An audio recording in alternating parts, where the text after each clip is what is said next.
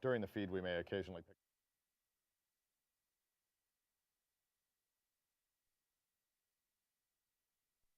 How this is going to go. Yeah, I know. We told them that you Tell them to give us 5 minutes, and we'll be making announcements over the PA. 5 seconds, we're live.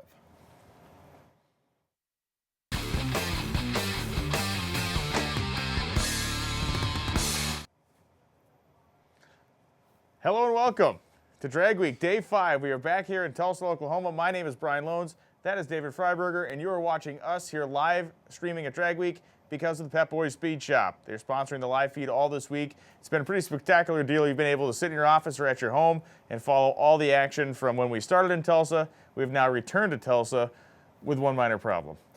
Well, it's raining. So you're going to get to listen to us here for a little while, sort of keeping you updated on exactly how the Drag Week program is going to work. We are hoping that it lightens up here and that we're able to dry the track. Frankly, if it stopped right now, we're an hour away from that at minimum. So it is going to be a little while, but we'll be here updating you, talking about the stuff that's been going on. We are going to go through the results that we had so far. That's a lot for the racers in the pits. We'll be on the mic also announcing to them who's in what class. But we're not in Kansas anymore.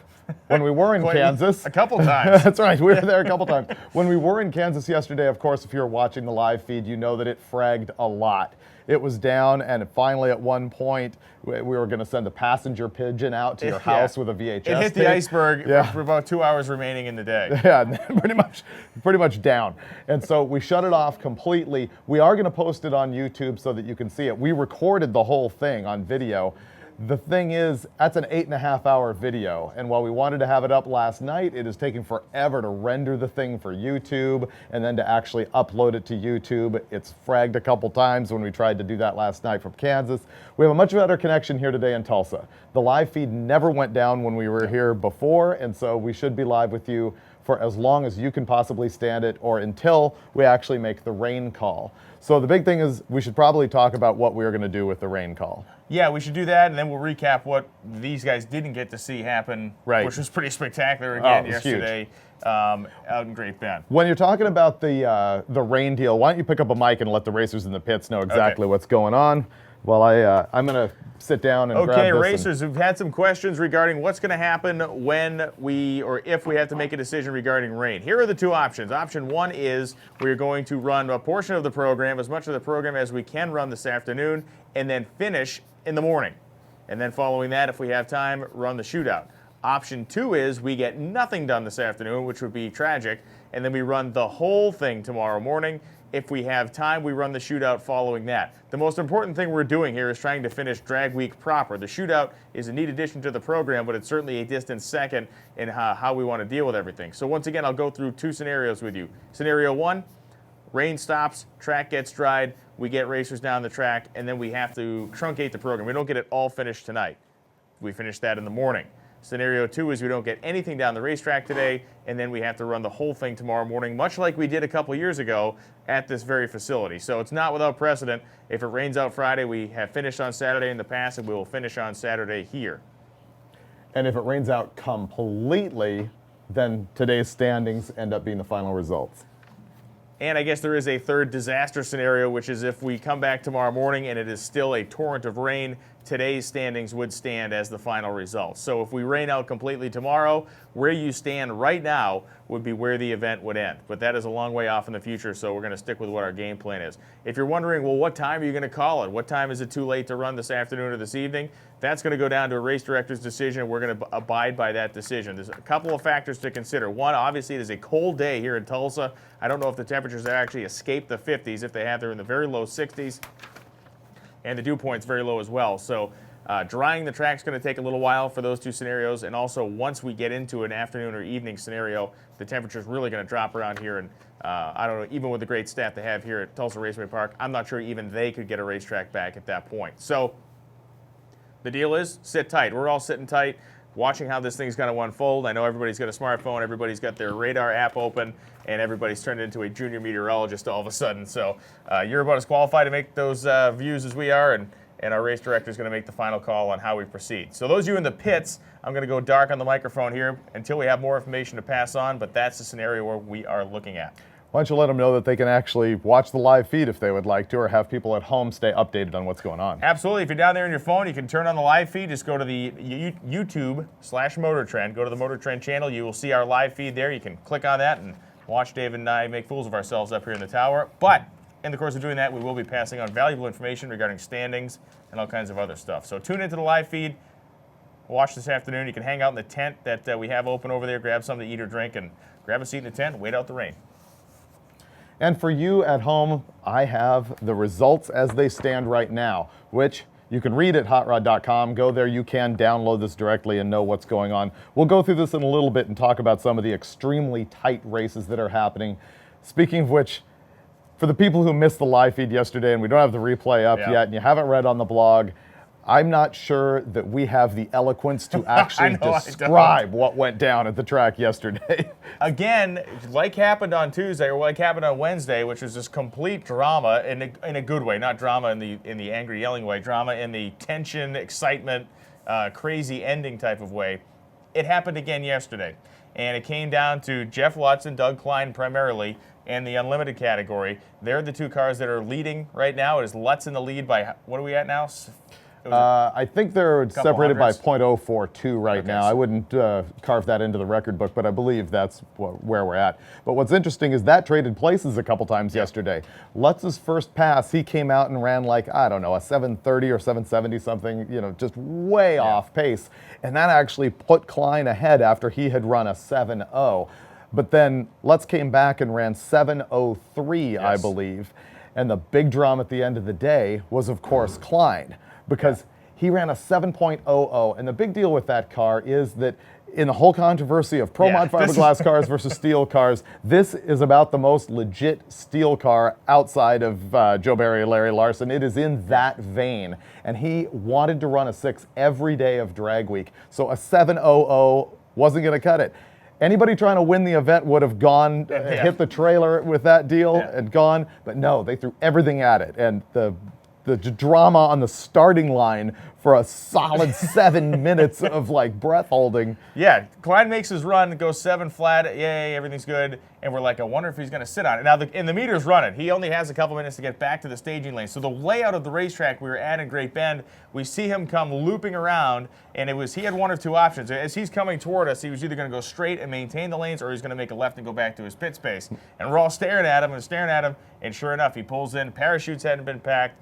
So again, it's some of our longest, most grizzled drag week competitors kind of jump on the Camaro, and the reality is jumping on the Camaro is not as intense as you think it is. Doug's car is not like Larry Larson's in the sense that there is no real race mode, drive mode deal. It's kind of the same setup. It's like turn the key mode essentially. Basically, yeah. So the parachutes get packed. I think they probably made it check some spark plugs or something and said, okay, splash fuel in it if they even did that. And up he comes. He did rub on the tune-up a little bit. Okay. You know, he knew that they were trying to get there, but he's smart enough to also be safe. They're not just going to unload the whole toolbox on the thing, but he had to get a 699 to be the first steel car to get a 6 every single day of drag week. But the other element of it was just the absolute personal pressure that was going on there on the line. I mean, it was palpable in the stands, in the tower. It was one of those little lump in the throat moments watching this whole thing unfold. Well, the funny thing is, we're up here and we obviously are watching this stuff and talking about it, and we get into it because you're so invested in watching it. And sometimes you sit there and you're like, does the guy in the car care as much as I care up here yelling and screaming about it? I know. Well, very clearly Doug Klein did. He came up, had a little bit of a weirdness on his burnout, and it was a little bit of weirdness in staging, and he backed the car out. Like, he staged the car, and he backed it out and just stopped for a second. And at that point, he had a bunch of guys around him. Yeah, a bunch of guys surround the car, and basically, I think he told them to all hit the bricks. Pulls back up, it's just him, one guy bringing him in, that's the same guy we've seen with him all week, his buddy, and he goes down and goes 698. No. Went quicker than that. What was it? He ran a 689. Oh, 89. I'm sorry, juxtapose the numbers. He ran a 689. Yes. And so at that point, literally, we're deafening the poor video guys because we're screaming in the tower. Like, yeah. And at that point, I just doing my proven faulty math in my head, I thought that probably put him just ahead of what we had seen Lutz do. That is incorrect. Lutz remains on top of drag week at this point. Klein's right behind him. And in third, Joe Barry. Joe Barry. So we have Lutz in the composite, the fiberglass body 57, which, to his credit, is the most legitimate fiberglass-looking 57 Chevy you're ever going to see, but still it is a composite body. And then we have the two steel stalwarts behind him with Klein and Joe Barry. You go around the pits, and the reality is we have a new winner this year. No matter who wins it, it will be one of those, most likely one of those three guys. And it's always good to have somebody new on top. But boy, the gasoline on the bonfire of the street legal Pro Mod versus a steel car versus something with the VIN number is just, I mean, we're pouring hydrazine on that fire. Oh, completely. It's nuts.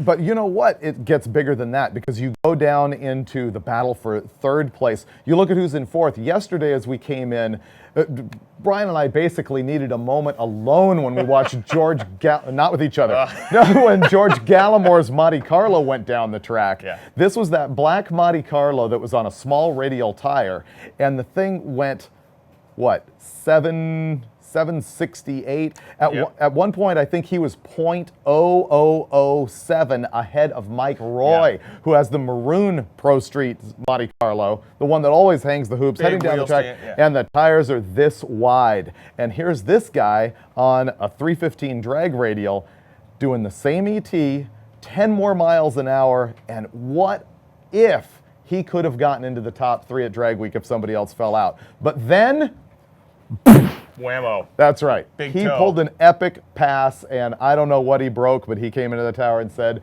"We're done." So that car that we were so excited about is out. It's out, yeah. They claimed they lost compression in the engine, and that was about the end of that. But boy, that black Monte Carlo of George Gallimore, we hope to see it again next year, but it was in the running to do something that small tire cars had never done before at Drag Week, was to finish very close to the top of the mountain.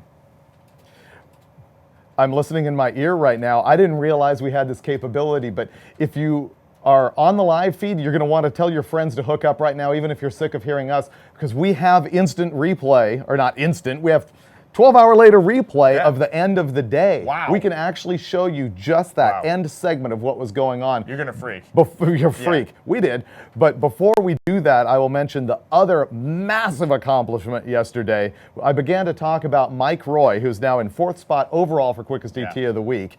He ran 7:56 yesterday. 188. And that's off the top of my head. Is that a correct number? Yeah. A 750X. Yep. Just mind-blowing for a 4,000-pound crazy Monte Carlo. I think we may have goaded him into that, because over the course of the week, David and I said, man, Gallimore's got this small tire car and he's running right with Roy. And I think Roy finally went, okay, I'm going to put the dad pants on here and show you who's running the household. He went out there, goes down to the 50s, almost 190, and we had never seen that car near 190 mile an hour.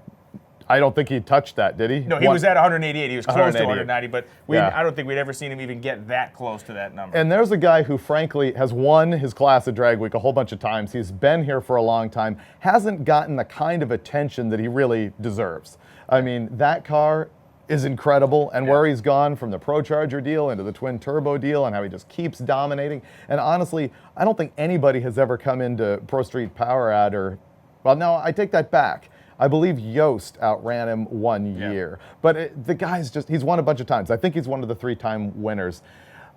The playback that we have for you that we can show you of those last hour of yesterday is an hour. We have like an hour and 15 minutes of replay of yesterday's action that's going on right now. People on Facebook and all over our website and everything have been begging for yesterday's video. And once again, it's so massive that we can't get it up on YouTube fast enough. However, our video guys were astute enough to realize where the drama was. They pulled a segment out of it, and we're going to be able to show it to you right now on the Pep Boys Speed Shop live feed. So you won't have to put up with us for about the next hour and 15 minutes. If there's any huge development here, which, as you might be able to see, there probably will not be. The wetness will continue. That's right. We will come out of that video and go back live. But the entertainment value of what you're about to see so far exceeds what you've got going right here. We're basically subterranean. Yeah. So if we're ready, we're going to go straight to the live feed of the last hour and 15 minutes of the action at Hot Rod Drag Week at, where were we yesterday? I can do it. SRCA Drag Strip. That's right. I completely have lost track of where we are. All right, let's go ahead and go to that replay of yesterday's action at Drag Week.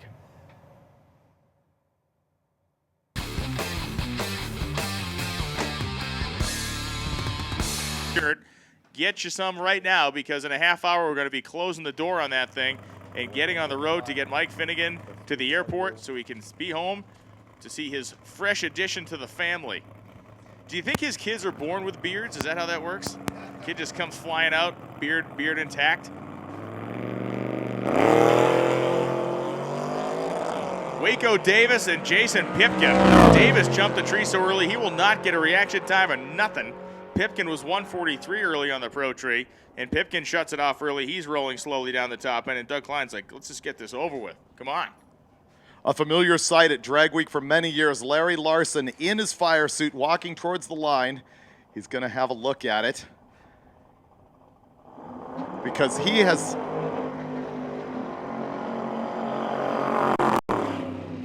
Larry built a chassis in this car right here, and I will say I cannot be trusted with a calculator. Do not hold me absolutely to this, but I believe it only takes a 690 from this car in order to edge ahead of Jeff Lutz at this point.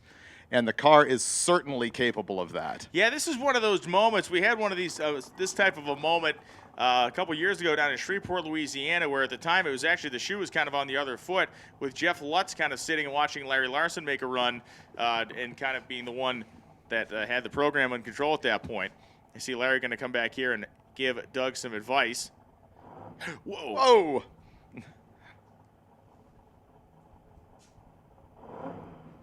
He's whispering in his ear, Doug, don't run me over. Yeah, please. I gave you one job, and that was to simply not run me over. So Doug is going to clear his head, step away. I think Larry's just looking at the exhaust. We saw all that soot come out of there, but you got to remember the guy drove this thing 300 miles at like idle. And so you do the burnout, you're going to blow a whole bunch of junk out of the exhaust pipes. The Hot Rod staff has seen this car on the road completely by himself many days in a row now here. This thing is completely legit. Doug Klein, can he punch down into the 6-second zone?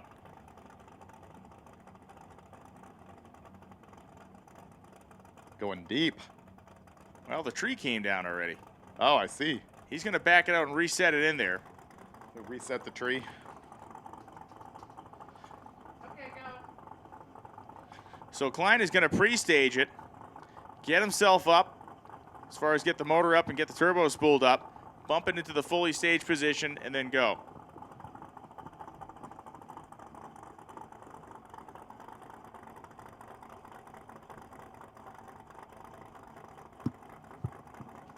Okay, so now Klein inching the car in.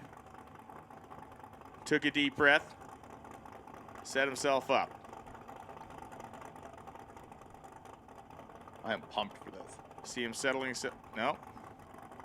I'm wondering, something is not looking good or right for Klein here. He's going to shut the car off.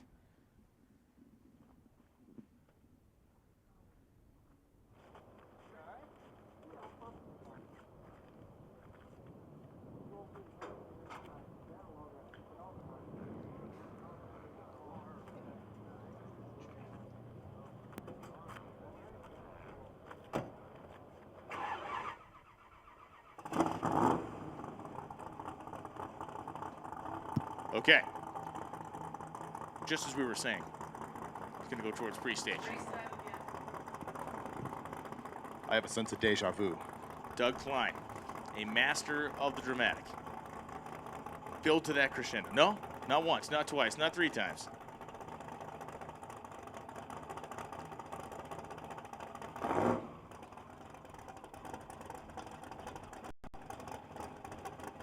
This being time trials rather than actual head-to-head competition. I really don't know what's going on. I'm trying to kind of figure it out in my head what could be happening inside the cockpit of that car. And I don't know if it's an issue of the thing not wanting to go up in the 2-step or something, but he's got to get out of the way. I mean, the time, the meter's kind of running here as far as the clock goes, so I'm not sure how long he's going to be able to be on the starting line. We're now down under an hour until we close the staging lanes. We want to see Doug get down there and make a solid pass. Just not sure what's going on inside the car. Looks like they're going to roll him back out of the way.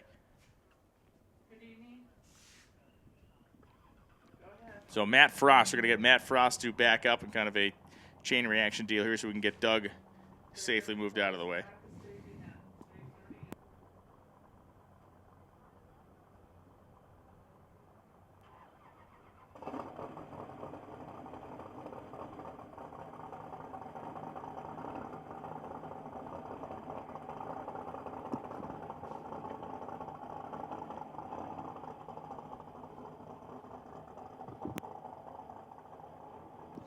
So now Doug Klein gingerly backing the car away from the starting line. See Larry giving him the old Monbacker move there.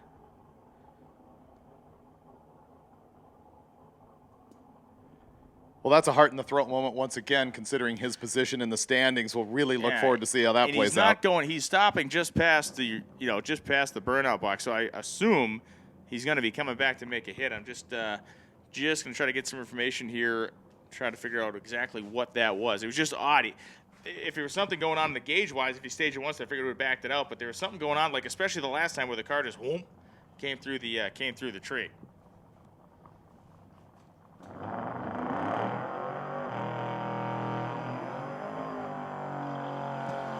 And here comes Matt Frost. Frost has been a consistent runner, if not a front runner, but certainly acquitting himself very well in his first drag week appearance, running in the unlimited category, and has a car that is running in the 7s on every lap. Now, that car did have a hood.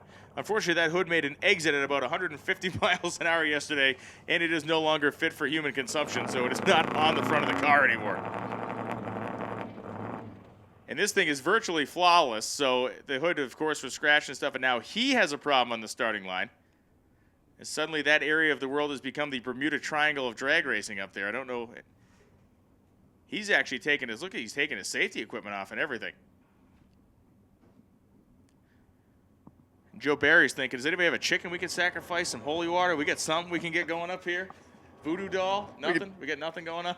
Go ahead and set up a used car lot here. Place looks like one. We gotta need to line out some parking spaces back here behind the starting line. We got any spray? And again, part of the deal here is we have these cars that make just gazillions of horsepower, and the reality is stuff breaks. I mean, it's weird to have stuff happening like that 2 in a row, but Joe Barry has just hung a thing of garlic around his neck.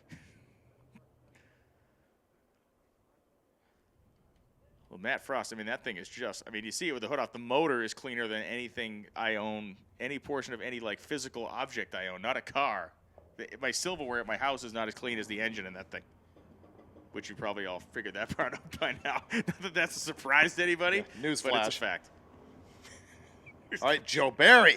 All right, Joe. We turn our lonely eyes to you. Joe's like, you know what? Maybe I'll go in the right lane. Yeah, seriously. We've told you the story a couple times, but this is a steel 1956 Chevrolet of the creamsicle-colored variety, and he has owned it since high school.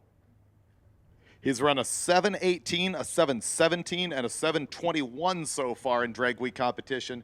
Love to see this thing touch that 699 at 3,700 pounds with Joe in it. I'd like to see like a 10, maybe a 12. So Joe Barry is coming back toward the starting line.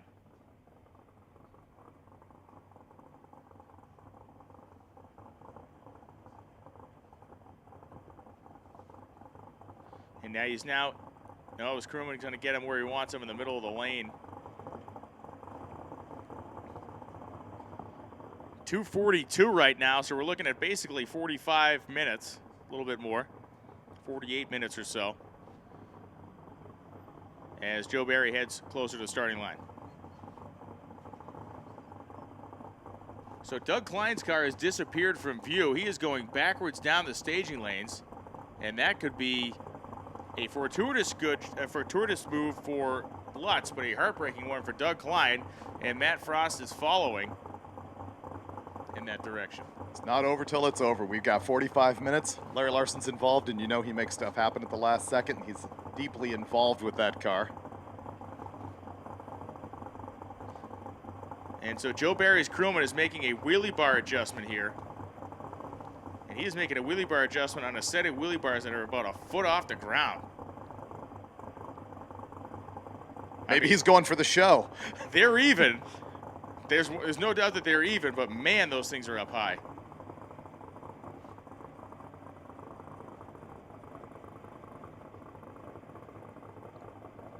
Get your cameras ready. Joe Barry.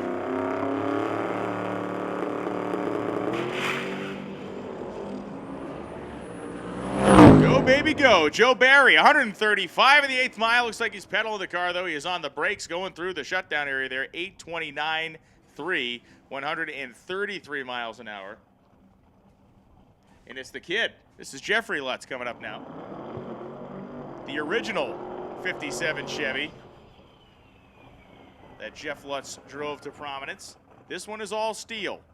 The car we saw Dad in, a virtual twin, an evil twin of this one, is a composite body. Now, what's interesting is they've been taking a little bit soft with this car, basically getting Jeffrey to finish a drag week in it for the entertainment value of having 2 black 57 Chevys on drag week. But with Joe Barry just having run that 8, there's a chance this thing could bump into the top 3. Oh no, because I think Mike Roy is going to be faster after laying down that 756. Yeah, you're right. You know, the drama continues across several classes in the hunt for the top 3 quickest cars of drag week. Yeah, it's not just the top cars at Unlimited, it's the top cars regardless of class. And so the kid bumps it all the way in.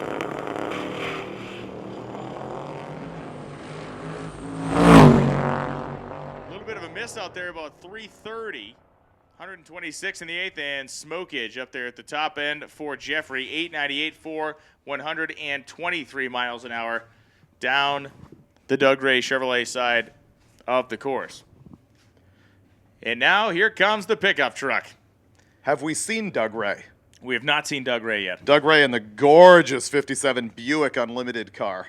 Typically, Doug Ray has been making a run later in the day, so I think he's still maybe on his program. But this is Larry Larson, the truck that brought an incredible moment to Drag Week yesterday at Thunder Valley in Noble, Oklahoma, when this thing came in with mere minutes to spare, got in the staging lane with roughly a minute to spare, and as the whole place and the whole world was watching, staged up and had a malfunction in the driveline, was not able to make a full pass, basically ending their competitive week on Drag Week. They cannot win Unlimited. But what they can do is continue their quest for what the original intent. Look at the burnout for Larson! Look at that! 330 feet worth out there, smoking the tires. The smoke's still rolling off the back of the thing. He's here to put on a show. Yeah, I guess so. Punish some valve springs, man. So the intention of these guys now is to take a record that is currently held by Andy Frost, which is the record of the world's quickest street legal vehicle in the quarter mile. Andy Frost went 6:40 with a 3. I believe the mile an hour was 2:39. That is a big mile an hour. That is a big mile an hour. Wow. Larson's truck has a Pro-Line racing engine motor in it, wedge-style engine with twin 98mm turbos.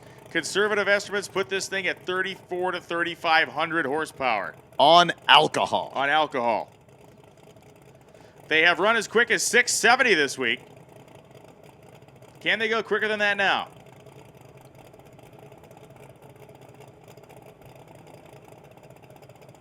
Larry Larson finding that pre-stage beam in the truck. Spooling the turbos. And Larson through the 8th mile at 171. Larry gonna lift down there, goes 692 with an 8 at 182 miles an hour. That thing was loosey-goosey. He was driving his backside off down there to keep a hang on that thing. Were you going to mention a certain member I was of the not. male anatomy? I was not going to do it. Larry Larson hung on to the truck. He wanted to walk left to right, but 171 in the 8th, goes 692 at 182 through the top end of the racetrack, and that was an exciting run. 182. 182. It was 171 at the 8th. Tell him that. That's 171 at the 8th. That might be the most aggressive burnout I've ever seen out of Larry, who's normally conservative, saving the thing, making sure he wins. Now that he's out of that contention, he is putting on a show. Letting his mustache down and having some fun out there. Steve Marine coming back up in this beautiful black Willys.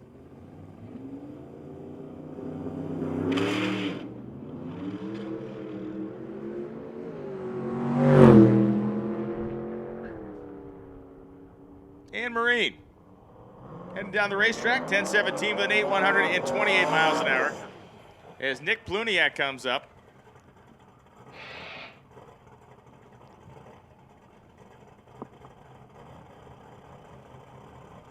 In the stretchy truck. The truck El Stretcho.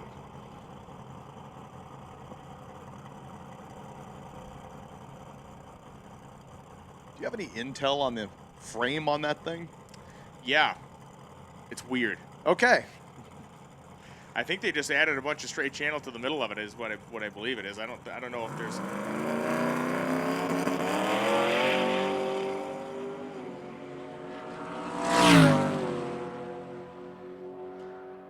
And Pluniak. How about 959, 154 miles an hour as the white Sterling Duramax powered rig comes up, and there goes our Mustang with the roof rack on it. They get their slicks and gas jugs and all the stuff on top of the car, and off they go into the hinterlands on their way to Tulsa. There's my man. I just introduced him. My man. Levi Lish. You can't stand quite as close to Brian Loans when this thing comes to the line. Nope. Don't want to brag, but you're right. Levi Lish from Idaho driving the truck. Raymond Bauer driving the 1966 Chevelle. The Chevelle bringing more to the table as far as the elapsed time capability here. With Lish rolling it down the right-hand lane, but the Chevelle clearly the class of the field in this pair. 10:37.9, 140 as Lish goes 12:72.7, 105 miles an hour. With Glenn Hunter also providing some burnout entertainment, this is the number 2 car in Pro Street Power Adder. Pretty much an 850s car here. Running E85, blowing big block.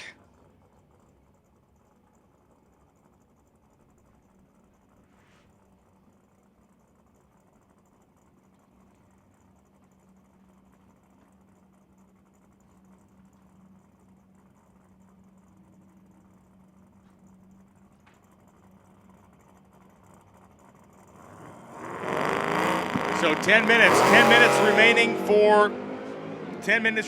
for sales of merchandise. 10 minutes remaining for merchandise sales. If you want a shirt, you got to go get it now. You do not want to hold up that berth. Yeah, that baby needs to get out of there, and it will not get out of there until you buy a t-shirt. Fact. Learned that in pre-med. We are going to ask her to hold it until all t-shirts are gone. So in support of Mike Finnegan's new baby, we need you to go sell out on t-shirts.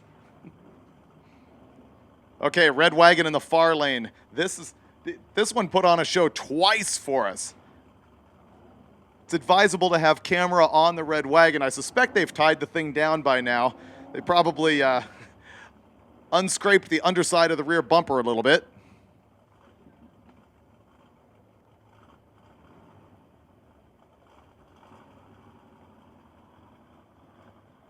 When Monty from NOS comes back up here, I've got to ask him, is the Purge deal really more for show than anything else at this point? I mean, I understand air bubbles in the line and all that stuff, but I like it when you guys get up there and you see them running about 30 seconds worth of spray out the nozzle, reducing the bottle pressure.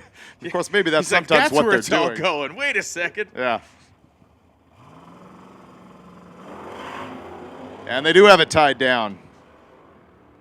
Andy Reynolds.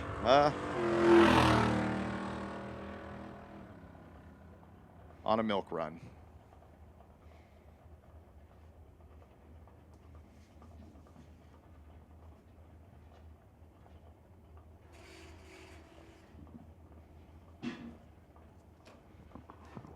Keith Harrison in the 55 Chevrolet. Going to be taking on the CTSV Wagoon.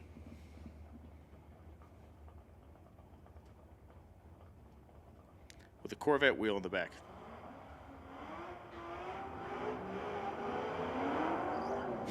I think does do good burnouts.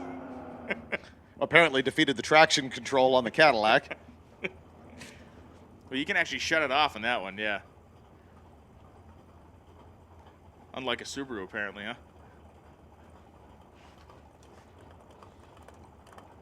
Greg Pecoraro is driving the Cadillac wagon, and as mentioned, Keith Harrison in the 55 Chevy. Harrison's still waiting on the taillight replacement, I see. Pecoraro, 475 reaction time, goes down 11:31.7, 118 with Harrison going 11:19.8 at 120 miles an hour. Dennis Taylor going to come back up for one more rip this afternoon. Apparently not satisfied with the quickest ET in the history of the gasser class. He's looking to put that record subterranean right now. Let's drive it, grind him into dust. And we are 37 minutes. 37 minutes until it is time to close the program here in Great Bend. So Dennis Taylor goes 9:30 with a 0, 143 miles an hour, continuing to stomp on it. Continuing. Big time. Yep. Something in the left lane, 60-foot line.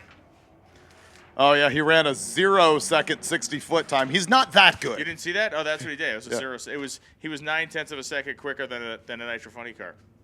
Looked like it. Looked like it. Yeah. It's only 9/10 of a second, right? How much difference can that be? So Eric Yost will be coming up next. As we got John Ferrone back in the lanes. Looks like Tina's down in the lanes in the S10 pickup truck with the twin turbo LS combination. Eric Yost now moving to the top of Super Street Power Adder with the expiration of George Gallimore's motor. Apparently the expiration date hit on that end of that last pass, and it was like, call it! We're done! Pull the plug. So that Shut her moves down. Yost up to the top of the class. There's no shame in that. This is a battle of survival. He's surviving. Gallimore did not. And we would love to see Eric now bump into the 7s, which he has yet to do this week. The thing is running bottom 8s.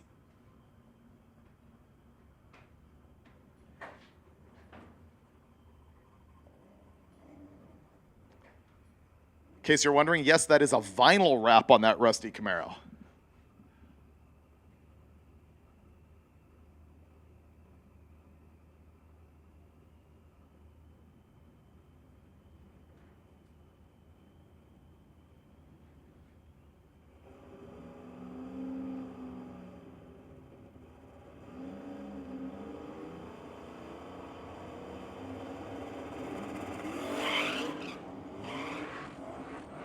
Not looking good for a $7.99 on that deal.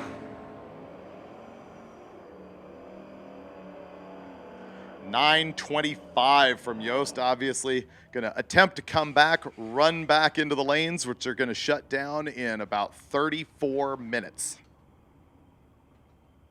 Tina Pierce rolling up to the burnout box in the S10. Might recognize her name from Street Outlaws.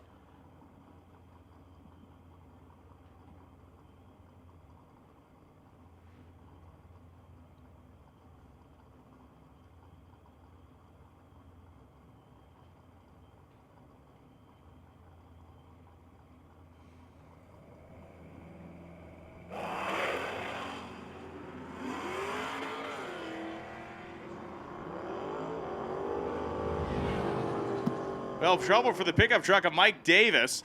He is rolling slowly past the 8th mile as Dino Cardella powers down 11:65 to 117 miles an hour.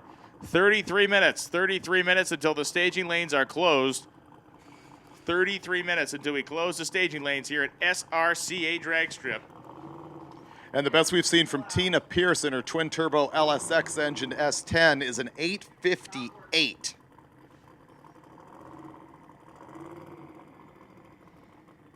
Excuse me, 8:48.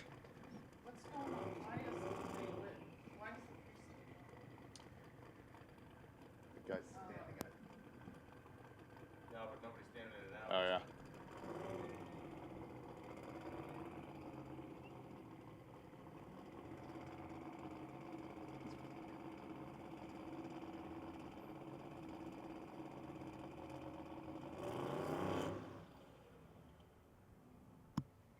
So Tina's truck pushes through the beam. She did not get the tree, so she should back up here.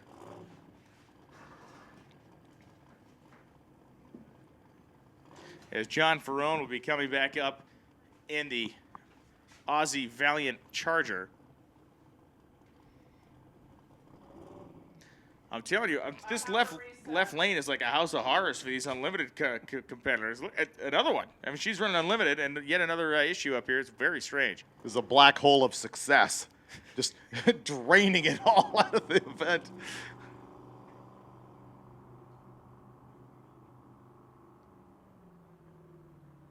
I don't know where to start there. I'm not sure. I really don't know what happened. I'm not sure why she didn't back up. If there was an issue that she has now 30 minutes to get back in the staging lanes to get some sort of an elapsed time to remain in the event.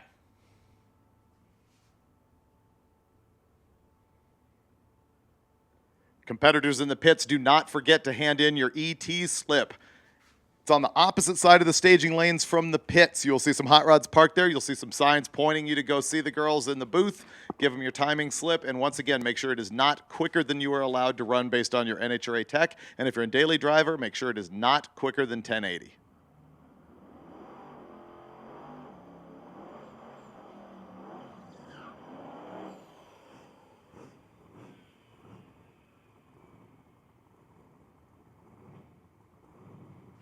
All right, so now it's John Ferrone's turn. John Ferrone's opportunity to break the spell of the left lane here.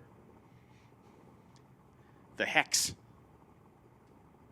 The gypsy curse.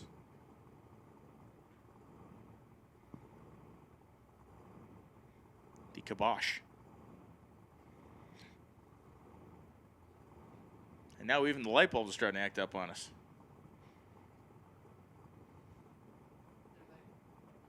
Somebody may have disturbed an Indian burial ground around here somewhere. When was the last time you saw a Christmas tree fixed with a divining rod? Only last weekend. And some garlic and a silver cross.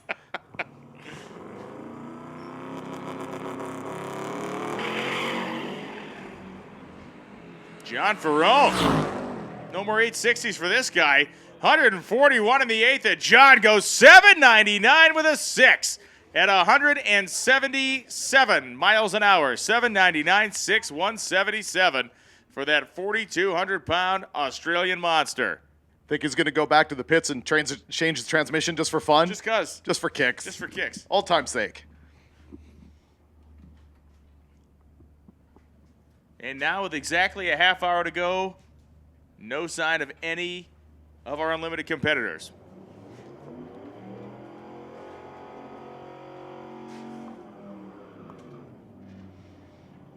Now, the interesting thing, of course, is neither Klein nor Barry has made it all the way down the track in any circumstance. Well, at least Barry has a time slip. Oh, he does. Did he run down track? Yeah, I missed he has that a time one. Slip.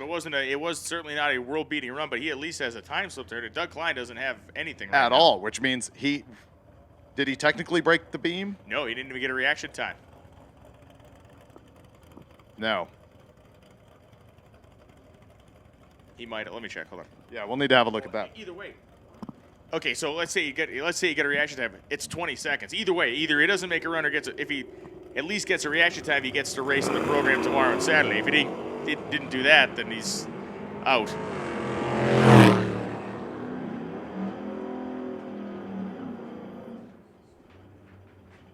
he did get a reaction, but nobody's stopped him. Okay. All right, so we have confirmed that Doug Klein did break the beam, and by drag week rules, that means that he made it to this track, he broke the beam. If he does nothing else today, he will get a 20-second elapsed time, but he will remain in drag week competition. At that point, he won't be able to win. Just mathematically, it's not going to happen. However, he can race again at Tulsa tomorrow, and he can participate in the heads-up shootout on Saturday. Kerry Watson and Tommy Fiedler.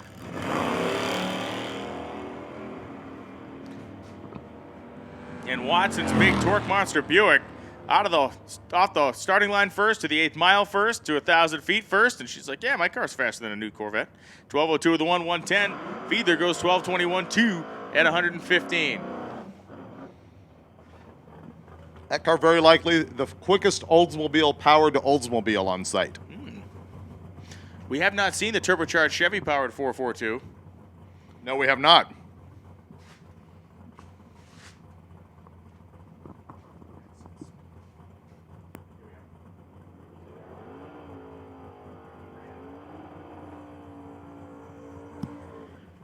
Nice burnout by the pickup truck on the O'Reilly side, and the Camaro on the Doug Ray Chevrolet side getting ready to rock and roll here with Dominic Zavacek.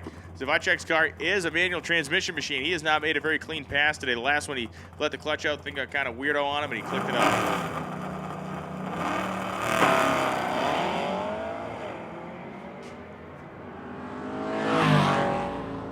There we go. Zavacek on a nice clean run now. 103 in the 8th. 10:44, 129 miles an hour as Andre Miller goes 1190 with a 0 at 114.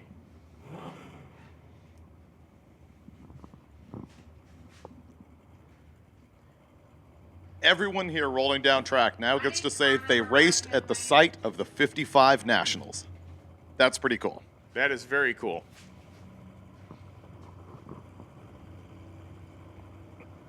Thank you. Yes, the 60-foot light looks good, Hank.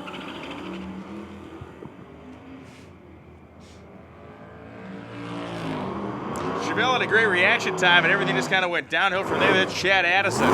And the car not exactly under power at this point, or not exactly accelerating, maybe just idling down the racetrack. Warren Whitmer, 1181 to 114 miles an hour for Whitmer, and Addison goes through a 16-17-5 at 71.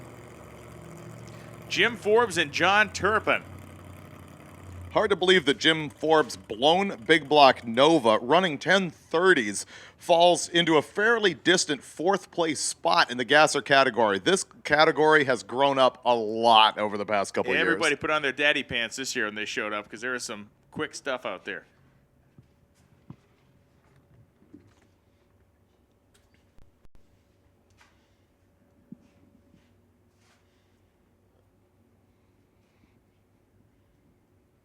So I got by the tower clock. Now, Lonnie Grimm keeps the official watch. This is the unofficial tower clock, but I have 25 minutes of time left on our tower clock. Lonnie Grimm's watch may vary by a minute or two, but at that point, we padlock the back of the lanes, and anybody who's in lanes can run, but when we call you, you got to get the thing down the track within 5 minutes. got to do it. There goes Brad Barkley leaving the property in that blown Datsun, his trailer behind him. That guy's fighting to finish. He had a tough year a couple years ago, but I think he's going to make it this time in that red 240Z with a massive blower on it. Here comes Alex Taylor again, making laps in that thing. 150-mile-an-hour pass last time she went down the racetrack. I don't know if that car had gone 150 yet. Certainly did last time. My goal for the ride this afternoon and this evening to Tulsa is not to grab onto any poisonous plants. Did that last night. Had some crazy rash. You never know where that's going to go. Oh, I do. I'm living that nightmare right now. Up. Forbes is off the throttle. Turpin under power goes 991, 8, 139, and Jim is going to idle it through 13 flat with a 4 at 71. Blower belt? I don't know. Jim is a knock on wood. I don't know if I've ever seen Jim have an engine problem before out here doing this stuff. It's true. I mean, he drove that blown 55 Chevy with that supercharger on it all the way out to drag week from Arizona several times.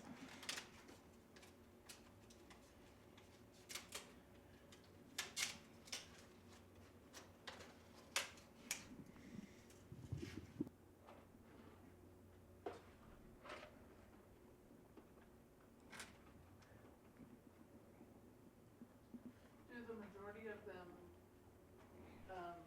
trailer their cars to Tulsa and then drive it from there? The question had been, do most of the racers actually trailer their cars to the beginning of drag week? And yeah, they do, which only makes sense because you've seen how this thing is guaranteed to just chew up parts like a sausage grinder, spit them out the other end, and then pretty much you spread the sausage out and burn it. Yeah, the car may be broken, but your hopes and dreams will be completely shattered by the time you're done with drag week. So always good to know that you have a reliable late model ride to drag you back home again. What do we have going on right now? I think what it is 23 minutes left till we close lanes. We got a lot of cars in the lanes. There's going to be some action coming at you for sure for the next half hour to 45 minutes. And also, congratulations to Mike Finnegan, who is going to be leaving the building shortly to receive thing number 2. Thing number 2. Thing number 2 to the family. It is a dude. It is a dude. He didn't want to know. But his wife wanted to know, and so they went ahead and scanned that puppy, and sure enough, As a stuff was guy- hanging off of it that said boy. As a guy with 2 sons, congratulations. Because his other dude is a dude, right? His other dude is a dude as well, Noah. TJ Lee and Jeff Dugopolsky. Dugopolsky is in. He's deep staged. Dugopolsky is going to be a big factor in this bracket race. He has been the one guy that from the first day has honed in his staging and launching procedure on the Pro Tree. Dugopolsky goes 11:67, 3:115. TJ Lee 11:30 with a 5 at 120 miles an hour. Now, Jeff will be one of the slower cars in the bracket race, so he will be one of the guys being chased most of the time. You know, a lot of guys like to be the chaser instead of the chasee, but Jeff has been, amongst our daily driver competitors, his reaction times have been significantly better than everybody else. Is he not a 2-time winner? He is. Right. And he's an experienced bracket racer, but he's actually really taken the time to try to hit the tree on every lap. Oh, yeah, absolutely. Now that we have run the Pro Tree on this thing, I'm not exactly popular for making the call that we were going to run a Pro Tree in the bracket race when it's consistently been a sportsman tree, but hey, it's John drag week. Sykes. Hey, that's Pioneers get the arrow shot in their backside, man. Number of arrows in the backside, I'm pretty much Adam.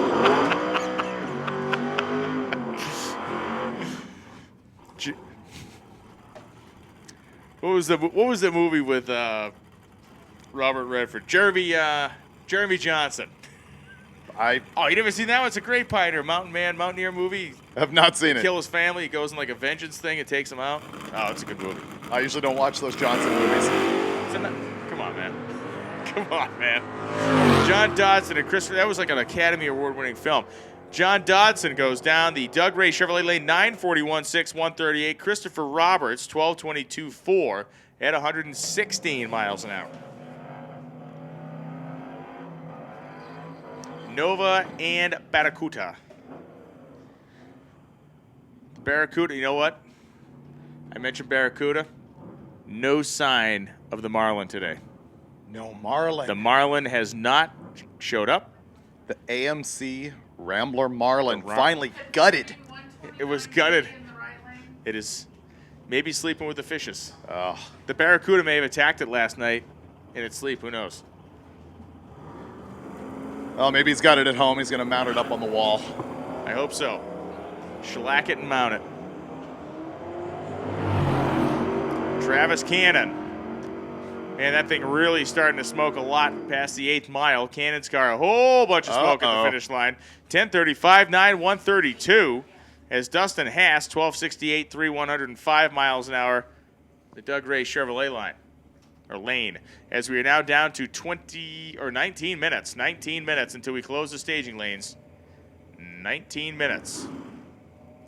Drag Week could really open a side business of mosquito clearing because Totally. I haven't seen so much smoke coming out of cars unless I set one on fire.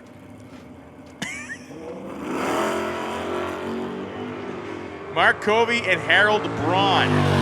Covey chopped the exhaust system off this car, trying to save a couple, just some weight, free up maybe a little horsepower. 10:59, 5, 124 is Harold Braun. 12:52, 9, 103. If you ask why did he just unbolt it, well, the whole length of the thing was welded, and they couldn't get it over the axle tube, so they decided to just lop it off. And what did the Buick run? 10:59, 5 at 124. Oh, that is an improvement for him. Nice. Dude, he's been running in the 1070s. Oh, wow. Oh, that might shake up Super Street Big Block Naturally Aspirated. Looking forward to seeing the numbers, which you can do on hotrod.com. We post the results every night on hotrod.com. Walter Herr and Billy Gebhardt. Herr is in the wheel-standing Camaro. Gebhardt over in the Valiant. Oh, he tied the Camaro down. Pulled a big wheelie earlier. Definitely tied the car way down as Walter Herr. And Herr goes down 981.9, 143 as Gebhardt goes 1091.6 at 122 miles an hour.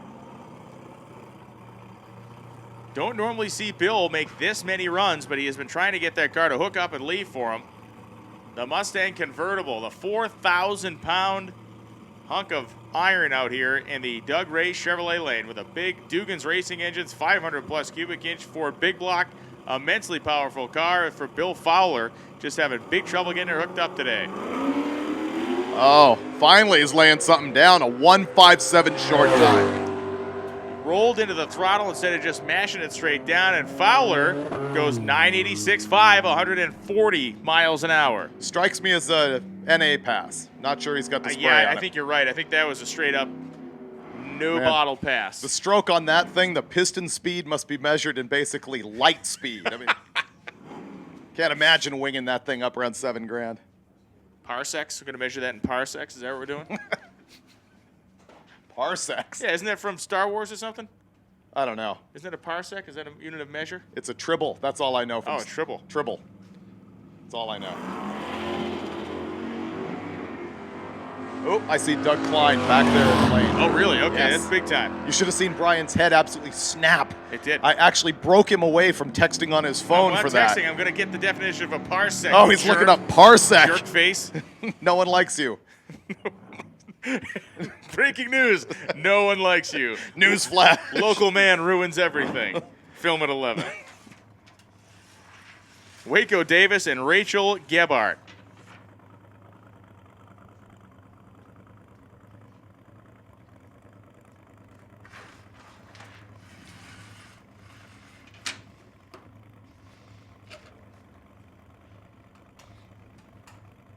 So the big Chevrolet and the big Plymouth lined up side by each.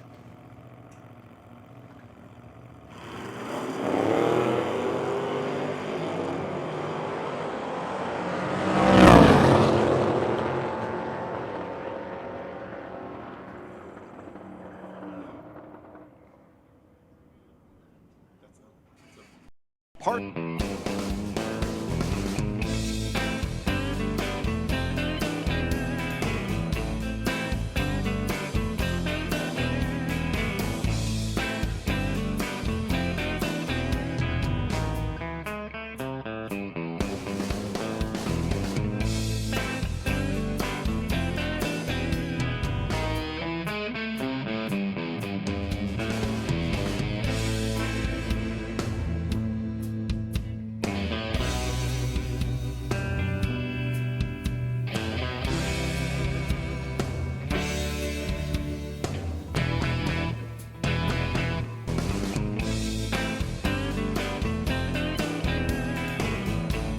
Parsec is in fact a unit of length and not speed.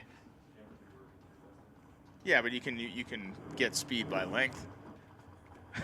Speed is length over time. Exactly. Miles per hour, it's a concept. That's exactly what I'm saying. So it's a parsec Yeah, I over agree. over a millisecond. See? Yeah. How long is a metric second? I think a metric second's about what that wagon's about to run.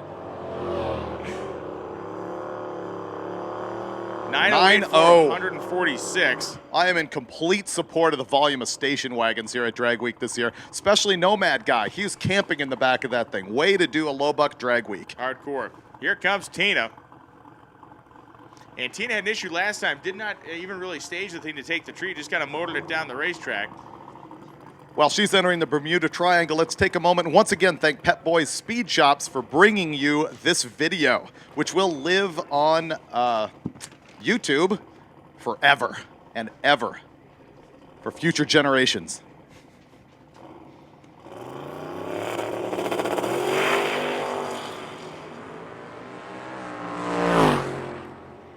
Tina Pierce on a nice clean lap, 133 in the 8th mile, and her pickup truck goes 837.7, 164 miles an hour. Her biggest mile by an hour and lowest ET of the week. And Doug Klein once again coming into the burnout box. Potentially the last opportunity Klein will have to get down the racetrack today. Only 14 minutes remaining on the tower clock for competitors to be in the staging lanes. By the time he runs this thing, pulls the parachutes out and gets it turned around, that may run out. Klein came up earlier to make a pass, and it was not exactly a textbook moment for him. A whole bunch of stuff was going on up here. He completes his burnout. Nice clean burnout, well past 60 feet. Going to get the old reverser engaged and come back up here to the starting line. Interestingly, this time he's only got one guy out here lining him up. And Lutz's car is still sitting in the pits. I'm looking down there between the stacker and the toter home down there, and I still see, I believe that is the Evil Twin car sitting there in that position.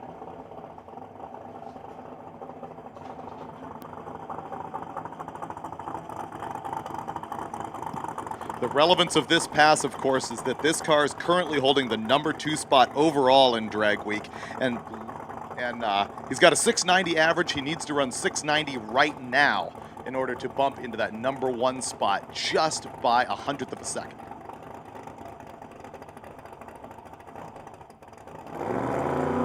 Now Klein going to sit there, take his time, build the boost. Oh, Doug Klein is looking good. Here we go to the 8th mile at 168. Doug Klein goes, Oh, a 10th shy. Wow, 7 flat with a 7 at 209. 7.007 seconds, 209 miles an hour. You know, here's where strategy comes into play, because normally in the number 2 spot with that number, you might consider making a lap back here, getting in line, trying to improve your number. But if he survived that pass, if he hasn't hurt the engine, he is going to be smart to pack it up and get on the road, because you still do not know what's going to go on at Tulsa tomorrow. He might not have any intel on what's going on in Lutz's pit over here. But as we stand right now, we're still looking at Lutz number 1, and Klein, who just went down the track, is in the number 2 spot. Why don't you get on your old Google machine there and tell us what the differential is now if they stand on those 2 numbers? My phone's dead. We got a abacus here somewhere. Break out the slide rule. I can The handle it. slide ruler. Do you have a calculator? I got one. My Google machine is not broken. Thank you. This is what I need. We are going to calculate the numbers right now. What was that? 700 with a 7. Yep. So down to basically 11 or 12 minutes at this point. Lonnie Grimm will give me the final bell, if you will, when we shut this thing down.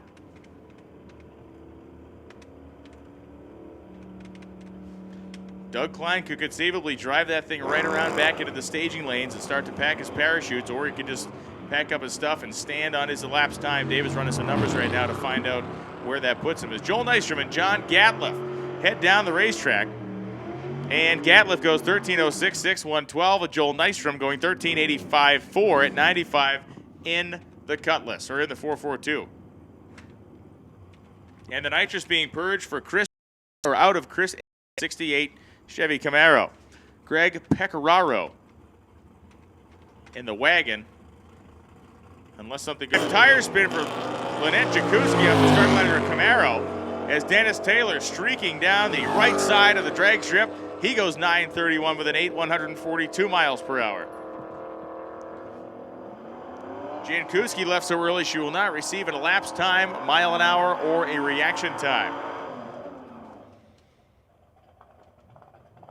Here comes Alex Taylor now, Dennis's daughter, in the Hugger Orange twin turbo Camaro, lining up next to Keith Harrison in the Gasser.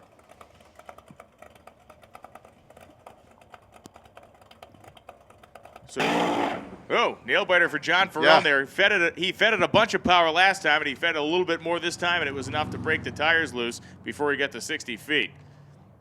So Matt Frost was one of our racers that came up stage and then backed out. Frost from Colorado heading down the racetrack in the Chevy 2.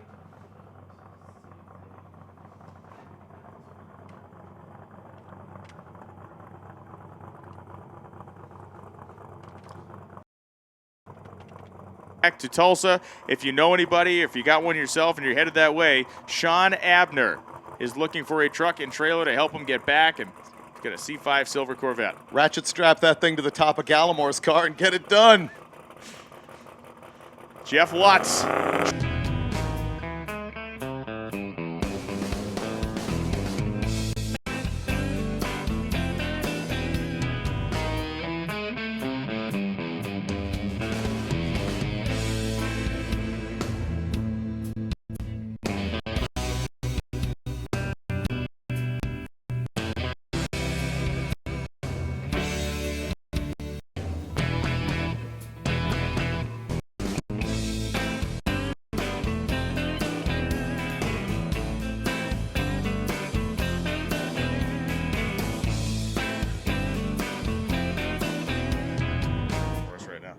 If you judge Pioneer by number of arrows in the backside, I'm pretty much Adam.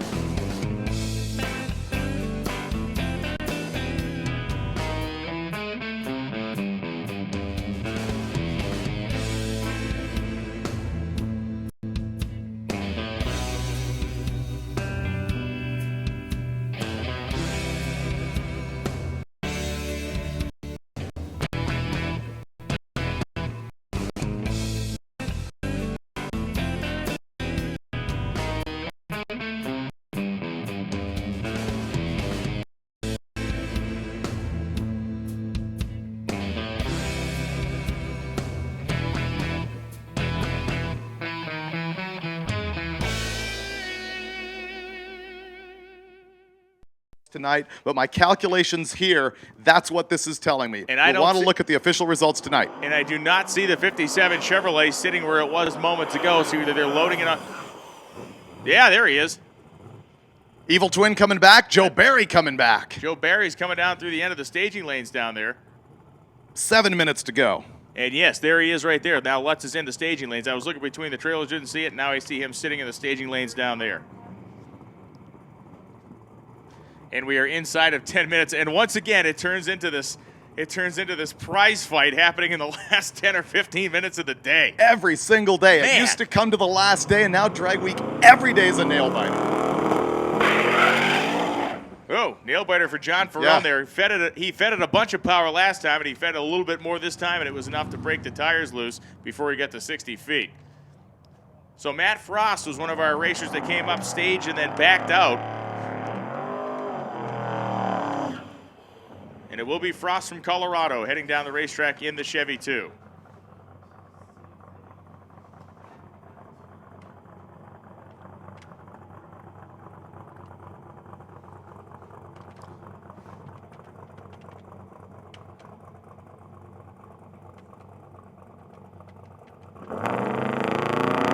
Frost wastes no time. Gets right up on the chip, builds the boost, and he is, rattled the tires. You can feel it. That thing shook the tires. You can feel it up here. Can only imagine how violent it was in the go. Oh, Frost has got pieces flying off the thing. Whatever it was just flew all the way over the retaining wall. It was pretty shiny. I don't know if it was part of the intake tube or whatever it was, but 166 mile an hour shot there from Matt Frost, 8:15.5 with stuff. Apparently there's an issue in Denver where they've got no concept how to attach window trim. Don't you? Evil Twin. Now, I did verify my math. As of this second, Doug Klein is leading drag week by 0.015 of a second on a 4-day average. However, Lutz ran a 7.374 earlier in the day, so any kind of improvement from that number, I'm thinking, is going to put him back on top. But again, we're battling for hundreds and thousands of a second over multiple days of drag racing on different surfaces, different weather. Stunned by this deal. We're inside of 5 minutes. And racer Sean Abner, who races a C5 Corvette, is looking for a truck and trailer to get him back to Tulsa. Sean Abner races a C5 Corvette. He's looking for a truck and trailer to help him back to Tulsa. If you know anybody, if you got one yourself and you're headed that way, Sean Abner is looking for a truck and trailer to help him get back, and he's got a C5 silver Corvette. Ratchet strap that thing to the top of Gallimore's car and get it done. Jeff Lutz trying desperately to put some real estate between himself and Doug Klein. And it started to wad the tire sketchy. up. He pedaled it. He's on the throttle. It's smoking. He goes 703 with a 0 at 202 miles an hour. And that will put him back on top. I need to check the math on it, of course. But that's my estimation. You've seen my math so far. It's a little sketchy. 703.0, 202. And again, it's 60 quicker than it has been in the last couple days by 0.02 of a second. But it started to square the tire up just after 60 feet. You heard him pedal it. And then that telltale smoke down there at the top end of the course. As Joe Barry prepares himself. And John Ferrone comes back into the lanes. Will we see the S10 pickup truck again today? Will we see Doug Klein again today? Either of those things to happen, they have basically 2.5 minutes to get to the staging lanes. And look who's making the left-hand turn into the lanes. Doug Klein, and the orange Camaro is heading this way. Is he going to turn into the pits, or is he going to keep it straight ahead into the lanes? Oh, he's coming with authority. Oh, yeah, Doug Klein's bringing it back into the staging lanes. He's going to give it one more go this afternoon. Yeah. Okay, once again, I've rolled some junior high math. As it stands now, we're looking at Lutz just averaged up to, back in the sixes, a 6.861. Klein sitting at the 6.932. So our difference now is 0.071 on average. So we are down to a spread of 71 1/1000 between two guys, 4 days, and nearly 1,000 miles of driving.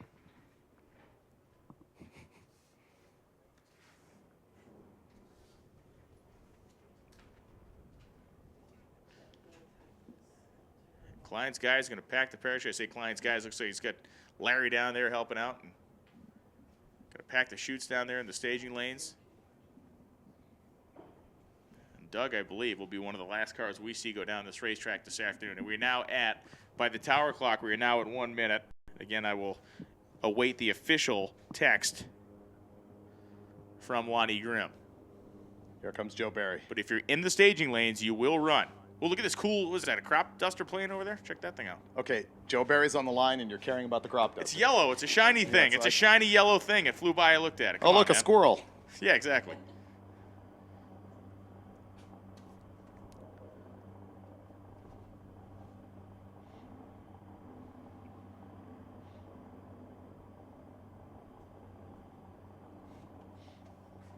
So, which piece you think's going? I don't know.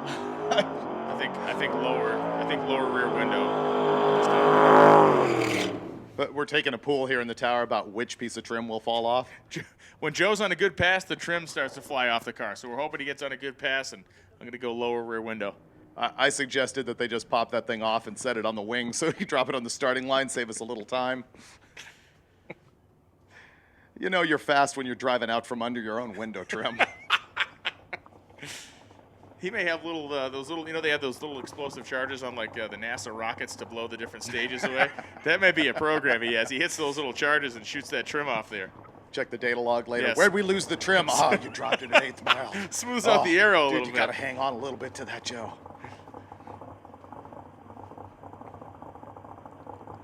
If there has been one demon Joe Barry has fought more than anybody, and more consistently than anything else, it has been tire shake. But this week it has not been his enemy so much. We have not seen it shake the tires nearly as much as we had seen it in years past. That could be a function of moving away from that clutch style setup with the Lenko behind it and moving toward the torque converter in the Turbo 400.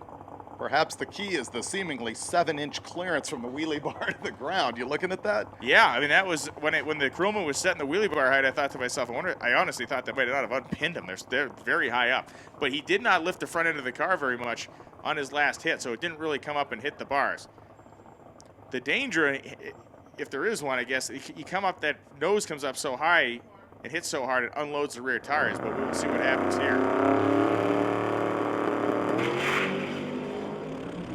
Yeah, buddy, Joe Barry. The thing was going so fast when it landed, it smoked the front tires. It tried to catch up to speed. 7:14 with a 4 at 200 on the nose for Joe Barry in the 56 Chevy. And that will be his best pass of the week. Biggest mile an hour, lowest ET. Awesome job. Great piece of driving there by Joe Barry. If you looked at that front wheel, it launched, and it carried it so far, and the car was going so fast, it puffed smoke when it landed and caught back up with the rest of the thing. The crop duster might also be capable of that. I'm not sure. I don't know. On a dive, yeah, I could probably go 200 like on a steep dive. No, when it touches down, it smokes the tires. The staging lanes are closed. Staging lanes are closed as Mike Roy heads for the open road. You see that big Monte Carlo pulling out of the facility, and Doug Klein got the hood off the car. Hey, Doug, you got time, man. You don't have to run. You got time. You're in the lanes. Quite a few cars still in lanes. Quite a few cars to run ahead of you. It's like to keep it calm, keep it safe.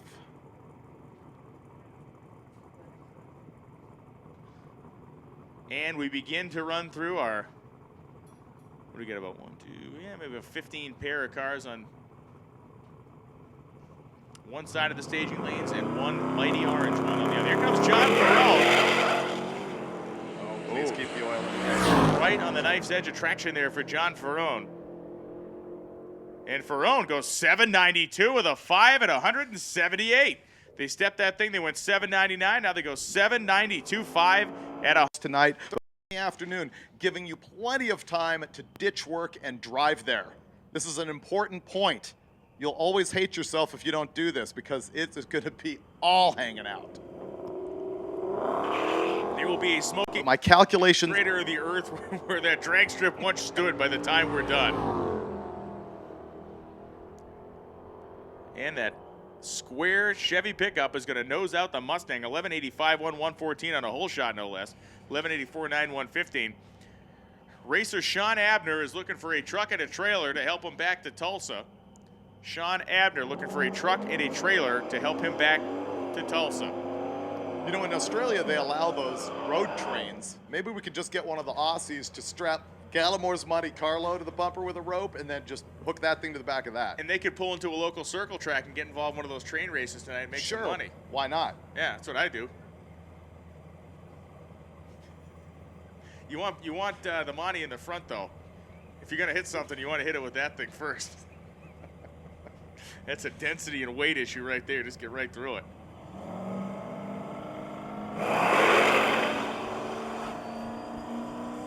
Mike Davis came out of the hole very hard, but the truck laid over on him.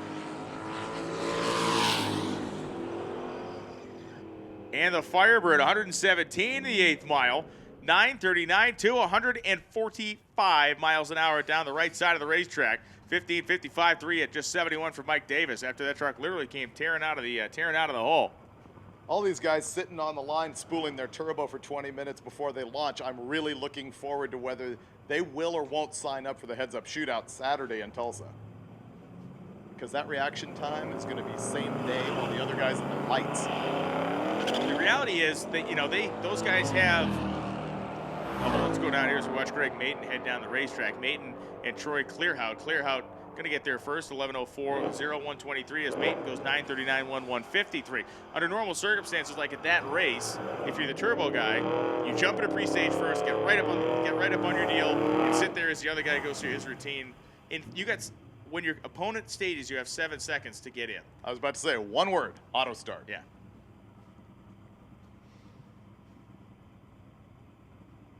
A lot of these guys are taking longer than 7 seconds to get their act together. Absolutely. And as is usually the case, a crowd is formed around that final unlimited machine in the staging lanes, and that is Doug Klein's Camaro as the chutes have been packed.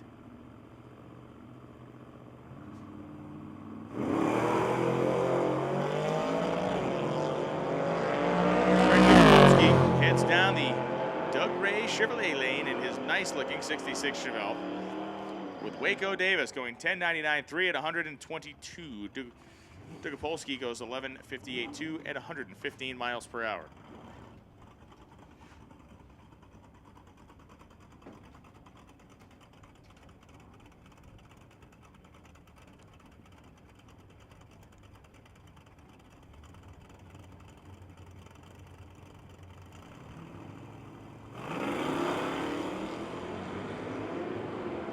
Chad Addison and Warren Whitmer.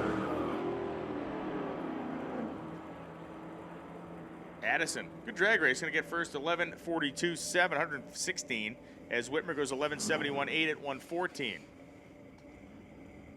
My prophetic powers of observation have made me realize something. Yeah.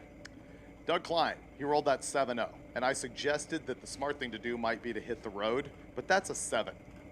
I bet he is looking to be only the second car to have rolled an all 6-second drag week. And probably more importantly to Larry Larson, who built that car, and to Klein, the first all steel body production car to run all 6s at drag week. That is an excellent point. That is actually a point that I had not thought about yet, but you're right. 12:50 with a 7, 109 as Kerry Watson goes 12:32 with a 1 at 108. That is definitely what's going on down there.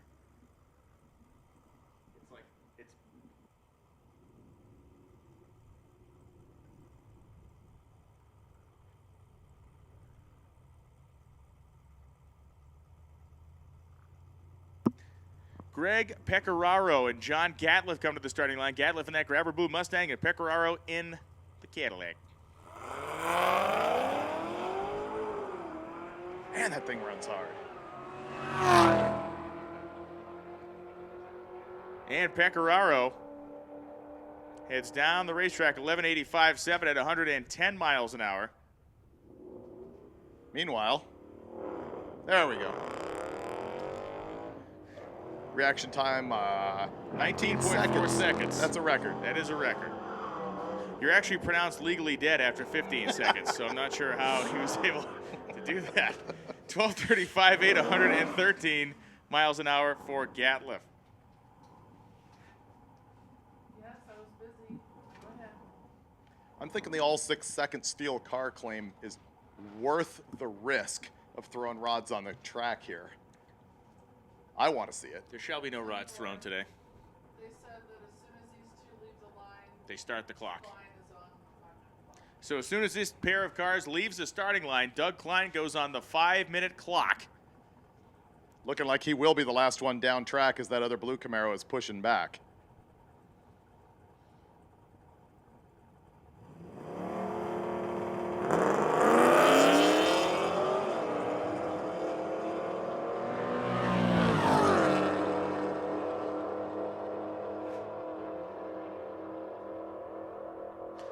.11:31 forward, 121 miles an hour as Lynette Jankuski goes 11:92.9 at 1:15. And now we wait. Now the clock is ticking as it has been many times here at Drag Week. Yesterday it was about a 20-minute panic attack. Right now we're down to 5. Down to Lonnie 5. Grimm. Lonnie Grimm on the clock down there.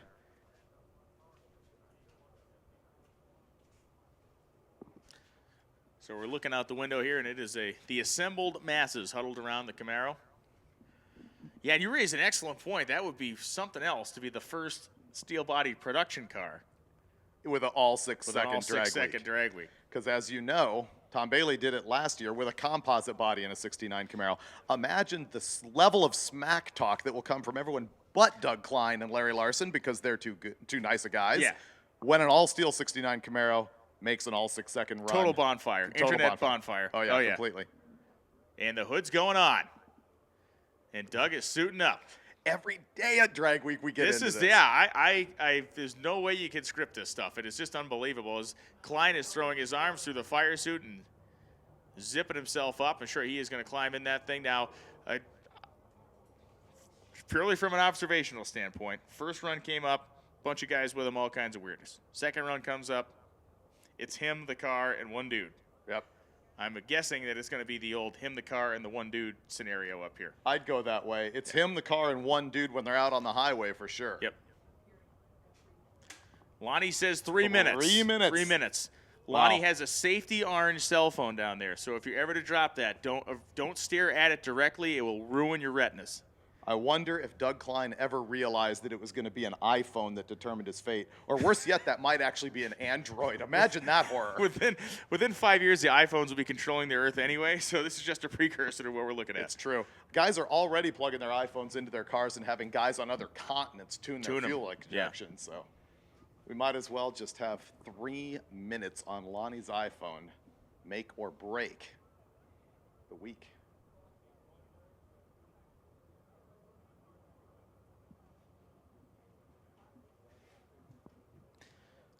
So you see Larry kind of leaning into the passenger door there.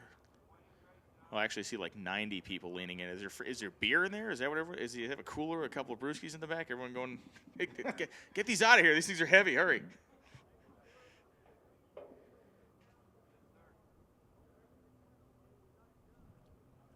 This would be a TV show if there was actually shows on TV that were real. Non-horrendous. Yeah, if there were reality shows on TV, this would be one. This would be one. Right.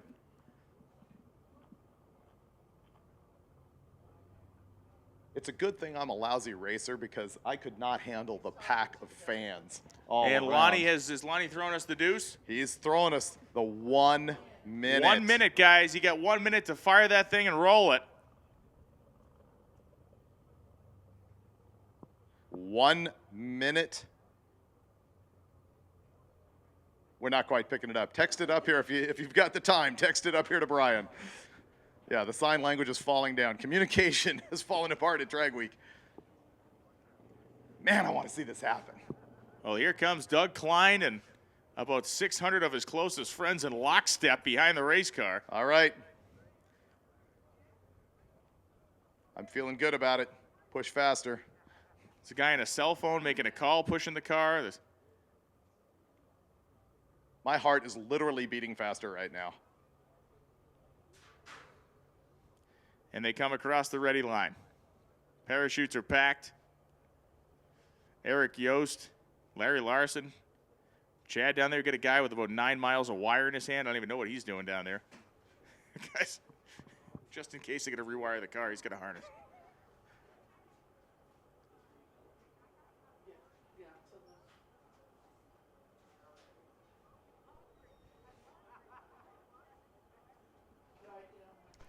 Now, Larry Larson and Doug Klein are great friends, and that explains why Larry's down there helping a competitor in his class. And I'll be honest with you, even if Larry wasn't great friends, he's a great racer and a guy who understands this sport.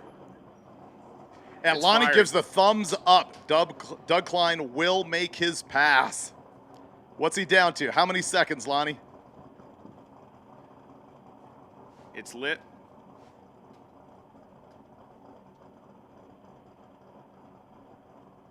Want these guys to take it safe. Larry's got his cry tissue with him. Just in case.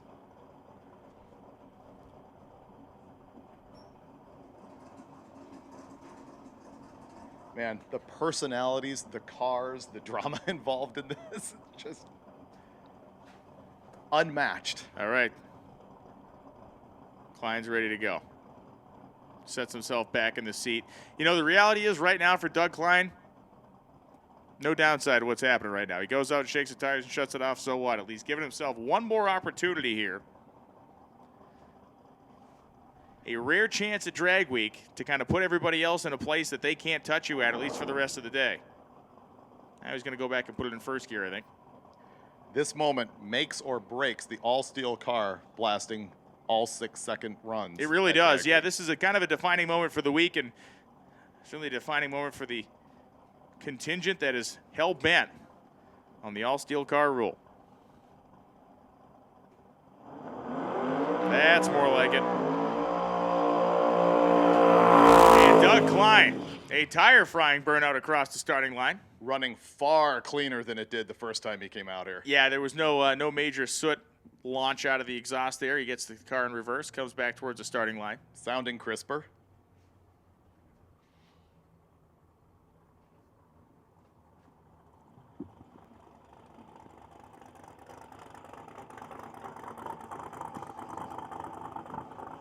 So Klein brings it back, setting in the middle of the groove there as Crewman takes a quick peek under the car. All is good. And everybody steps away. In one of those great moments at the drag strip when the only guy who's in control of what happens next is Doug Klein. And all of us just get to sit back and watch the result of his preparation and hard work this afternoon. Waited till later in the day to run. Made it down the racetrack. Adrenaline, dude. Total freak out adrenaline. Klein's going to sit there. He's going to bring it up on the chip. He's going to get the boost built. Here he comes, ready? Come on, come on.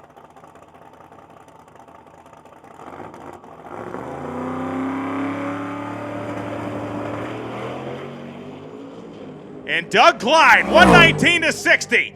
458 to the 8th mile, and Klein goes 689 with a 2 at 211 miles an hour. Wow! 689 with a 211, and he finishes with a flurry. Wow, you couldn't script that. A 15-second reaction time followed by a 6-second lap. Wow. Going into Tulsa tomorrow Wow. is going to be just the best. Holy Christmas. 689 to 211. Man, Wow. we're going on a replay of that run. Man, that's awesome. Doug Klein is going to lose his mind when he gets the time slip. Is it his best one of the week? It is in many respects. So now all that stands between Doug Klein and drag week immortality is about 300 miles and another sub 7-second trip down the drag strip tomorrow in Tulsa. What could be?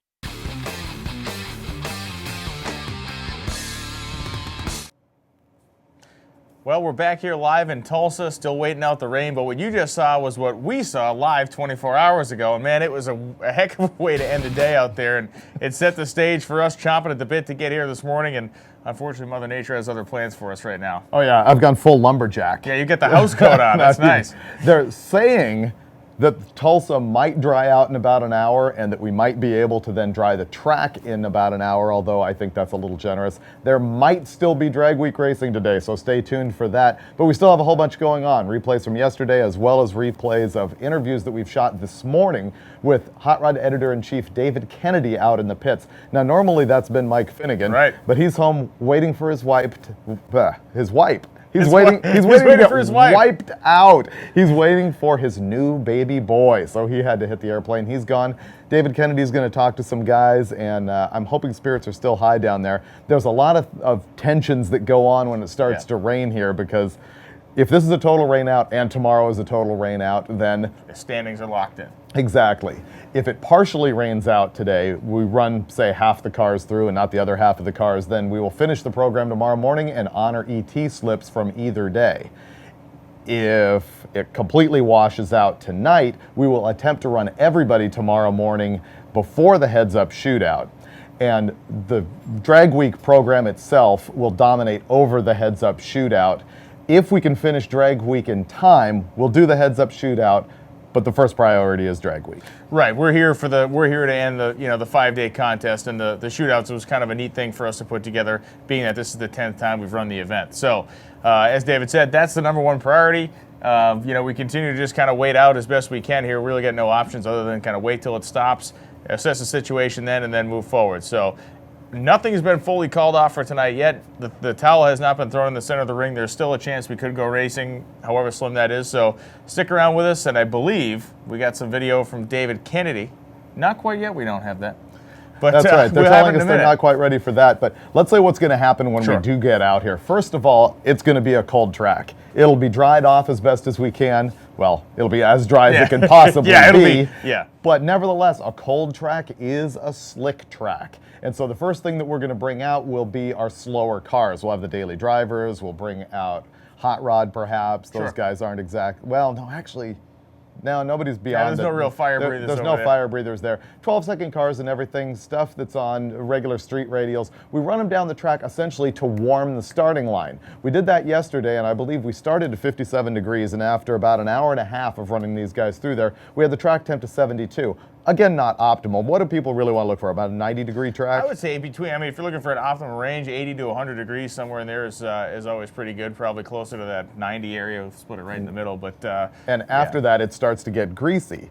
So Yeah, I mean, there's a we lot got- of technology in rubber stuck to concrete, Yeah. if you think about it. Believe it or not, yeah, it tends to be kind of the living organism, and we've seen different tracks maintain their starting line different ways over the course of drag week. And it is a difficult field to keep the starting line good for here, because we have guys running big drag slicks, we have a lot of radial cars, we get a lot of stick shift cars, and those stick shift cars really tend to tear stuff up there. So, David Kennedy down in the pits, or are we waiting for the call on that? I think we're waiting for the call. Waiting for calling David Kennedy. But one of the cool things is, we started with the biggest field of drag week cars ever leaving here. We end with the biggest field of drag week cars finishing the race. I never thought about that. Do you know how many are out this morning? We must have 46. lost a couple more. That was yesterday. Did 100% of the guys make it here today, Brandon? 57 out total. So 310 minus 57. Do that math for me, Brandon.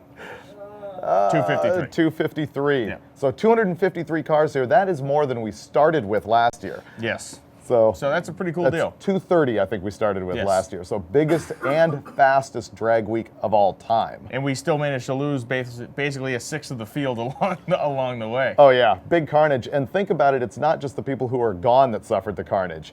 There's a whole lot of people here who endured carnage. Wow. We had literal carnage last night.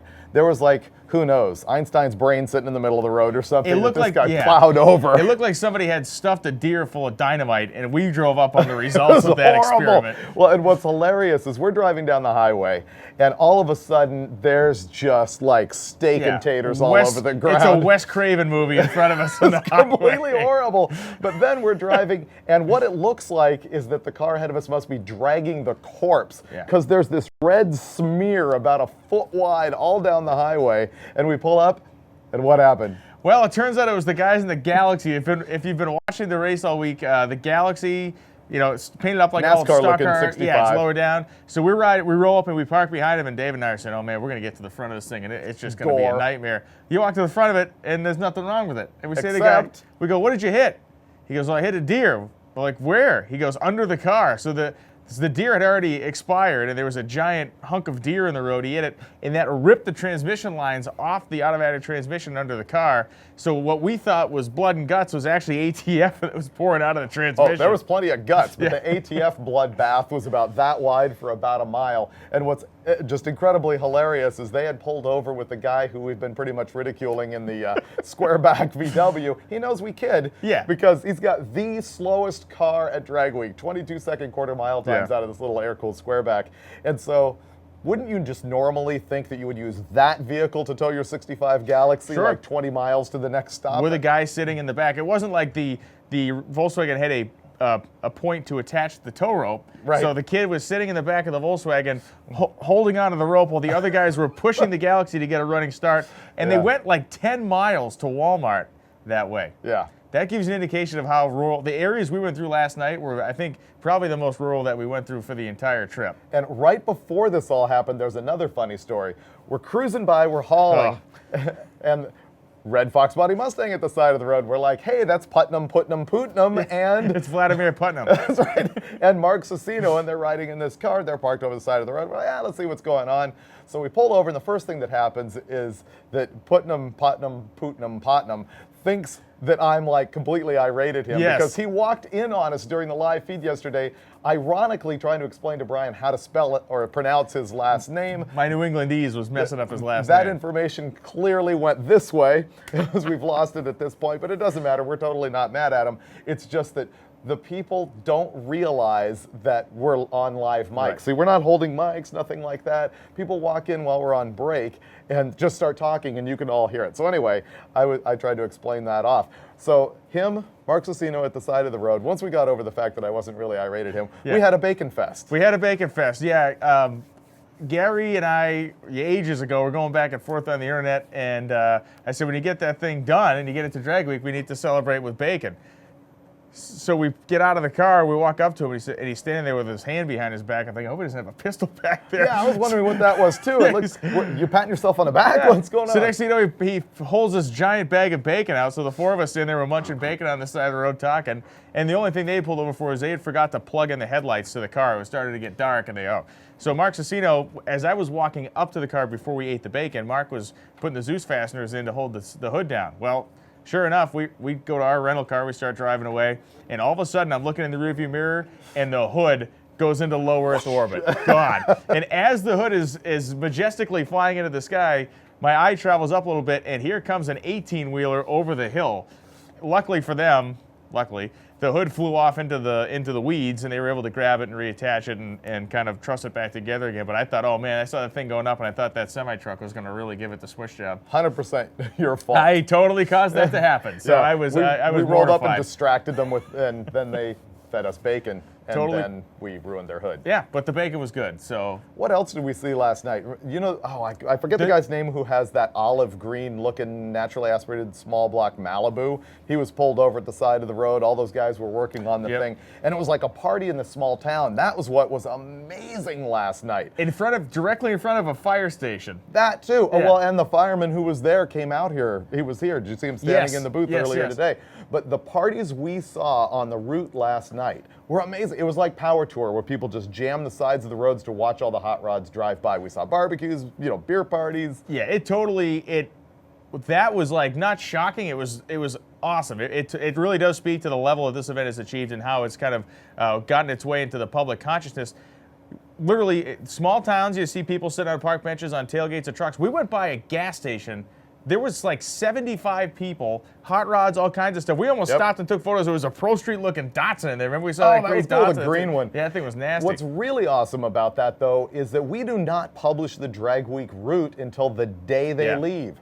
So basically, somebody somewhere put together this flash mob of locals Yeah. after having downloaded the directions. They had basically an hour's notice to know where we were coming. It's not like people just were in their house and realized that a bunch of guys with no mufflers were driving through. Right. It was on. And they It was know banging. who the guys are. You know, That too. along the way, we'd see people, oh yeah, we're a drag week. Yeah, I know, I'm standing here to wait and see Jeff Less drive by. Or has Larry's truck come by? Has the S10 come by yet? I mean, the people know who they're waiting to see, which is like, I don't think, and I'm not saying this negative, I don't know if these guys in the pits know that. I mean, they're at rock star level at this point. Oh yeah. You got people lined up in small towns across Kentucky, or Kansas and Oklahoma, and they know who Mike Roy is. Completely. They know who Larry is. They know who all these guys are. So, and it's great. I mean, to me, it was cool. The one thing that freaked me out, though, we were going through one really small town. We come up over this hill. We go to make a left turn, and I see a guy in like an orange Nova sitting there with 3 cops around him. I'm going, uh-oh. But they Was were I all awake standing at there. this point? They I were have still, no they were idea. all watching. I thought the cops had swarmed and pulled the guy Oh, over. right. And it was just a dude had backed his Nova, and there was 3 cruisers, and the cops and the dude were just standing there watching the world go by. And that was as good as the cop in Ponca City. Remember, he told us, oh, I could have probably impounded 100 cars today. But he doesn't care. He's watching the stuff come through, which we were talking about in the car this morning. What's amazing is how rarely we hear of drag week competitors getting pulled over. You don't see a whole lot of ludicrous behavior Well, out I on the think street during drag week. that was a main point I was going to get to, is that these guys, the incentive to get from track to track is one thing, but the other thing is, I think you have a level of competitor out here, you have a level of hot rodder out here that is very much cogent of the fact that this thing draws a lot of attention. It's not going to take much of anything to get somebody interested in seeing more about what I got going on here. Right. So, I mean, honest to God, in the years we've been doing this, firsthand, I've never seen anybody going out there doing anything that's untoward. There's speeding tickets. There's been plenty of that. I think Brandon from Hot Rod got pulled over twice in the rental car yesterday. That tends to happen. They thought he was a trained bear, though. He's a That's right. giant. What's he He's a doing? giant person in a tiny little car. They thought there might have been a problem there. But you know what? I've never seen a car impounded. So many people are all over message boards and Facebook and whatever going, these aren't street cars, these aren't street legal, you wouldn't make it a mile in my town with that thing. Literally, I don't know of a single equipment violation impound. No, and the officer we talked to, and that's another story in and unto itself, but we're talking to the officer, and he says, oh, I could have pulled 100 guys over, and we're just kind of talking to him. He's like, everybody's fine. Everybody's well behaved. Everybody came in, took the photos. I was taking pictures of the cars, and I think there's a basic respect. You know, everybody's out here. These are all regular guys and girls, and they don't want to make trouble for anybody I else. asked this cop to actually pull Larry over and supply Chad with a grooming violation, and it just didn't happen. The We guy got a was totally 417, cool. a 417 in progress. Yeah. Kelp, face kelp. He's a trim. So now we're going to go to the videos down in the pits. Yes. We've got David Kennedy, once again, Hot Rod's new editor-in-chief, and I say new only because it's not me. He's actually been there like way over a year. I'm brain dead on the calendar, but he's been there a long time, doing a great job on the magazine, actually. Yeah. He's putting together some covers that are more dynamic than the stuff that I've been doing the past few years, honestly. I had sort of run out of the actual steam of the fresh idea for the cover, and I didn't even realize it until I saw what he was This doing. is good, yeah. No, the whole staff on Hot Rod, I think they're doing a killer job. I'm pretty far removed from it these days. I'm sort of over a whole bunch of things, content for the whole company, and I'm mostly doing the website, which is just banging right now. We're growing and increasing our traffic every single month. You should go see hotrod.com. And I'm dealing with the video thing. Roadkill, Hot Rod Garage, some new stuff that we have coming up. And the other thing I'm dealing with is events. So basically, now that we've gone through my biography, Yeah. we Well, and you got the sweet house coat to wear, which is nice. Well, I mean, you know- that's a sign that you've achieved a level that you can put a barn coat on and just own it. you got to dress Yeah. for success. You when need you're one of moving those up the red. You corporate need like ladder. one of those red hunting caps and a gun, and you'd be Elmer Fudd. It'd be perfect. It would be nice. So anyway, after a little butt kissing for the staff of Hot Rod, well deserved. Those guys are doing a great job. We're going to go to David Kennedy in the pits, where he's going to talk to some guys who are probably getting a little bit wet right now here in Tulsa.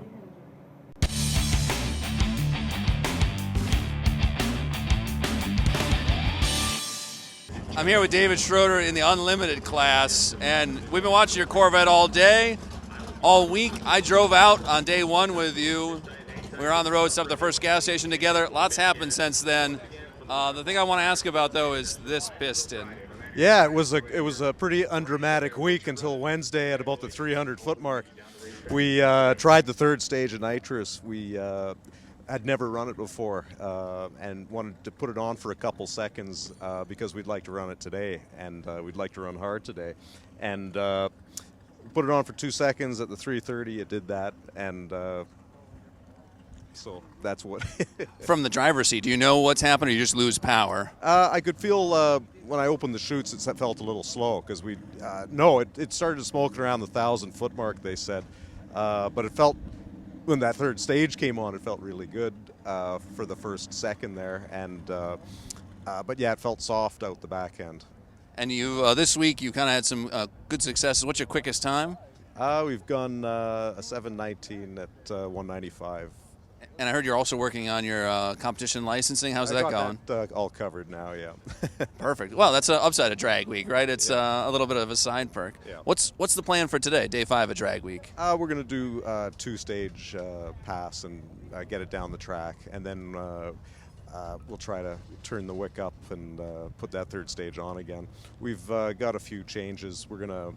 This piston is awfully thin, and there's a relief in the spark plug for the plug that's not necessary.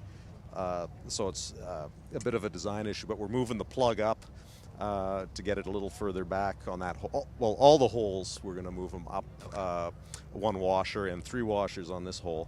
And that'll allow us to turn the wick up, I hope.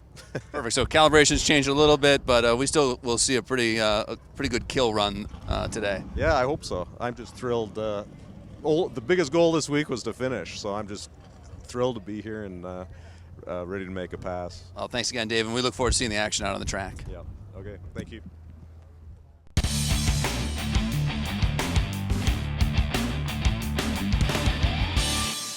All right, Tom Bailey, David Kennedy here with Tom Bailey, Drag Week 2013 winner. We're on day 5 of Drag Week 2014. What are the guys in the unlimited class going through right now? What's going through their minds? I think the biggest thing is, 1/4 mile. If they made it this far, they got a 1/4 mile. And, main thing's just not to overanalyze it. I know like last year, day 5, Steve and I, we didn't talk about it from Thursday until Friday at all. It was just we went through our normal routine, didn't talk about the chance to win, didn't talk about anything because it's kind of like you're so close, but yet still so far away. So pretty much you just keep it easy, go through your normal routine, know that you need to lay down a good 1/4 mile, and it's all over. Right now, if Jeff lays down a nice number, I don't think Klein's car has in it what Jeff's car has, then, Jeff will lock it up. Should Jeff falter, Klein's right there. They both ran an incredible week. Jeff's been trying at this for years. Obviously, Klein's had bad luck a couple years ago, so they both deserve it. Do you think they share the day 5 is the same as day 2 or day 3 mentality you do? Is that what it takes to win an unlimited class?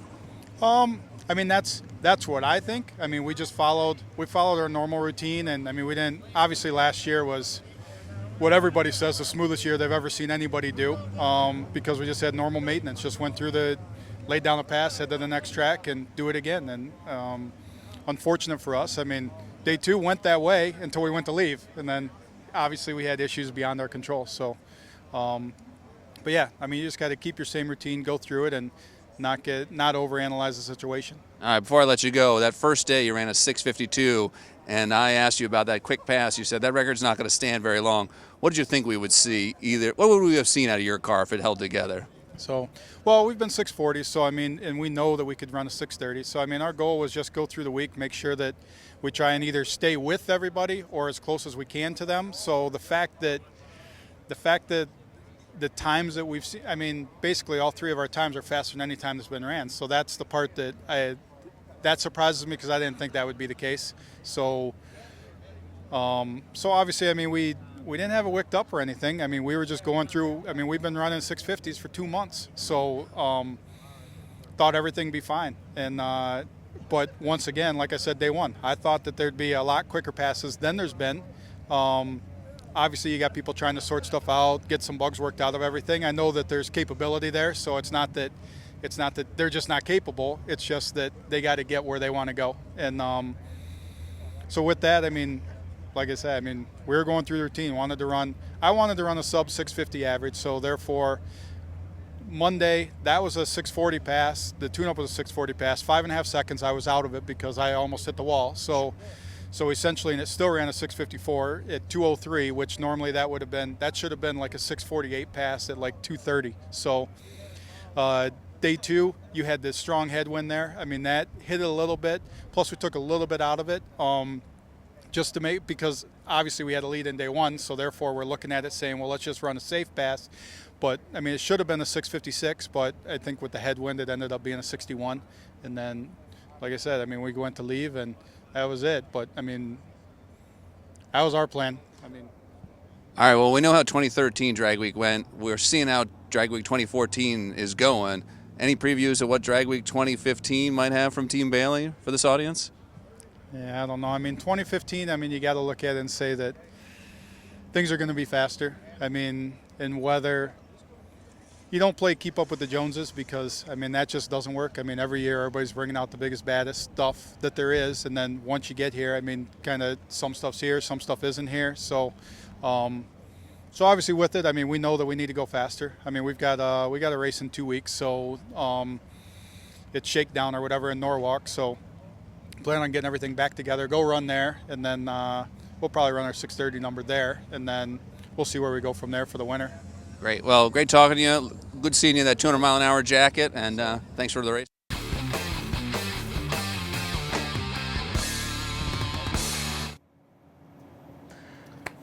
Brian humiliated me out of the flannel. See that? That's right. See that? That's peer pressure, kids. That's what you He do. wanted more bod. That's So it. here That's you go. I You got needed. it. I needed the bare arm. That's nice. You ever notice how when you've gone like 5 days on drag week without the shower, you can sometimes get away with the flannel to sort of hide the stench? Well, the flannel stood up on its own. You took it off. It went down like it was like a piece of medieval it armor. crawled It's so away. stiff over there. Yeah, It crawled it's away. Get back here.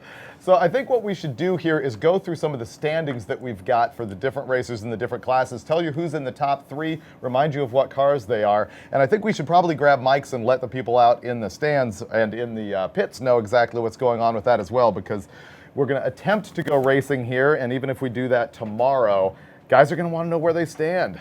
Hey, out there in the pits, it's the old Dave and Brian show once again. As we're kind of getting things up to speed here in the live broadcast with the results. We figured you guys and girls might want to know that, so take it away, David. Do you have the result sheet in your hand right now? What we're going to do is go through the top 3 in each class and rattle off the numbers just so that everybody knows where they are. I presume you went to hotrod.com and downloaded them, or you've gotten them from Tanya or something like that. You should have seen the horrified look on Brian's face going, nobody here went to hotrod.com while standing in the rain in the pits.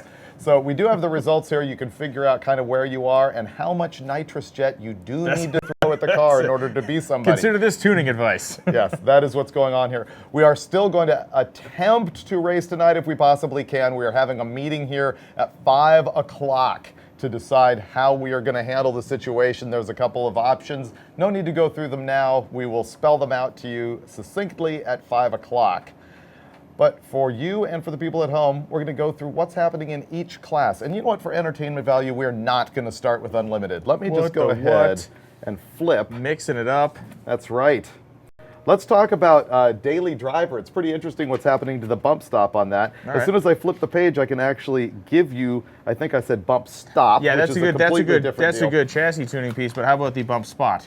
It has finally crept into the 12s. Oh, we have it did. one car with a 12-second average Wow. in daily driver. The bump spot is John Seitz in his 2013 Camaro. It's the red one, and he has an average of 12:02 with a 7. Yeah, 12:02 with a 7, and the guy right behind him chasing him is going to be Ronnie Fleming in a 72 Chevelle, 12:07 with an 8. Wow. 8. So pretty tight still there on the bump spot. If we can get going again, we will be running one more round of daily driver so that we've got 5 time slips to average to use to put you on your ladder. And so that still could change. And we still could end up with an 11-second or quicker daily driver field, which would be pretty cool. Imagine how tight the bracket racing is going to be when almost every car we have is between 1199 and 1080. Yeah, it's going to be very tight. There's not going to be any of those big spreads you typically see at a bracket race. It'll be a second tops, and then most of the cars will be grouped way closer than that.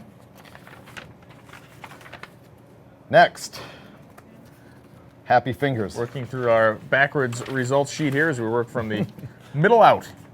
Brian thinking that was a bad call. No, man, it's good. Let's talk about the quickest car in daily driver. Troy Clairhout, 85 Mustang. He is averaging a 1093, which is pretty interesting.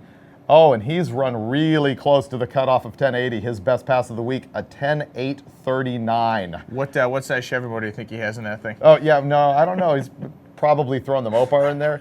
Maybe you just went all out and went to the Pontiac. You could have just gone straight. Well, I to, would've you done. could have gone straight to the The Pontiac. running joke, of course, when you bring a Mustang to drag week, if it's not, it doesn't have a small block Chevy in it, something's wrong. Let's go into the hot rod class. Pretty interesting. Tim Hall has got that 47 International pickup. That's the tan one. Sort of nondescript. I don't think you would take a second look at it, except for to go, man, that's a pretty cool truck. All right. But is it a drag race superstar?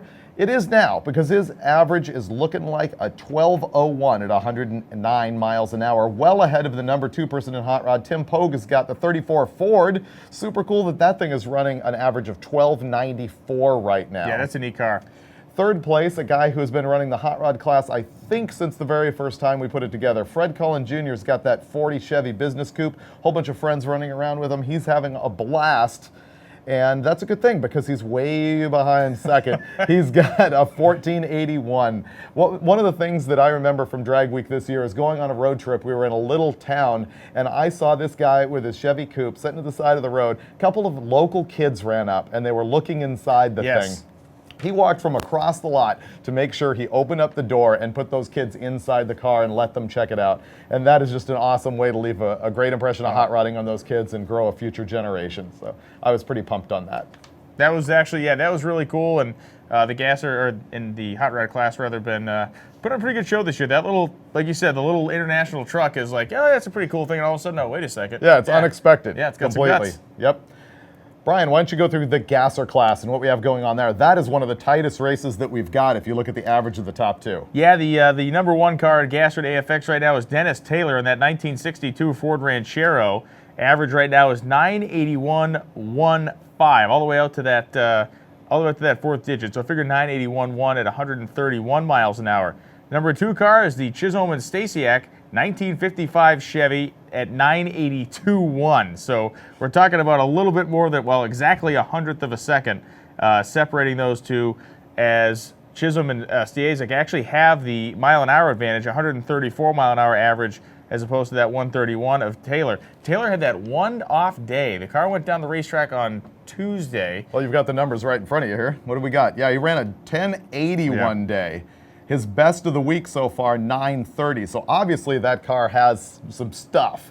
And people have been almost thinking it's going to roll an 899 at some point. And who knows what he'll do out here if we can dry out the track. And the 55 Chevy's been running very hard and very consistently. 970, 985, 986, 982. I mean, that thing just found its mojo the whole week. I'm thinking they're sawzalling some parts off that thing before they make their last pass out here, because that's just an incredibly tight average between those two cars. And Mike Cox is currently in third in that great-looking 1951 Kaiser Henry J. He's at 996, basically about a tenth and a half. By great looking, Brian means really rusty and clapped Oh, out. yeah, that's exactly. If it had paint on it, it'd be all boring. No, that thing, that is a neat car. And Gasser and AFX really brings a lot of personality. Jim Forbes in fourth, and Forbes a home-built, all-to-wheelbase Chevy too. I saw some photos of him rebuilding the distributor on a table at his hotel this morning or yesterday or something. By which you mean removing the points and bolting them back in, right? Exactly. Yeah, Jim is a period guy, so there is not much you would find in that car that is newer than what it should be for that period. Brian Gebhardt running behind Forbes. Gebhardt, of course, in that Barnyard Viper, a really cool truck out there, and he had a late entrance to Thunder Valley. I think they had some mechanical repairs to do, and he got in almost just a few minutes ahead of Larson that day. So, oh, really? Yeah. I remember catching him coming in there. Andrew Nelson, I talked to Andrew this morning, and this is a big deal for him to get to Friday. He's tried 3 times, I think he said, and he's never gotten to Friday yet. And so he said when he stages the car, you may see a little bit of screaming and flopping around in there with his fist, because it's going to be a big moment for him. But Andrew has a really cool 1960 Studebaker, Keith Harrison, the 55 Chevy, Keith Fox in the little 30 Ford, and Jeff Collins and Paul Nichols round out the class. But a lot of nice cars in that Gasser and AFX class, and a great show. I mean, that's a class awesome. you're watching. It's just fun. Especially the 55 pulling those wheel stands, the Ranchero planting the wheelie bars. That's a class that's really grown up, and I'm thinking it could get completely off the chain next year. I will say there are going to be rule changes in that particular class. Rule changes are coming in 2015. We are going to put them out there and let people comment on them before we lock them in for the next 3 years. That's one of the classes that probably needs to be tightened up a little bit before someone comes out here with something just ludicrous. Well, I'm going to move into small block or street race, small block, naturally aspirated. And this is one of our classes that has some spread between the number 1 and 2. Paul Kornman is currently leading in a very clean, gorgeous 1971 Dodge Demon. We actually pulled over and saw that car yesterday. We almost didn't pull over because we saw Eddie was there too, but we did decide to make the decision. We did pull over and check it out. And it's a small block car, obviously. Just very well done. It's gorgeous. I think they were negotiating a deal. There was some Eddie sort of pink Eddie was slip trying to swap pass his going car on. off, and there was a trade going on. Right. But Paul has averaged 10.045 at 134 miles an hour. Steve Riemann from Australia in that 1972 right-hand drive Capri is in second place at 10:31. Interesting thing about Steve was like things were going along pretty consistently. He's running 10:40s, 10:40s, 10:30s, and then yesterday 10:04 shows up all of a sudden.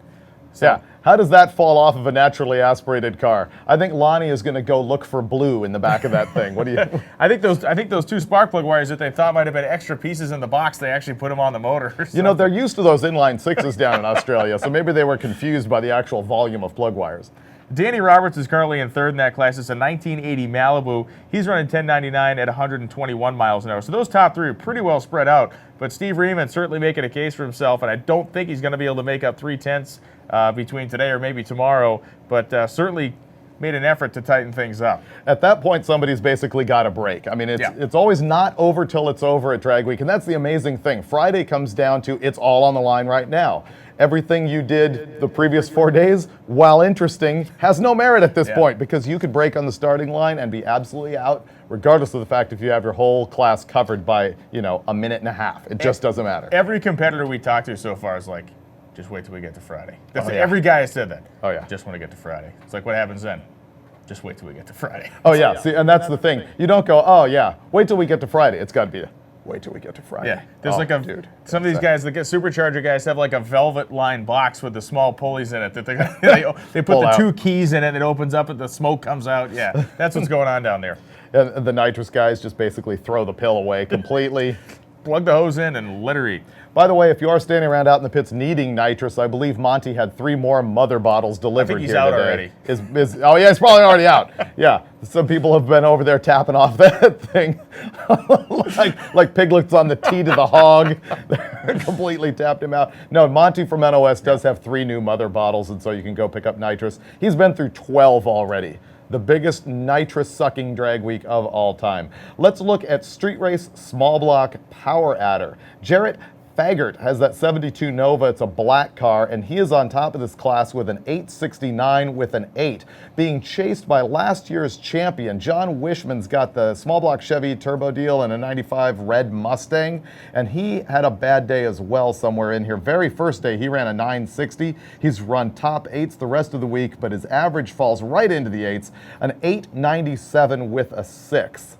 And behind him, also not completely out of the ballpark in the world of drag week, we've got Andy Reynolds. He's got that red Malibu wagon that has been putting on a show. Reynolds pulled the two, as far as height and distance, Reynolds owns that mark. The very first day was a gigantic one, and then yesterday in Kansas at Great Bend, another huge one. And the thing about it is, they're bumper draggers, and it's like, and the car goes straight and lands and goes 9. Right, what was amazing is look at his numbers. I mean, 903, 903, 904, and then yesterday he pulls that full-on sky shot, which by the way did do the triple bouncer. Yeah. It was doing the porpoise, and out comes a 906. Yeah. It's like, what is going on here? We talked to him that yesterday afternoon. He's like, yeah, I heard a little ET, I guess. But we're like, are you Oh, yeah. kidding me? You need your pulse checked. It's insane. Yet another car I'm expecting is going to be the wait for Friday. I don't want to see what happens Friday because that thing will be up on its roof, upside down, wheelied over backwards. Okay, flipping my reverse. One of the page things we've here. had a great luck with and great success with this week is the quality of the racetracks and everywhere we've gone. And granted, yesterday was probably the most challenging conditions we had of any of the tracks because of the temperature. And the folks at Great Bend said, hey, we're going to get it turned around for you. And really, once we got some heat in there, we certainly did get it turned around. And we were going fast out there as well. The next class we're going to look at, this is an emotional big deal for a lot of people here at Drag Week. Look at that. Super Street, big block, naturally aspirated. A very interesting class because there is not a Chevy in the top 3. And it's led by a Pontiac, a black Firebird with Vince Rash. It's a guy who deserves it, and not that any competitor doesn't deserve it. But boy, Vince has been out here a long time. Has he been on all of them? Is he an all of them guy or a most of them guy? He's a most of them guy. I remember last year he made the proverbial valve train salad at the side of the road, and they just couldn't patch that thing back together. I think that was last year. You know, they all run together that's for what's me. I believe he's gotten bit by that deal a couple times as far as the valve train issue. So he's here, and as far as we know, he's still swinging on Friday. How much of a cushion does he have? Well, he's looking at an average of 10:33.93, and then you move into Randy Heitzelman, who's got that big block AAR CUDA. Oh, yeah, it's a big block. What am I saying? And his average is actually pretty far away from what we've seen the Pontiac do with a 10:68.5. But what's interesting is the hard-fought battle for second and third place, because Mark Covey's got that blue 70 Buick GS 455. Yeah. And check this out. We're looking at the AAR CUDA at 10.685, and Mark Covey in the Buick 10.694. Now that's kind of far apart once you actually start doing some math, but this Buick is trying to make a number. Yesterday they hacksawed the exhaust off the thing in the pits, mostly trying to save weight, and they left collector extensions off. And I'm looking at him, and he's thinking about taping the grill, putting an air dam on the front of the thing, maybe going and pumping up some line pressure transmission. Need some torques, man. Yeah, and I'm like, dude, collector extensions. Let's go. And so I mean, he knew that. I think that they went and got that handled last night. It's going to be very interesting to see if he can pull off a number that will actually average up to the CUDA's time. But then again, people forget there's also the possibility of that number 2 player falling down. Right. It isn't over till it's over.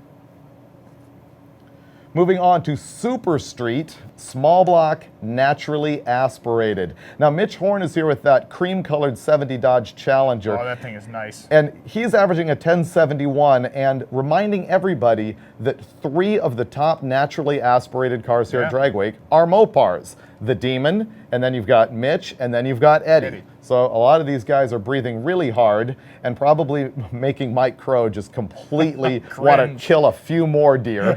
Not with the front He's going to get one on purpose this time. Oh, completely going down. There's going to be venison in that household for years to come.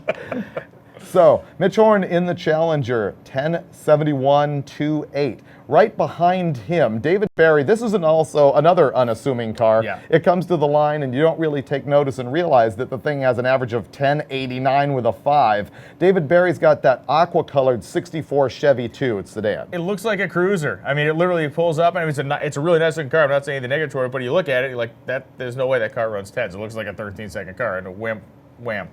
Which is the beauty of it. Yeah. Yeah, it's great. Let me look and see what his best time is this week. String of 1080s, basically. 1083 looking like his number. And then Connie Heisselman is there in a 69 Camaro. It's the yellow and black car, and 1106 average. So that's your top 3 in Super Street, small block, naturally aspirated. Oh, I am going to go ahead and let you weep as you read Super Street Power Adder and the car that has fallen out. Yeah, boy, that was Super Street Power Adder was looking like it was the George Gallimore Express class this year, as Gallimore had come out with a black Monte Carlo 1970 model, twin turbocharged big block on a small-ish 315 radial tire. He blew the windows out of the tower out here one day. He went 192 miles an hour early in the week, and it was looking like it was his deal to kind of hand away, and unfortunately he did, because he suffered mechanical issues yesterday in Kansas, and they called it quits. So you and I have done. not necessarily shown an actual model of neutrality about the George Gallimore situation. Yeah, we have not made any attempt to be neutral on that one. We've wanted to see that thing just rise right to the top. I was hoping it was going to end up in the top 3 at Drag Week, just because a small tire car, that would be so cool. It would have been cool to see that be the first one to punch in. But let's talk reality. Let's talk what the situation actually is. Right now, Eric Yost leads the category in that rust-wrapped 1968 Chevy Camaro, averaging 839.3 at 168 miles an hour. Gary Putnam? Putnam. Gary. We do this every Putnam. time. Gary Bacon. We're going Gary Bacon. That solved that Gary problem. Ketchup Bacon and the 1990 Ford Mustang. Ketchup on bacon. Ketchup, oh. Oh. Culinary Gary delight. Ketchup Bacon. There you go. Handle. 880 with a 2 at 158. So Gary is currently running behind Eric Yost by roughly half a second. So there's a pretty big cushion there. Third place is Shane McClellan in that crusty 1962 Chevy Nova. and he is running 882.154. So 200ths separating second and third, with Yost way out as the pole sitter there right now in the Super Street Power Adder category. But you know what? Those second and third place battles, and sometimes Oh, yeah. the guy right below, the fourth place trying to get into third, those can be as bloodthirsty as the overall win. It's awesome. Frank Separato is that fourth car here, and he's at 896, so he's got about a tenth and a half. And again, if something catastrophic happens, maybe, but most likely it is going to be that 2-3 battle that we're talking about in that category. And you know what it might come down to here is I think the weather's going to be good tomorrow, right? We're looking at sun, so we'll probably have a track. I was about to say that the track condition is going to end up being the deciding factor in a lot of this, but tomorrow morning we could be good. Tomorrow looks like 71 degrees and sun. It looks bad fast tomorrow. Awesome. Okay, so moving into street race big block power adder. Pretty cool story here is Bob Williams from Florida. It's a 1976 Camaro, knocking off 9-second runs all week long. Went 960 the first day, but then goes 930 with an 8, then 930 with a 9, then 932 with a 4, averaging 939 with a 1. Williams was in good shape last year leading his category coming into Wednesday, and unfortunately he blew up a transmission and had to do the I'm winning and I have to go home now thing, which is Yeah. which is man tears all the way back to Florida. This year, no transmission issues. He's looking like the strong favorite here. Is Bill Herr is the second car in the category, a full 3/10 behind, 968 with a 3/141. And then Bill Fowler in that gigantic, mighty 1971 Ford Mustang convertible, 984.85 for Fowler. And so at 140 mile an hour average. Keep in mind, he has not yet sprayed that car. Right. Things could change in a hurry if Fowler does turn the spray on. We asked him that at the hotel this morning if he had hit the nitrous yet. He said, no. Yeah. They made some changes to the launch tune-up in the car, and it was interesting because we didn't know that going in, but watching it yesterday out in Kansas, it's like, man, that thing has not been spinning the tire like that all week. And we noticed his first couple of attempts out there, it really wiped the tires right off the back of the car. His third attempt, he put the proverbial, boiled egg under the gas pedal and just rolled right into it very easily. And he had his best lap of the day with the 986 shot at 140 miles an hour. So when he hits the button, things could change in that small block power, or rather the street race big block power adder category. Want to keep rolling on these? Would you like to keep rolling on some results, or do you want to go to a video? I understand we have a... Yeah, let's finish up. We're going through our... Okay, I think we're pretty close, actually. We're There's a getting couple there. more. There's only like 2 more chapters left. Yep. I won't give away 2 more chapters, exactly. Street race big block naturally aspirated. Kurt Johnson is leading that category. It's a 509-inch big block Chevy. That is Not correct. the 632 we had previously reported. That is a 509. Kurt corrected us on that. We apologize for the earlier error. 91 Ford Mustang. It's black, and he is the runaway Patriot missile in this category. 904, 151 his average, with Charlie Barber in the 2008 Corvette Z06 in the number 2 spot, a mere 1.39 seconds behind. Oh, he can catch up. He can totally, yeah. Barber is going to unleash the beast on that thing today. And then we have Dominic Zavacek at 10:51.7 at 128 miles an hour. So really a pretty significant spread. Zavacek kind of looking over his shoulder a little bit, as Tom Hogshead is only 900ths behind him for that 4th place deal, and there's a chance he can make up 900ths in a day, an outside chance, but that 3 and 4 battle in the street race big block naturally aspirated category could be a tight one. Before we move away from that category, I would like to point out the consistency of Kurt Johnson throughout the week. Just read that off for this naturally aspirated big block It's Chevy. not like that impressive. It's 901, Yep. 903, 904, then he went 906, so he moved. He varied 200ths. I gave him way too much Yeah, that's credit. way- Sorry. Just forget I brought it up. All right, moving on. Starting at the bottom here with modified naturally aspirated.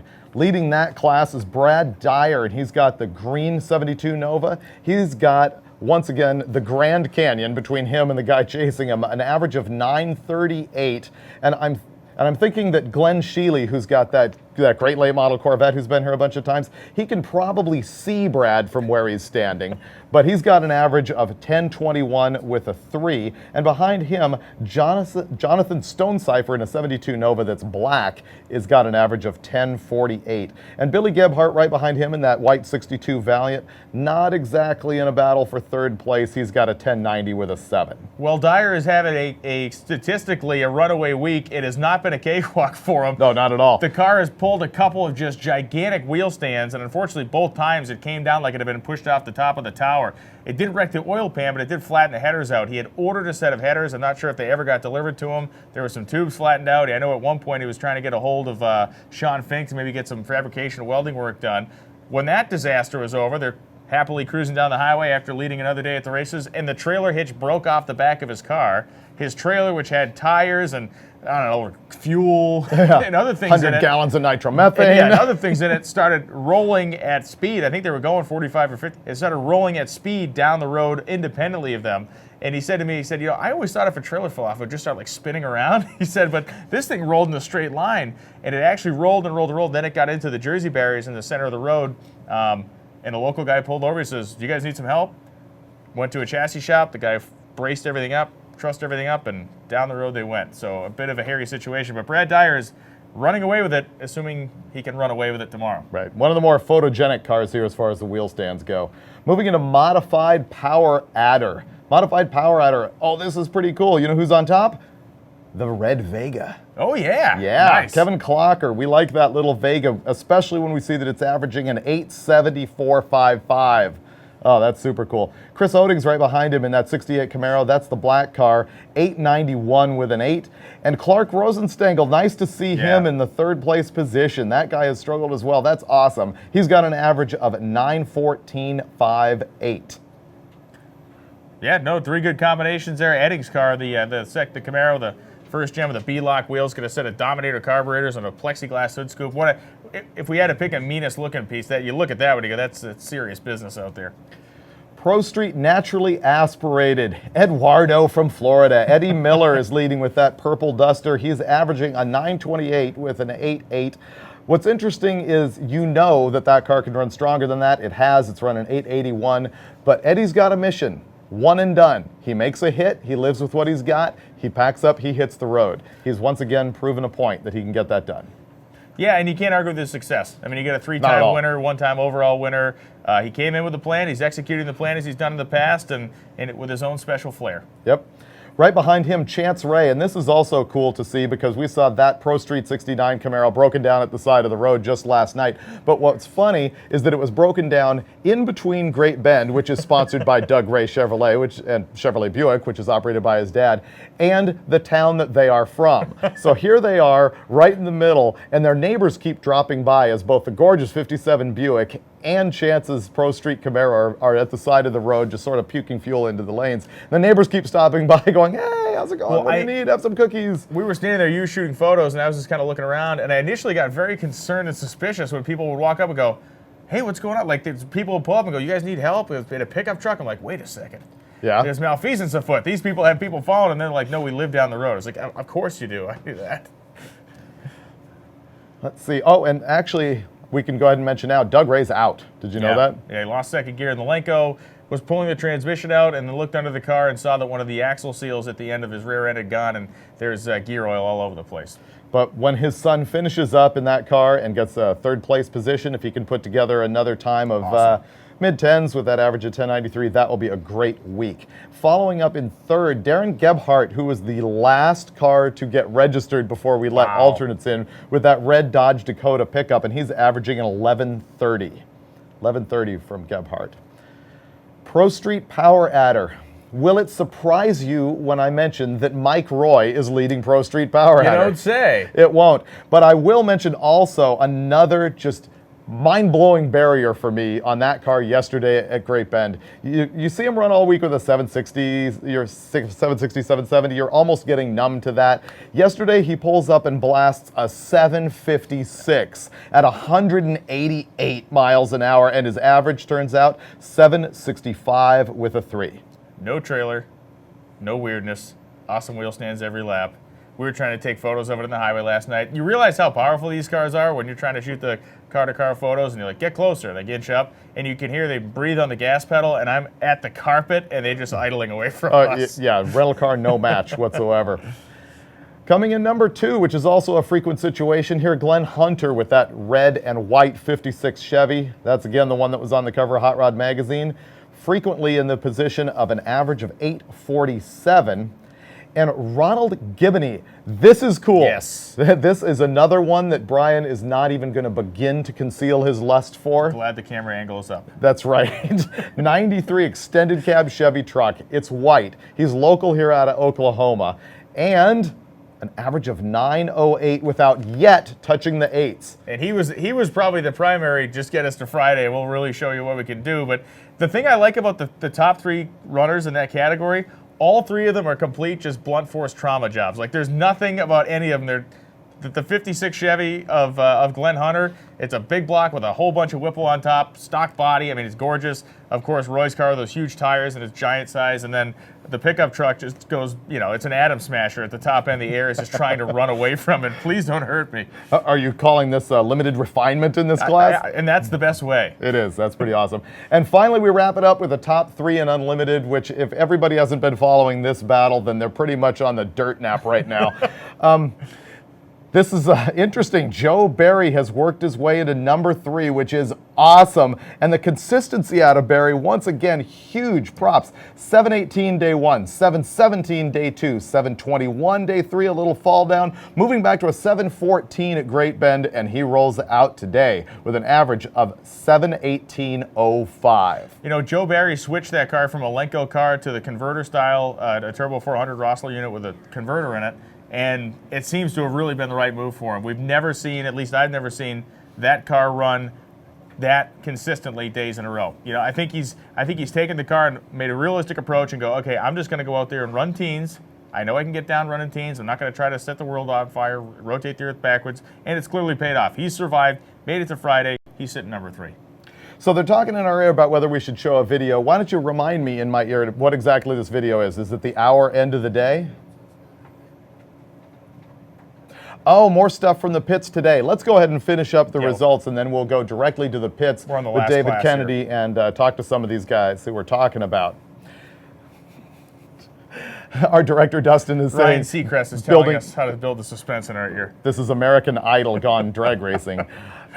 Okay, I think everybody's heart is with this particular car. Doug Klein with the all-steel orange 69 Camaro, which Hot Rod Brandon pointed out yesterday is not necessarily the creamsicle car, it's the mac and cheese car. It looks exactly like a bowl of Kraft mac and cheese from college. It is maybe, if he can pull it off, the first all-steel production car to run all 6 second times at Drag Week.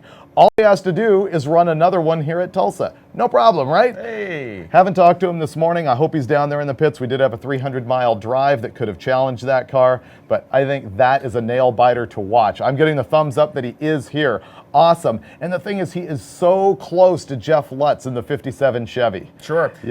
We had a quick conversation yesterday. We left the racetrack. We're thinking, man, what about Doug's car? It's basically a stock body. So we made a phone call. We kind of debate with Kepner about the historical reference on a stock body thing. And Brett Kepner, of course, ultimate drag racing historian of all time. For those of you who don't just go Kepner. Oh yeah, Kepner. Brett. So we call Brett, and I use him as my reference point on all this stuff. So we called him. We said, if he goes this 680, like we asked him basically, what is the quickest steel-bodied car of all time. He took exception to the fact that the car does have a lift-off fiberglass hood. I would look past that. I think that it's a production-style body. And Brandon, who just walked in, informed me that there's an aluminum deck lid as well on Doug Klein's car. Yeah. But either way. Still metal. Either way, he was going back and back and back, and really he said the only thing he could think of that was equivalent was like late 60s or mid 60s, very early funny cars. Some of those guys are running steel bodies, but again, he's at a place that not many people get to. He was trying to draw the line on steel fenders. He's like, well, you can say it's maybe the fastest steel fender car, and it was more like, yeah, you can call it the fastest steel fender. I can't do his voice. Yeah, you got to have a certain amount of disdain. Yes. You have a certain amount of gravel. Groveliness and disdain is you can't build. You got to have that from the inside. Let's finally wrap this up before we go to a video down in the pits. Just looking at the numbers on the average of the first 2 guys, Jeff Lutz, who will be amazing if he wins it as well. We've been following him for so many years, and he gave Larry Larson such a fight in 2012. So no one's going to be disappointed to watch this car finish, except for the people who actually detest a fiberglass car so much that they're walking over to it with a bottle of gas. But the average for Lutz is 686 with a 1, and the average for Klein, 69033. It's a long way to go when you're looking at an average of 5 days to split that up, but you never know what's going to happen. Right, and one thing that's important to note is that Jeff is within striking distance of bettering the 683 average that Tom Bailey had last year. So Tom Bailey currently has, the record of the 683 5-day average. He's at an 85 right now. If he can come out here and run some 60s, which we know he can do, he's got a chance at knocking maybe enough out of that to get in the low 80s, high 70s, which would reset him and make him the pretty much the ultimate competitor of all time at this point. Well, Lutz has not run a 6 at every single track. Right. I believe it was a 7:03 yesterday, Yes. but despite that, he can run deep enough into the 6s to average what you're saying is the quickest time ever at Drag Yes. Week, the quickest average. See you later, Brandon. Heading for the airport, I presume? Yes. Yep. Have a good trip. Drive safely. Thanks for everything. Drive safely, and since I'm not riding in a motorhome with you, I know you will. That's right. Share Hot that Rod story for Brandon another is day. gone. So the lowest ever average ET from Lutz is what you're looking at, and the potential for the first steel-bodied all 6-second car here, and the potential for that steel-bodied all 6-second car to actually win the event if something goes wrong with Lutz, and win the event with a quicker overall ET than Larry Larson did with his Nova in a car built by Larry Larson. Am I right? Right, and if his name's coming up, we know that Larry is not really in contention for the Unlimited class win. He has told us he's here finishing the week on Pride and to put on a show, and his goal at this point is maybe not to win Unlimited, but it is to win the ultimate battle, I guess you'd say, to become the quickest registered, insured, licensed street legal vehicle in the world. He's trying to go quicker than Andy Frost's 640 with a 3, a 239-mile-an-hour pass that he did earlier this year in the springtime over there in England. So Larry's shooting for that one. We got Lutz, we got Klein, and we got Barry shooting for the title in Unlimited, and we're all shooting to get this Rain to go away. flipping rain to go away. Yep. So now we're going to go down to David Kennedy. He's going to be talking to some of the people we've been talking about, so you're going to get it straight from these guys and see what kind of tension they've got in their voice over what's going to go on today. Here we go with David Kennedy down in the pits.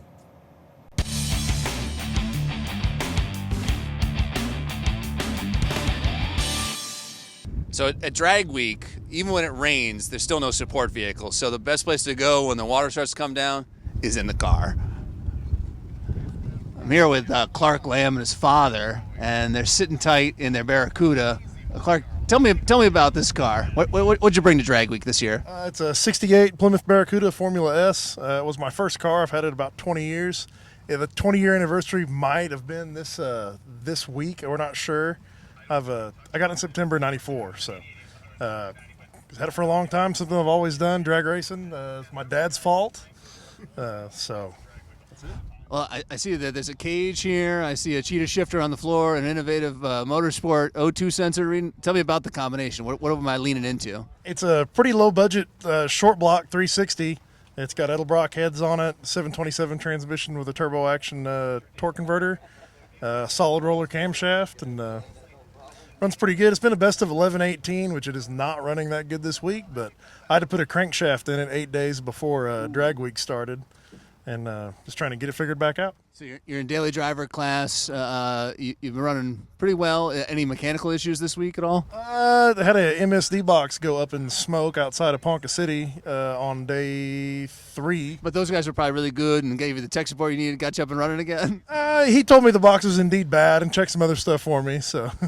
Was your wiring a little suspect or in a thrash? No, I think the box just went out. Tell me about the rest of it. I guess just that kind of on the side of the road. Everything else. Really, that was about it. Other than that, it's actually been really clean trip. Had some electrical problems last year, but not this year. It's been a pretty clean trip, other than the one failure. All right. Now I see you and your father sitting here watching our live feed with Freiberger and Brian Loans on your iPhone. You're probably one of a few thousand people that are watching it right now. Even when it's rained out, it's still pretty good action, huh? Yeah, it's not bad. It's actually we watched it yesterday in Great Bend as well, as best we could, and it's good entertainment while we're sitting here in the rain. Perfect. Well, we're glad to have you here. Hopefully this will clear up, or if not today, then we'll see you racing tomorrow. All right, sounds great. Thanks again, guys.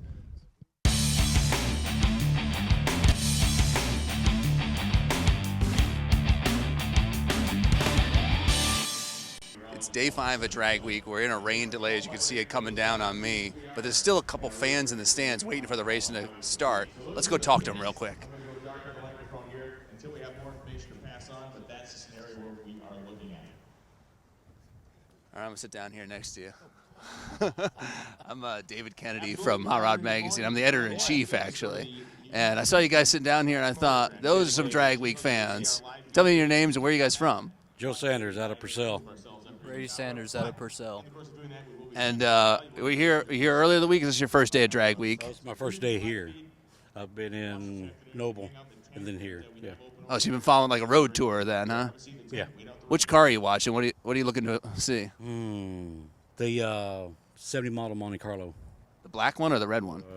Red one. Yeah. Yeah, it's looking pretty good. 192 mile an hour. Yeah. How about you? I was really wanting to see Larson's car or truck. Yeah, we're thinking he's still going to make some good passes, so if the weather clears up, he'll be here. What do you think it'll run? I don't know nothing about Larson.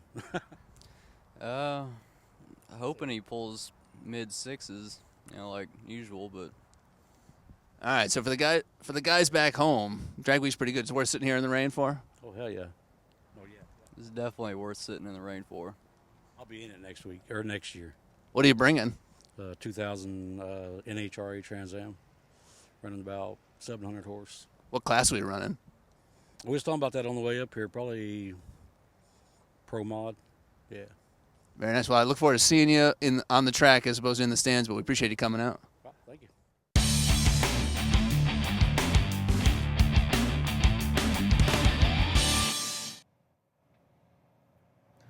Okay, back from that video. I have an important announcement to make. We've got a racer in need. The guys with the white Rhino, i.e. that big giant Chevy pickup truck on nitrous we were just praising, are in need of parts. They need big block Chevy comp cams or T&D shaft rocker on the intake side, 1.7 ratio. So they're looking for some rocker arm stuff. Big block Chevy, 1.7 ratio. Find the guys. He writes, please hurry, I'm SOL. That means I'm in dire need of these parts right now. Please, your kindest attention. He is pitted, well, fittingly across from the restroom. So the big white truck pitted across from the restroom. They call it the White Rhino. They're looking for rocker arms, big block Chevy, either comp cams or T&D shaft rocker, intake side, 1.7 ratio. Help them out. We know you got it out there. And after that, we are going to go to some videos. We're going back to Jake Bauer and David Kennedy in the pits. And while that's going on, we're going to be having a super secret top-level meeting to try and decide what is going on out there. It's wet, but will we race? Building drama. Come back to this Build station. attention. Yeah. Come back to find out. Same but right bad now, time. we're going to go to the pits with Jake Bauer and interviewed by Hot Rod Magazine editor-in-chief David Kennedy.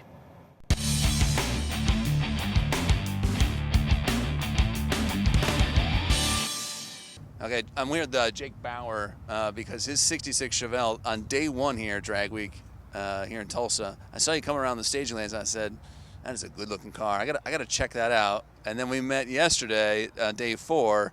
I popped the hood and I said, it's even better than I thought. Yeah. Tell me about this Chevelle. What are we looking at here? Yeah, it's a 66 Chevelle. Basically, what we did was a turbo LS motor, 376 cubic inch, as a Borg Warner 480 turbo. Holly EFI Blake used the 417 Motorsports. They used their intercooler. We didn't really want to cut up the car a lot to put, a gigantic turbo intercooler on the front of it, so we decided to go that route.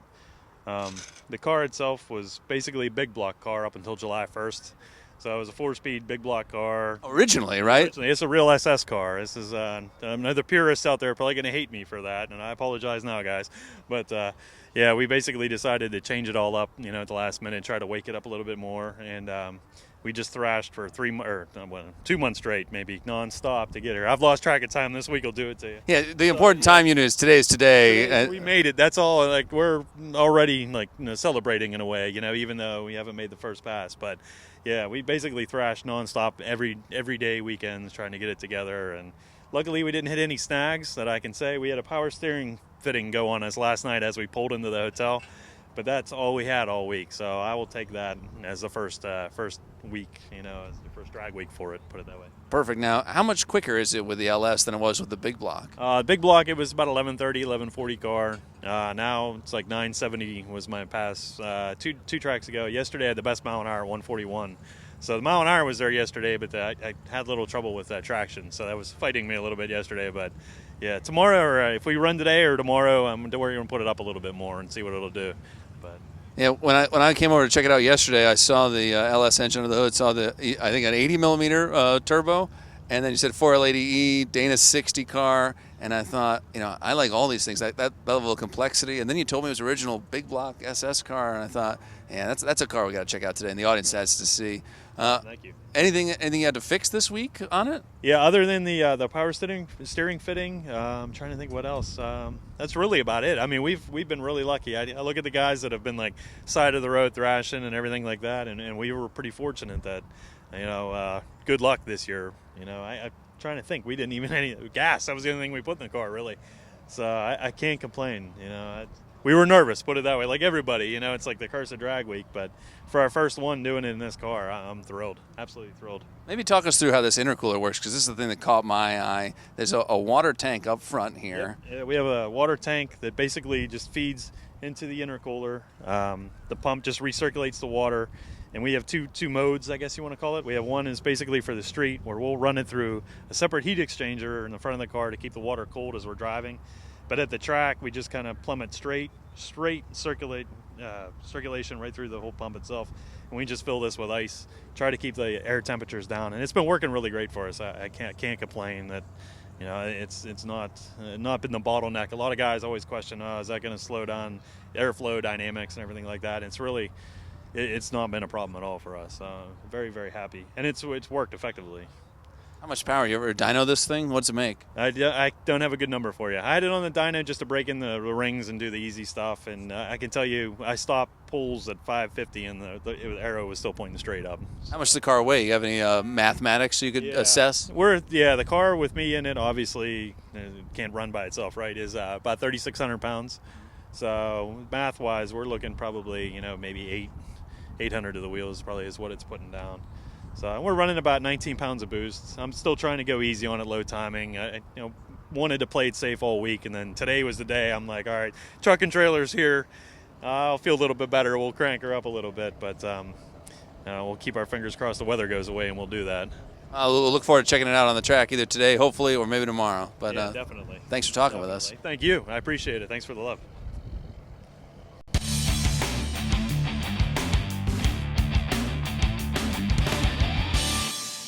So I'm here with Walt. I just found out you're actually kind of a two-car team owner. You're driving one of these and racing the other one, or I guess you own both but are driving one. Yes. Tell me about this two-car team. This one here is my it's going to be street race, big block power adder, and I'm racing that one. And I'm second in my class right now with a 960 average. And this one's a daily driver, and my cousin is driving that one. We're both.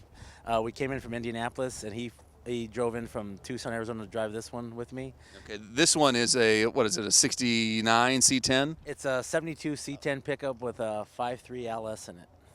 And is one of them more comfortable and one of them's faster? This one's more comfortable. It's got air conditioning, heater, air ride, and everything, so it's a daily driver shop truck for us. And this one's a little faster. This one's like a mid 9-second street car.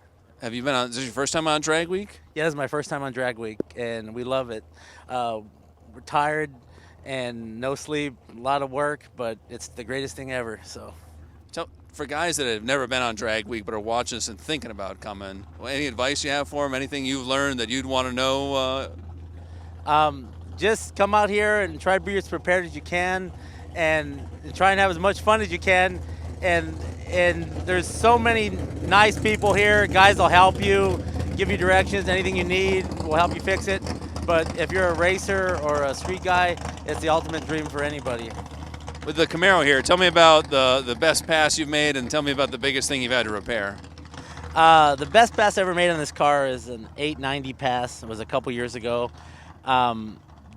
This weekend I didn't have to repair anything, luckily. It didn't have no problems with it at all. It was flawless. I did do a 5-foot wheelie about two tracks ago, and luckily I was able to pedal it and didn't hurt anything, and still ran a 960 on that pass. That's quite a hookup. Had it ever pulled the front end off the ground before? No, actually I've been fighting to try and get the hook and lift the front end, and over this weekend I finally fixed the bugs out of it, and it's pulled the wheels like 3 or 4 times on me, like really high, and so I'm pretty excited about that. It's never done that before, and so now it's leaving like it should be. What goes through your mind when all of a sudden you see the sky?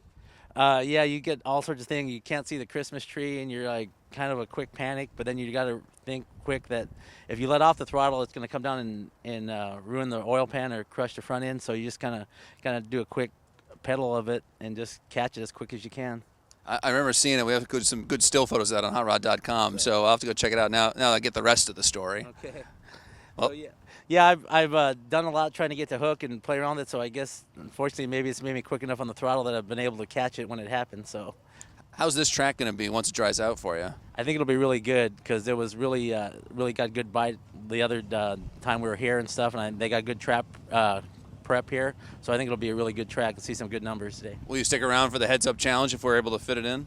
If we do, I'll probably stay and do that if I can, yes. Because we're kind of expecting somebody from one of the other classes, not the unlimited class, might be the champ of that, kind of the slayer. Anybody here you've seen that you think could take that title? There's so many cars and so many good cars here and stuff. I don't even know who it would be, but I think there's a few guys out here that probably do it, yeah. Oh, cool. We look forward to seeing you out on the track, and we'll watch for the wheel stands. Okay, thank you very much.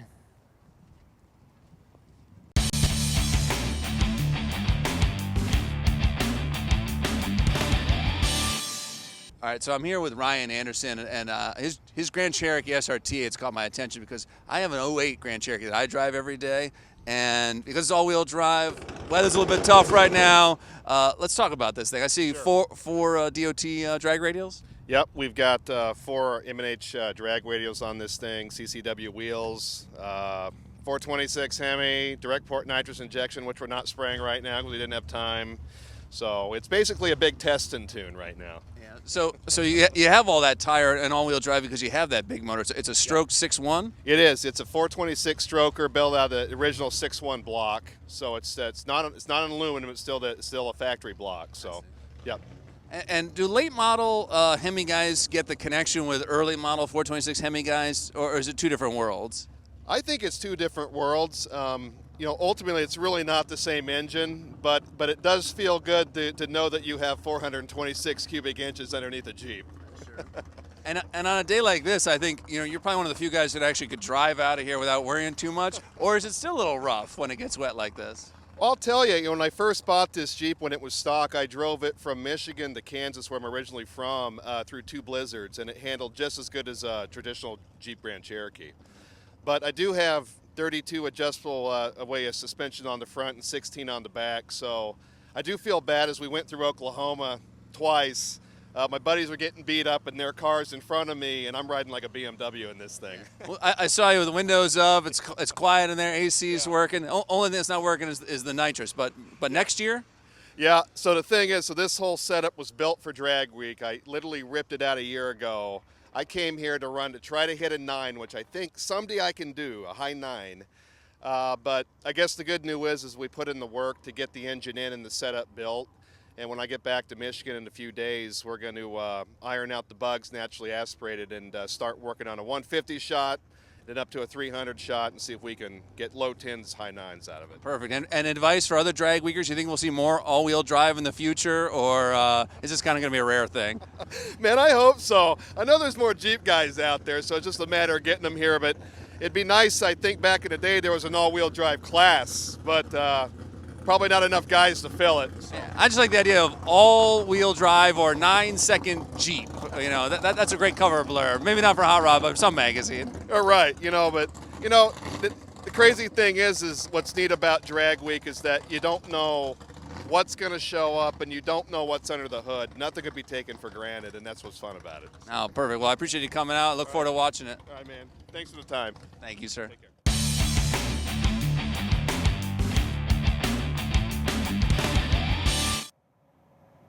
Bam! And we're back. So, You asked, I delivered. super secret, double throwdown clandestine meeting was held, and David, since I already screwed this up publicly one time back a couple years ago, you have the honor of giving the announcement. You're going to make me do this? Okay, we finally have news here about exactly what we are going to do with the Drag Week program today and tomorrow. And we have contingency plans. I'm going to go through what we think is going to happen first. So, and before I tell you what we will do if plan A fails. So, right now it's 5:21. Rain is not completely falling, virtually stopped. The radar says it is going to be gone in probably 10 or 15 minutes. So we are going to start drying the track the second rain stops falling. The estimation is that we will be on track by 8 p.m. tonight. You will see the dryers start at the top end, which will be more difficult to dry on the asphalt, start moving their way towards the starting line. Now, what we are going to race tonight, if that happens, actually, let me say one more thing. If during the drying process it begins to rain, we will call it off and we will be done for the night. So we'll begin to dry the track as soon as it stops raining. We intend to go hot at 8. If any time between now and then it starts raining again, we are calling it off. Yep. What we intend to race tonight will be Daily Driver's last session plus the Daily Driver bracket race. Yep. So that's what we're going to do. The class cars can go. Anybody that's in a dedicated class outside of Daily Driver, you're done for the night. We'll be coming back here starting 9 a.m. tomorrow morning.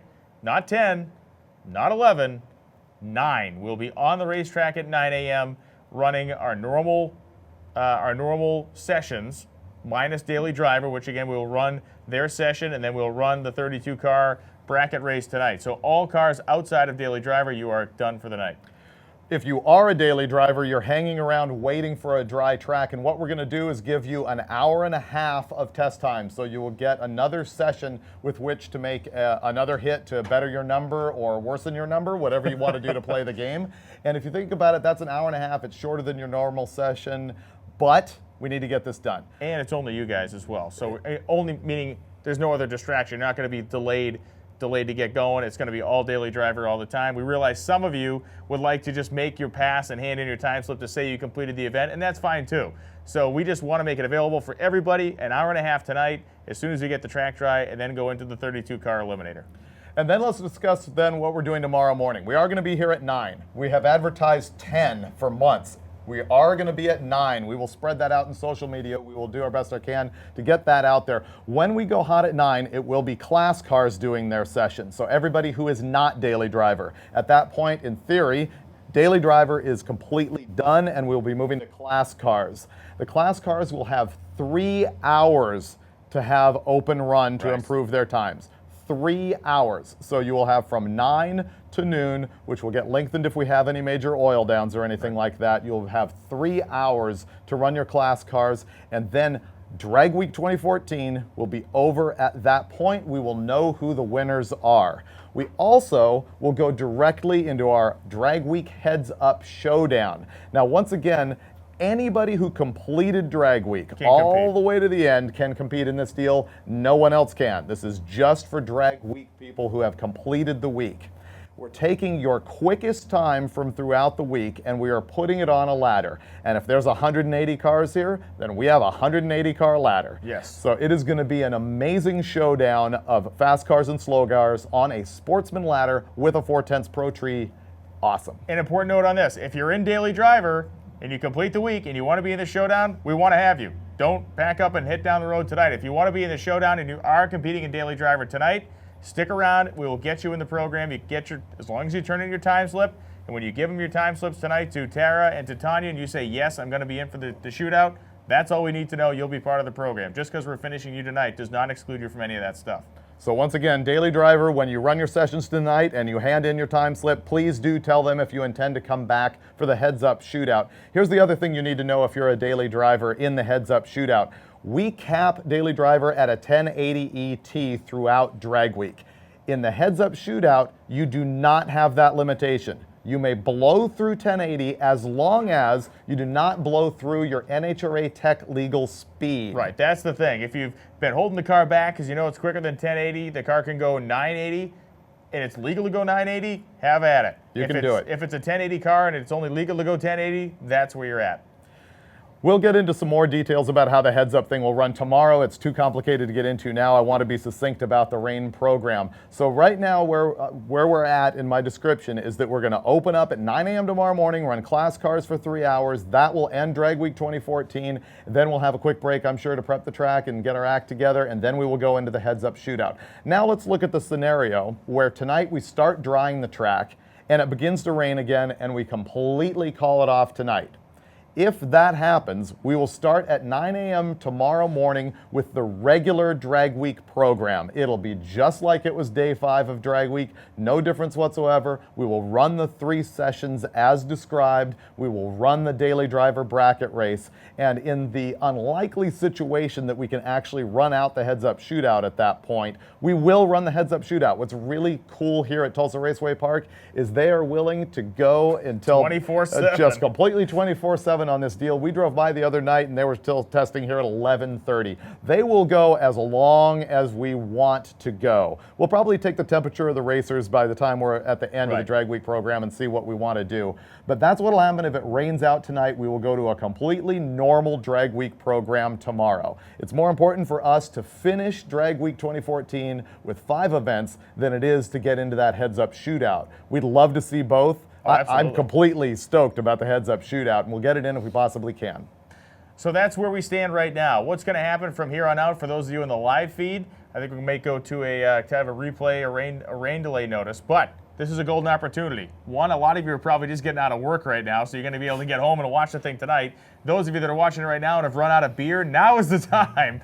Beer and chips. We're going to be here pretty late tonight, so get yourself stocked up and hang out with us this evening. It's going to be a lot of fun. And again, those of you in the pits, daily driver competitors, don't go anywhere. As soon as this thing is dry, your last session, and then the 32-car eliminator for the quick daily drivers. All class cars, go home if you want, but we'd love to have you stay and support your daily driver fellow competitors. And one last thing for people who are watching at home on the live feed, we are going to go dark for a couple hours while we're driving the track. You will get a rain delay screen. While you're doing that, visit hotrod.com, because the live feed is not the only source of information on Drag Week. We have a ton of videos on hotrod.com. We have hundreds of photos, lots of information, lots of nitty-gritty detail about the drama that's been going on. So go to hotrod.com. And I am just hearing in my ear, the other thing that's going to go on is when you come out of me and Brian right now on the live feed, we're going to show you the first part of the replay that you missed from Great Bend yesterday. Sure. We had a bunch of problems with the live feed yesterday, ultimately had to cut it off, but we recorded the entire day. We showed the last hour of it earlier today. So right now we're going to go into the morning session that happened at Great Bend yesterday so that you can catch up on all of that action before you come back to Drag Week Live tonight. So that's what's going to happen on the Pep Boys Speed Shop's live feed. And if you'll give me a word in my ear there, video guy, and tell me when you are ready to roll that, we will get that done. It's only 50 minutes from now. They'll be perfectly ready to roll that. So we're going to start, but they're actually just gave us the word. They're ready to go to that replay. So one last time before we go to the replay. Racers in the pits, daily driver guys and girls, don't go anywhere. Class cars, you can go home, go get something to eat, do whatever you want. Be back here at 9 a.m. tomorrow morning, but we'd love to have you stay and support your fellow competitors. And those of you at home, we're going to go down, show you some replay from yesterday, and we'll be back in a while to bring you daily driver, basically qualifying and eliminations tonight. Amen. Go. Bam. Bingo. Boom. Pits, please add your class number. Please add your class number to the car, or we can develop a line of communication where we can get that information to the tower. But your stickers are on the opposite side of our tower.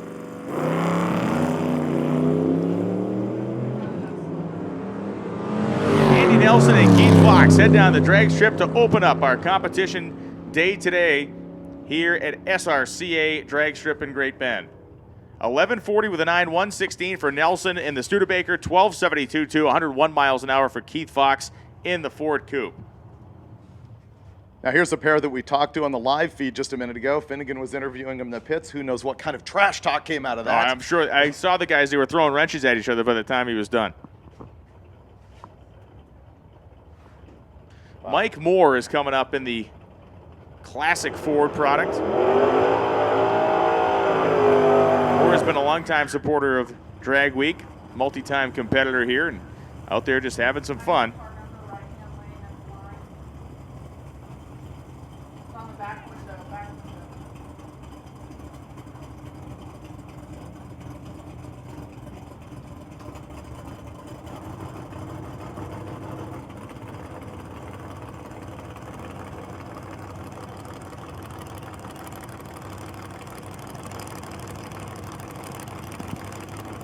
So our first pair has gone down. Here goes Michael Moore and Alan Adams. Adams in the Corvette and Moore in the old Ford out there. And Alan Adams, left first, gets to the stripe first. 1088 to 124 miles an hour for the Corvette. Moore goes 1249 with a niner at 109 miles an hour. Here's the pair we've been talking about quite a bit throughout the week.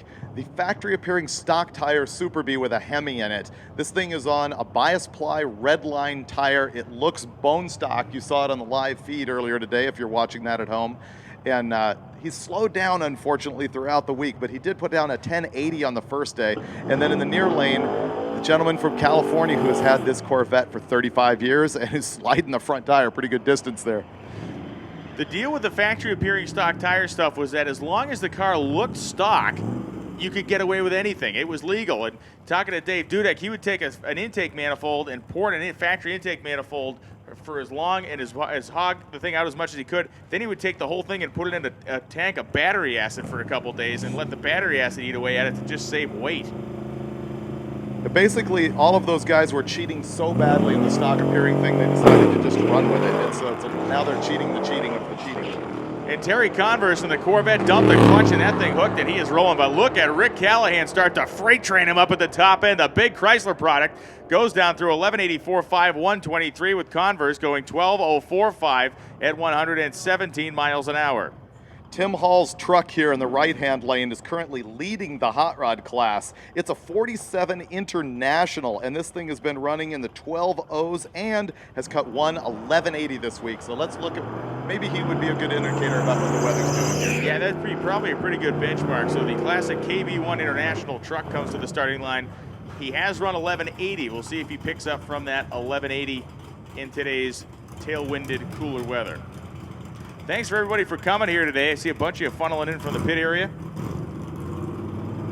As Jack Day makes our water delivery here. This has become routine. Jack Day, water delivery girl. He's here with fuel, Perfect. He's here with water. The guy's the man.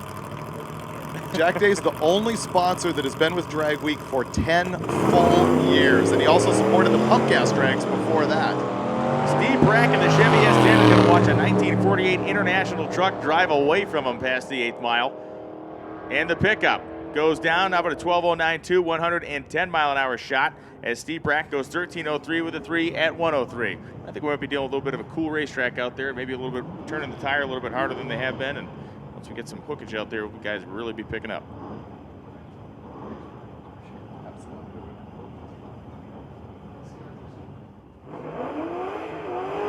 So Gordon's 67 Chevelle going to take on the four-eyed Mustang here. The Chevelle completing his burnout and rolling up toward the starting line. The Mustang doing same. Jack Day from Rocket Brand here celebrating 10 years of Drag Week by giving away 10 drums of racing fuel, about 10 grand worth of gas plus free delivery. And there's no money in it here in Drag Week, but there is a lot of support from our sponsors. Gear vendors, once again, that guy fires free Gear vendors units out in the audience at the final award ceremonies like they were candy. I remember when wheel stander guy used to put Jolly Ranchers into the stand, drive by, just heaving them in. That's pretty much Rick Johnson with some Gear vendors at the award ceremony. 11:24.5, 120 for TJ Johnson, and Chris Roberts goes 13:58.8 at 113 miles an hour. Boy, this little Datsun is a show. Got his bushwhacker fender flares on it. Gear jam and stick shift transmission. A Cobra, Mustang Cobra independent rear suspension in the car you're going to see on the Doug Ray Chevrolet side of the racetrack. On the O'Reilly side of the racetrack, it is the Mercury Capri.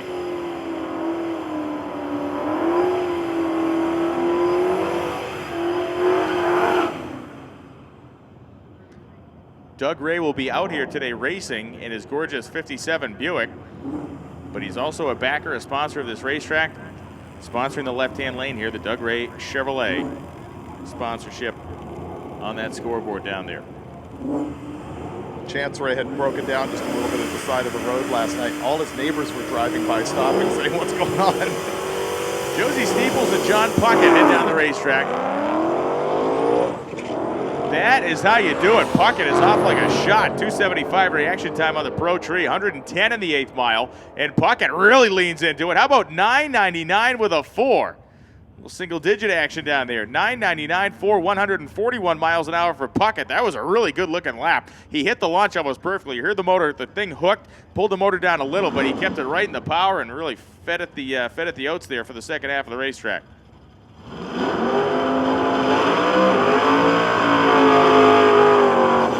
how many analogies do you actually have for putting the oats to it in the second half of the racetrack? I got a lot of them. Laying on the steam. What else? Ooh, I ran you dry already? No, put the spurs to it. Yep. Pouring on the coals. Put the oak to it. I mean, there's a million. We can go all day on this. Right? Yep. And will. Oh, do I and how? John Dodson and Kyle Bridger. Dodson in the Malibu and Bridger in the Camaro. Problems for Dodson. The car came off the starting line, broke up all over the place, and he's just going to idle it down the racetrack. Bridger, very clean run right down the center lane. Again, we got like, what, 800 gallons of traction compound applied out here. There's plenty of stickum out there. 1184.6, 114 miles an hour for Bridger.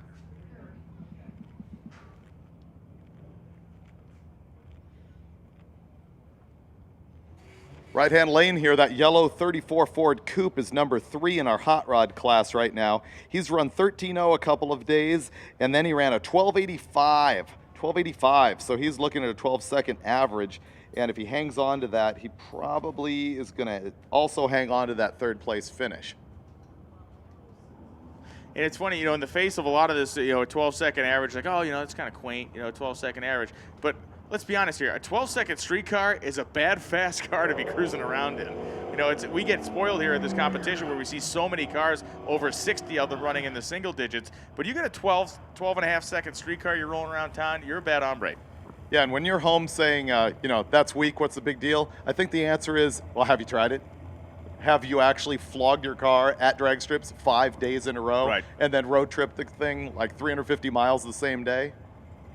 Most likely the answer is, no, I haven't done that. No. No, I'm actually sitting at home racing my computer. Yeah. I got supple wrists and quick fingers. It's Tim Pogue in the hot rod. John Smith is in the Mustang. And Pogue in the early 30s, 33, 34 Ford Goose, 13.05 with the 2, 103 miles an hour. John Smith, 13.40 with the 2 at 105.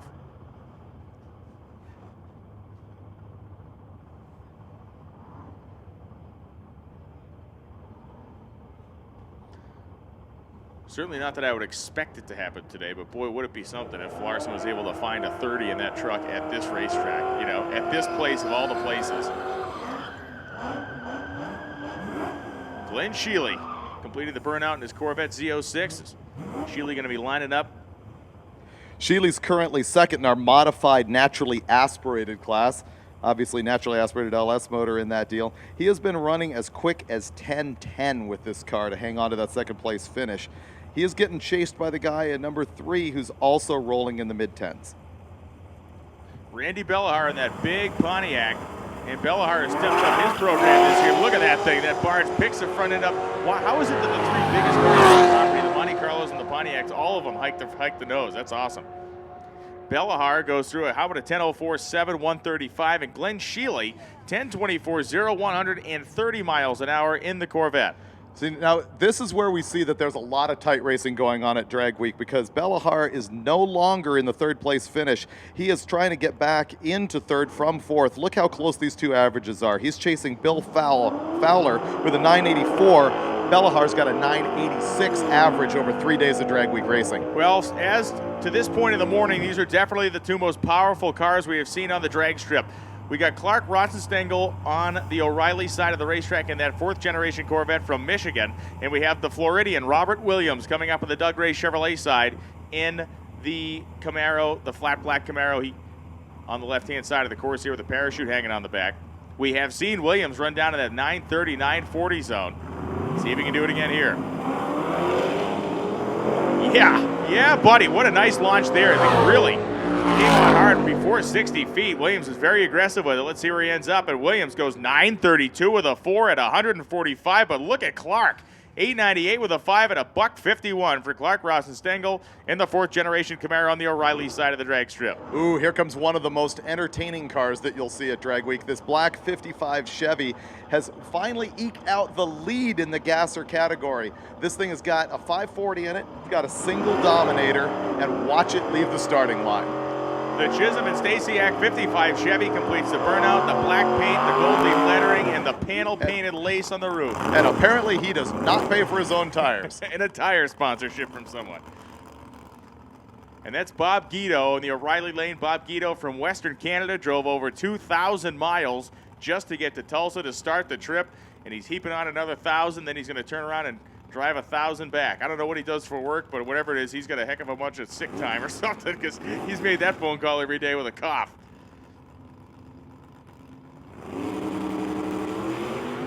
Oh, not getting the bite. And the 55 Chevy heading down the racetrack goes 10:25 with a 3:135 as Guido goes 11:60, 6:4, 119, and actually a pretty good example of Gasser technology there, because the reality was the reason Gassers had that stance was because the suspension technology at the time was so bad. Right. The only way they could figure out to get weight transfer was to basically build it into the car.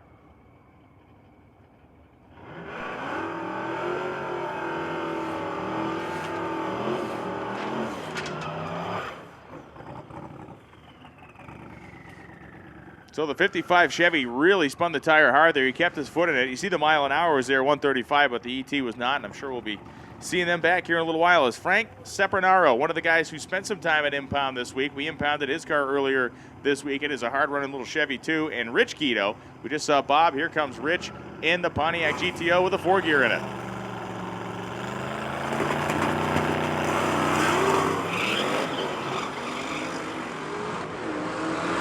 Here's what's amazing. That little Nova's been running 890s and isn't a player in Super Street Power at her. 948.0, 149 miles an hour for Sapernaro, and Guido goes 1067, 9, 134. Imagine a world where your 8-second street car is not competitive in your class. So, unbelievable. This is the deep end of the pool. That is for sure. Drag Week is the deep end of the hot rodding pool. Steve Fagan here in the close lane. Been at Drag Week many, many times with this big block powered little, not really Blazer, because once again we tell the story of he started with a pickup and welded a Blazer back half onto the thing. Go ask him why when you see him in the pits. What I appreciate about this thing is that he just is in relentless use of the Krager SS. I was going to say, and it looks good. The Krager SSs look good on that truck. Krager SSs look good on virtually anything. Virtually. There are exceptions to every rule. There are. Your Caprice, for example. Gordon Potter, Steve Fagan. That was just an underhanded slap that I didn't see coming. Fagan had a better reaction time. He's at 112 in the 8th mile, and the Blazer that really isn't goes 986.7, 141 miles an hour, and the GOAT goes 1216 with the deuce at 110. Man. We're looking at Kurt Johnson here in the left-hand lane in that black Fox body Mustang. Hey, thanks for the good information on his car, by the way. Right. I have nailed it. completely been FUBAR on this deal. I've been calling this thing a 632 big block Chevy. He walks up to me in the pits this morning. He's like, do you hate me? Because everybody is calling me going, you put a 632 in this thing, what's wrong with you? That is, in fact, a 509 big block Chevrolet in that Fox body, continuing the tradition of bringing a Fox body to Drag Week that does not have a Ford motor in it. There's a long and heralded tradition to that, and we do have some competitors that have left the Ford engine, and we made a joke yesterday that one of the guys just didn't have time to swap his motor last year, but there is still a strong diehard Ford contingent, but boy, there are more of them that are powered by Buicks and Mopars and small block Chevys and LS motors than we do see with Fords anymore. We had one year with a Cadillac 500 in it. Oh, man.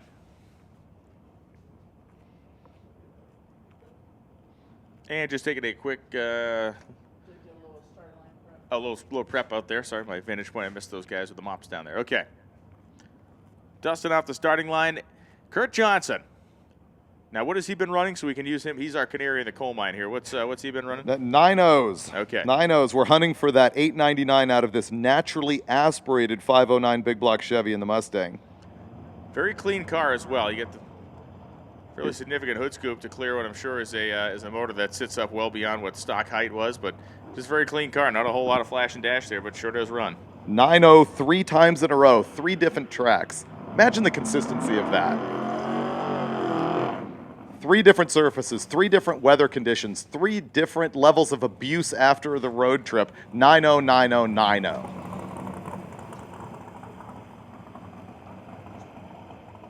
So Johnson, I believe, is actually going to do he's going to go back in the water. He didn't like Brennan was kind of uneven. Those Mickey Thompson slicks going to get him wet again and give him another hit. Kurt being essentially the Jay Leno of streetcar racing car collectors, this guy has got a whole bunch of cars. S10 that he raced a few years ago. He's got that wicked Chevelle. He's got a bunch of stuff he drives on the street. No shortage of fast cars in the Kurt Johnson fleet. Yeah, the flotilla of Johnson is very good and very fast. He'll be lining up next to Paul Menzel. Menzel is in the GTO Judge convertible. Your Riley side, boy, Johnson's car. Sounds good, bellowing down there as he clears the motor out and going to put it in the old pre-stage beam. And Johnson wastes no time at all, goes into the fully staged position. Menzel gets his car in there, and it's go time. Ooh, I'm going to say we're still having some cold track issues out there. Johnson really got after it early, and you saw what happened. He busted the tire loose by the time he got to 60 feet, and he's just going to idle it down there. And I think for Kurt, maybe some frustration there as well. The burnout didn't go as he wanted. That thing, that ship never really got off the ground like he planned there. So he'll be back around again. Ships typically don't get off the ground. Unless they're airships, right? Oh, yeah. Dude, Oh, wow. oh. Did you see the comeback I on did. that? How about that? What was the Wham. reaction time on that? I was just, you know what? I was ready. I had my hand back. If I had to slap you, I was going to, and that just happened. So, wow. Yeah. I don't know. 2 hours of sleep, Unless you and the got a man is on it. You got a Zeppelin or something. Brian Loans, ladies and gentlemen. By the way, one of the official NHRA track announcers. For now, I might not be. Oh, he cuts the attitude back just a hair when he's on the on the mic at NHRA. I don't get to talk about airships and any of that stuff. So Menzel went down 16.71.9 at 92 in the jump pits. Please, body. He's been running best of 9:16, 150 miles an hour. Well, 149.9 out of this car. That's that color from the Martha Stewart collection, I believe, Pumpkin Spice. That's right. Her new line of DuPont automotive shades. And in the opposite lane, we have pumpkin. Minus the spice. That's right. No, that's probably more like, you know, Hawaiian sunset. Hawaiian sunset. Taking a quick break at the line before he decides to actually go down the track. Yeah. Oh, and he wags it pretty hard. Definitely that thing. The turbo cars, those things spool up, and they make that big power anywhere you want them to in the track. There's lots of videos on the internet. That guy will pedal one of those things, go out another couple hundred feet, it'll wheel stand again. In Greg Lemma's case, it just got loose on him at the start, and then it also busted loose at about 330 feet. He goes 12.65 at 76, and Lou Martin went 12.16 with a 1 at 112 in the Gray Pumpkin over there in the O'Reilly lane. So here we have that 80s G-Body El Camino, the First Try Engineering sponsored machine. And the cranberry colored Fox body convertible. Oh, nice. Four-eyed car for the convertible. There's a couple four eyes here. The well drag lights favored by both competitors on the front. I had the strangest dream last night that Oh, I was boy. actually in my old neighborhood where I grew up driving a maroon four-eyed Mustang and got carjacked. Where did that come from? Oh, it ended with you being carjacked? Yeah, and then I Wow. ran over the guy. Oh, well, at least that had a happy ending. And I ran over the guy. Matt Jennings and Doug Flynn. There's no Doug Flynn going on.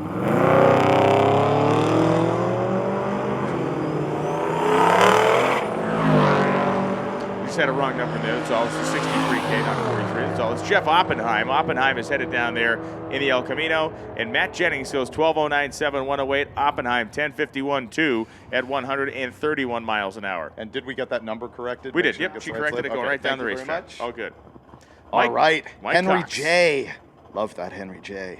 This is Mike Cox. Big block Chevy in this deal, naturally aspirated. Why do people not bring the supercharged combo except for Arizona Jim? This thing capable of a 9.0.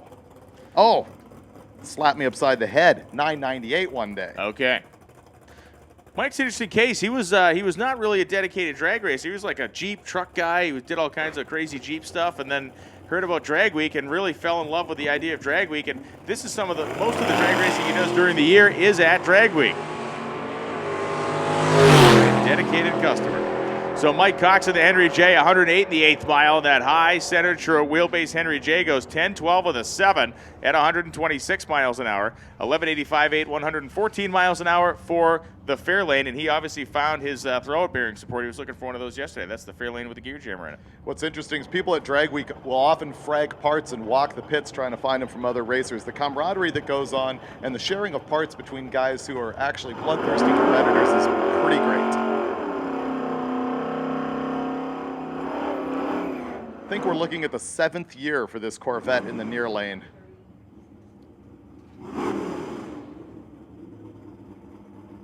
It's Richard Blankenship. It's an 81. It's about a 1050s car.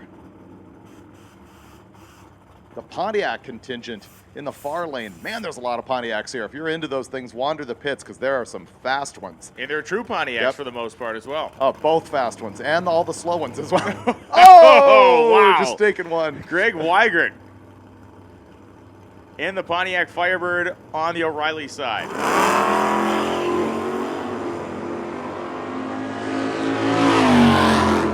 Weigert had a jump of about 1/10 of a second on the Christmas tree as these racers really get more aggressive on the tree trying to get ready for Saturday. 11:16.3, 118 miles an hour for Weigert, and Richard Blankenship goes 11:28.8 at 125. In the Doug Ray Chevrolet lane as a pair of Novas approach the starting line. We are running all these cars on a 4/10 Pro tree because they're practicing for that heads-up shootout in Tulsa on Saturday. See the Caltrax bars on both of these cars, and Caltrax, one of the, simple innovation, but boy, they've really revolutionized the way the small tire car works, especially on a stock suspension setup. I will tell a story once these go down. Once again, from the lore of fastest street car racing days gone past. Ralph Hoke and Mike Carl are your drivers. Hoke in the silver car, Carl in the O'Reilly lane, blue Nova. And that was a drag race till 330 feet. When Ralph Hoke got his sea legs under him, and he goes down 999 with a 3 at 134. Mike Carl, 1107.4 at 123 miles an hour. So in the early days of Hot Rod's Fastest Street Car Shootout, when we were formulating the very first rules, we realized we should really split up the big tire cars from the small tire cars. And one of the guys in upper management at the time had been a racer, and when we did that, I remember him standing in the hallway saying to me, "This is pointless. You cannot run 9s on a small tire car. Trust me, I've tried it." Oh, Johnny, was he a star junior stock racer at one point? He might have been. The Mopar Midget, I think he went by at one point. Johnny Junior stock. And we just saw our passenger door open in that evil 1966 Nova, or 1966 Chevelle, and Ross Galt rolling up in the Hugger Orange Camaro on the O'Reilly side. Ray Bauer is the guy driving the Chevelle, and Galt is in the Camaro.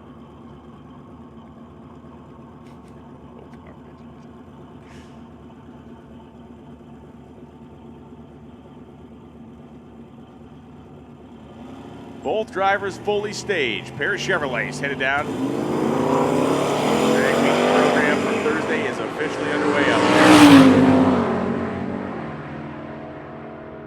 And the Chevelle, nice clean pass. 10 flat, or 10.05 rather, 9, 140.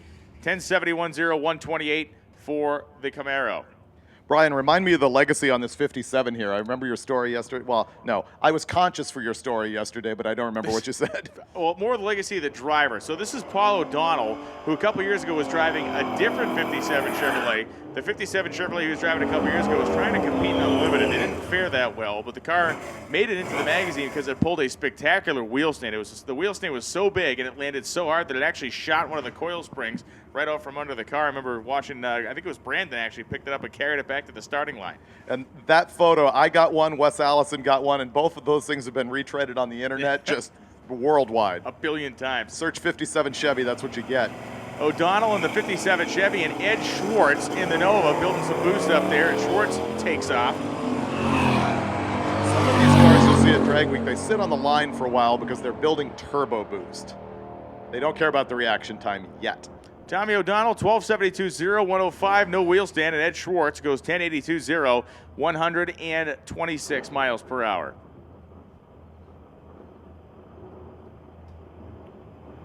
David Barry in the close lane here in the 64 Chevy 2, currently running second in the Super Street small block naturally aspirated class.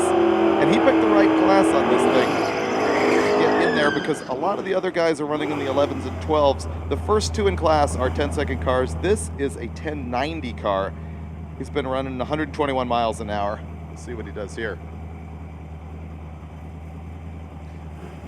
Dave Barry and Dan Dodds. Barry's car is very unassuming. I mean, a tiny tire on the back of it. Doesn't have any kind of real crazy looking rake, anything like that. Light little Chevy too.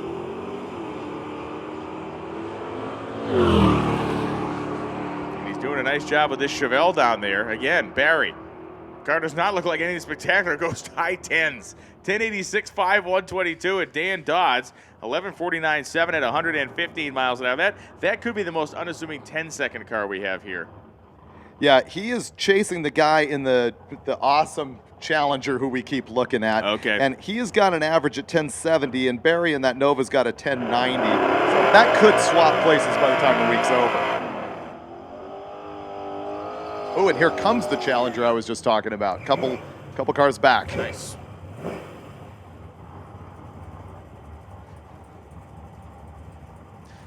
Matt Frost. Matt Frost, you have packages at the Racer Gate. Matt Frost, you have packages at the Racer Gate. Unlimited competitor Matt Frost, go get your stuff.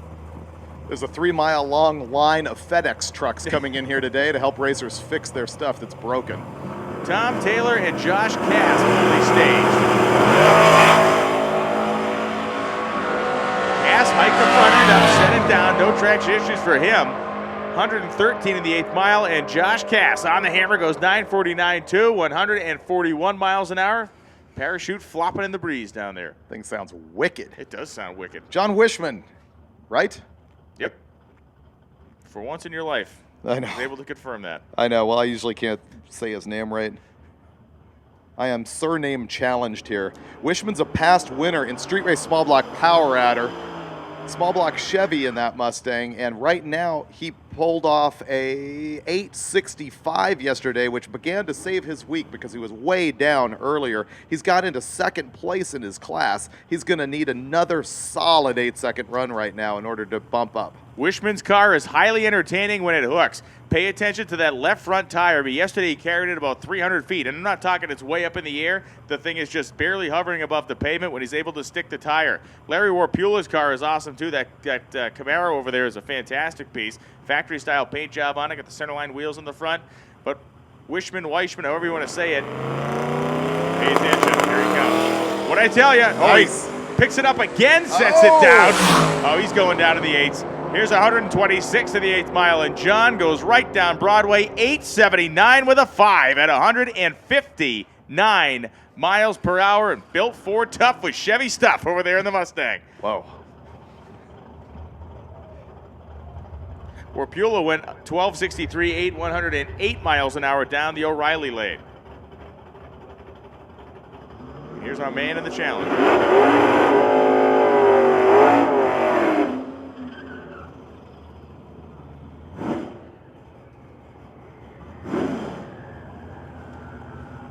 Monte Carlo SS, the Doug Ray lane, and the Challenger, the O'Reilly side of the racetrack. And if you like your cars have a little bit of an old school pro stock kind of rake to them, that's your guy right there. Tucking that front tire down. Great looking car. Looks good going down the road. Sounds good too. Sounds good turning $5,000 at 55 miles an hour. What doesn't? Mitch Horn and Josh Walton. Yeah. The teeth, the fangs are starting to grow on the racetrack out there. We're seeing more and more cars come off the starting line with the front end up, and Mitch Horn was another one. Josh Walton goes 1033.3 at 133 miles an hour, and Mitch Horn goes 1079.8 at 122.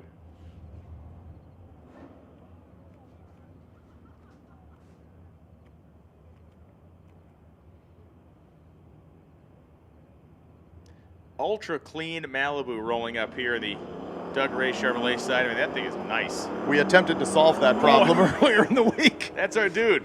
That is our dude. Actually, our hot rod toter home unfortunately backed into this thing in one of the parking lots. We got lucky though. The level of damage is minuscule. Still, we need to take care of that guy. I think a good thing is it's running like a radial tire in that thing. The radial tire, when it's cold, sitting in a parking lot, doesn't have a lot of lateral grip. So if it did, there would be some carnage there. But luckily there wasn't. Just a nice car.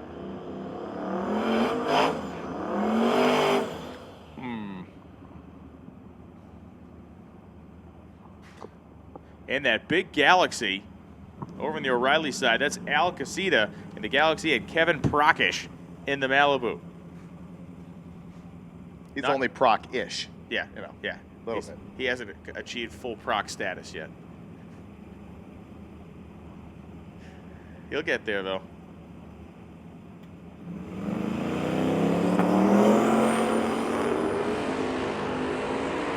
Well, Kevin Procish wants nothing to do with that Galaxy. He is away and rolling. Down the nines here, 987, 4, 138 for Procish. Casita goes 1265.6 at 104 in the USS Ford. Oh, one of our Monte Carlo duo coming up here, one half of it, Mike Roy. Now this is obviously the big tire half of the show.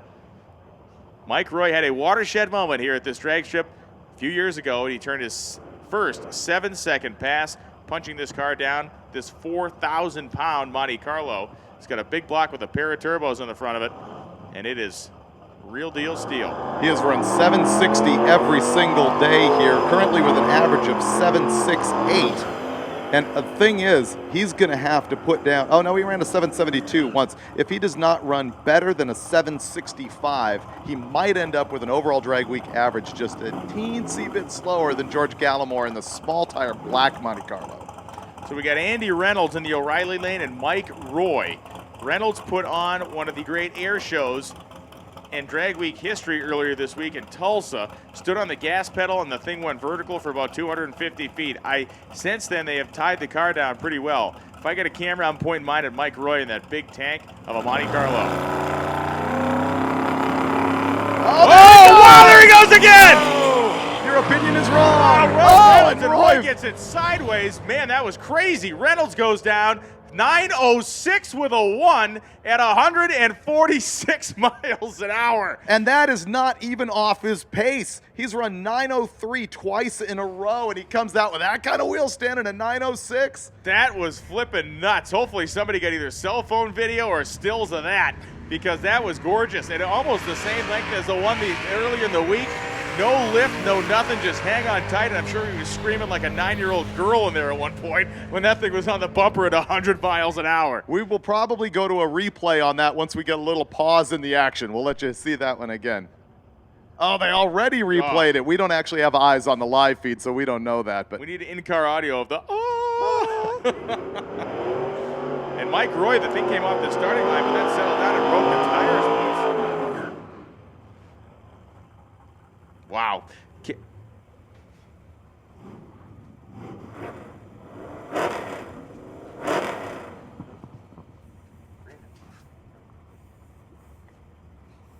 Kevin Clocker and TJ Lee. Clocker in this gorgeous 1977 Chevy Vega, and Lee over there in the Malibu of roughly the same vintage. The Vega is a player. Oh, he's second in modified power adder. That thing is an 8-second car. Let's see his best run of the week so far, 871. Tearing the tire off the line, He was sitting in kind of an interesting position on the racetrack. He seemed to be justified to the right-hand side of the groove, and because this thing has been so cold and we're getting some heat in it, I think he might have been in a spot that that was maybe a little less friendly for traction than if he had been more centered up in the middle of the racetrack. Yeah, that will not be a star moment in his drag week program. No, that will be a time slip that does not get turned in. Now here's Doug Flynn in the far lane. This guy in the once again Krager SS equipped Red Nova is a software engineer for Holley. This is the guy who designs their fuel injection. You know a dude's had a race car for a long time when you look down and you see the old Craftsman NHRA ET Series sticker on the side? Yeah. Because that was like an 80s to early 90s program. So Doug Flynn has had this car. It's gone through many iterations. It currently has a turbocharged LS engine in it, and it's a 9-second hitter even on that little tiny tire he's got on the back. Doug comes out on this event with his dad. I think that's really cool.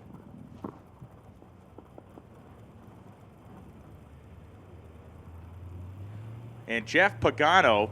Pagano is in that Pro Street style El Camino.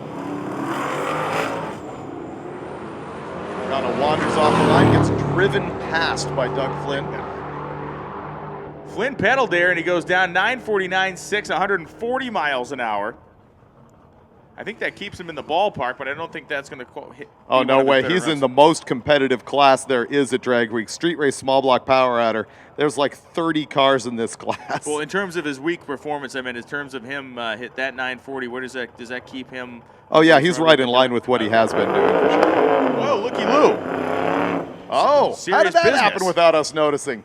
Oh, that's because he came out of the fast lane. We have a lane just for the unlimited cars. Ladies and gentlemen of Great Bend, you are looking at the Evil Twin, driven by Jeff Lutz. This is currently the fastest car in the history of Drag Week. Earlier this week, Jeff Lutz went 225 miles an hour. You might say, well, Tom Bailey went 226. Tom Bailey did that in testing. He didn't do that in Drag Week competition.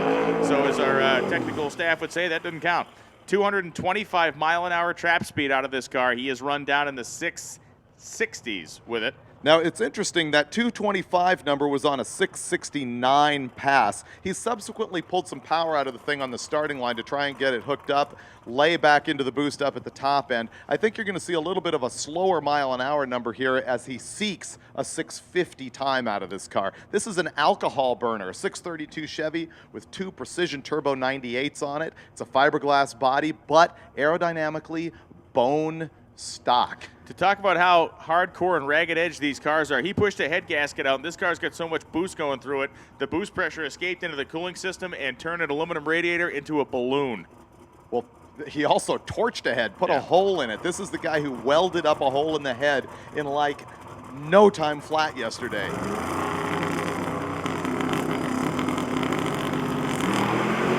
Oh, yep. No doubt in my mind you will see that car back here later on today. He is not going to leave here with a 9:10 time. Nope. Zero chance. 9:10 with a 5:107, and things had already fallen off for him by 60 feet. That car typically shorts in the 1.113, 1.160, and he was 128 to 60 feet. It was sideways by then. Okay, this is cool. Oh, this is really good. Remember the story we heard about this car earlier today? This is a genuine Buick-powered Buick. He is third in class, and it's cool because big block and naturally aspirated, the leaders are a Pontiac, a Plymouth, and this Buick. And the fight for third place is down to 200ths of a second. And so he saws all the exhaust system off of this thing to try and make it faster here this morning. Just get some weight out of that big old hankin' Buick. Yeah, they busted out the hacksaw and decided to cut the exhaust off the thing. Maybe a little more power, maybe a little less weight. And Paul Corman will roll up in the Demon in Corman's car. A naturally aspirated machine over there in the O'Reilly lane. It is a great runner.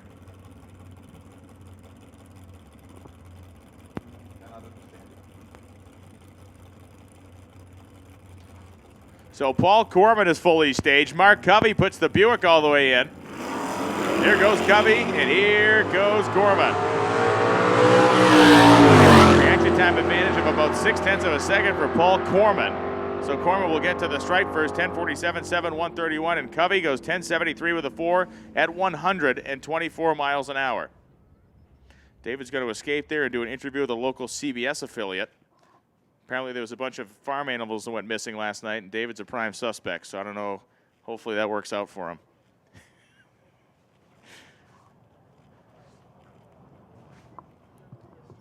Yep, just going to take a quick mop job on the starting line there and fire hose a little bit of traction compound, maintain our starting line, make sure we keep up on any bald spots or any trouble spots that begin to show themselves as we run a whole lot of very powerful cars, some of which on very small tires down the racetrack. Well, the weather guys, for once in their lives, weren't kidding. They said that we were going to get this cold air mass to come down, and it sure showed up. We went from last night, we were driving to, we left the track at 90-something degrees. By the time you add your class number, please get to the hotel. The temperature dropped about a full 40 degrees almost by the time we get to where we were going. So it certainly beneficial for making the horsepower. Going to get some more heat in the racetrack, but great morning here at Great Bend. Very happy to be here. Very happy to be here for the second time. Drag Week came through here in 2011. We're back in 2013. Could not be happier, and a whole bunch of racers stacked up in the lanes to make runs. We've seen one of our big heavy hitters come out in the form of Jeff Lutz.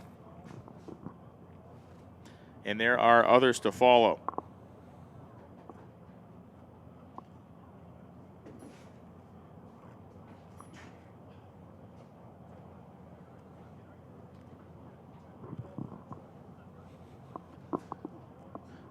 And just letting that compound set up. We're good to go. We're going to be bringing our next pair up into the water box. All right, we got a lost gray backpack. Where would somebody go if they have lost their backpack to retrieve it? Okay, if you found a backpack, I misunderstood. If you have found a backpack, a gray backpack, please bring it to the timing tower, please. If you found a gray backpack, please bring it to the timing tower, please.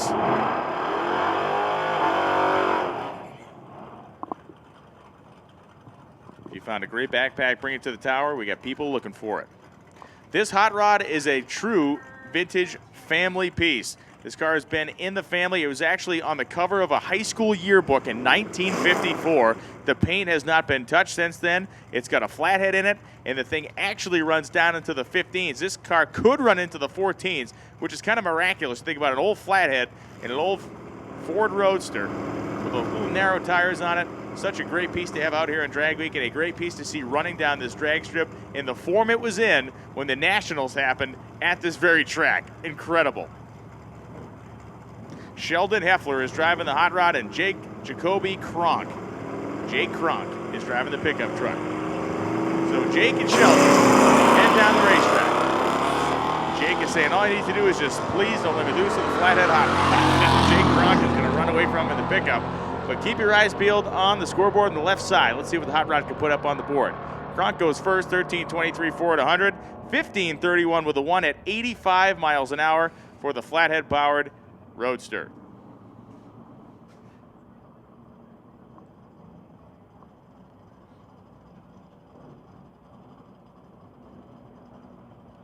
Late model Pontiac GTO going to line up next to the Malibu here in the water box. This late model GTO is a heck of a sleeper. Very unassuming car. It is basically just a stock bottom end, heads and cam type motor. And it hustles. Malibu a little bit more aggressive looking. You see those beadlock wheels in the back. More cars than we've ever seen this year running beadlocks. Very business-like look when you get the beadlocks on there. You know you showed up to play when Danny Roberts and Bob Admire. Admire is in the Pontiac. Roberts is in the Malibu.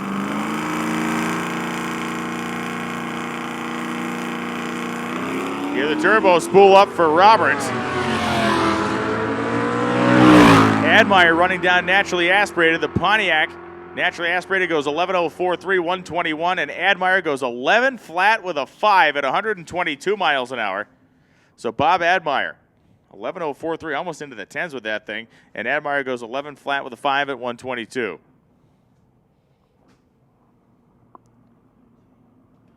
And here comes our stretchy truck over the ready line. He'll be coming in the next pair after we watch the Corvette Z06 and the beautiful Chevy 2 Nova SS on the Doug Ray side. Another one of our cars equipped with the Caltrac style bars in the back as the Nova rolls to the front. The Corvette, the C6 variety, will be lined up next to the Nova. Talk about a little bit of a styling difference down there. You get that really shoebox square Nova of Corey Petska. And Charlie Barber is the driver of the Corvette. Barber has done some good work with the manual transmission in the Corvette. We'll see if he can keep it up here, get it stuck on the starting line, and snick his way through the gears.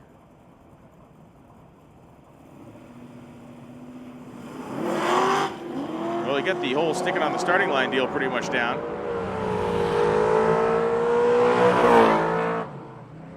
Took the Nova a little bit to get it with the program, and Barber is rolling slowly at the top end. He has stopped accelerating. He goes 1390 at 70, and Petska goes 1413 with a 2 at 97 miles an hour. And here comes the stretchy truck. Nick Pluniak, and an extended cab, rear engine, twin turbo, big block powered. I guess we can't really call it a pickup truck anymore because it doesn't have a bed. We'll call it a thing. It's gone in the 8s consistently this week. And he's going John Ford style on the burnout there. So Pluniak burns it right across the starting line. You see the brake lights lit up there, and he's going to get it kicked down into reverse and brought back here. Nick's a younger guy, very ambitious kid, a smart kid, built this whole truck himself. I'm not sure what the original inspiration was. Maybe a Hot Wheels he had or something. He got it stuck in his head. I want one of those in real life, and well, he's got one now. And you can tell how much the wheelbase has been stretched on that thing. I mean, you can see it all.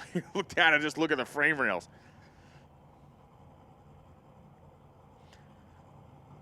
I often think to myself, with some of these guys who go through some of these small towns, I'm thinking, man, some of these guys are probably going to get a ticket for this, that, or the other thing. What do the cops do when they look at that? I have no idea. They just tear up the book. They could be there all night writing stuff. So they say, just get out of here, kid. Well, here goes Pluniak. Can he shove this truck down into the 8s again? Let's find out. He's pre-staged. Get those turbos spooling up. The Holly EF5 fuel injection set up on it. And Pluniak left like he meant it. The stretchy truck goes through the 8th mile at 119, 6 seconds. And Pluniak goes 9:26 with a 4 at 100 in 52 miles per hour.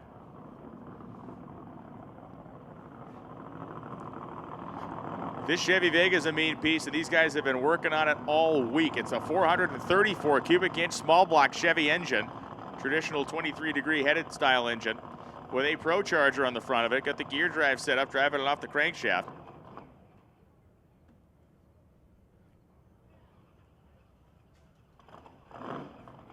And he's got these exhaust pipes that are 90 degrees from the car. Yeah.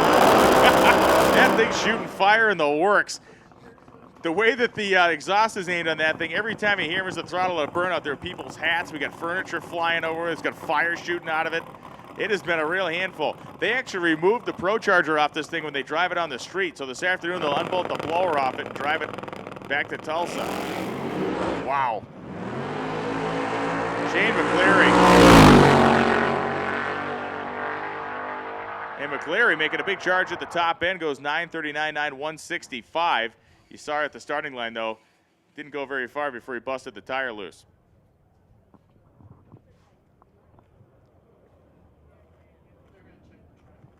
Okay, gonna go take a quick walk out there, quick check of the racetrack. Those of you tuning in on the live broadcast here, big thanks to Pep Boys Speed Shop for being the sponsor of our live broadcast here this week, and they've been a great supporter of Drag Week the last couple of go-rounds, and we can't thank them enough for being involved and helping us sponsor the live broadcast. How about Gear Vendors? Under and Overdrives. Rick Johnson with Gear Vendors has been a huge part of Drag Week for a very long time. Those under and overdrive units can be found on several of the 6-second cars you see out here, making thousands of horsepower. And the Gear Vendors units are pretty cool. They are an auxiliary transmission that will go behind either an automatic or a stick shift, and it allows you to do a couple things. One, you can kind of split your shifts if you want to, or it allows you to have a big overdrive. It's a 0.78 ratio, I think. So if you have a steep gear in your car to drive on the street, you can go down the highway at $4,000, then you click the button to click it into overdrive, and you can bring those RPMs down to a more acceptable level. Saves you fuel economy, saves you wear and tear, and they can be great in stuff for like RVs, heavy trucks, and all the deal. So Gear Vendors and Pep Boys Speed Shop, and I would be very remiss without thanking MSD. They were here until yesterday with their tech trailer, so they had guys helping to diagnose ignition issues and fix stuff. They were out here supporting the event. They've been a supporter for 10 years, so MSD, thank you. And Jack Day and Rocket Brand Racing Fuels. Rocket Brand Racing Fuels, only company that's been here all 10 years since the beginning. When there was 40 cars that showed up at Kansas City International Raceway, Jack Day was there to support it. There's 300 cars, and he's still here. So Jack Day, Rocket Brand Racing Fuels, thank you. And please consider Rocket Brand Racing Fuels when you're buying race gas. We got about a 2-minute video montage to throw to right now. It'll take you through some of the cool stuff that's been happening while we get done on the racetrack. We'll be right back to you.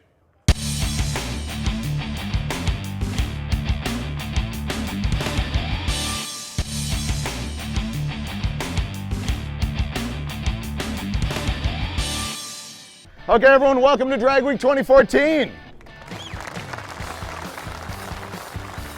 I like to say that this is the people whose cars are faster than their mouth. And I thank every single one of you for making this happen. 310 cars going down track today. Biggest Drag Week ever.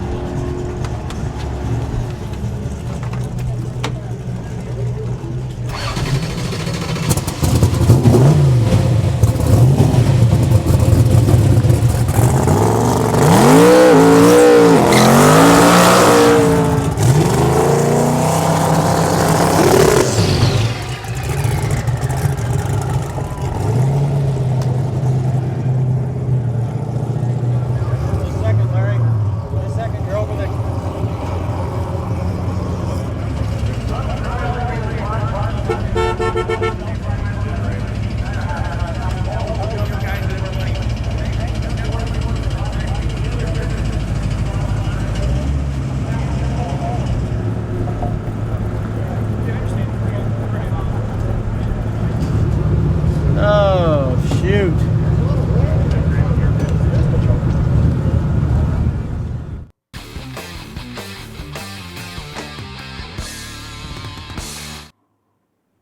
Well, that was a cool video montage, and it really kind of brought you into what the whole scenario was yesterday afternoon over there at Thunder Valley. It was unlike anything I think I've ever experienced before, and I'd say certainly unlike anything Larry, Chad, or any of the people that were involved in getting that truck turned around and into the staging lanes. I mean, it's a battle.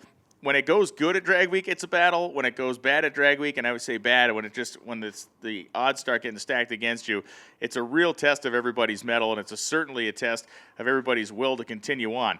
Normal people, and none of us here are normal people, but normal people would have thrown in the towel long before those guys decided to forge ahead. So, like we said it yesterday, David and I did in the broadcast, and I'll reiterate it here. It was a victory to get the truck onto the racetrack. I understand the result on the racetrack was not what they wanted, but the fact it got there, and I even talking to Chad in the afternoon, once they got the truck into the staging lanes and knew they were going to run, he said he had to walk off to the side and mop his eyebrows off or mop his cheeks off a couple times because he broke down a little bit just from the sheer emotional strain of a couple days without sleep, incredible weeks of hard work, and they actually got to the racetrack to hit the starting line before we closed the day yesterday. It was against all the odds. They didn't run a hero number, but they got the truck staged, and I think both of those men will remember that moment for the rest of their lives. I'm sure I will as well, and that's no exaggeration.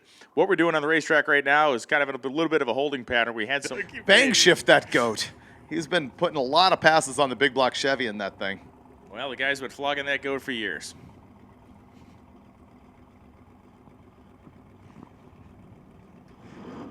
Timmy Pogue and Dave Pierce. Pogue in the Ford Coupe, 34 Ford Coupe.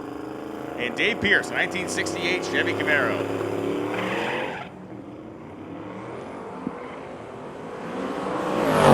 Moisture outside.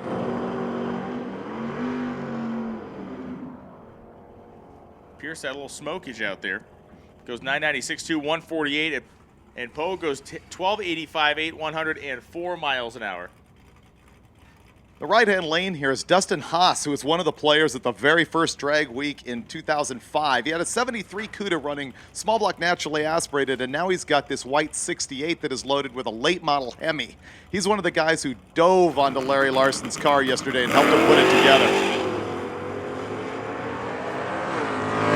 Barracuda all white with the white steel wheels. Cool looking piece is John Dodson just sprinting down the Doug Ray Chevy lane, 969.8, 139. Dustin goes 1245.7 at 111 miles an hour. Will we have a second? Thank you to Pep Boys Hot Rod Shop, the Pep Boys Speed Shop, apologies, for their presenting sponsorship of this live broadcast. And thank you so much to Gear Vendors as the presenting sponsor of the race. It's just been a great week. Still a bunch more stuff to go. We got a full day tomorrow and a fun day on Saturday. It will be all out at Tulsa for those 2 days. So wouldn't be possible without them, and certainly without MSD, Rocket Brand Racing Fuel. I see where you're just momentarily tongue-tied by the pulchritude of the international pickup. Oh, it was jumping off the page at me down there. KB1 action. Better believe it. It's Darren Gebhardt. A little smoky down there. Goes 11:13.3, 120. Tim Hall, 11:99.8, 110 miles per hour. Here comes your boy, the Hemi-powered Super B. In the Doug Ray Chevrolet lane, the factory appearing stock tire car. You get that little bias ply tire in the back just screaming for mercy. This car has run in the 10s, defying laws of physics, gravity, and common sense. And it's got the stance that would indicate several pounds of concrete in the trunk, aiding traction on those bias ply tires. Or a couple of former fast racers who may have squealed on the tails. Maybe he's got a Buick 455 block back there.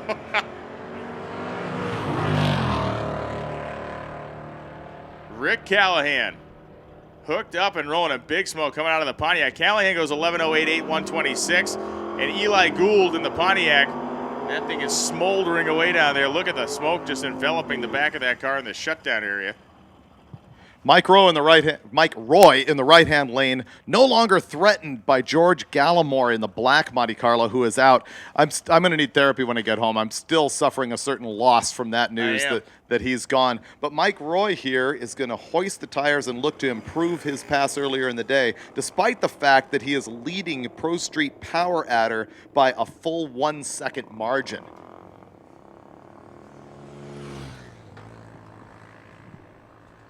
And we're going to check the racetrack. We got a bunch of people heading down the course here because of all that smoke coming out of the back of Eli Gould's car. Guys here at Drag Week doing a good job letting the smoke out, letting the fire out every once in a while. Usually it's the English sports cars that let the smoke out, not the Pontiacs, but we'll get down there. We wait for word from the top-end officials to see what the condition of our condition is in. We still have a tailwind blowing our way down the racetrack. It's a good thing. And Matt Frost comes around the corner. We have not seen Matt Frost yet in the unlimited entry.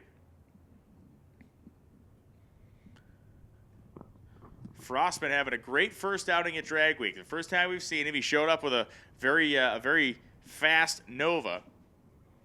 And he has been doing a fine job for himself. Actually pretty consistent for a guy who's in his first time at Drag Week with a really serious car. He ran 783 and 788. You'll see it up here, and I'm thinking, he's coming right into the express lane with his green and black 67 Nova out of Colorado.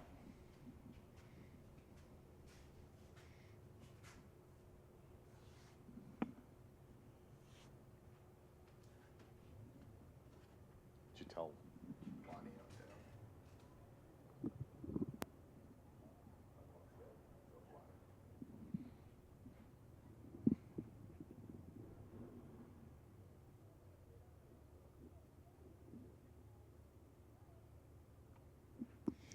I just got a text message from John Lundberg, the drag racing announcer, John Lundberg, and I put a picture up on my Facebook page of this drag strip, and he said, in 1955, I passed on a trip to go to England to be first in.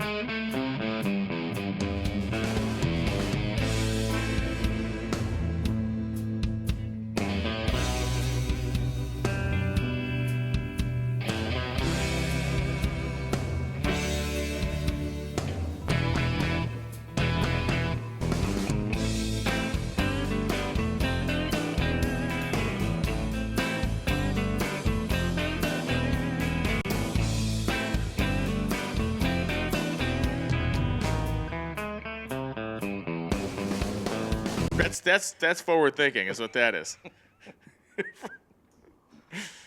It's a good thing we entertain ourselves here in the tower. They said everything looked good. They're headed back. All right, everything looks good at the top end of the track. The track officials are heading back to us, and we have entering that portion of the afternoon. Normally happens a different time, but the lanes are starting to shrink a little bit. We're getting some return customers to make more laps, but they're not exactly returning with the alarm that they normally do. Mike Finnegan going to be entering the tower here momentarily. We had the door locked to prevent such a thing, but we are going to allow him in. Here he goes. Unfortunately, he made eye contact, and I couldn't deny it. He's come inside the building. Mike Finnegan has been the Mike Wallace of Drag Week in the pits, getting to the heart of the story, interviewing drivers from this country and others. Do you have news? Out of here. Oh, is it time? Really? Apparently, Finnegan's wife is going to pop. Yeah. So, I don't know. Here's my radio. Right. I got a ride in 20 minutes. And Congratulations. Good luck, dude. Have a Congratulations. good time. so thank you. Have fun. Sorry. Awesome. Sorry, nothing. Mike Finnegan going to be getting ready to be a dad for the second time, and run, baby, run. Nice. That's really cool. That kid's name's going to be Drag Week. That's what they got to name him. Yeah, Drag Week Finnegan. Drag Week Finnegan. Yeah, just call him Week. DW. It's a DW. DW. D-dubs. Wow, that's exciting news. That's cool. We thought that might happen, but not enough that we didn't buy the airline ticket, so we went ahead and brought him. Finnegan and I have been on the road for 2 weeks, ever since before the U.S. Nationals last weekend, where Brian here was announcing. We were shooting a roadkill. We went to Indy and bought a car that I realized I failed to announce that we're going to give away tomorrow. I need to get on that. If you're a roadkill fan, we are going to give away one of our roadkill cars at Tulsa tomorrow. I need to get that information online. That was an ultimate fail on my part. Oh, actually, video guy Dustin just pointed out with Finnegan leaving, it's a little difficult to continue filming a roadkill episode. Wow. So all you right, forgot- the so drama continues. So you in the span of 30 seconds, you forgot you were giving it away, then just said you were going to give it away, and now you're not giving it away again? Is that what just happened there? I don't appreciate the hostility. I'm just trying to clarify this for people that may want that wagon. What's your name again? Do you work here? I stumbled in from outside. That's right. Mike Roy. What else can we say about that Crimson Monte Carlo on the right side of the racetrack? It is a mean piece, but it did smoke the tires the first time down. He needs to get a clean run here. Greg Weigert. That's forward thinking, is what that is. That's a good. The quiet killer this week. See what he can do out there. Klein will be following this large barge of Chevrolet down the Doug Ray Chevy lane. Man. Oh, he's stuck on the track down there. Up, and the Chevelle has ground to a halt down there past the finish line, so we're going to have to give him some assistance getting on the racetrack. Mike Roy's run, though. Epic. Epic. Yeah, that was really awesome. And normally the car picks the front end up. It really ramped up. I mean, they must have raised launch RPM or something because that thing really came up. You could see those giant rear slicks just squat down, and he was like off like a shot. Man, I felt the tower moving back. Pretty much windows shoved are this thing a rattling. foot the other direction when that thing launched. And the driver of the Malibu is under power again. He must have. He's going to get off. Yeah, he's. I think he just made sure he wasn't dragging or leaving. Get you some right now, because in a half hour we're going to be closing the door on that thing and getting on the road to get Mike Finnegan to the airport so he can be home to see his fresh addition to the family. Do you think his kids are born with beards? Is that how that works? Kid just comes flying out, beard intact. Waco Davis and Jason Pipkin. Davis jumped the tree so early he will not get a reaction time of nothing. Pipkin was 143 early on the pro tree, and Pipkin shuts it off early. He's rolling slowly down the top end, and Doug Klein's like, let's just get this over with. Come on. A familiar sight at Drag Week for many years. Larry Larson in his fire suit walking towards the line. He's going to have a look at it because he has...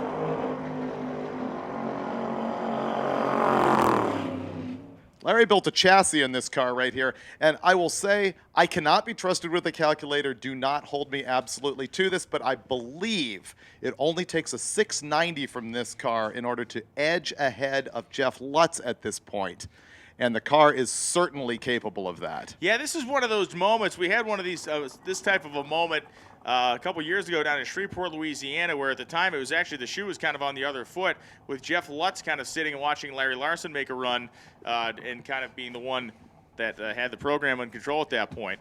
I see Larry going to come back here and give Doug some advice. Whoa. Whoa.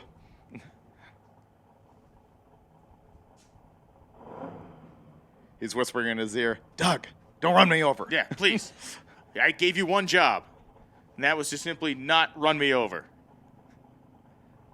So Doug is going to clear his head, step away. I think Larry was just looking at the exhaust. We saw all that soot come out of there, but you got to remember the guy drove this thing 300 miles at like idle. And so you do the burnout, you're going to blow a whole bunch of junk out of the exhaust pipes. The Hot Rod staff has seen this car on the road completely by himself many days in a row now here. This thing is completely legit. Doug Klein, can he punch down into the 6-second zone?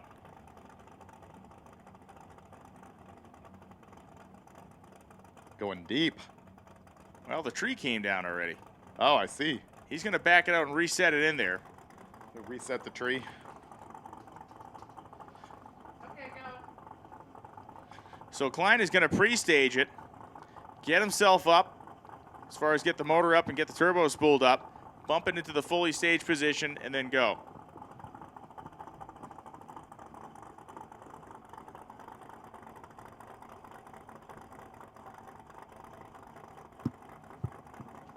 Okay, so now Klein inching the car in. Took a deep breath. Set himself up. I am pumped for this. See him settling. No. I'm wondering, something is not looking good or right for Klein here. He's going to shut the car off.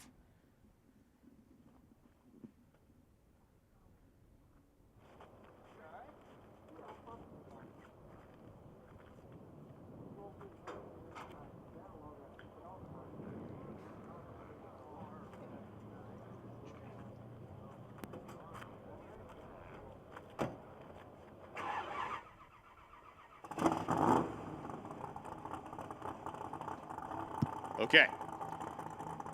Just as we were saying, it's going to go towards pre-stage. I have a sense of deja vu. Doug Klein, a master of the dramatic. Build to that crescendo. No, not once, not twice, not 3 times.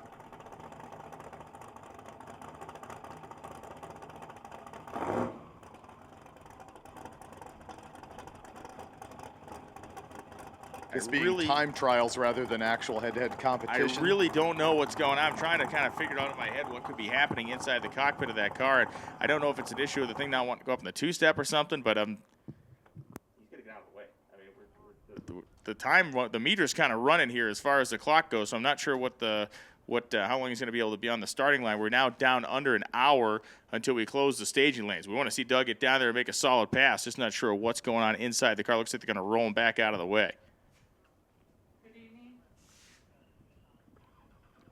So Matt Frost, we're going to get Matt Frost to back up in kind of a chain reaction deal here so we can get Doug safely moved out of the way.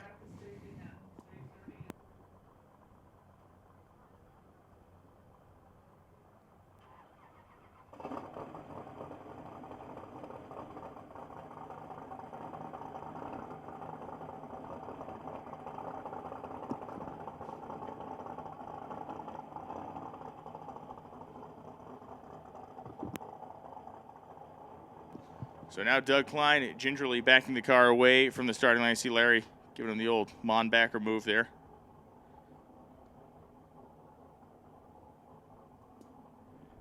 Well, that's a heart-in-the-throat moment once again, considering his position in the standings. We'll really look forward to see how that plays out. He's stopping just past the burnout box. So I assume he's going to be coming back to make a hit. I'm just going to try to get some information here, try to figure out exactly what that was. It was just odd. If there was something going on in the gauge-wise, if he staged it once, I figured it would have backed it out. But there was something going on, like especially the last time where the car just came through the tree.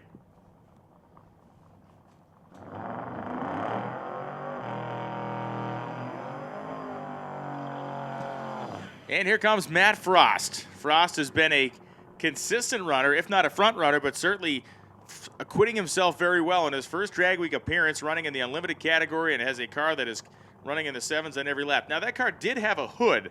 Unfortunately, that hood made an exit at about 150 miles an hour yesterday, and it is no longer fit for human consumption, so it is not on the front of the car anymore.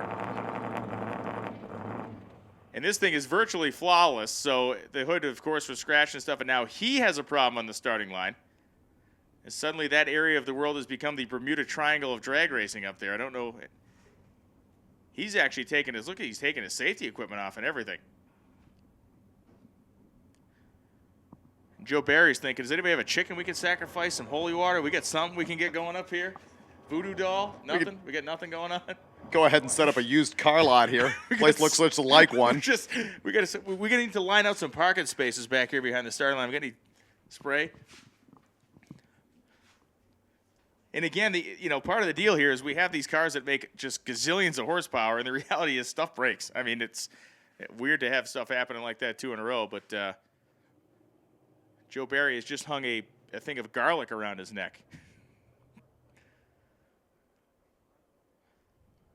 Well, Matt Frost, I mean, that thing is just, I mean, you see it with the hood off. The motor is cleaner than anything I own, any portion of any, like, physical object I own, not a car.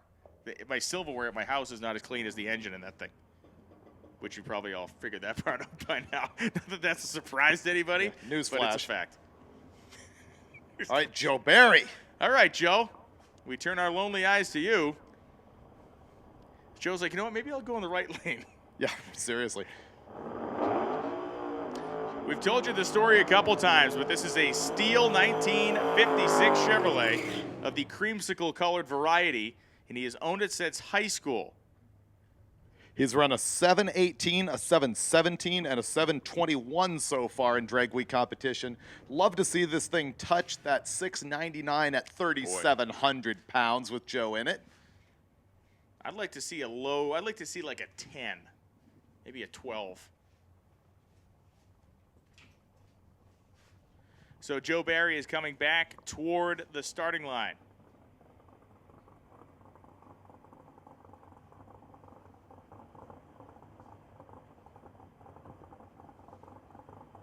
And now his crewman's going to get him where he wants him in the middle of the lane. 2:42 right now, so we're looking at basically 45 minutes, a little bit more, 48 minutes or so, as Joe Barry heads closer to the starting line.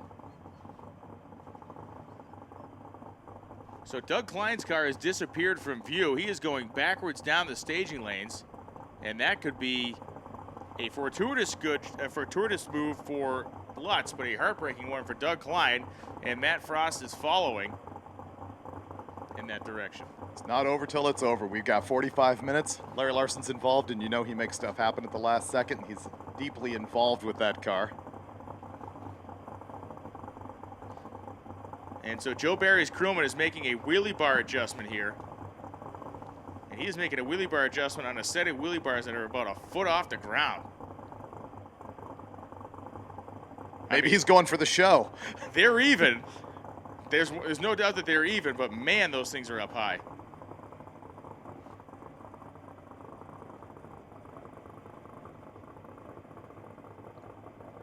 Get your cameras ready. Joe Barry.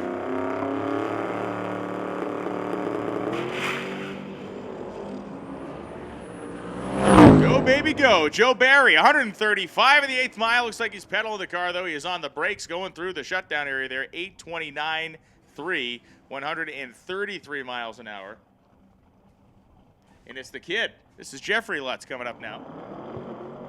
The original 57 Chevy that Jeff Lutz drove to prominence. This one is all steel. The car we saw Dad in, a virtual twin, an evil twin of this one, is a composite body. Now what's interesting is they've been taking a little bit soft with this car, basically getting Jeffrey to finish a drag week in it for the entertainment value of having 2 black 57 Chevys on drag week. But with Joe Barry just having run that 8, there's a chance this thing could bump into the top 3. Oh no, because I think Mike Roy is going to be faster after laying down that 756. Yeah, you're right. You know, the drama continues across several classes in the hunt for the top 3 quickest cars of drag week. Yeah, it's not just the top cars at Unlimited, it's the top cars regardless of class. And so the kid bumps it all the way in.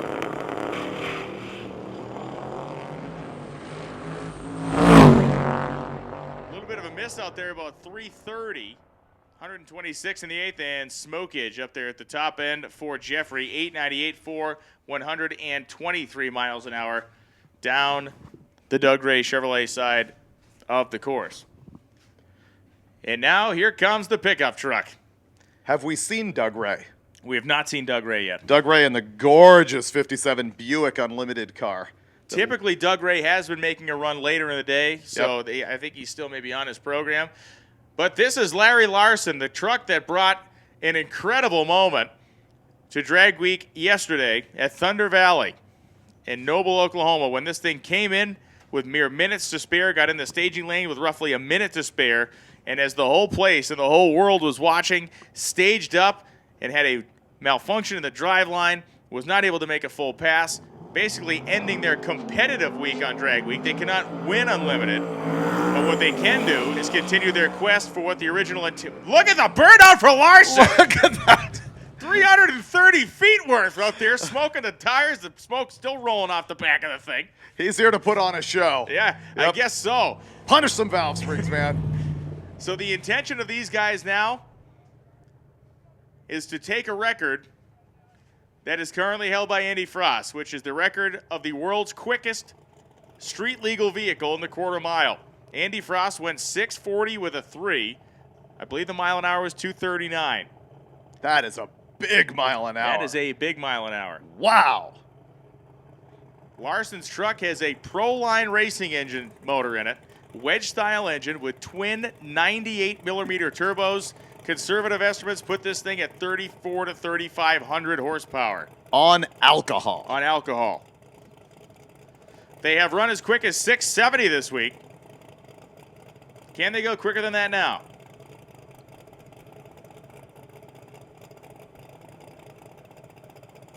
Larry Larson finding that pre-stage beam in the truck. Spooling the turbos. And Larson through the 8th mile at 171. Larry gonna lift down there, goes 692 with an 8 at 182 miles an hour. That thing was loosey-goosey. He was driving his backside off down there to keep a hang on that thing. Were you going to mention a certain member I was of the not. male anatomy? I was not going to do it.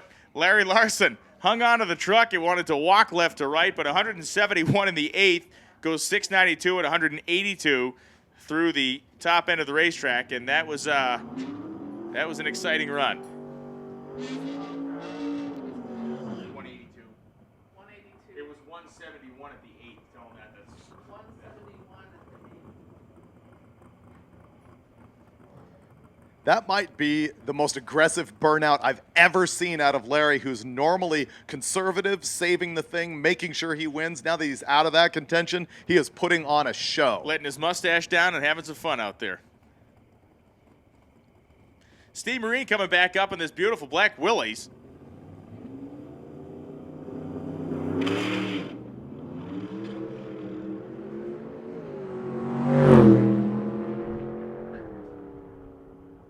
And Marine heading down the racetrack, 10:17 with an 8,100 and 28 miles an hour. As Nick Pluniak comes up.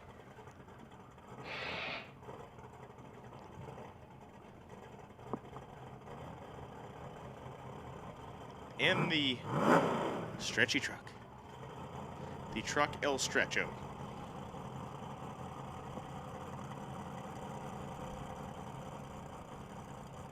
Do you have any intel on the frame on that thing? Yeah. It's weird. Okay. I think they just added a bunch of straight channel to the middle of it is what I believe it is. I don't know if there's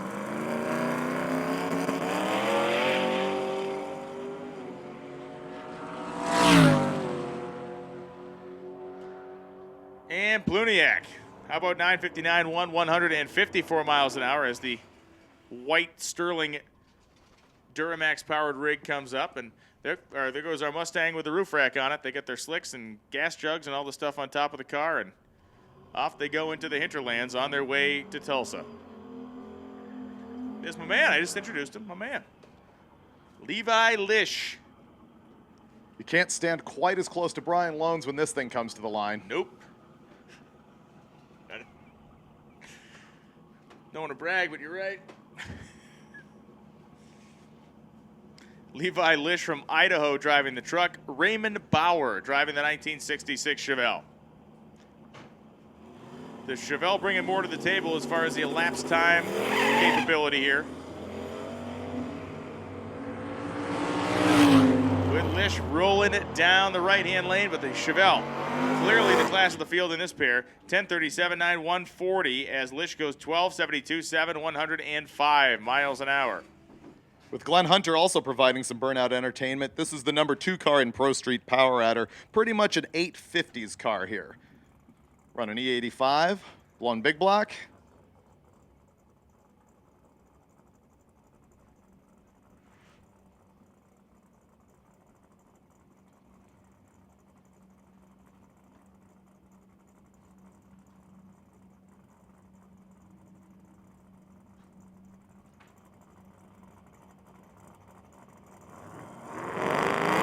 So 10 minutes remaining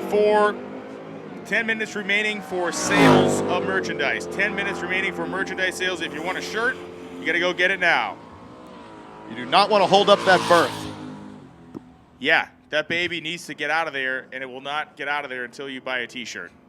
Fact. Learned that in pre-med. We are going to ask her to hold it until all t-shirts are gone. So in support of Mike Finnegan's new baby, we need you to go sell out on t-shirts.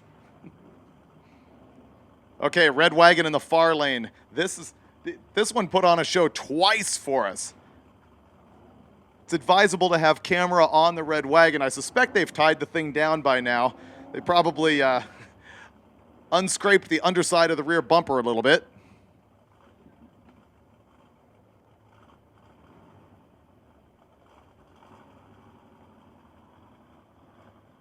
When Monty Fermento S comes back up here, I've got to ask him, is the purge deal really more for show than anything else at this point? I mean, I understand air bubbles in the line and all that stuff, but I like it when you guys get up there and you see him running about 30 seconds worth of spray out the nozzle, reducing the bottle pressure. Of course, maybe that's sometimes what they're doing. That's where it's all going. Wait a second. Yeah. And they do have it tied down.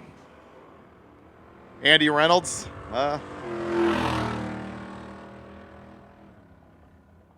On a milk run.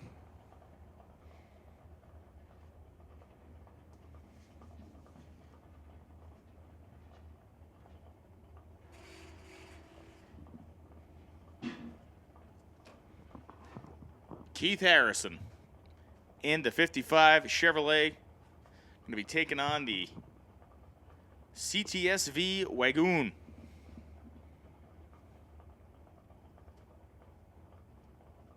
With a Corvette wheel in the back.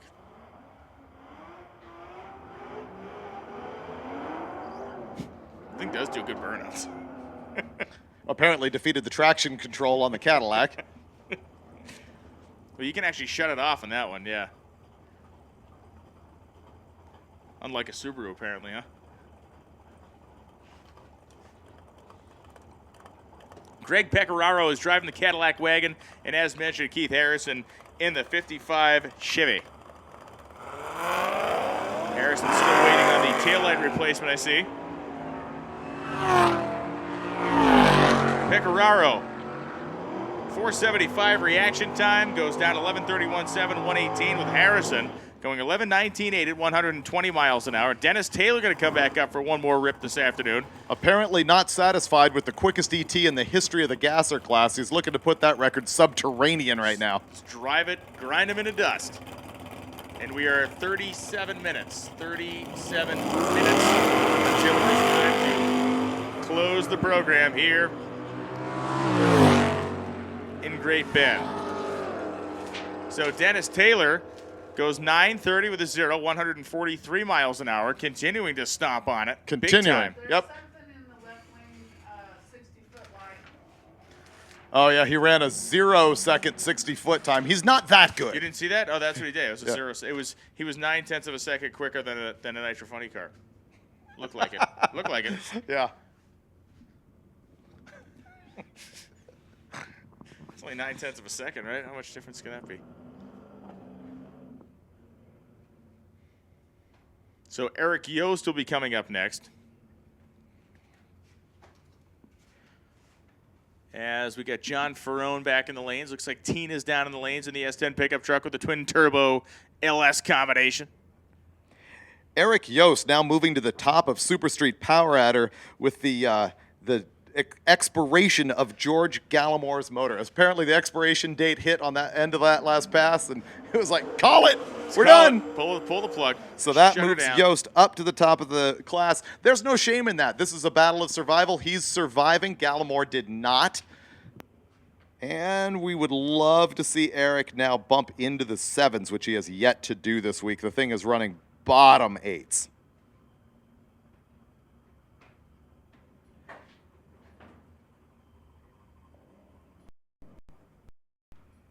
In case you're wondering, yes, that is a vinyl wrap on that rusty Camaro.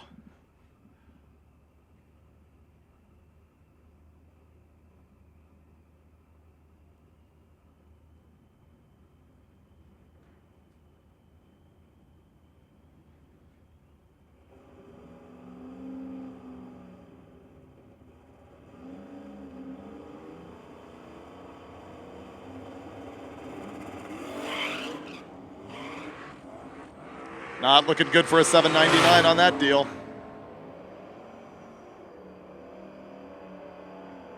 $9.25 from Yost. Obviously going to attempt to come back, run back into the lanes, which are going to shut down in about 34 minutes.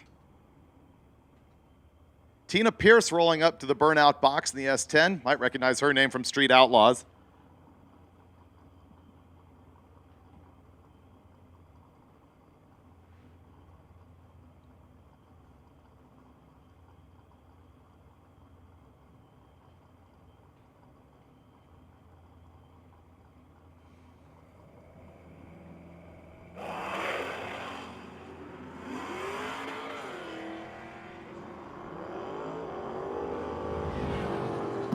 Well, trouble for the pickup truck of Mike Davis. He is rolling slowly past the 8th mile as Dino Cardella powers down 1165 to 117 miles an hour. 33 minutes until the staging lanes are closed. 33 minutes until we close the staging lanes here at SRCA Drag Strip. And the best we've seen from Tina Pierce in her twin-turbo LSX engine S10 is an 858.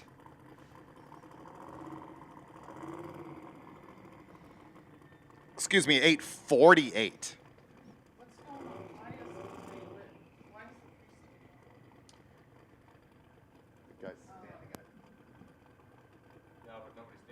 Oh, yeah.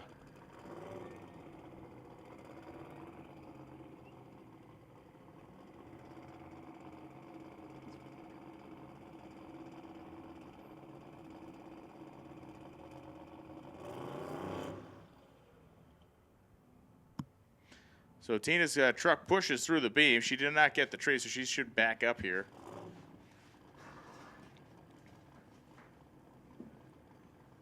As John Ferrone will be coming back up in the Aussie Valiant Charger. I'm telling you, this left lane is like a house of horrors for these unlimited competitors. Look at another one. I mean, she's running unlimited, and yet another issue up here. It's very strange. This is a black hole of success, just draining it all out of the event.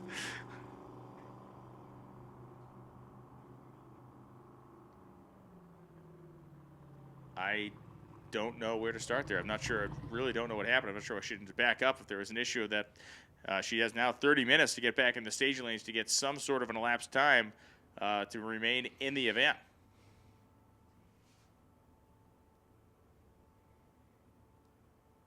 Competitors in the pits, do not forget to hand in your ET slip.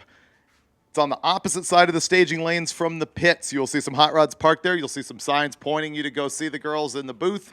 Give them your timing slip. And once again, make sure it is not quicker than you are allowed to run based on your NHRA tech. And if you're in daily driver, make sure it is not quicker than 1080.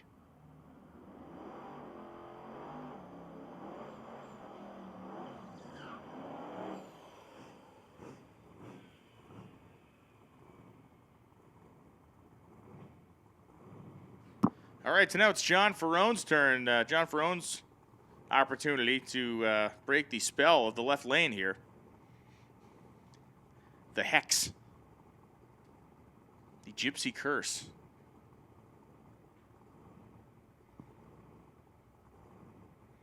The Kibosh.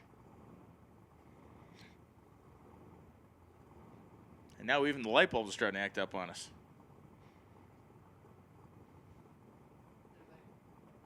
Somebody may have disturbed an Indian burial ground around here somewhere. When was the last time you saw a Christmas tree fixed with a divining rod? Only last weekend. And some garlic and a silver cross.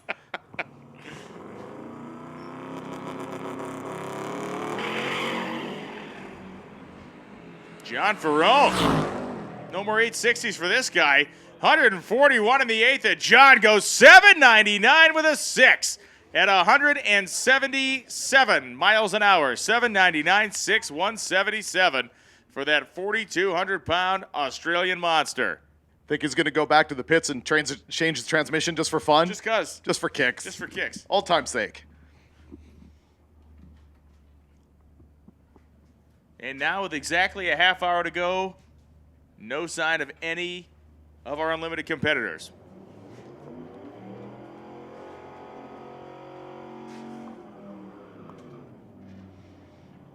Now, the interesting thing, of course, is neither Klein nor Barry has made it all the way down the track in any circumstance. Well, at least Barry has a time slip. Oh, he does. Did he run down track? Yeah, I missed he has that a time one. slip. It was certainly not a world-beating run, but he at least has a time slip there. Doug Klein doesn't have anything right At now. all, which means did he technically break the beam? No, he didn't even get a reaction time. No. He might. Let me check. Hold on. Yeah, we'll need to have a look at that. Either way.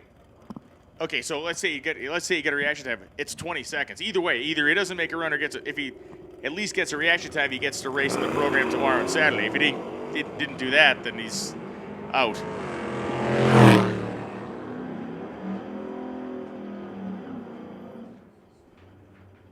Well, he did get a reaction. I know, but it's not. Okay. All right, so we have confirmed that Doug Klein did break the beam, and by drag week rules, that means that he made it to this track, he broke the beam. If he does nothing else today, he will get a 20-second elapsed time, but he will remain in drag week competition. At that point, he won't be able to win. Just mathematically, it's not going to happen. However, he can race again at Tulsa tomorrow, and he can participate in the heads-up shootout on Saturday. Kerry Watson and Tommy Fiedler.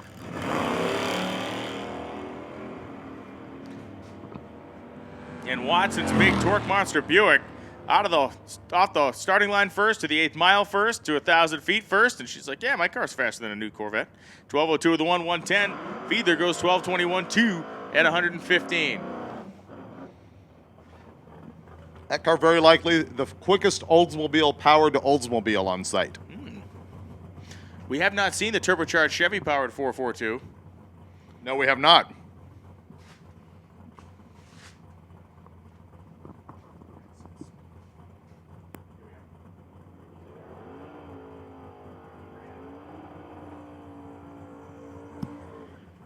Nice burnout by the pickup truck on the O'Reilly side, and the Camaro on the Doug Ray Chevrolet side getting ready to rock and roll here with Dominic Zavacek.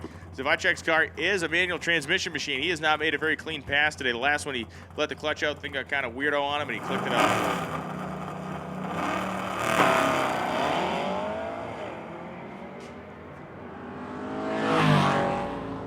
There we go. Zavacek on a nice clean run now, 103 in the 8th. 10:44, 129 miles an hour as Andre Miller goes 1190 with a 0 at 114.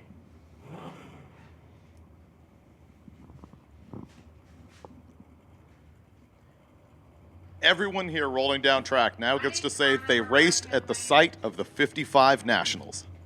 That's pretty cool. That is very cool.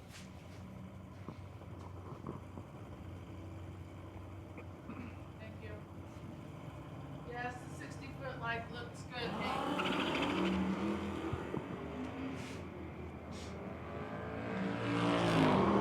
Chevelle had a great reaction time, and everything just kind of went downhill from there. That's Chad Addison. And the car not exactly under power at this point, or not exactly accelerating, maybe just idling down the racetrack.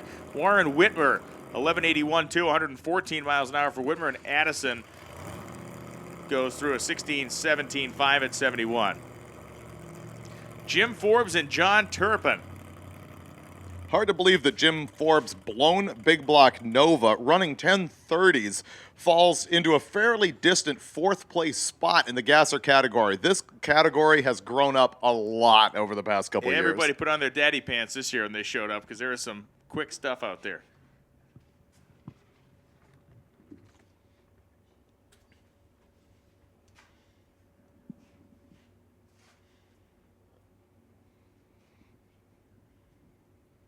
So I got by the tower clock. Now, Lonnie Grimm keeps the official watch. This is the unofficial tower clock, but I have 25 minutes of time left on our tower clock. Lonnie Grimm's watch may vary by a minute or two, but at that point, we padlock the back of the lanes, and anybody who's in lanes can run, but when we call you, you got to get the thing down the track within 5 minutes. Got to do it. There goes Brad Barkley leaving the property in that blown Datsun, his trailer behind him. That guy's fighting to finish. He had a tough year a couple years ago, but I think he's going to make it this time in that red 240Z with a massive blower on it. Here comes Alex Taylor again, making laps in that thing. 150-mile-an-hour pass last time she went down the racetrack. I don't know if that car had gone 150 yet. Certainly did last time. My goal for the ride this afternoon and this evening to Tulsa is not to grab onto any poisonous plants. Did that last night. Had some crazy rash. You never know where that's going to go. Oh, I do. I'm living that nightmare right now. Up. Forbes is off the throttle. Turpin under power goes 991.8, 139, and Jim is going to idle it through 13-4 or 13 flat with a 4 at 71. Blower belt? I don't know. Jim is a knock on wood. I don't know if I've ever seen Jim have an engine problem before out here doing this stuff. It's true. I mean, he drove that blown 55 Chevy with that supercharger on it all the way out to drag week from Arizona several times.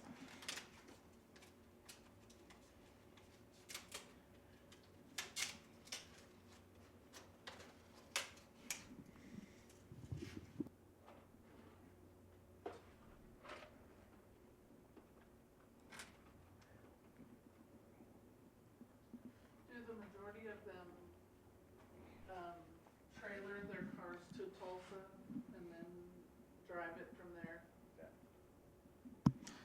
The question had been, do most of the racers actually trailer their cars to the beginning of drag week? And yeah, they do, which only makes sense because you've seen how this thing is guaranteed to just chew up parts like a sausage grinder, spit them out the other end, and then pretty much you spread the sausage out and burn it. Yeah, the car may be broken, but your hopes and dreams will be completely shattered by the time you're done with drag week. So always good to know that you have a reliable late model ride to drag you back home again.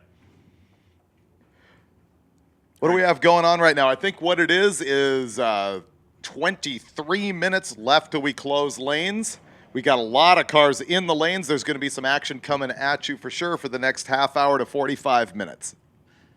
And also, congratulations to Mike Finnegan, who is going to be leaving the building shortly to receive thing number 2. Thing number 2. Thing number 2 to the family. It is a dude. It is a dude. He didn't want to know, but his wife wanted to know, and so they went ahead and scanned that puppy, and sure enough, stuff was hanging off of it that said boy. As a guy with 2 sons, congratulations, because his other dude is a dude, right? His other dude is a dude as well, Noah. TJ Lee and Jeff Dugopolsky. Dugopolsky is in. He's deep staged. Dugopolsky is going to be a big factor in this bracket race. He has been the one guy that from the first day has honed in his staging and launching procedure on the Pro Tree. Dugopolsky goes 1167, 3, 115. TJ Lee 1130 with a 5 at 120 miles an hour. Now, Jeff will be one of the slower cars in the bracket race, so he will be one of the guys being chased most of the time. You know, a lot of guys like to be the chaser instead of the chasee, but Jeff has been, amongst our daily driver competitors, his reaction times have been significantly better than everybody else. Is he not a 2-time winner? He is. Right. And he's an experienced bracket racer, but he's actually really taken the time to try to hit the tree on every lap. Oh, yeah, absolutely. Now that we have run the Pro Tree on this thing, I'm not exactly popular for making the call that we were going to run a Pro Tree in the bracket race when it's consistently been a sportsman tree, but hey, it's John drag week. Sykes. Hey, that's Pioneers get the arrow shot in their backside, man. Get you some right now because in a half hour we're going to be closing the door on that thing. tonight, but my calculations here, that's what this is telling me. And I We'll want to look at the official results tonight. And I do not see the 57 Chevrolet sitting where it was moments ago, so either they're loading it on. Yeah, there he is. Evil Twin coming back, Joe Barry coming back. Joe Barry's coming down through the end of the staging lanes down there. 7 minutes to go. And yes, there he is right there. Now Lutz is in the staging lanes. I was looking between the trailers, didn't see it. Now I see him sitting in the staging lanes down there. And we are inside of 10 minutes. And once again, it turns into this prize fight happening in the last 10 or 15 minutes of the day. Every single day. Man. It used to come to the last day, and now drag week, every day is a nail biter. Oh, nail biter for John Ferrone Yeah. there. He fed it a bunch of power last time, and he fed it a little bit more this time, and it was enough to break the tires loose before he got to 60 feet. So Matt Frost was one of our racers that came up stage and then backed out. And it will be Frost from Colorado heading down the racetrack in the Chevy 2.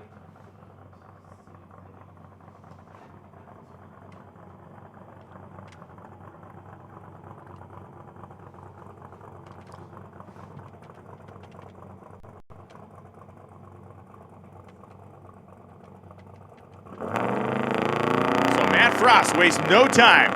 Gets right up on the chip, builds the boost, and he is, rattled the tires. You can feel it. That thing shook the tires. You can feel it up here. Can only imagine how violent it was in the go. Oh, Frost has got pieces flying off the thing. Whatever it was just flew all the way over the retaining wall. It was pretty shiny. I don't know if it was part of the intake tube or whatever it was, but 166 mile an hour shot there from Matt Frost, 8:15.5 with stuff. Apparently there's an issue in Denver where they've got no concept how to attach window trim. Window trim. Evil Twin. Now, I did verify my math. As of this second, Doug Klein is leading drag week by 0.015 of a second on a 4-day average. However, Lutz ran a 7.374 earlier in the day, so any kind of improvement from that number, I'm thinking, is going to put him back on top. But again, we're battling for hundreds and thousands of a second over multiple days of drag racing on different surfaces, different weather. Stunned by this deal. We're inside of 5 minutes. And racer Sean Abner, who races a C5 Corvette, is looking for a truck and trailer to get him back to Tulsa. Sean Abner races a C5 Corvette. He's looking for a truck and trailer to help him back to Tulsa. If you know anybody, if you got one yourself and you're headed that way, Sean Abner is looking for a truck and trailer to help him get back, and he's got a C5 silver Corvette. Ratchet strap that thing to the top of Gallimore's car and get it done. Jeff Lutz trying desperately to put some real estate between himself and Doug Klein. And it started to wad the tire up. He pedaled it. He's on the throttle. It's smoking. He goes 7:03 with a 0 at 202 miles an hour. And that will put him back on top. I need to check the math on it, of course. But that's my estimation. You've seen my math so far. It's a little sketchy. 7:03.0, 202. And again, it 60'd quicker than it has been the last couple days by 0.02 of a second. But it started to square the tire up just after 60 feet. You heard him pedal it. And then that telltale smoke down there at the top end of the course. As Joe Barry prepares himself. And John Ferrone comes back into the lanes. Will we see the S10 pickup truck again today? Will we see Doug Klein again today? Either of those things to happen, they have basically 2.5 minutes to get to the staging lanes. And look who's making the left-hand turn into the lanes. Doug Klein, and the orange Camaro is heading this way. Is he going to turn into the pits, or is he going to keep it straight ahead into the lanes? Oh, he's coming with authority. Oh, yeah, Doug Klein's bringing it back into the staging lanes. He's going to give it one more go this afternoon. Yeah. Okay, once again, I've rolled some junior high math. As it stands now, we're looking at Lutz just averaged up to, back in the sixes, a 6.861. Klein sitting at the 6.932. So our difference now is 0.071 on average. So we are down to a spread of 71 thousandths between two guys, 4 days, and nearly 1,000 miles of driving.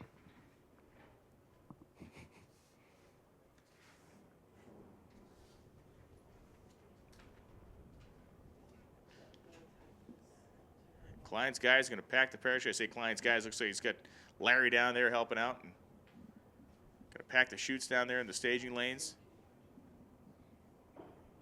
And Doug, I believe, will be one of the last cars we see go down this racetrack this afternoon. And we're now at, by the tower clock, we are now at 1 minute.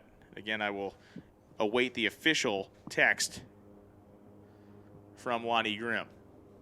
Here comes Joe Barry. But if you're in the staging lanes, you will run. Well, look at this cool, what is that, a crop duster plane over there? Check that thing out. Okay, Joe Barry's on the line, and you're caring about the crop duster. It's yellow. It's a shiny thing. It's a shiny yellow thing. It flew by. I looked at it. Oh, look, a squirrel. Yeah, exactly.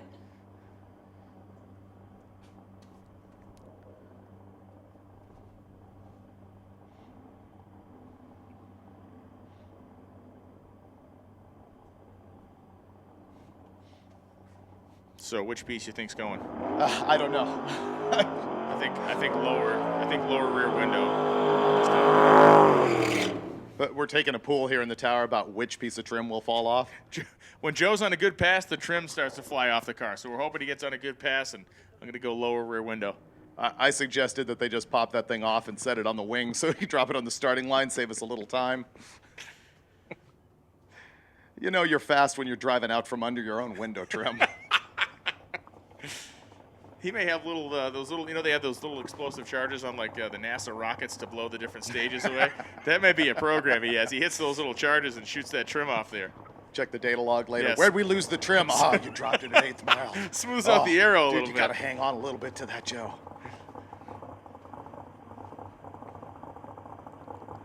If there has been one demon Joe Barry has fought more than anybody, and more consistently than anything else, it has been tire shake. But this week it has not been his enemy so much. We have not seen it shake the tires nearly as much as we had seen it in years past. That could be a function of moving away from that clutch style setup with the Lenko behind it and moving toward the torque converter in the Turbo 400.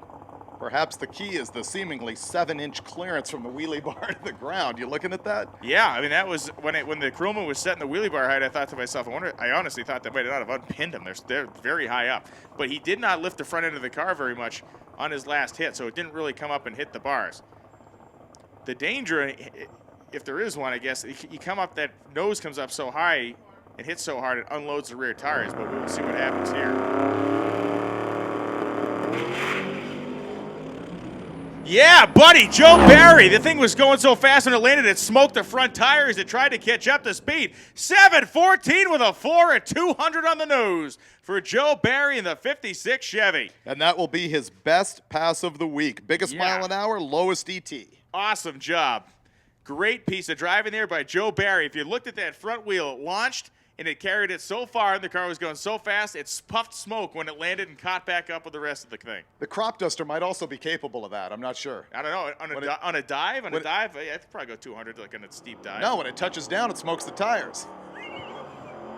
The staging lanes are closed. Staging lanes are closed as Mike Roy heads for the open road. You see that big Monte Carlo pulling out of the facility, and Doug Klein got the hood off the car.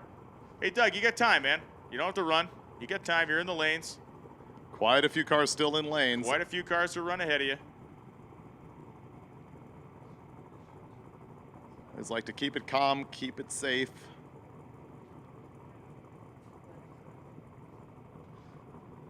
And we begin to run through our, what do we get, about 1, 2, yeah, maybe a 15 pair of cars on one side of the staging lanes and one mighty orange one on the other. Here comes John Farrell. Oh, please keep the oil in there. Right on the knife's edge of traction there for John Ferrone. And Ferrone goes 792 with a 5 at 178. They stepped that thing, they went 799, now they go 792, 5 at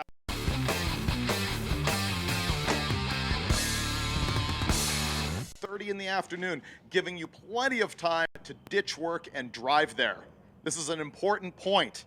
You'll always hate yourself if you don't do this because it's going to be all hanging out. There will be a smoking crater of the earth where that drag strip once stood by the time we're done. And that square Chevy pickup is going to nose out the Mustang. 1185, 114 on a hole shot, no less. 1184, 115. Racer Sean Abner is looking for a truck and a trailer to help him back to Tulsa. Sean Abner looking for a truck and a trailer to help him back to Tulsa. You know, in Australia, they allow those road trains. Maybe we could just get one of the Aussies to strap Gallimore's Monte Carlo to the bumper with a rope and then just hook that thing to the back of that. And they could pull into a local circle track and get involved in one of those train races tonight and make some money. Why not? Yeah, that's what I do. You want the Monte in the front, though. If you're going to hit something, you want to hit it with that thing first. That's a density and weight issue right there. Just get right through it.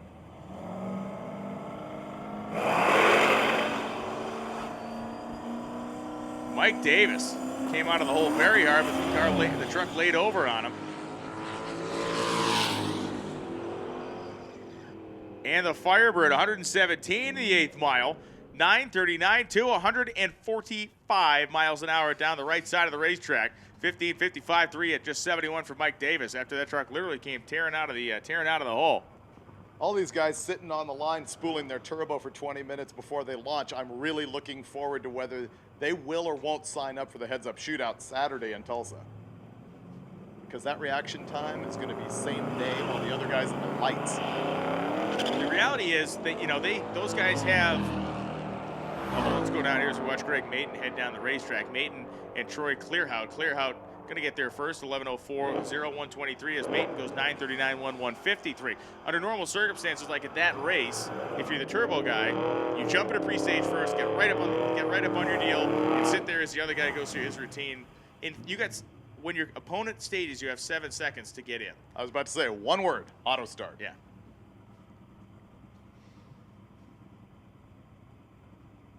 A lot of these guys are taking longer than 7 seconds to get their act together. Absolutely.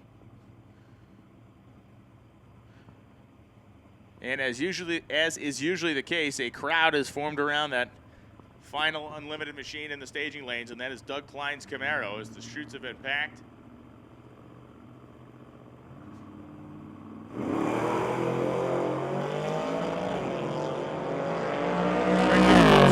Heads down the Doug Ray Chevrolet lane in his nice-looking 66 Chevelle, with Waco Davis going 10.99.3 at 122.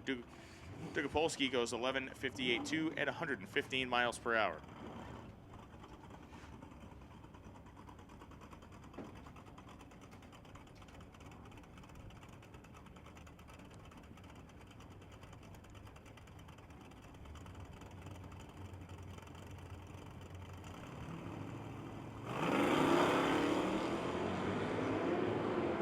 Chad Addison and Warren Whitmer.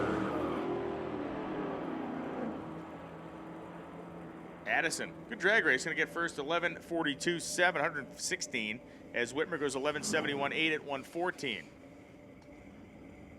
My prophetic powers of observation have made me realize something. Yeah? Doug Klein, he rolled that 7.0, and I suggested that the smart thing to do might be to hit the road, but that's a 7.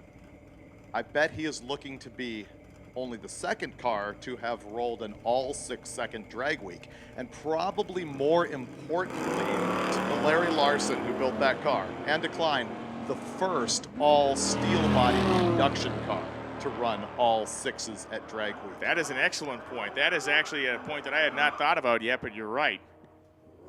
12.50 with a 7, 109 is Kerry Watson, goes 12.32 with a 1 at 108. That is definitely what's going on down there.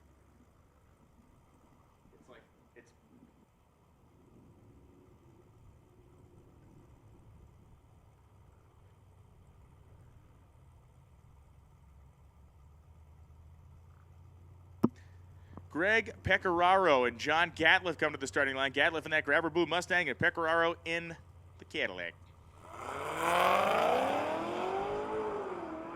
Man, that thing runs hard.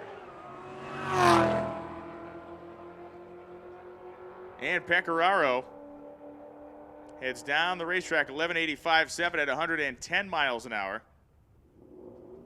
Meanwhile, there we go. Reaction time, 19.4 seconds. That's a record. That is a record. You're actually pronounced legally dead after 15 seconds, so I'm not sure how he was able to do that. 12:35.8, 113 miles an hour for Gatliff. Yes, I was busy. Go ahead. I'm thinking the all 6-second steel car claim is worth the risk of throwing rods on the track here. I want to see it. There shall be no rods thrown today. They said that as soon as these two leave the line, They start the clock. line is on 5 minutes. So as soon as this pair of cars leaves the starting line, Doug Klein goes on the 5-minute clock. Looking like he will be the last one down track as that other blue Camaro is pushing back.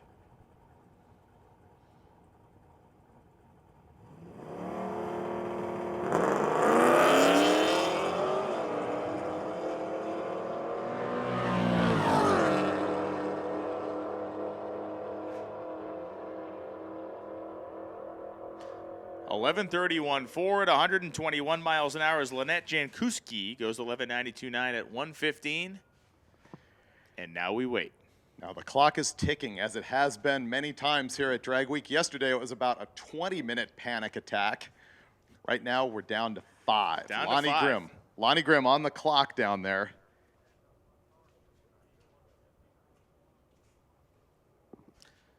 So we're looking out the window here, and it is the assembled masses huddled around the Camaro. Yeah, and you raise an excellent point. That would be something else to be the first steel-bodied production car. With an all 6-second all drag 6-second week. drag week. Because as you know, Tom Bailey did it last year with a composite body in a 69 Camaro. Imagine the level of smack talk that will come from everyone but Doug Klein and Larry Larson because they're too nice of guys. Yeah. When an all-steel 69 Camaro makes an all 6-second run. Total bonfire. Total Internet bonfire. Oh, yeah, completely. And the hood's going on. And Doug is suiting up. Every day at Drag Week we get into this. Yeah, there's no way you can script this stuff. It is just unbelievable. As Klein is throwing his arms through the fire suit and zipping himself up. I'm sure he is going to climb in that thing. Now, purely from an observational standpoint, first run came up, bunch of guys with him, all kinds of weirdness. Second run comes up, it's him, the car, and one dude.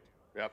I'm guessing that it's going to be the old him, the car, and the one dude scenario up here. I'd go that way. It's him, the car, and one dude when they're out on the highway for sure. Yep. Lonnie says 3 minutes. 3 minutes. 3 minutes. Wow. Lonnie has a safety orange cell phone down there, so if you're ever to drop that, don't stare at it directly. It will ruin your retinas. I wonder if Doug Klein ever realized that it was going to be an iPhone that determined his fate. Or worse yet, that might actually be an Android. Imagine that horror. Within 5 years, the iPhones will be controlling the Earth anyway, so this is just a precursor to what we're looking at. It's true. Guys are already plugging their iPhones into their cars and having guys on other continents tune their fuel injection. Yeah. So we might as well just have 3 minutes on Lonnie's iPhone, make or break the week.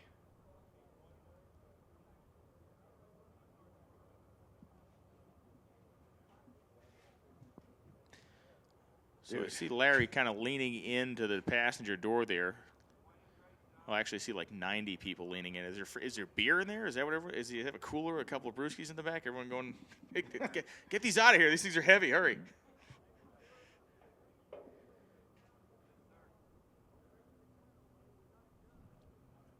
This would be a TV show if there was actually shows on TV that were real. Non-horrendous? Yeah, if there were reality shows on TV, this would be one. This would be one. Right.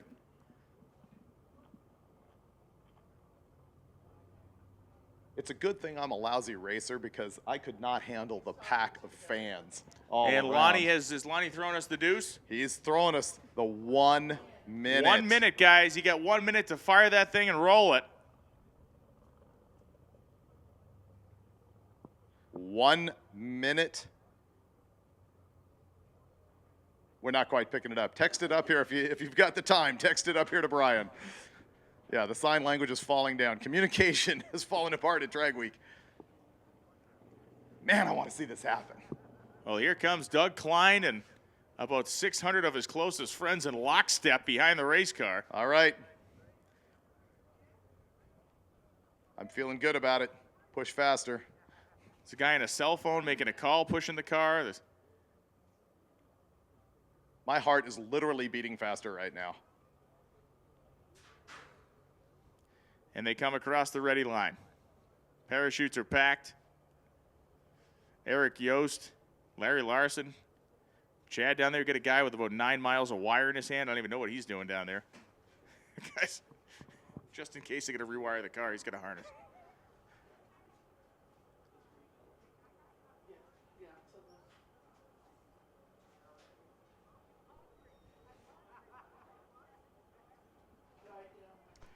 Now, Larry Larson and Doug Klein are great friends, and that explains why Larry's down there helping a competitor in his class. And I'll be honest with you, even if Larry wasn't great friends, he's a great racer and a guy who understands this sport.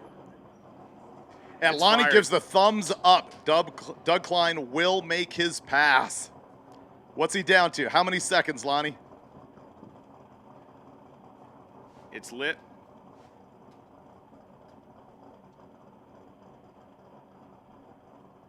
Want these guys to take it safe. Larry's got his cry tissue with him. Just in case.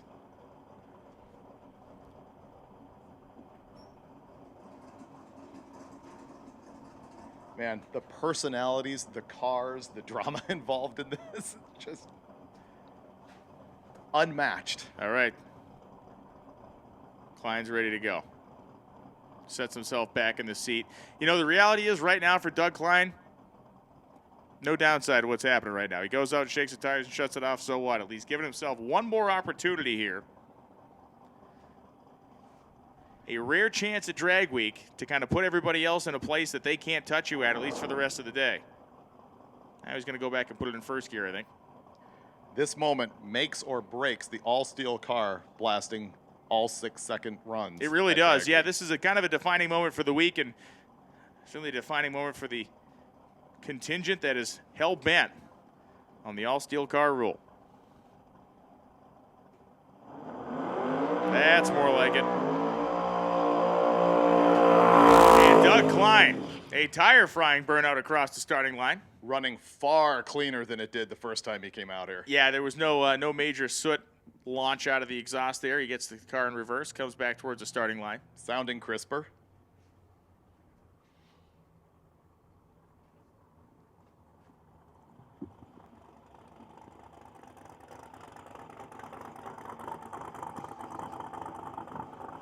So Klein brings it back, setting in the middle of the groove there as Crewman takes a quick peek under the car. All is good. And everybody steps away. In one of those great moments at the drag strip when the only guy who's in control of what happens next is Doug Klein. And all of us just get to sit back and watch the result of his preparation and hard work this afternoon. Waited till later in the day to run.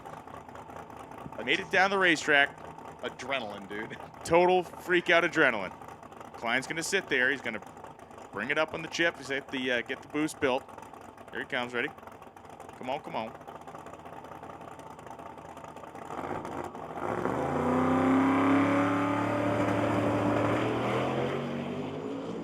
And Doug Klein, 119 to 60.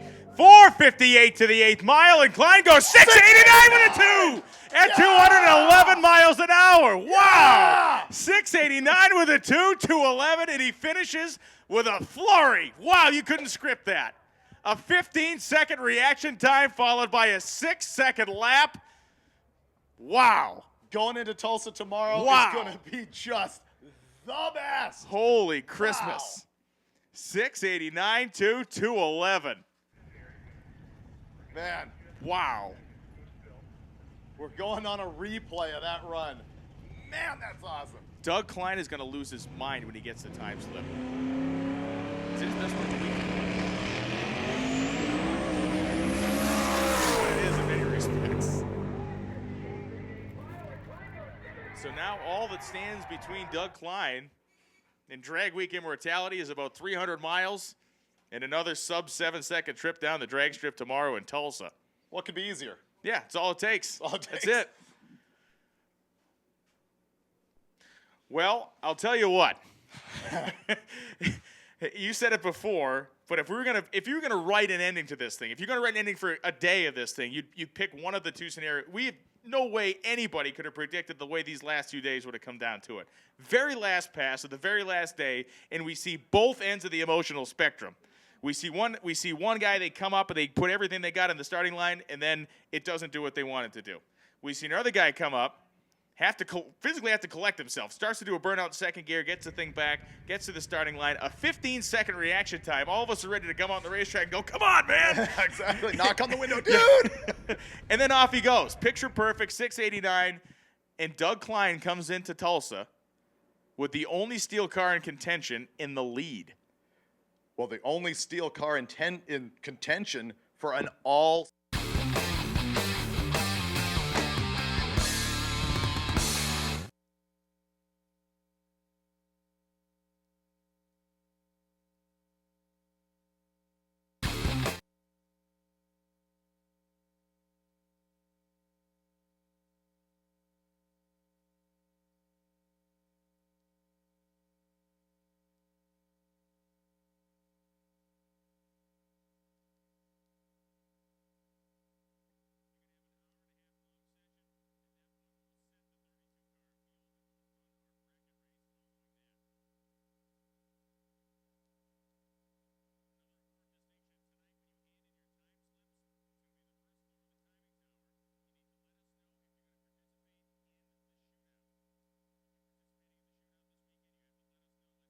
Tanya and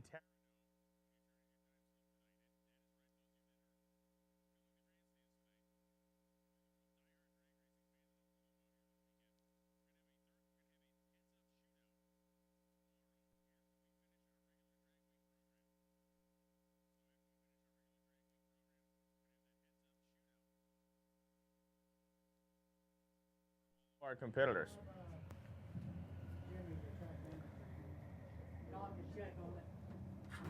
I don't think we need these to go live. Right? We're not doing audio.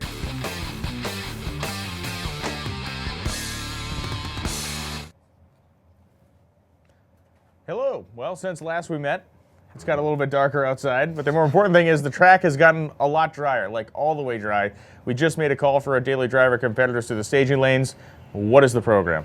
Tonight we're going to have an hour and a half of running. Everybody in Daily Driver, they're going to get their final round of competition at Drag Week. We have 5 tracks in 5 days. This is going to be the 5th day. They will run once. We'll add up all of their quickest lap times over 5 days, divide that by 5. That's their average ET for the week.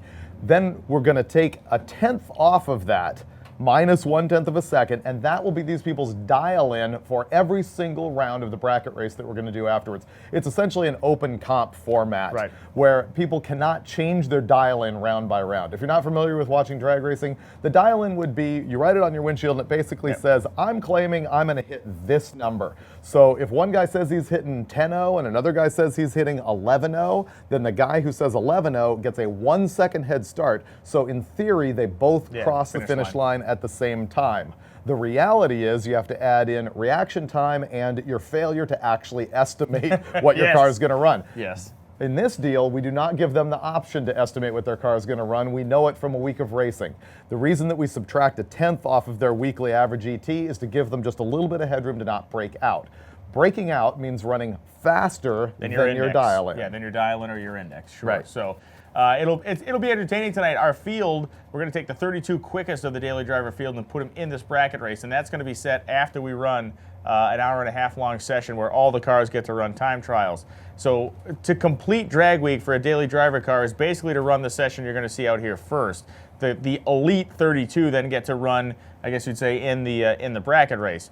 And the bracket race will be fun for the main reason of being that the number 1 qualifier is running like 1090 and the number 32 guy is running like 1190 or 12:0 basically. So the max spread you're going to see in that race is about a second. It won't even be that by the time we put them on the bracket. Exactly. Yeah, we're going to do a sportsman ladder, which in 32 car field means 1 races 17, 2 races 18, 3 races 19, and so on. So basically, the quickest guy is in 1090 is going to race a guy right in the middle of the field, which is going to end up being like an 1150, let's say. And so it's not going to be quite heads-up racing, but it'll be close. And for the first time that you've seen in Drag Week all week long, this is an actual competition. 2 guys will go down, 1 guy will come back, someone is out of here. And the other thing is too, we have talented racers out here, but a lot of these guys are not dedicated bracket racers. So, there are guys that go out every weekend to tracks across America, and that's what they do. They show up and they bracket race. Well, we got guys in street cars out here that have primarily come to have fun, run them as hard as they can go, and then get into that 32-car field. It's going to be run on a pro tree, a 4/10 pro tree. So again, the sportsman style tree is bing, bing, bing, boom for the green light. A pro tree is all the lights flash and then the green. It's the same, you watch John Force in a funny car, it's the same style of tree. It will be handicapped, and there was some controversy, as there is in everything with Drag Week. We made the decision to run that on a pro tree, so the racers saw it all week long. So no one should become an expert on a pro tree after 5 days, but you should at least be familiar with it. Right. We've been running the 4/10 pro tree, which is the lights blink, 4/10 of a second later, the green light comes on, you go. We've been running that all week. These guys have had a lot of opportunity to practice, but I think there's a lot of them that are going to nevertheless just go ahead and fillet their opportunity at a win right there at the starting line by either red lighting, which is just hilarious to do on a pro tree. It is nearly impossible, and someone will do it. Oh, it will happen more than once. Yeah. I'm going for a beer 3 times we're going to see that. Okay. 3 All right. times. I will go 2 times. 2. And you will buy me a beer. How many people are going to stage on the back tires? 0 people will stage. We got I'll the go with 32 that. best cars, 0 rear tire stagers. Not this time. Praying. Yeah, it's not going to happen. No, won't happen. It'll be good. So we've seen a couple of these guys, especially the ones that knew they were going to get in, took the time during the week to actually practice on the tree. There were a lot of guys that are just like, I cut a 3-second reaction time. But there are other guys that were up there going like 110. There was one guy, Jeff, who has won the class a couple times, and he is one of the a skilled bracket racer, normally on a sportsman style tree. So he's been taking his time, and he was cutting consistent like 1 to 200 lights on that pro tree, which, not going to win you a pro stock race, but at the same time, he's going to find himself most likely as one of the better levers in this group. You said 1 to 200? Is that what he's been cutting? Yeah. 0.1? 0.1. Okay, so nobody's in an 00 light out here? Well, not consistently. I mean, you watch a pro stock, typically pro stock are your guys that are your hardest levers on a pro tree, and there are guys like Dave Conley who can consistently be like a 10 or a 20 on that thing. But most pro stock guys are a 50 to an 80 somewhere in there. So if you're in that 100 to 200 range, you're really not that far out of the ballpark. What we're talking about here is at most tracks, although I've seen some not do this, an 000 is a perfect light. It basically means your front tire rolled out of the beams of the staging lanes 0 seconds before the green light came on, or otherwise exactly when the green light came on.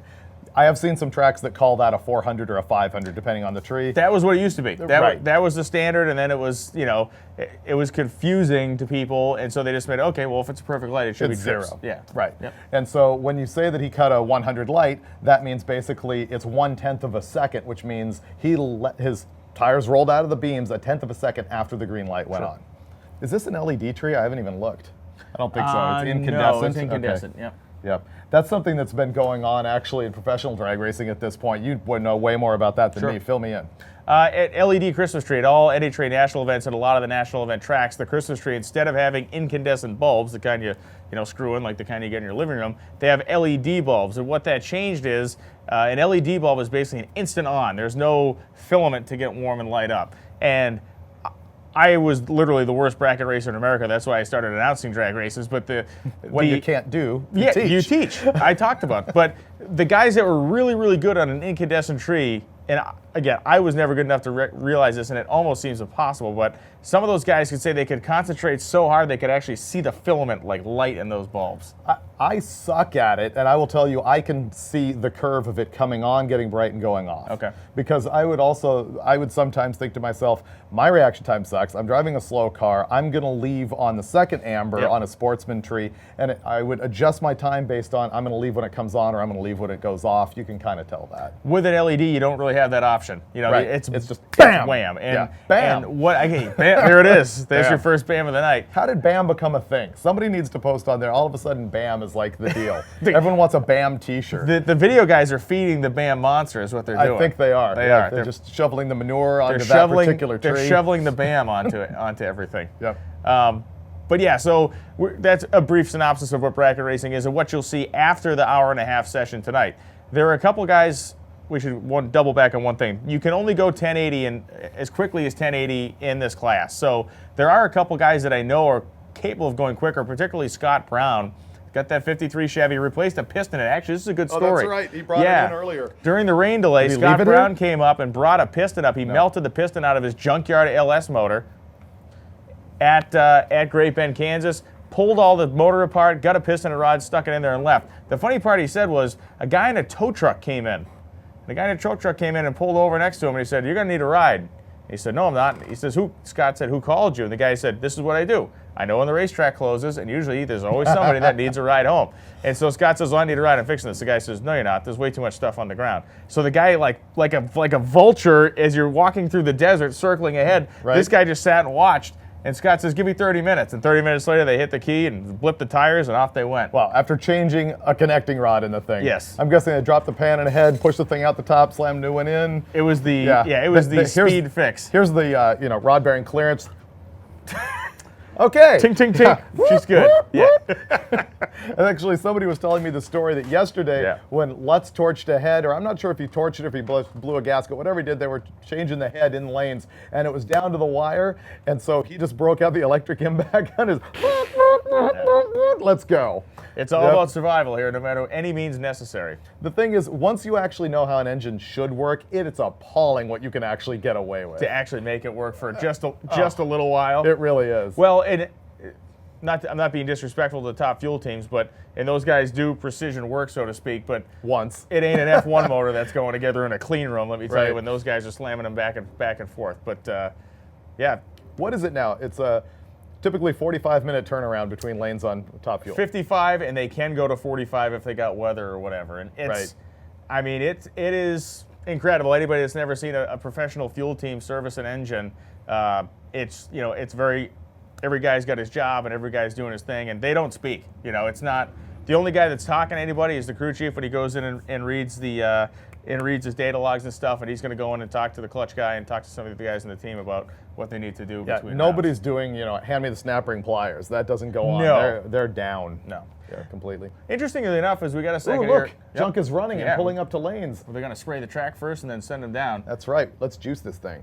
But talking to those, there is a little bit of hot rodding left in the top fuel ranks, believe it or not. They're talking to Lee Beard is the technical advisor for NHRA and a lot of this stuff now. And I asked him background on Lee Beard. Lee Beard, one of the most decorated nitro crew chiefs of all time. Gary Ormsby was kind of the first guy that he worked with that brought him to prominence. He had championships with multiple different drivers. He's worked with a lot of different teams over the years, and very well-respected guy. He's been around a long time. Right. But Lee Beard now works for NHRA and is working on some nitro stuff with them. But he actually said there's like 6 or 8 different camshaft grinds that those guys will run out there. There Really? actually is that much variation. So everybody has their own type of their own flavor, so to speak. But a lot of it has to do with, again, you're trying to match that car to the clutch and what's going on, and depending on where you're racing and altitude and stuff like that, they actually will vary with camshaft grinds. You wouldn't think that what do they run? 30 pounds of boost, something like that? Something like that. They Yeah. run you wouldn't I think think it's actually closer to 50, I want to say. 30. Really? I thought it was close to 30. Okay, well, let's just say it's 50 pounds of boost. And the ports in this thing, it's pretty much a regular Chrysler, port configuration. The port's about that big, and looking through the intake port, you can see almost the complete head of the intake valve. Yeah. So you got a straight shot out of the blower manifold into there, 50 PSI, and you're telling me that the camshaft actually matters? I would figure open as far as it can, let that thing just hammer it. Believe it or not, You're there done. are actually some variations. They'll change duration, just the same stuff you would change in your hot rod in the street. Wow. And Dale Armstrong is one of the great nitro crew chiefs of all time. I did a story with him, and the statement he made to me was, he said, those are the most brutish cars you'd ever dream of. He said, but they are the most sensitive things you've ever worked on in your life. He said, you got this 10,000 horsepower thing that you think is just completely monstrous, and he said, and you're off by millimeters everywhere, and he said it's going to kill you. So. Well, actually, when we were down at Schumacher's before we drove here for Drag Week, we were looking at the chassis fabrication table and how they actually build an arc into the chassis, because you might not realize on a top fuel dragster, the whole car is the suspension, the rear end solid mounted. Then you've got your engine, which is creating a torque reaction, and so you've got a spring that's as long as it can be to basically create what is a torque arm to make the thing launch. And what they discovered is that when the pipes were flat between the driver and the front tire, it takes energy to move them this way. So if they start this way, it takes less energy to move it into an arc. That's what really he was cool. showing me. And the funny cars these days have essentially a slipper chassis. Have you Yes. ever seen that deal? Oh, yeah. They actually let the front end of the car move around a little bit because if they make it too rigid and the guy's steering, they're such a short wheelbase in their front engine deal Impossible to that drive. it just gets absolutely impossible to drive. So the Yeah. chassis is essentially not completely attached. Yeah, it's close. Yeah, I It's mean, mostly it moves this much. We're talking, But still, but it's- still, yeah. it's fun to talk about. But that All has right, a lot to do Top with Fuel. That has a lot with what Let's we're go doing out ahead here and tonight. look what's with happening with here. the diesel-powered 1951 Sterling truck going to come around the corner. Yeah, he looks like the very first guy who's going to be down track. We still do have equipment down here at Tulsa. These guys do an awesome job of track prep, and they are used to running all night long here. They actually have a series of midnight drags that starts at midnight and runs to whenever they feel like stopping. The sun literally comes up on the end of the track. So He's when saying the they sun, run till dawn. Yeah, when the sun begins to come up, they go home. They said we're about 10 minutes out here. Let the VHT dry. We're good. Great, 10 minutes to go. We're going to let the VHT dry.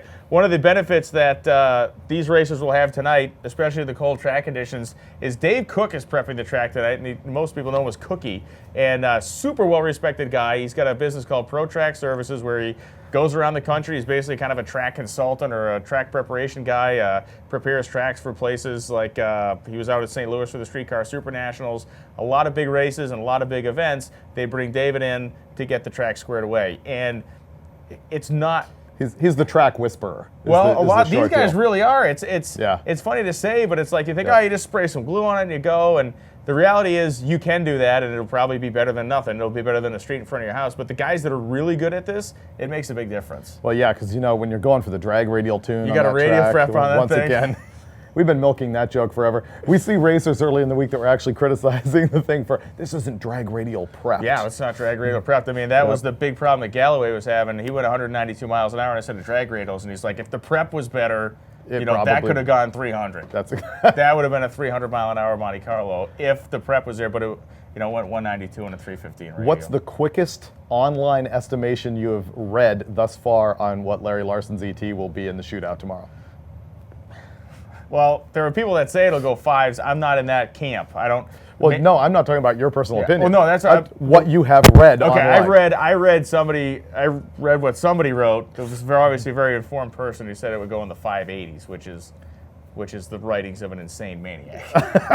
As a person who's Are you actually willing to go on record with that? That's someone the world is watching, dude. Someone who's had a lot to drink, someone who's never been to a drag race before, and someone who doesn't understand fourth grade physics. I think Larry claimed 620, or did he say 630? I think a 20 is where I think he would be very happy at this point to have that thing in the 20s. It's absurd. It's absurd. The whole thing is. It's absurd, but it's believable at this point Oh, because sure. you watch what Tom Bailey did last year, and you're like, well, obviously there's a giant gulf between what a 680 is and what a 620 is. But when you saw Tom Bailey come out here and average 680. A guy says he's going to go 20, you don't laugh him off the grounds like you used to. Oh, speaking Right. of the grounds, what was the first thing we saw when we pulled in this morning? Oh, this was hilarious. Yeah, this is greatness. So we're together in the Chevy Captiva, captive audience, Yeah. in the car. We're pulling into Tulsa Raceway Park, and here's this IMCA show car trailer Yeah. with the side opened. It's just short of the angel hair and Yeah. glitter dust. But Rod Sabry's Corvette is in this thing. And that was the most recent one, I believe. Yeah, the 63. Yeah, well, they're exactly. all 63s, I guess, right? But Not the 53 isn't okay. the 63. Yeah, so I the could be wrong. 63 with the red one with all the all stuff on it. all the this going on. Yeah, there's this kind of thing. But and the detail on that car, this continues around the door jamb and onto the door panel. Yeah. What did he claim? That it was the world's fastest street car from 2008 to 13? 8 to 13. So he said from Let's just go ahead and dissect that statement. Yeah. What did it run? Do you know? I think he said it went.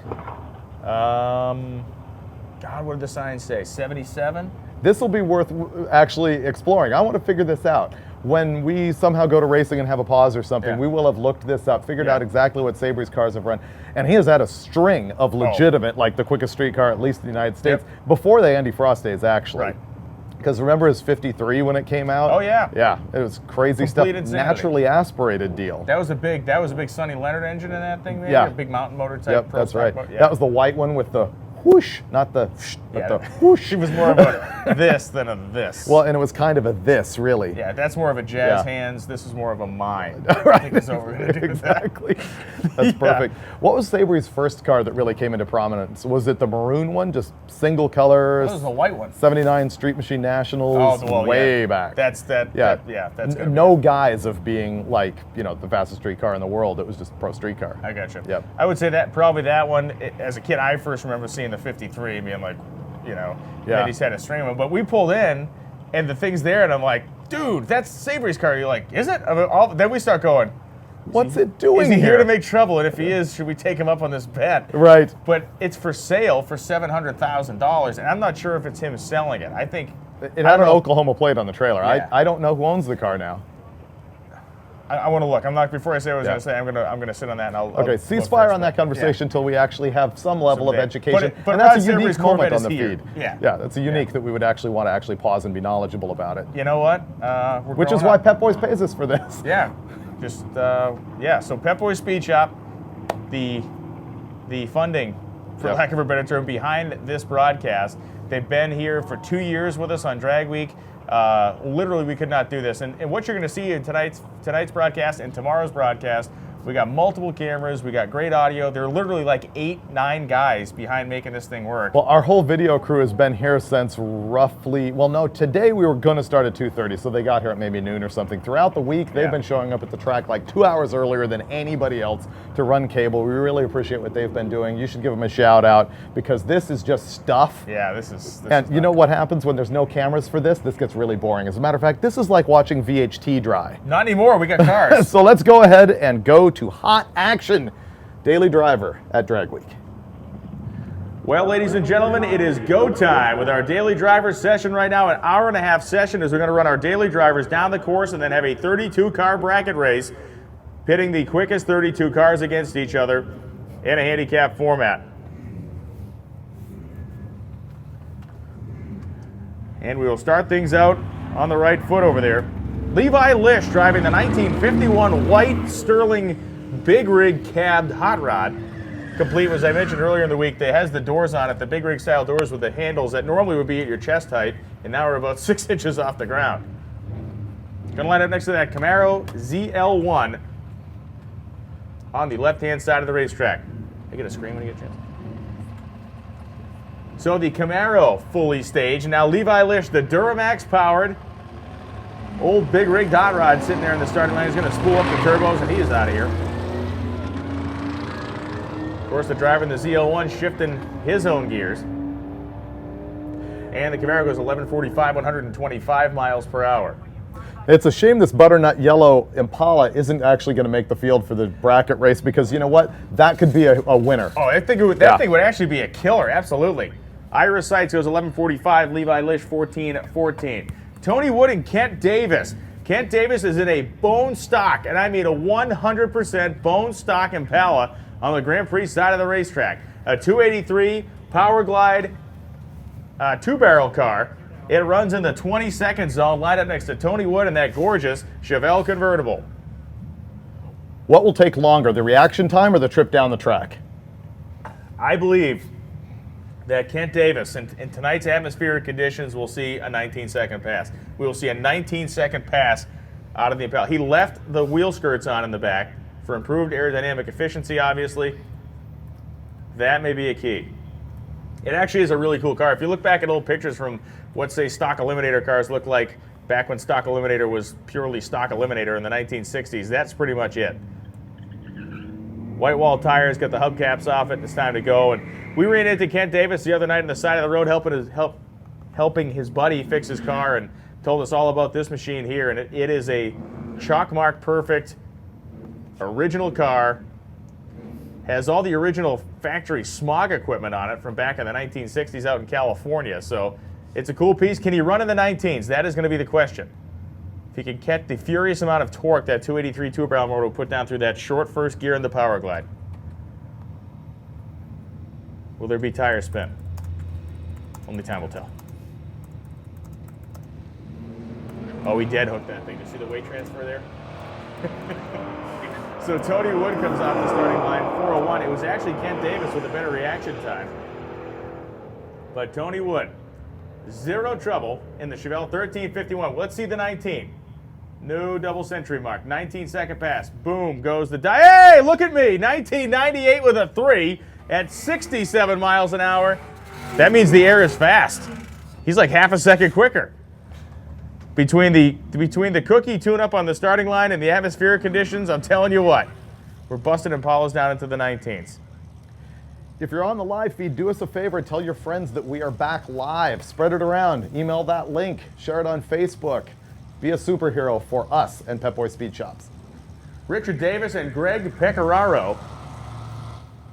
Pecoraro and Davis come off the start. Whoa, Pecoraro. Davis rather got sideways on the hit of the throttle. Pecoraro hooked that wagon up real hard. 100 miles an hour flat in the 8th, and Greg Pecoraro goes at 11:02 with a 6 at 128 miles an hour. So Gear Vendors under an overdrive, of course, one of the co-presenting sponsors of Hot Rod Magazine Drag Week, and Rick Johnson has been an integral part of this event for many, many years. His product is used by many competitors on the racetrack and on the street. Gear Vendors overdrive unit bolts behind any style of transmission, whether it's a stick shift or an automatic.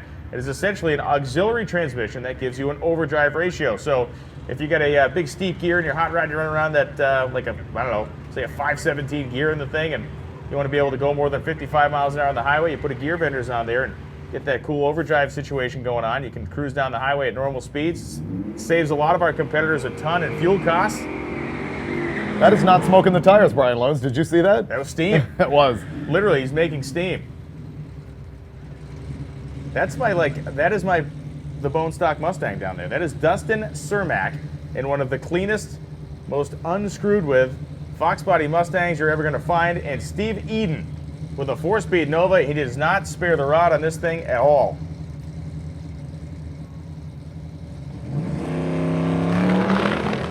Ooh, violence. There's good violence out there. Ooh, violence. Ooh. Wreck that transmission. 94 in the 8th for Steve Eden. He's running for his life down there. 11:38.6, 117. And Dustin Cermak goes 14:29 with an 8 at 95 miles an hour. Again, the quickest run of the week, I believe, for Cermak. That car was living in that mid to high 14-second zone. Now, I've been paying attention. I have yet to see an O reaction time so far from the 8 cars that have run. So that's going to be interesting. I believe you will not see an O reaction time at all during this run. I will bet you an adult beverage that you will not see an O reaction time in this round. Not one. Not one. Andre Miller, short pit pickup truck, running the high 11-second zone, and Jeff Schultz. Schultz in that very clean second-gen Camaro. I like Friday night daily driver action here. This is cool. Oh, yeah. Yeah, this is good. This is an underrated class. There's a lot of awesome cars here. This is the problem of when you get them all in one place, it sort of becomes like, you know, you're numb to it. Any of these things that you saw on the street at the gas station in your neighborhood, you would stop and talk to the guy. Yep. And be impressed. And they'd most likely chew you up and spit you out if you tried them on the street as well. As Andre Miller goes 11:75.51. It's fast, man. That thing's not gone 11:70s. 11:75.5115. And Schultz goes 11:42.9.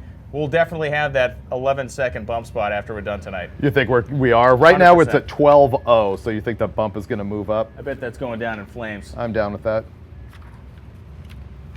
The Terminator-style Mustang Cobra coming up, and the flamed Maverick. The Maverick over in the Grand Prix lead. That is Shane Stokes. One thing to consider as you're watching these cars go down the racetrack, they have all put in 1,000 miles of driving between Monday and today, with multiple drag strip laps in between. Most of these competitors at some point have either been on the side of the road fixing their own stuff or been on the side of the road fixing somebody else's. Nobody really comes out of drag week unscathed. You're either fixing your stuff, fixing somebody else's, or giving somebody a lift to the parts store or something. Or tail between the legs headed for home. Exactly.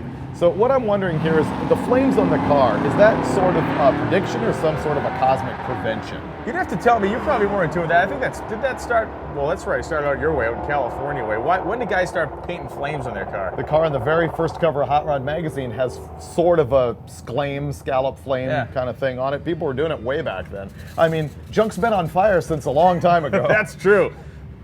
Fire, man's best friend, but also his worst enemy.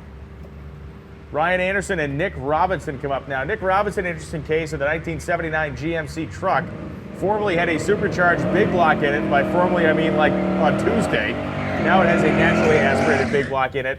As the blower started to eat itself up, it was a small supercharger, and the lobes, they started to kind of weld themselves to the case. It was a bad scene, so they pulled the guts of the blower out of it, and it is basically naturally aspirated now. And Ryan Anderson in the Grand Cherokee SRT8.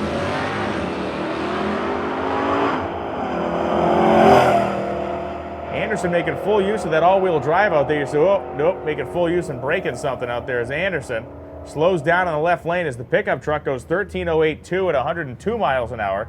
And Anderson has come to a stop down at about the 1,000-foot area.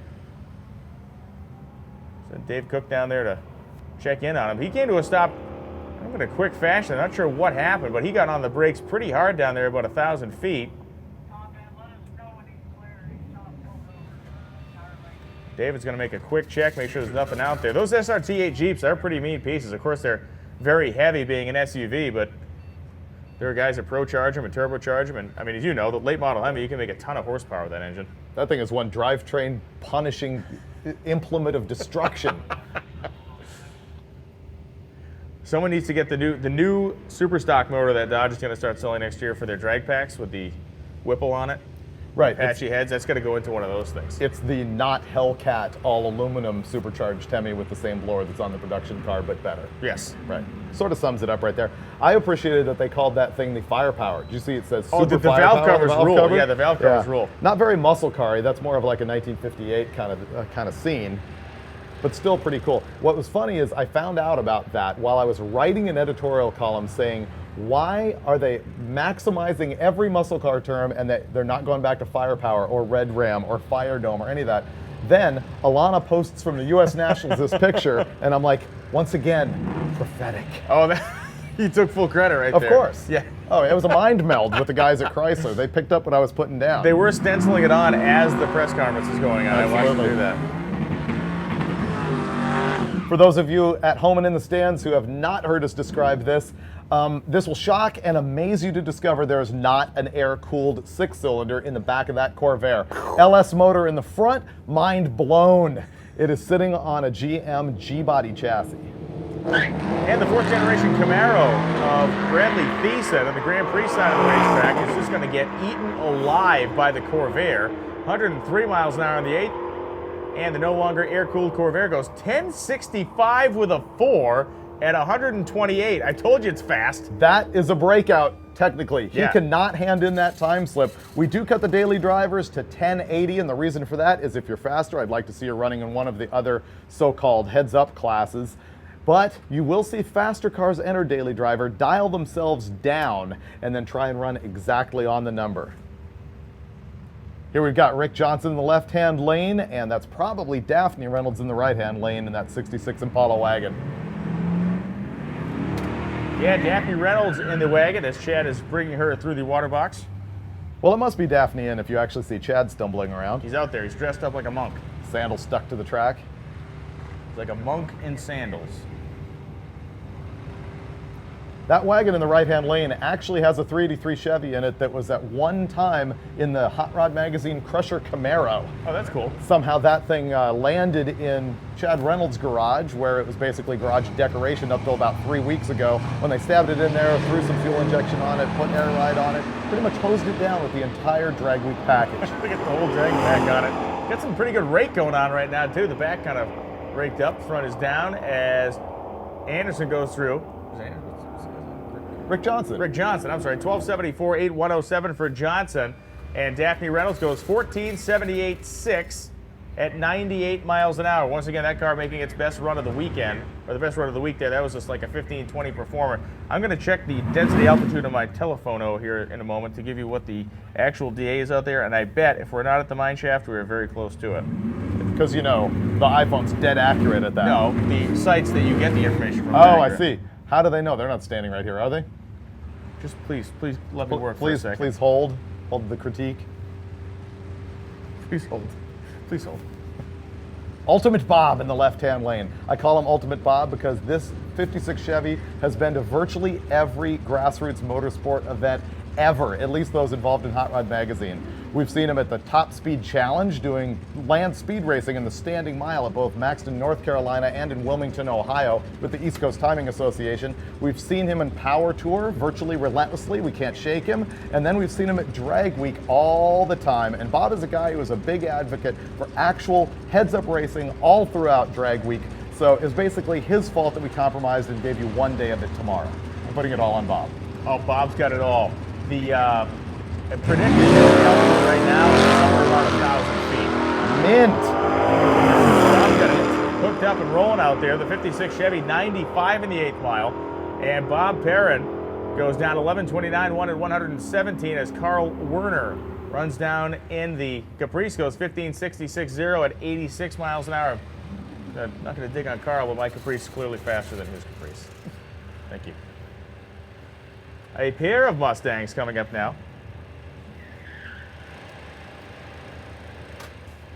John Brian. Friel in the California Special and John Gatliff in the Grabber Blue Machine with the Hoosier Slicks on it. Brian, I was going to direct your attention to the live video stream that we have active here in the tower. Look at the picture on that thing. Picture is Look nice. how crisp it is. It captures the majesty of the Caprice heading down right there. Man, that is single tear down the cheek. All right, so our pair of Mustangs, the California Special, pretty much lined up and ready to go over here, the Hodge Ford side, and John Gatliff going to be warming the tires up on the Grand Prix side.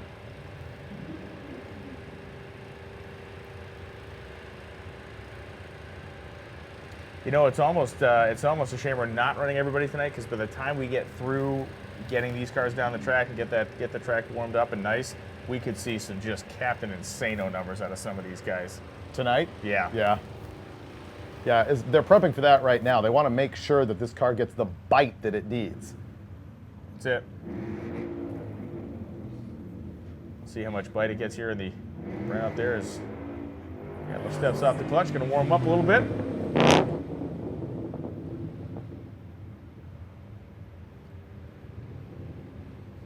Not often on Drag Week we've been in conditions cold enough where you see the steam coming out of the exhaust pipes of the later model cars out here. Guess we don't need to remind anybody to turn off their air conditioning right now. Better reaction time went to John Friel by 1/10 of a second, but Gatliff doing a better job hustling that car to the Grand Prix side. Goes 12:80 with an 8 at 107, and Friel goes 14:42 with an 8 at 99. If you're on the live feed at home, check it out. You've got our video team commenting as Motor Trend Magazine, and staffer Alana is on there commenting as Hot Rod. Any questions that you have, you can throw up there, and there's a minute chance that we will actually answer them in a professional manner. Minute. Beautiful Chevelle rolling up now. This is Ronnie Fleming, and Fleming is one of the guys who was like on the bump spot of the field. He was like number 32 or 33 or something. No, he is just outside the bump. He is working his way in. He has a 12.0 average, and he needs to run. Well, he's never run under the 12-second bracket, bunch of 12.0s. If he can cut off that 11.99 right now in this killer air, it's going to help his cause. This is our perfect example of what kind of effect conditions can have. Assuming Fleming gets off the starting line well, we know the car runs 12.0s. We've seen him do it all week long. So those 12.0, 12.0, 12.0 ETs should be offset. I bet he goes 11.87. 11.92. All right.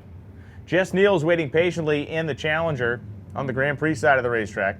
And note the fact that I've not talked to Ronnie Fleming this week, but the window sticker for that car is stuck to the window there.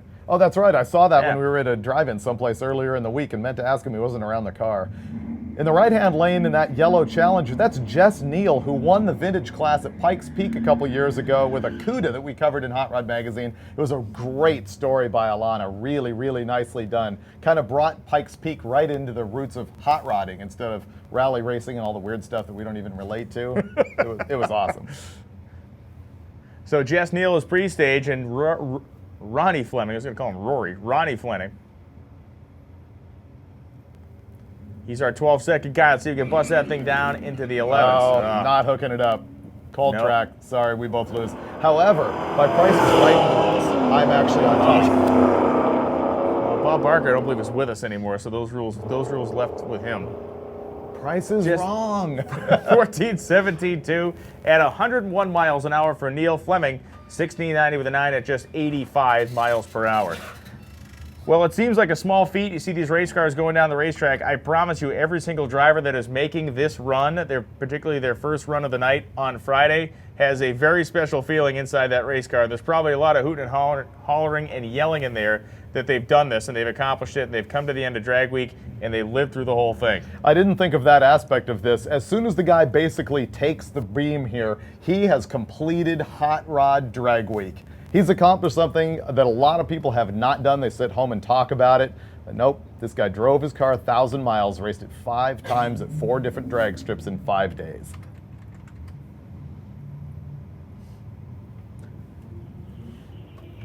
So Wayne Schofield and James Manning are the 2 cars that will be heading down Tulsa Raceway Park. The famed quarter mile here that has been the scene of so much history, hosted the World Finals for the NHRA from 1965 to 1968. And then it went to Amarillo? Did it go to Amarillo before it went out to California? I thought it went out to California after it left here. First World Finals probably was the opening of Ontario, is my guess. Okay. So I'm thinking 72 in California. Wayne Schofield and James Manning head down the racetrack, and Schofield goes through at 13:05 of the 4 at 104 miles an hour, and James Manning, working his way down in the Mustang, goes 1987.3 at just 79, had some wheel spin. Scott Brown coming up in that 1953 Chevrolet called Capone. He was the guy we were talking about earlier. Brown melted a piston in this car. It's a 2002 era LS 5.3 Chevy engine with a single turbocharger on it. And at the race track we were at yesterday, the SRCA drag strip in Great Bend, Kentucky. Oh, geez. Great Bend, Kansas. Wow. Wow. He got down there and the thing got real hot. It melted through one of the pistons. He rebuilt the engine, or essentially slid a new piston and rod in there, and was able to get here on time and finish the week. This car has gone down in the 10-second zone, but he's had it dialed back running like a 11:10, 11:15, somewhere in there. And in the left-hand lane, Scott Abbott, a past winner of the Daily Driver race in Hot Rod Drag Week, and this car has been running in the 1170s and 1180s. It looks like his best mile an hour is 118. I'm counting on this guy to hook us up and show us what this air is looking like. I believe Abbott is the defending champion. I think he won it last year. I believe you are correct. See that? I've learned not to question you, except when I do. Oh, and he cuts the 098. We got our best light of the evening so far out of Scott Abbott in the left-hand lane. Big Block Mopar says 120 miles an hour. There you go. Boom goes the dynamite. 2 extra miles an hour.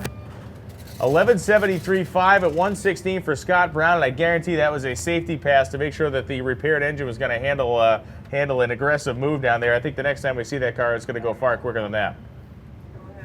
This is an open run right now. We started it at 8. We're going for an hour and a half, so you might see the same car twice. Guys can make laps if they would like to.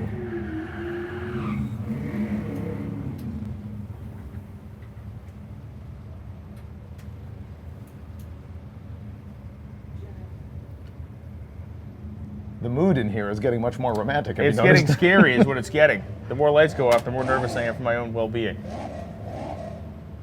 Brian Jankowski and Dan Livers and Jankowski. For those of you just tuning in to the live feed of Drag Week 2014 presented by Pep Boys, I would like to let you know tonight's action is going to be focused on just the daily driver category. We're going to come back tomorrow morning at 9 a.m. with all the rest of our racing program. Brian Jankowski goes 11:30 with a 2 at 122, and Dan Livers 13:39.8 at 101. We had a multiple hour downtime this afternoon for rain that put our program behind, so we're going to concentrate on our daily drivers tonight, get their whole race finished, and then tomorrow it is going to be all of our class cars, and if time permits, the shootout. Right now, if you are Rick Johnson from Gear Vendors, you are the guy who spent most of the day completely setting up the awards ceremony, putting up a tent, getting a bunch of beer for people, setting up the cafe, getting out the tranny guy trophies, getting out the plaques, getting out the gift certificates, and then not giving any of it away or speaking to anybody because we put off the awards ceremony until tomorrow so that we could race. But you know what? Rick is completely down with that, and he's going to do it all again tomorrow.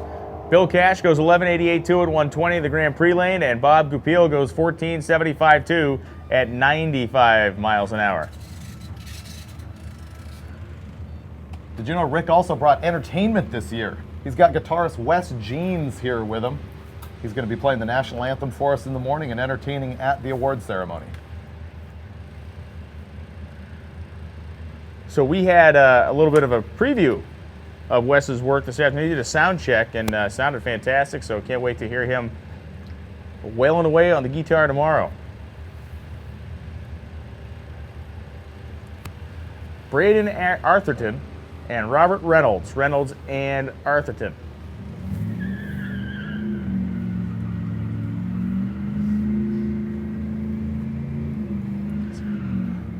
Reynolds in that half-ton Ram pickup with Hemi power. That thing ran actually.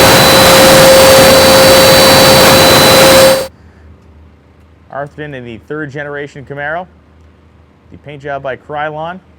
But the old saying goes, this ain't a beauty contest. Show up here and race your car. And he has been doing it successfully all week. Better reaction time for the 3rd gen Camaro of Arthurton. Bob Reynolds looking over the Camaro saying, man, I should have just got one of those 3rd gen Camaros. This is your fast. 14.13.8.102 as Reynolds goes 14.88 with a 0 at 99 miles an hour.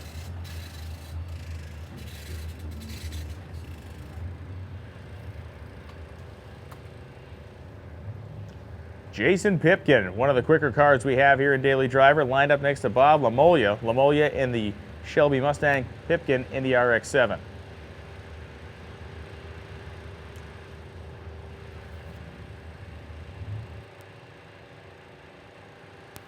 Drivers, this is an hour-and-a-half session for you to go out here and make your runs. Then we go into the quick 32 bracket race directly following that. One positive development, the nice weather conditions will not have a problem keeping your car cool between rounds.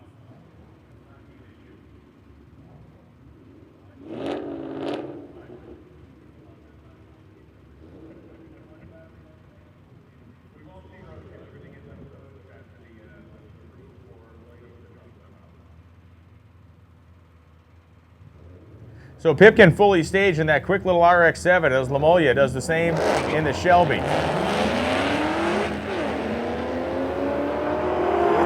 actually red lit. That is kind of an accomplishment of the Pro Tour. You got to be real early to do that. He was 083 on the red side. And Pipkin goes 12.96.3, 111, and Lamolia goes 12.25.6 at 119 miles per hour.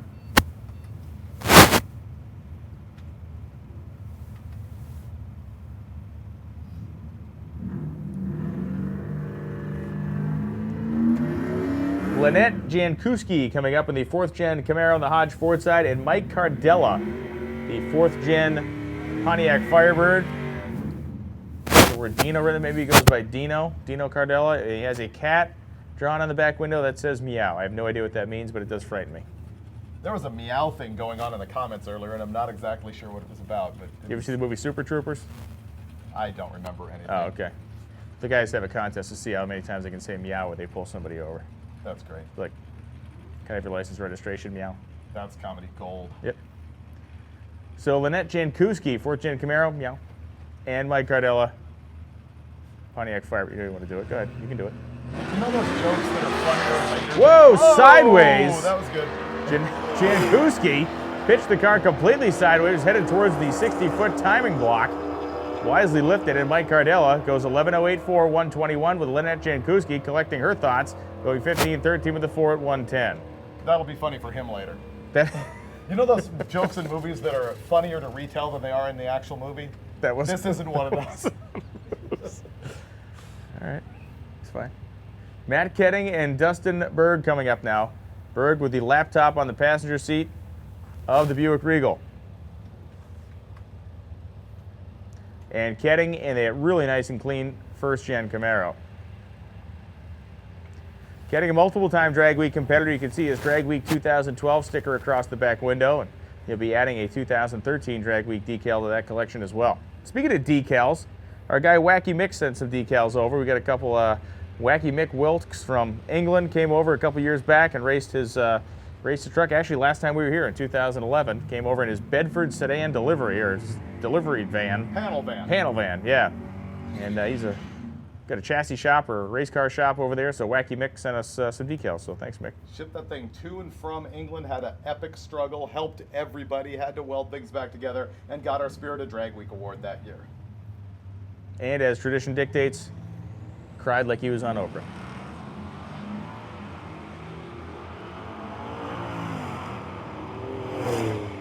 Matt Ketting and Dustin Berg now.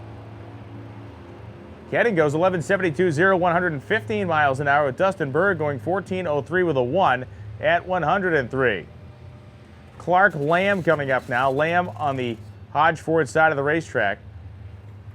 And that fourth generation Corvette, C4 Corvette of John Stevenson on the Grand Prix side.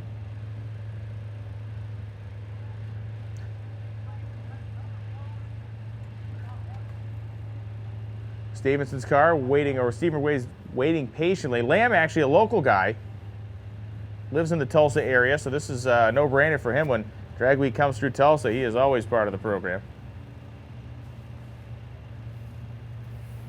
Probably made a ton of laps down this track over his years of racing, and a lot of condensation, I guess, from mopping up here in the starting line.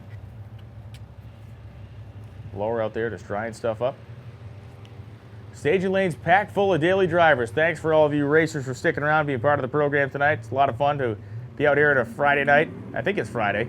All these days are starting to run together after a while, but out here at Tulsa Raceway Park.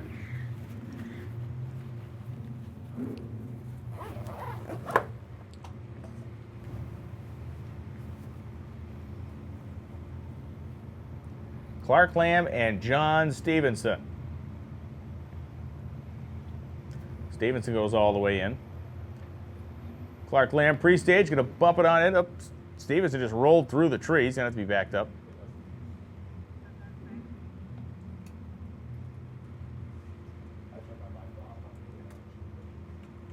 We like to employ courtesy staging here, meaning one driver pre-stage, other driver pre-stage, then everybody can go to that full stage position. John Stevenson hasn't gotten the memo on that. That's fine.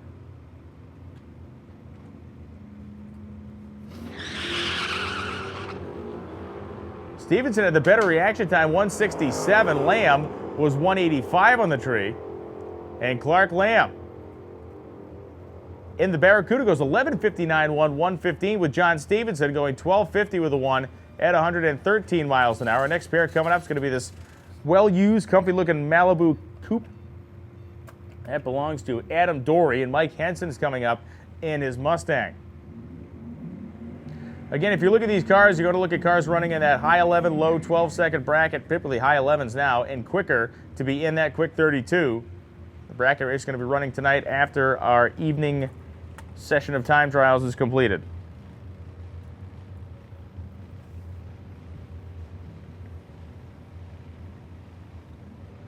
Pretty impressive group of cars out here. It's such a different, the spread, and you can see that old, I got a good story about the old Galaxy that'll be coming up next. Oof. They had a rough night last night. Adam Dory, the better reaction time, and just going to pull away from Mike Henson. So Dory goes 11.96.5, 111 as Mike Henson goes 13.54 with a 5 at 110 miles an hour. Next pair up is going to be that LS-powered GTO Judge and the infamous Galaxy. Now this Galaxy last night, we were driving along on the route, going from place to place. We came upon what looked to be a crime scene. There was what remained of a deer, looked like it had been stuffed full of explosives, was spread out all over the road. And then a little ways up, we could see someone pulled over with their four-way flashers on. Well, the car pulled over with the four-way flashers turned out to be the Galaxy you see sitting over there in the Grand Prix lane, owned by Garrett Larson. Well, Garrett Larson didn't hit a deer. He hit the remains of a deer, and it tore the transmission lines off the transmission of the car. So as we were coming up to the scene, there was about a 3-foot wide swath of red up the middle of the road. We thought we were pulling up to something that was going to look like a crime scene, but it turned out it was just the transmission fluid coming out of the car. Employing a trick of drag week ingenuity, they towed it away with a Volkswagen.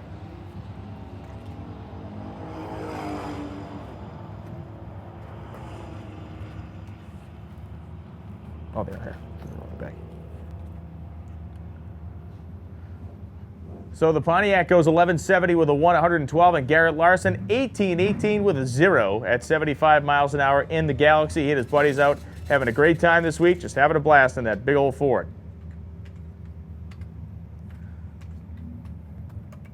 Eli Gould coming up next. Gould on the left-hand side of the racetrack, Hodge Ford lane, and Jordan Luttrell. Luttrell with a V8 swap 3 Series BMW. That bike rack on the back, don't be fooled, that's actually where he stores his slicks from place to place. Slides it right over the tubes where the bike rack would go, or the bike would be slid over. And Jordan's been rolling the gears pretty hard on that BMW here all week long. Eli Gould's car, the T-top equipped Trans Am, used to be formerly a turbo Trans Am model, has been a strong runner. For the last couple years, he's been a factor in the daily driver competition. Like a lot of our competitors, you get drag week in your blood, you just can't get it out, and you can't think of anything else you'd rather be doing on this week in September than hitting all those different drag strips and driving across the country, or around the country, I should say. So Jordan Luttrell going to inch up on his side in the Grand Prix lane, as is Eli Gould. Place your bets. You want the Pontiac down there first or the Beamer? Luttrell has had his share of issues getting that stick shift car off the starting line successfully. We'll see if he can get it handled here.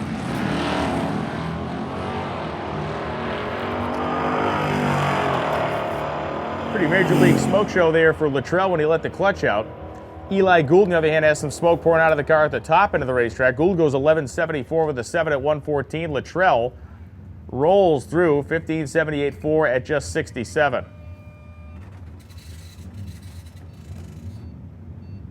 And a whole bunch of Pontiac rolling up into the water box on the Grand Prix side. That's Bob Seiler in that Le Mans convertible. Originally a 350 Pontiac equipped car. I'm not sure what engine's in it now. It would be very cool if it is a 350-inch Pontiac engine. And Walt Herr in that beautiful two-wheel drive short bed blue Chevrolet on the Hodge Ford side.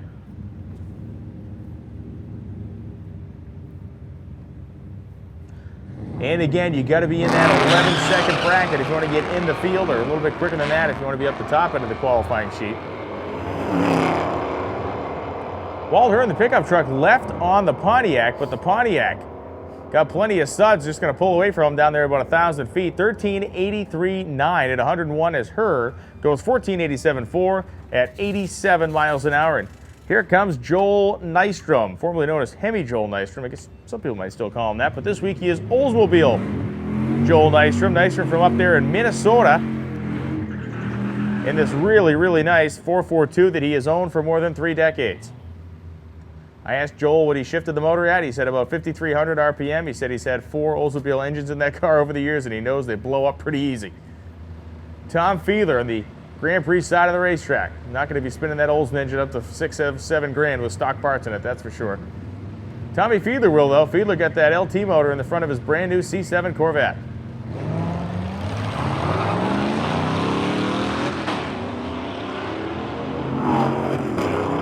See Nystrom, you hear Nystrom snicking through the gears in the Oldsmobile. The C7 Corvette will get to the stripe first, but not by a whole bunch. 15.47.1 at 118 miles an hour for Fiedler. Nystrom goes 14 flat 2 at just 88.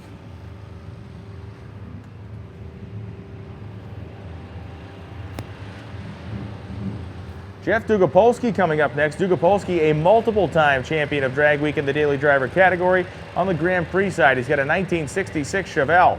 Dugopolsky is one of those guys that was actually been trying to get the tree learned this week, working in that Pro Tree reaction time. He's done a nice job of it. He'll be lined up next to Tom Foglid. And Tom Foglid was on the first Drag Week back in 2005. This year we're celebrating the 10th running of the event. Technically it's not the 10th year, as that will happen next year in 2015.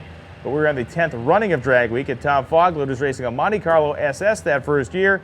Took it right down to the wire in Daily Driver. I don't remember if he won or runner-up, but Tom Foglid was certainly a big factor in that first week back in 2005. Fun fact about the 2005 running of Drag Week was that it was a one-way trip. It was not a loop. We started off at Kansas City International Raceway, and we ended up in Martin, Michigan at US 131 Raceway. Guys had to figure out how to get their cars and trucks to meet each other to get their stuff home. So it wasn't like today where we start and end at Tulsa. We actually started one way and ended somewhere completely different.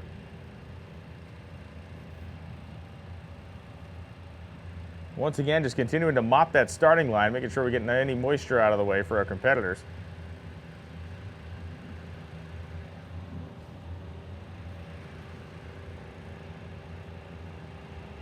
Every once in a while what can happen is you get some water under there called weepers, and once the track starts to warm up, those areas start to weep a little moisture, but we stay right on top of it, make sure everything's good. And Jeff Dugapolsky, looking out his door, pulls through the water box, closes himself in the 66 Chevelle as Tom Foglet completes the burnout in the LS-powered Chevy pickup.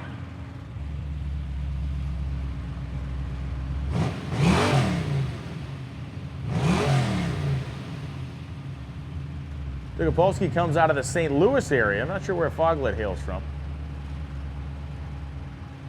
But Foglet is fully staged in already in the pickup truck, and Jeff is going to take his time, put himself in a spot. I'm interested to see what Jeff's going to turn for a reaction time here. Normally a sportsman racer working on that sportsman countdown style tree, but not today. Deep stages, he actually red lit by 11 thousandths, but Jeff's going to be deep staging again, working on trying to kill the Christmas tree. That's going to be one of the keys to getting through that 32 car field tonight.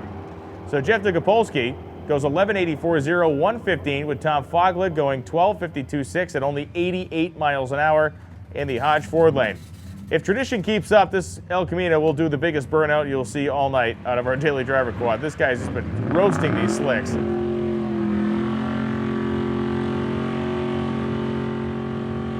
Yep, there he goes. He knows it too. He got his finger out the window. He is the guy. He absolutely hates those things. Boiling the Hoosier slicks right down to the cord. There he is. So the El Camino, driven by Kevin Webb, completes the Mondo burnout. Luckily, we get a little breeze out there tonight. It'll blow it all out of the way. The lady in the grandstand behind the start line is trying to fan it away. Yes, I see you over there. I'm watching. The eye in the sky sees it all. Ross Dudley is driving the Roadrunner and the Grand Prix lane. That Roadrunner, nice looking car. It has an A12 style hood, but it's not a true A12 liftoff hood. And it looks like a problem for Dudley. He has backed the car off of the starting line. Hopefully something that's easily handled. Oh, he's going to towel his roof off. He's got a bunch of water on the roof. So if you're in the staging lanes and you got water on the roof of your car, make sure you're cleaning the roof of the car off. If it's been parked outside in the rain, because what's going to happen is you get going 100 miles an hour down the racetrack, you're going to create your own little mini rainstorm down there.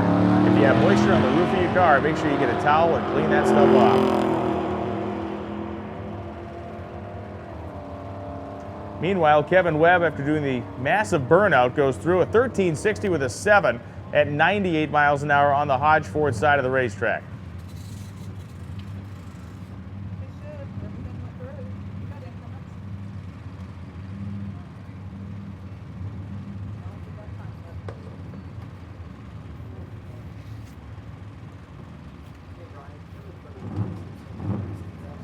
First floor.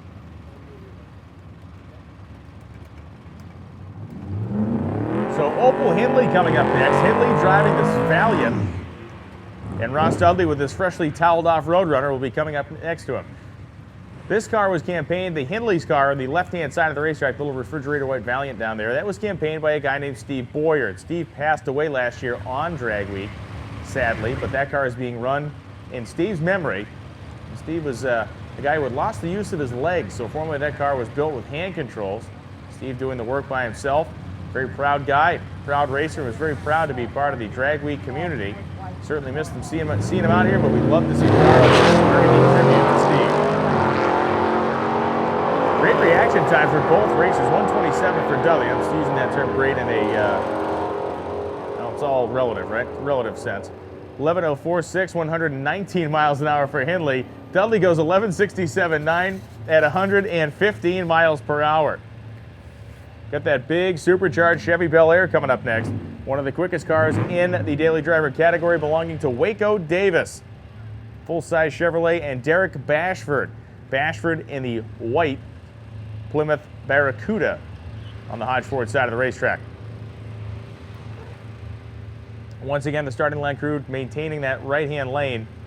Got a little bit of weeper over there, but again, they're keeping that. Anything that pops up, get the blower on it, get the mop on it, make it perfect. And here comes Waco Davis with a burnout in the Chevrolet.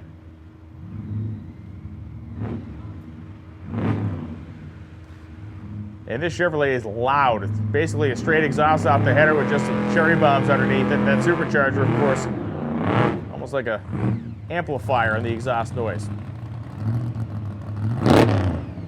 So Derek Bashford looks like he'll be the first to pre-stage. Bashford just about right in the stage beam. Three-stage beam. Come on. Yep, got it. Waco Davis now. One of the quicker cars in the field. We'll see if he can improve on his position. He can't go any quicker than 1080 in daily driver. Waco's car below 11 seconds before, boy, launched like he meant at that time. 151 short time. Davis goes through the 8th mile at 100 miles an hour and lifts down there about 1,000 feet. Davis goes 11:35.8 at just 95 miles an hour. That thing looked like it was on about a 10-second pass before he lifted. Bashford goes 17:33.2 at 81. Next up, going to be that clean Monte Carlo of Jerry Lamberts and Austin Stiver. Stiver coming up in the about 7980 Fox Body Mustang LX in the Grand Prix lane.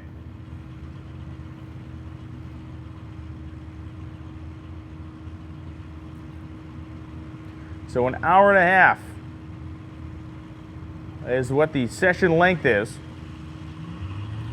for this runoff in daily driver. We'll see a little bit of shifting at the top end of our qualified order for that 32-car field, but I bet most of our quick competitors are going to be just a little bit quicker than they are. We're going to have not as much movement on the front end as we will on that bump spot end of the program. We get a bunch of cars hovering right around 12 seconds flat, and this area is going to help them speed up a little bit. Jerry Lambert's 12:73 at 105. Stiver goes 12:56 with a 4 at 113 miles an hour.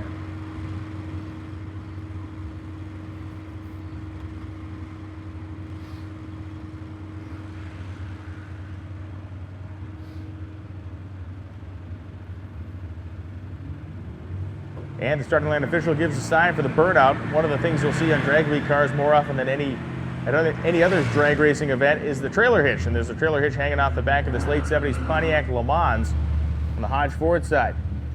Dave Burke and Tom Franks are the two racers up there in the starting line. Franks in the Fox Body Mustang and Burke in the Pontiac. So the Fox Mustang and the G-Body style Pontiac Le Mans over on the Hodge Ford side of the racetrack.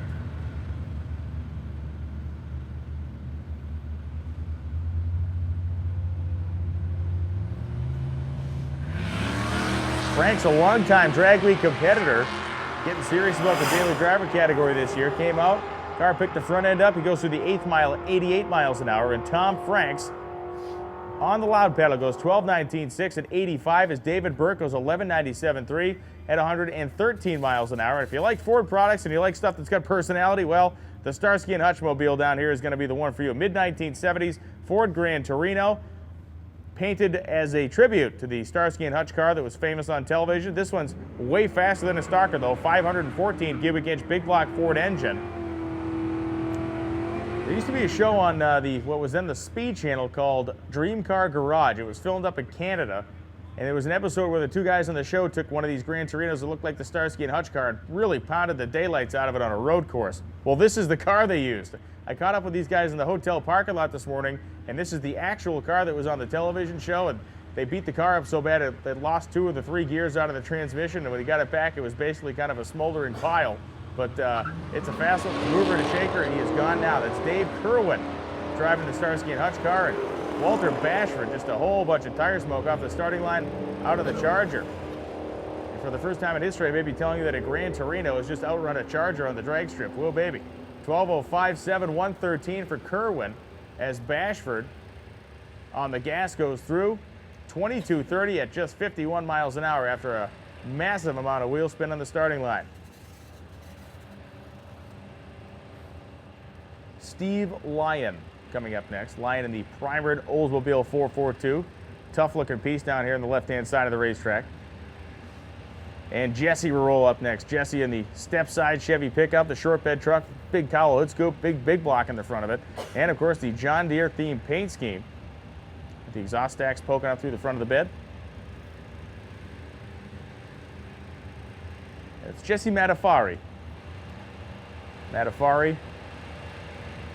Been racing this truck at Drag Week at least a couple of years. I don't know if it's 4 or 5 or 2 or 3, but we have certainly seen him out and about. Yeah, he was definitely here in 2011, so we'll see. Maybe his career started then. And Steve Lyon gets on the loud pedal here to complete the burnout in his Olds 442.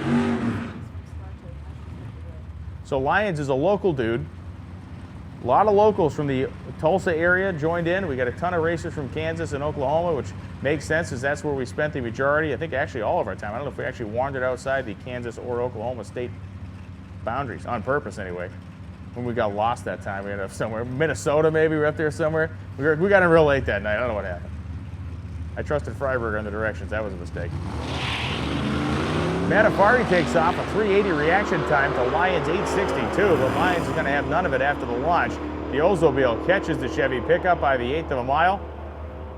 And Steve Lyon goes 1172, 5116 with Jesse Matafari going 1390 with a 9 at 94 miles per hour. Well, we saw Lyon go 1172, but here comes Kerry Watson. And Kerry's car has been the quickest Oldsmobile powered Oldsmobile at Drag Week at least a couple of times. Mark Swank is the car in the other lane in the Corvette.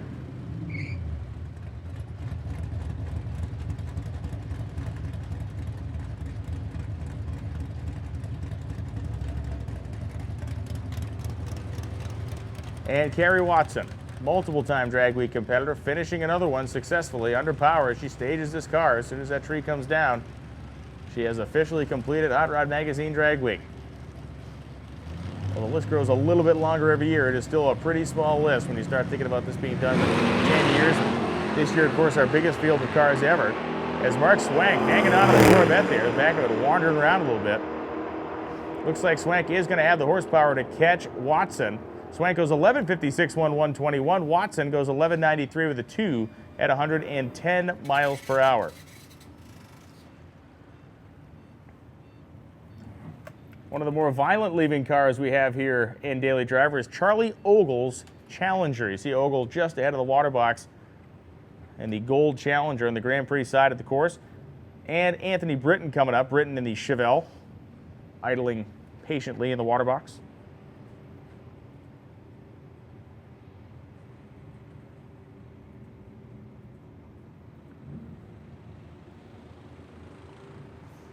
Once again, keeping the starting line nice and neat with our blowers out there, and again, cold enough to see the steam coming out of the exhaust pipes of these cars. Too early for that. That should be like October we start seeing this stuff, not early September.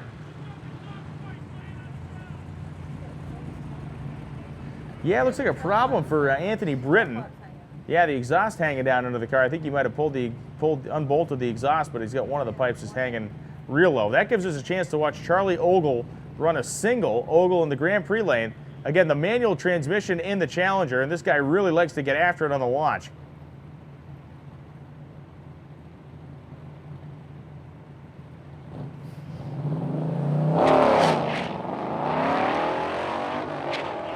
There he goes. Third gear. Here comes fourth. Nice job by Ogle. Grabbed all four with no issue whatsoever. He powers down the Grand Prix side. 1234 with a 4 at 109 miles per hour.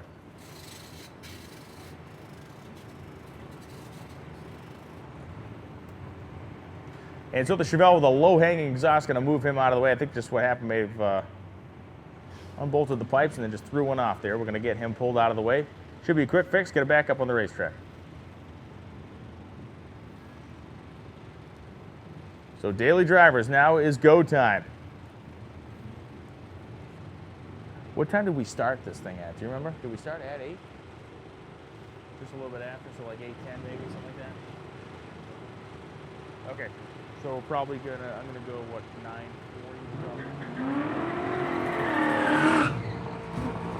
Okay, so we started this deal right at about 8:03. About 8:03. There was a second. I can't get down to the second for you, but I can get to 8:03. Which means that we will end this at 9:33, which is 40 minutes from right now. It is now 8:53, 8:54 by my watch up here, so we got 40 minutes left in this open session. Then we will sort the cars going to 32, and then it's go time. John Lechner could be one of those quick 32. Lechner has been beating on that Chevelle all week long as Connie Lejeune runs down in her Shelby. As John Lechner goes 1186 with a 1 at 116, and Connie Lejeune goes 1237.0 at 122. So again, we got about 40 minutes left in this session of Daily Driver. and then we're going to be going into the Quick 32 bracket race. Thanks for tuning in tonight. Thank you for Pep Boys for sponsoring the live broadcast, and thanks very much for Gear Vendors Under and Overdrive for being the primary sponsor of Drag Week 2014, as they have been for many years here at Hot Rod Magazine Drag Week. It's a fun night going on at Tulsa. It's cold outside. Everybody's bundled up, but the cars are running fast. Got that nice, cool, dense air.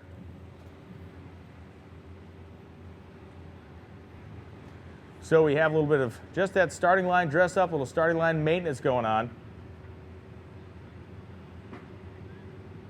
Track got rained on for hours, so every once in a while a little water might poke out from under there. We just hit it with the dryer and mop it up.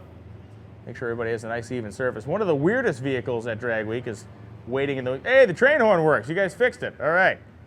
The guys in that diesel-powered, technically a 39 Chevrolet, they added the train horn, but they could not get the train horn to work. But that problem appears to have been solved.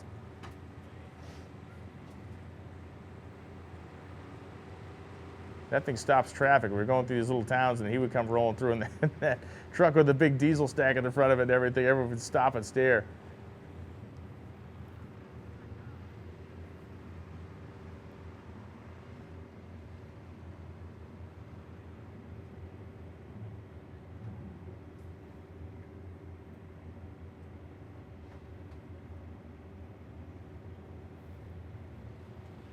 Here comes Paul Whalen. Paul Whalen, one of the original Drag Weekers, was out there in 2005 on that first trip. We all pulled out of Kansas City International Raceway wondering what was going to happen next. And the LS-powered Malibu rolls up on the Hodge Ford side of the racetrack. Malibu, a budget-built car. The guys are having a blast with it this week. That's Ken Minyard, and you can see the motor hanging halfway out of the hood as Minyard pitches the car sideways in the burnout, steers out of it nicely. And Whalen in the turbocharged Mustang. Whalen's car actually mile an hour, pretty fast. Mile an hour up there in the 125, 130 zone. Typically runs in the 11s, comes out of the hole pretty easy, doesn't want to blow up any transmission or rear end parts. But it pulls on pretty hard at the top end.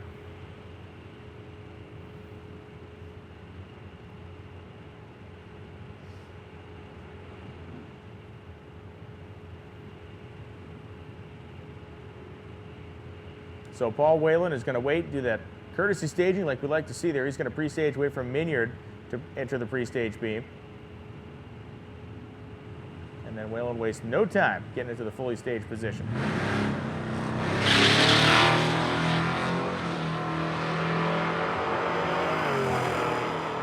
Ryan Minyard got that LS-powered Malibu pulling along at 94 at half track.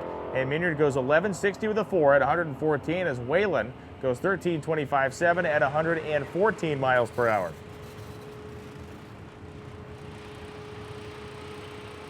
And it's Bob Berry driving the 1939 Chevrolet truck in the Grand Prix lane. It's kind of a 39 Chevy, meaning that the cowl and cab are 39 Chevy.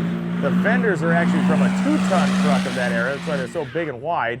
And then, of course, the tailgate is from a Studebaker truck. It's got a Cummins 6-cylinder diesel engine in it, as if you couldn't tell with the exhaust stack and the soot rising off it.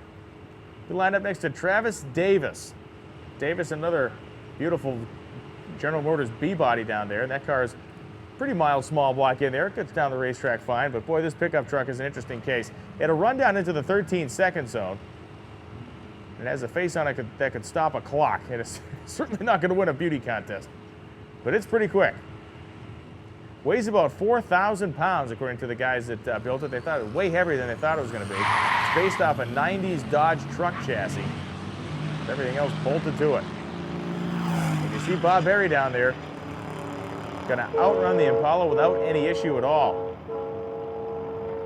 Berry with the train horn blaring goes through 1403 with a 3 at 97 miles an hour. It's like the with the ballad of the old 97. Was that Johnny Cash song?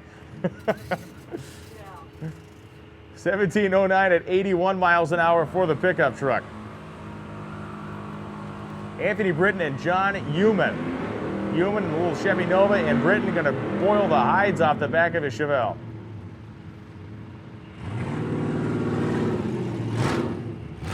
Looks like we were getting really close to our first kind of cycle through the entire field of daily drivers, which is fantastic, meaning everybody got a shot to hit the tree and get their time slip and officially complete Drag Week 2014.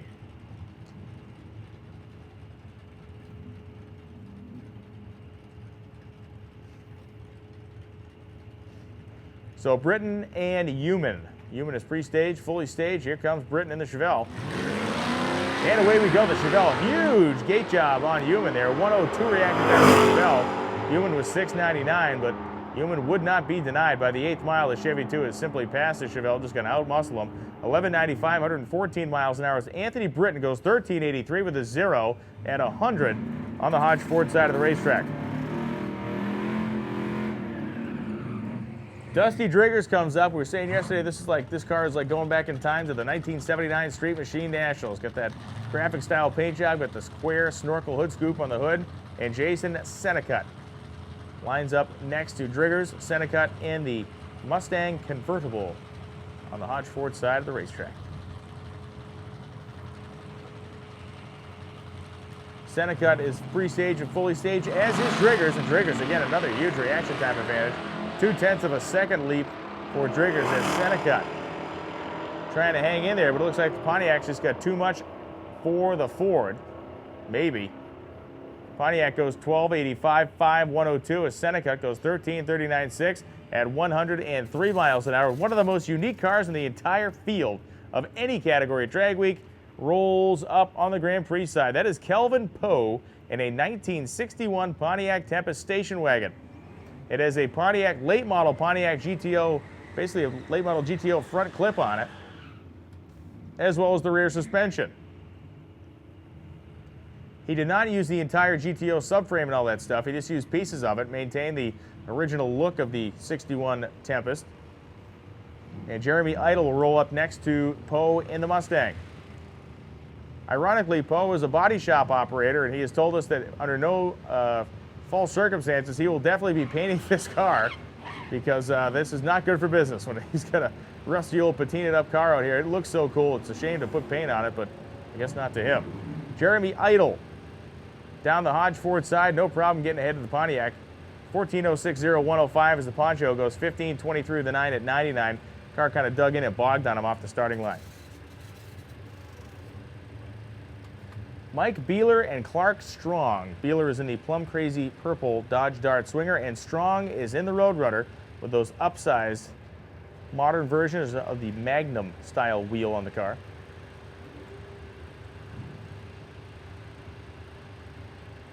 And it's official. We've made one complete revolution through our field. That is fantastic news as we are now under 40 minutes. Under 40 minutes for this session of Daily Driver. Racers, a lot of racers taking advantage of the atmosphere, trying to get their quickest run of the weekend, as I see a lot of return customers out there in the staging lanes, including Bob Berry. Just saw Bob Berry roll in the wild diesel pickup truck.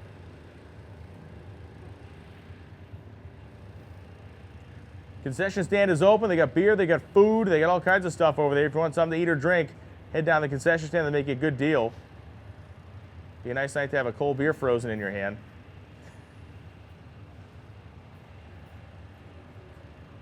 Yeah, you need the koozie going on. You got koozies down there? Yeah, so you can get the Tulsa Raceway Park koozie.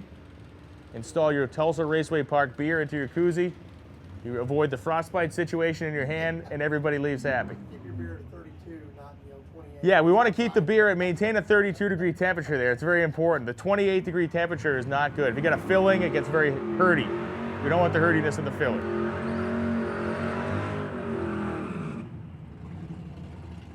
Budweiser products down there, I believe. Bud and Bud Light, is that what we're selling down there at the concession stand? That's correct. I test drove one of those earlier. Just wanted to get a little Q. It was a QC thing. I'm looking out for the fans, and that's what I'm all about. You know. It was really good. It was really good. That was some high quality H2O. So down goes the Roadrunner here with Clark Strong as Mike Beeler spins the tire pretty hard there in the Dodge Dart Swinger. Back end came out a little bit, but Strong looking so as he heads down the Grand Prix lane. 11.89 for 115, and Mike Beeler 13.82 for the fiver at 111 miles an hour.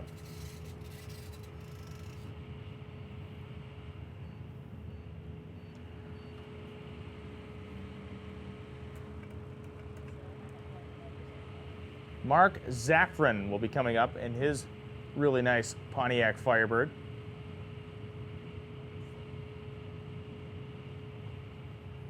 Zaffron's car idling down here behind the starting line.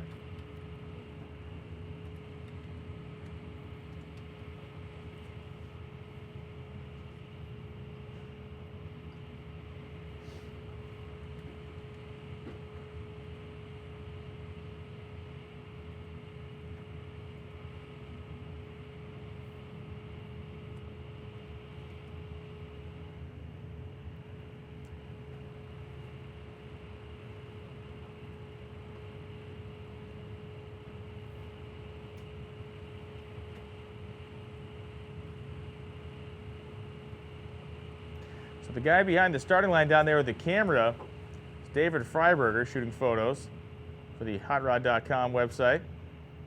Formerly my announcing cohort during the week, but he has abandoned ship, dressed himself up like a man from the 1950s going on a hunting trip, and now he is down there shooting photos at the starting line.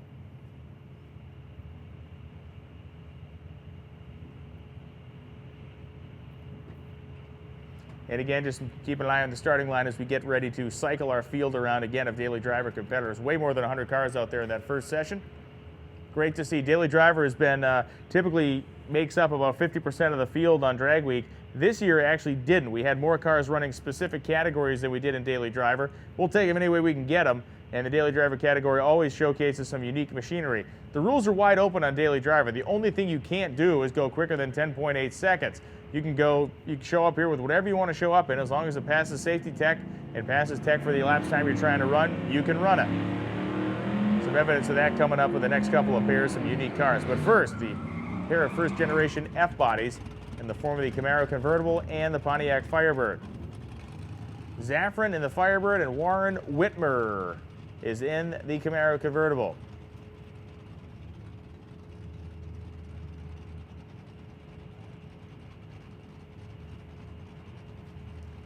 So Zaffron fully staged. Whitmer now goes all the way in. Pro Tree comes down. Whitmer right at the front end up in that thing. 186 reaction time. And the Chevy is going to have its way with the Pontiac down the quarter-mile course as Whitmer goes 1160 with a 2, 115, and Zaffron goes 1263.7 at 104. This is a great pair here that really sums up the Daily Driver category. A 1974 Opel Manta in the Hodge Ford lane with an LS engine in it, driven by James Angerer and John Gillard. Gillard is driving the Pontiac 400-powered GTO Judge, packing a Doug Nash 5-speed manual transmission. So Gillard's going to be banging gears down there, and not just in any old 4-speed, old school Doug Nash 5-speed. As you see that very unique Opel Manta of James Angerer roll up to the starting line. Very small car, as you can look at it in comparison to the GTO. It looks like about a 3/4 size model.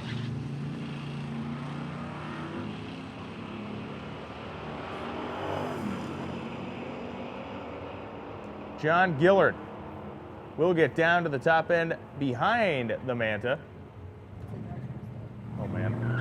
So Angerer goes 1246, 112. Gillard goes 1389 with a 6 at 100 miles per hour.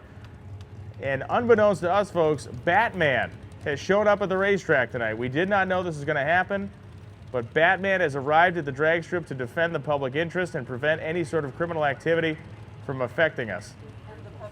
There is also a man dressed as a dog. He frightens me, but Batman is a light of goodness in an otherwise dangerous world here at Tulsa Raceway Park.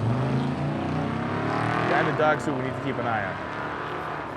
I don't know what's happening down there. Is there a convention? Is there some sort of convention in town? That is a normal midnight crowd.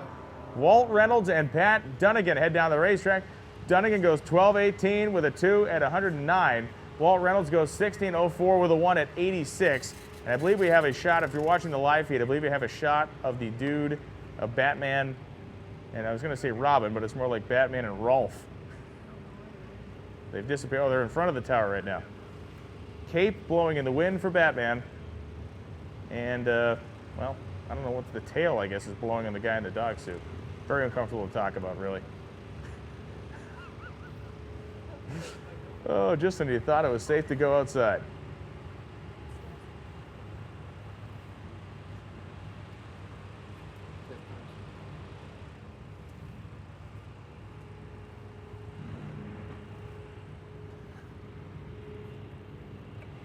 Ken Metzinger and Troy Clarout come up. Now, Clarout, one of the quickest cars we have in the Eliminator. He actually was the #1 qualifier coming into this session. I don't have any updated data right now to see if he still is, but Ken Metzinger in the fishbowl-style Barracuda will redo his burnout, as will Clarout. Neither of them were very happy with what they got there in the water box. And Dinger from the racetrack down there capturing the majesty of Batman and Doggin on the starting line.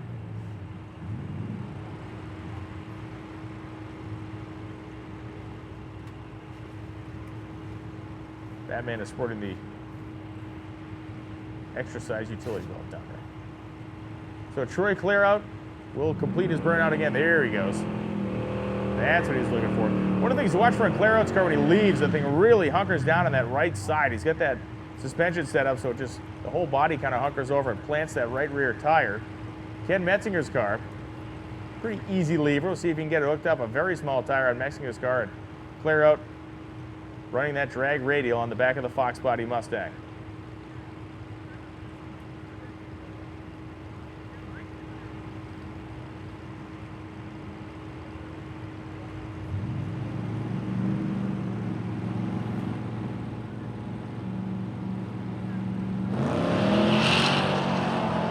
Clearout's car, a little bit of a wheel spin there at the starting line, but boy, it's going. The 8th mile, Troy, 7.3 seconds at 96, and Troy Clearout goes 11:42.1 at 121 mile an hour. Big, the mile an hour a lot bigger than the ET there, as Ken Metzinger goes 13:25.4 at 100 miles per hour. Here comes that little 20 odd second Volkswagen Squareback. Well, nope, it's dead. The Volkswagen wagon suffered some sort of a malady there. All we need to do is get that thing through the staging beams. It's going to get pushed up to the staging beams. Okay, Brian.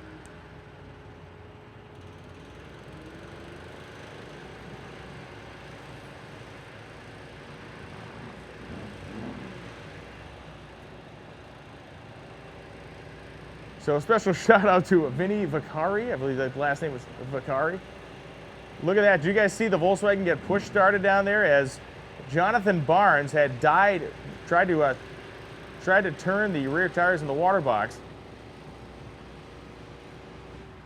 The thing quit on him, and Freiberger and a bunch of guys just gave him a push start. This little Volkswagen is tough. It's slow. I mean, it is glacially slow, but it's tough. It pulled the Galaxy last night. The Galaxy that ran over the deer guts and pulled the transmission lines off.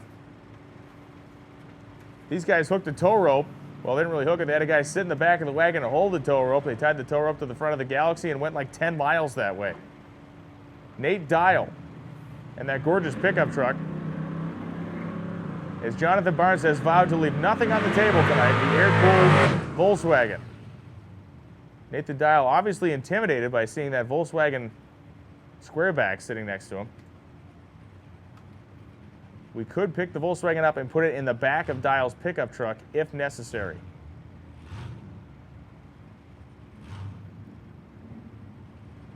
Barnes pre-staged. As soon as Dial went in, Barnes went to a fully staged position. Can the Barnes mobile go? No, trouble. It dead hooked and died. No.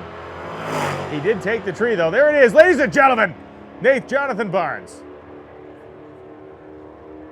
More fun than anybody else this year. Nate Dial goes 12:21.5, 109 miles an hour, and John Barnes and the Volkswagen wound it up, dumped the clutch, and the chipmunk in the wheel died. But he does have a reaction time, so he did complete drag week, ladies and gentlemen. That is a 100% success right there for the boys in the Volkswagen. They had an absolute riot this year. We caught them on the side of the road a couple of times. No one was laughing more. No one was having more fun. And that little Squareback is a very neat piece. So we love you guys to death, and we hope to see you again next year. Granted, it might be next year by the time you drive that thing home. So, I mean, just maybe something a little faster next year. It's cool. This was cool, but, you know. Yeah, I mean, the luggage rack is key on that thing. That is a neat car.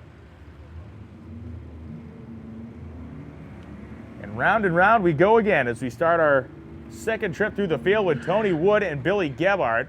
And again, we're going to stop. We're going to close the staging lanes in this session at about 9:30, roughly 9:30 p.m., which is basically 15 minutes from now. We're going to close the staging lanes for this session of Daily Driver. If you're in the lanes at 9:30, you'll be able to run your car through. We'll then sort the field and make sure we have our quick 32 cars and then have our bracket race.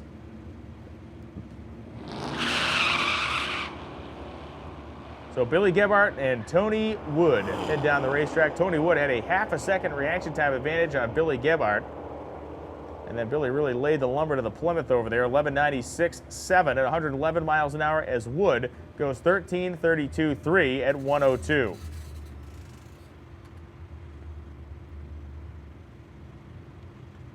Chevelle coming up. Grand Prix side, got that smoky Unix style paint job on there, black with the gold stripes. And Jeff Schultz coming up. Schultz in that really nice second-gen Camaro.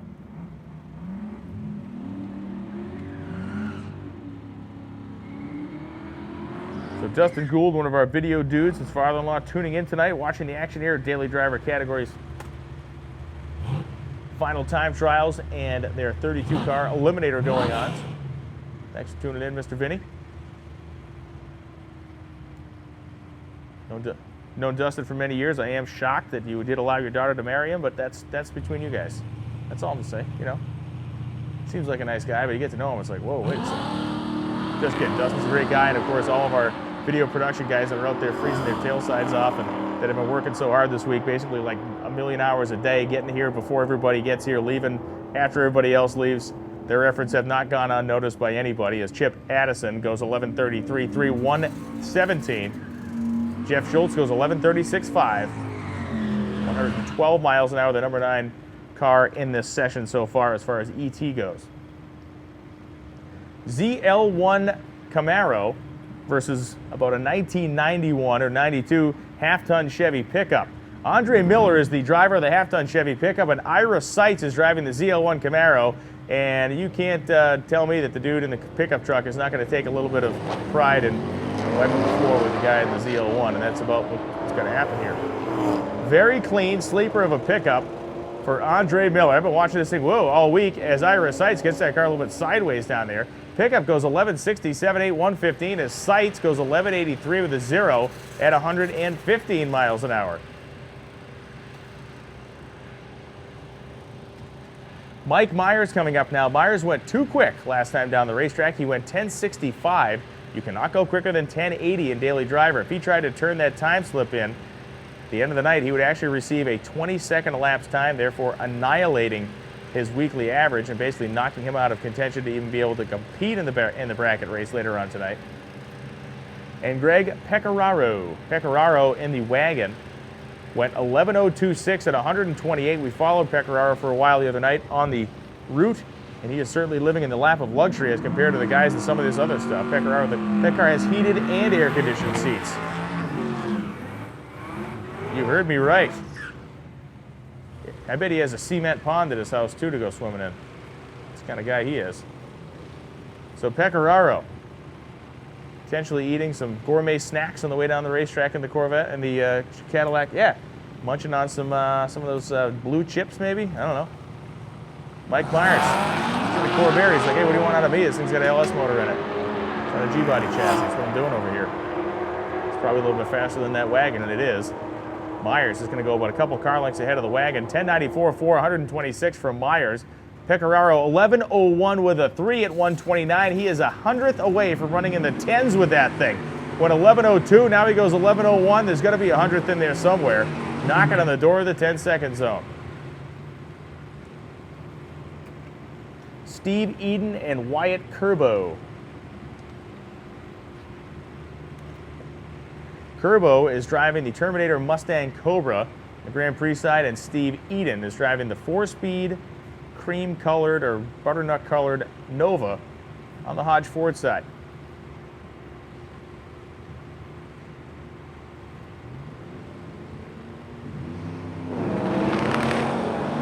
Best launch we've seen out of Steve Eden all week long. That thing did not turn the tire, didn't have to drive it around too much. Eden. Moving on down the line in the Hodge Ford side goes 11.27.7, 112 miles an hour as Wyatt Curbo goes 12.61.4 at 114. Eden is a former champ in the Daily Driver category, and he could be the champ again tonight if he's able to wade through the field, which he will most certainly be a part of with that 11.27 elapsed time.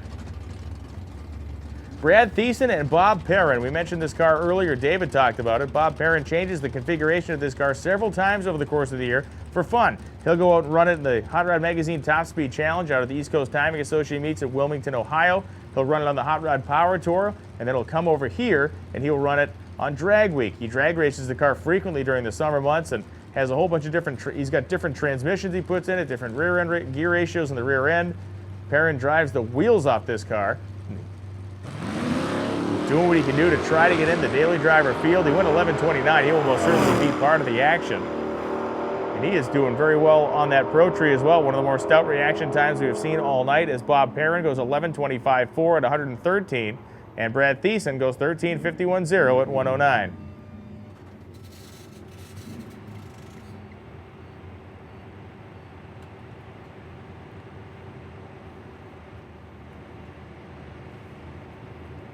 Ronnie Fleming rolling up. We saw Fleming before. This car a solid 12.0 contender. It goes 12.0, 12.0, 12.0. Looking for an 11.90 some elapsed time here. Take advantage of the nice, cool, dense air. We're about 20 minutes away, or less actually. About 20 minutes away from shutting this thing down. We confab with Lonnie Grimm here to make sure we get everything doing what we're doing.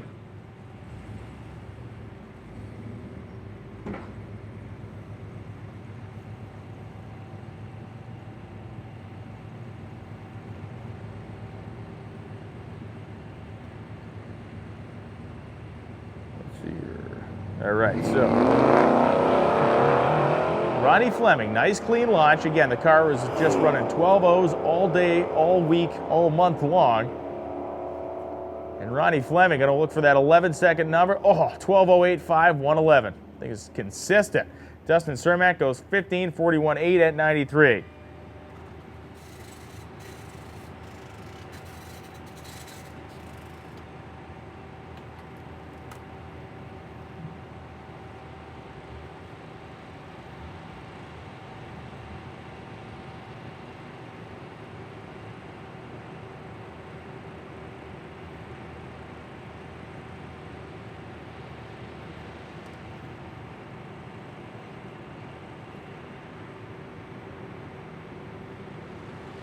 Hard-working staff here at Tulsa Raceway Park moves aside for our next pair of competitors to make their way into the water box. So we have John Gatliff coming in. Gatliff runs that Grabber Blue Mustang. He's been making a lot of laps all week long. That's kind of been his MO for the last couple of years on drag week. He's come out and really run that Mustang very hard. And of course, next to him is Jess Neal, a guy who was driving a Challenger from the early 1970s. But Neal actually competed at the Pikes Peak Hill Climb in that Challenger. Well, not that particular Challenger, in another Challenger that was built specifically for road racing. So he's just out here, he's a car guy, he's just out here having some fun. Obviously a diehard Chrysler guy as well. Gatliff is a diehard Ford guy with that Grabber Blue Mustang. Run 12.80 last time down the racetrack. We'll see if Gatliff can get it cleanly off the starting line and beat that elapsed time as well.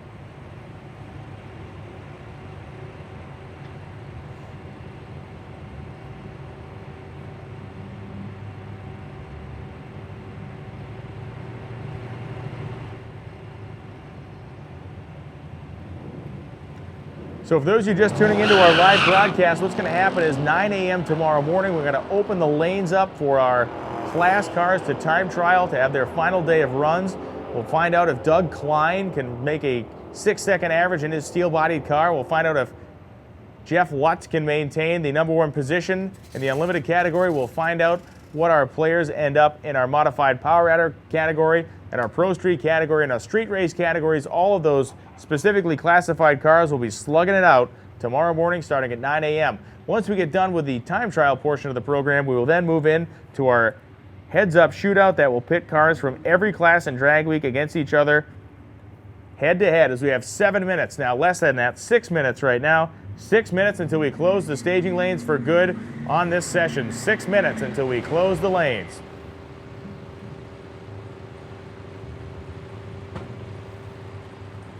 So Scott Brown, the 1953 Chevrolet Turbo LS engine in the 53 Chevy, went 1170 last time down. The car has gone in the 10s before down in Texas, where Scott hails from. Less than 24 hours ago, this thing was on the jack stands, and they were slamming a piston and a rod into it after they melted one right out of the block during their racing action in Kansas. Scott Abbott, last year's champion and daily driver, lines up next to Scott Brown and his well-worn Roadrunner. Big gate job there for Abbott. Abbott got the launch, but let's see how hard Brown's going to lean on it down on the top end of the racetrack. Look at that 53 Chevy Charge. How about 1134 at 119 miles an hour as Abbott goes 11.92.5 at 119. So Brown gave it a little bit more, picked up about 0.4 of a second over his previous run.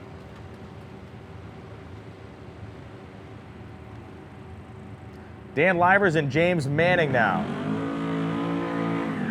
Livers comes through as Manning heats the rear tires up.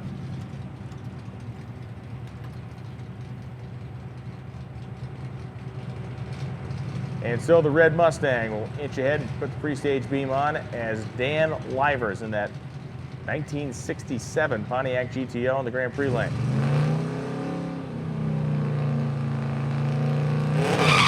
Trouble for Manning as he rolled through the tree. He will not receive a reaction time or a lapse time.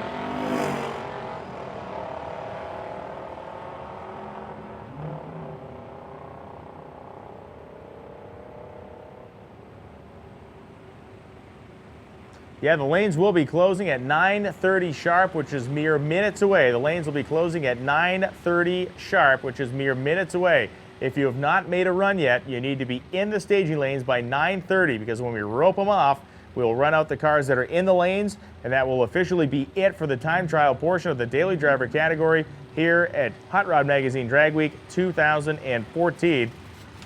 Brought to you by our co-sponsors, Gear Vendors, Under an Overdrive, as well as the Pep Boys Speed Shop.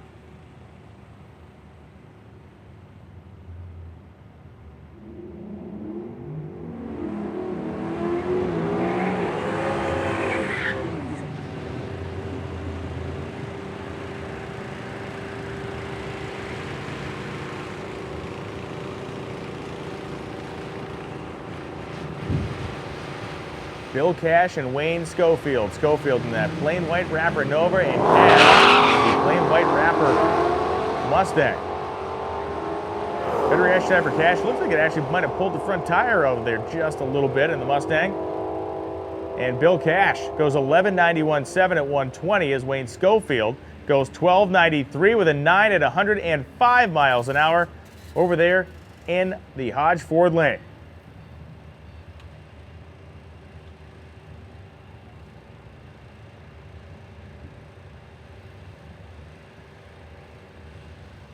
Mazda RX-7 driven by Jason Pipkin, originally powered by the rotary style engine.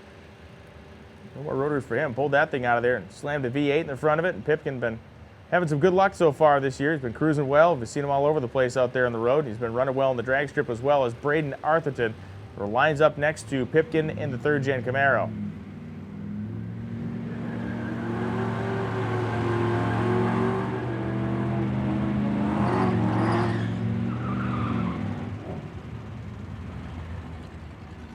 So Braden in the third gen Camaro and Pipkin in the Mazda RX-7.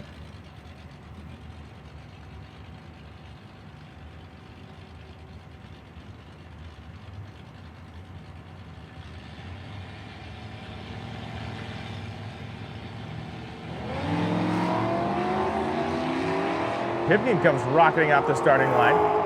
Had a reaction time advantage of 0.3 of a second over Arthurton, and he will not look back.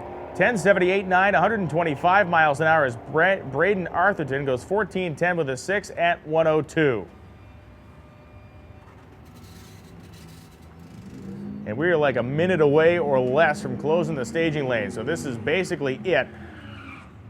We're about a minute away or less from closing the staging lanes according to the clock up here in the tower. And when I see 9:30, I'm going to start blathering on that the staging lanes are closed, but not yet. 9:29. Brian Jankowski and Lynette Jankowski. We have the Camaro and the Corvette side by side. Problem for Brian over there. I'm not sure if he's on the launch or what the deal is. No, he was just taking his time, letting the thing wind up. It's 9:30. Staging lanes are closed. The staging lanes are closed. As Lynette Jankowski goes 12.72.6, 115, and Brian Jankowski goes 11.32.9 at 122. So that's it. Staging lanes are closed. We'll be taking no more customers into the staging lanes at this point until we establish our quick 32, which we will call after we're done here.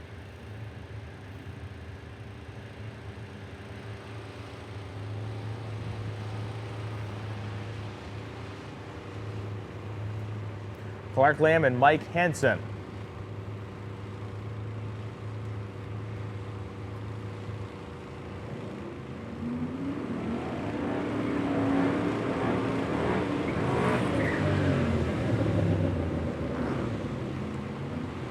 So once again, staging lanes are closed on up. No more customers into the lanes for us. We're going to run out these cars we have in there. We got a bunch of them, probably, yeah, I don't know, 40, 30 or 40 so to run through here.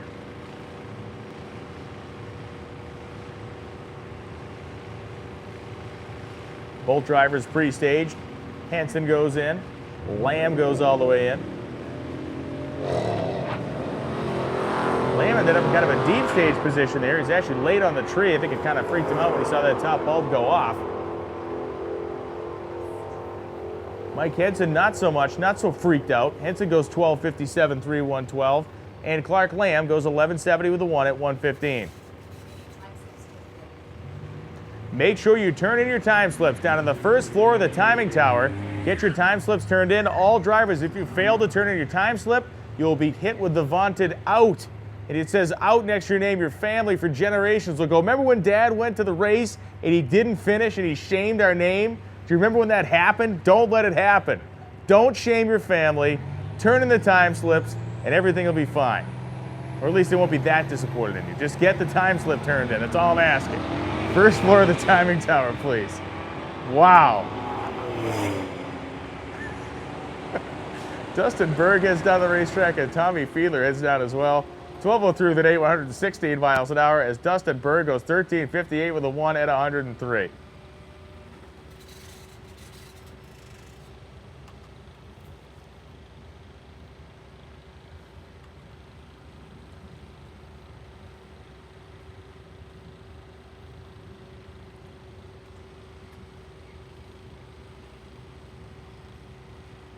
So Matt Ketting and Bob Lamolia.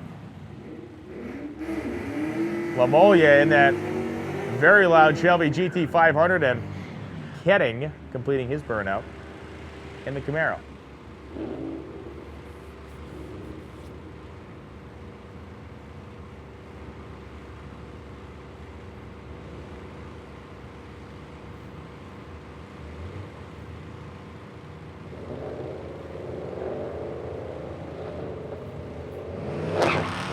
Nice launch from Matt Ketting.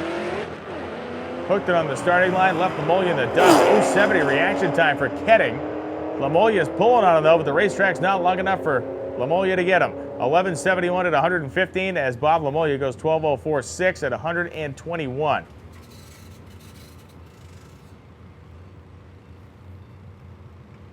Walter Herr and Tom Foglett. Make sure all time slips get turned in immediately, racers. We got to turn those time slips in because we're going to use whatever data was taken from our previous sessions and this one to build the 32-car field. So racers, you got to get your time slips turned in to the room at the base of the timing tower with Walter Herr and Tom Foglett lining up side by side in a pair of quick Chevy trucks.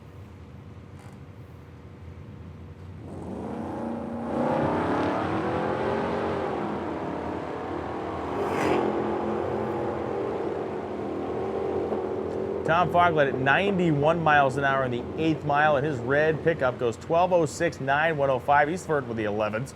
And Walter Herr goes 14:86.8 at 87.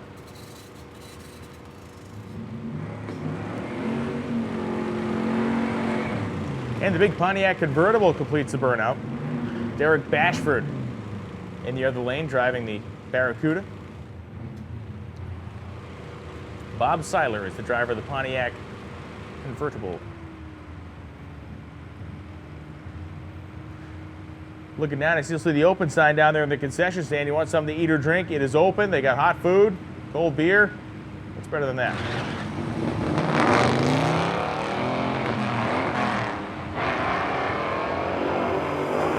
Bob Shelley had a little bit of trouble making that 1-2 shift. You heard him kind of whomp the throttle a couple times before he got it to go into gear.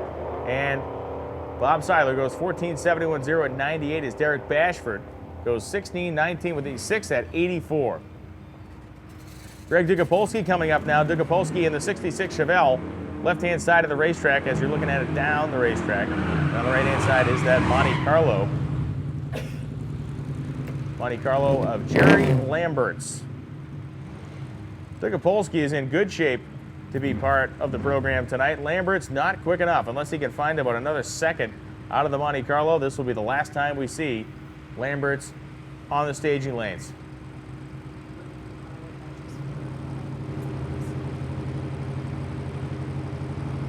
We got a racer who needs nitrous. He's going to be in the bracket race, and he needs nitrous. He's at the bottom of the tower. If you have a bottle of nitrous you can spare, and chances are if you got nitrous, if you have nitrous, you probably got it from us for free. So we would appreciate you share that stuff we gave you for free with the racer who needs it. His name is Mark. He's at the base of the tower. If you get a nitrous bottle that's got some juice in it, Mark needs your help. He's going to be part of the program tonight, and that nitrous, an integral part of his program.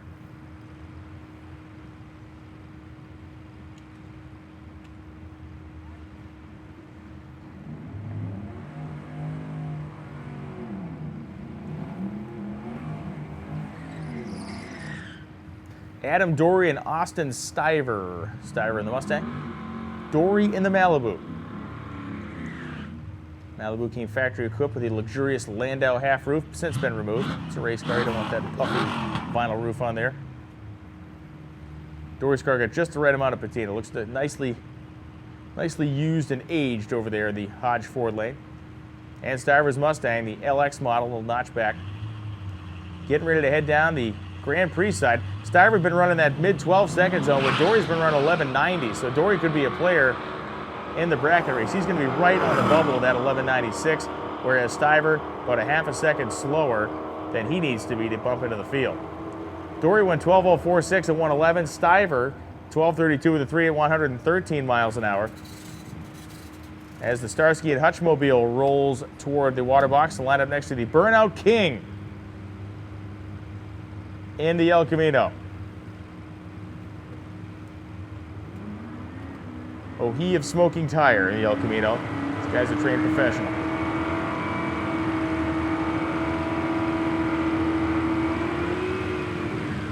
Driver turns on his headlights, and here we go.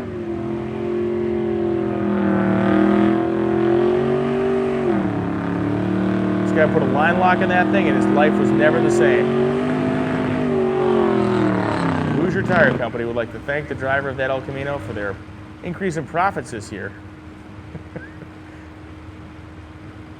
Humongo burnout from the driver of the El Camino, Kevin Webb, and Dave Kerwin on the Grand Prix side of the racetrack. Kerwin going 12 O's in the big Gran Torino. Webb has been living in the 1360s. The Gran Torino close to making the field. I don't think about a tenth of a second off of where it would be to get in.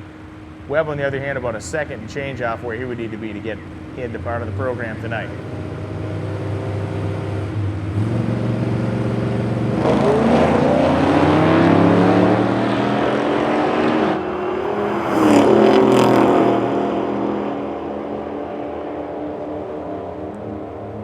And there goes David Kerwin, 11.88.5, 114. Whoa, Kerwin went right down to the 11.80s. I think that might be good enough.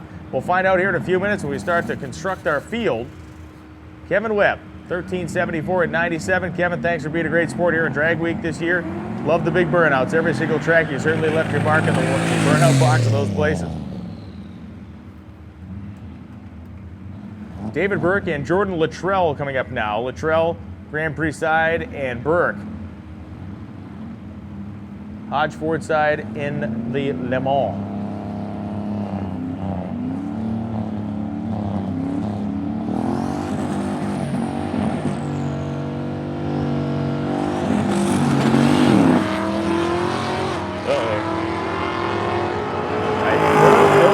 The BMW might have wiped out the independent rear suspension. You see how that thing squats down, you see those rear tires camber in. I thought it might have busted a half shaft or something, but not so much.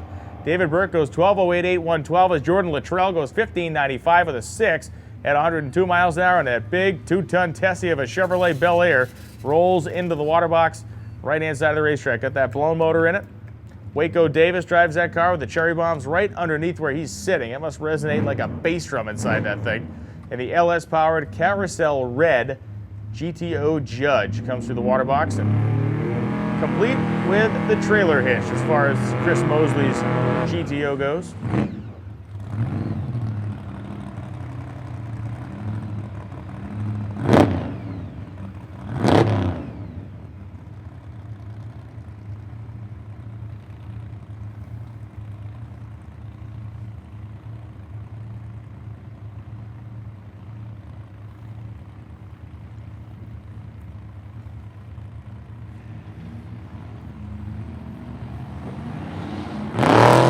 Mosley and Waco Davis head down the racetrack. Mosley moving right along through the 8th mile at 99.27 miles per hour. The Pontiac Body Machine goes 10.88.5, 124, and Waco Davis goes 10.85.5 at 113 miles an hour on the Grand Prix side of the course.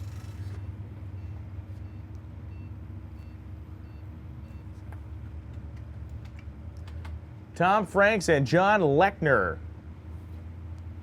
Franks in the Fox Body Mustang and Lechner in the Chevelle.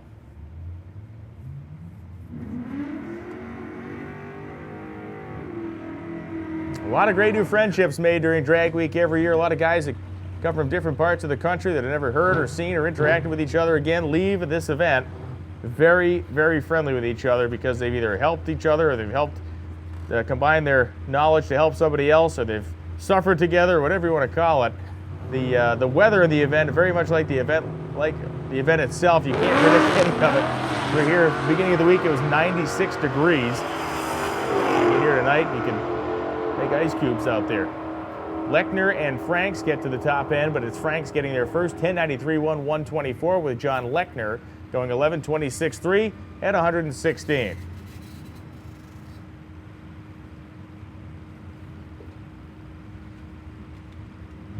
I'm going to call him Dino. He's got Dino written on the window. He's Dino Cardella coming up here in the Hodge Ford side, and Kerry Watson.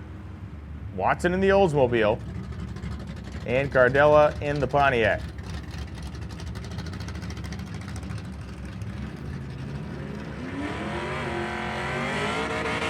Oh, 28 or 30 cars left to run through here as we're finishing off this session. It's going to take us a few minutes. We build the ladder. We basically look at where everybody ran, take our 32 quickest, construct the ladder, and then call you into the staging lanes. You got to turn in your time slips tonight, all racers. You got to get those time slips turned in, and turned in quick.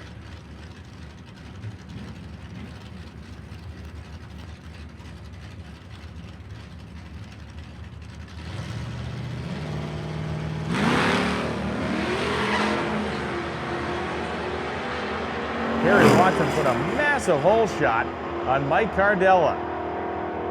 But Cardella is making the top end charge to get there first, 11.08.2 at 122, as Watson goes 12.07.7 at 109.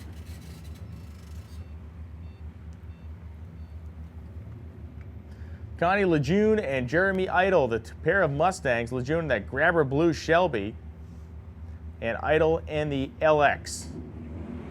LX with a trailer hitch on it, the Shelby not so much.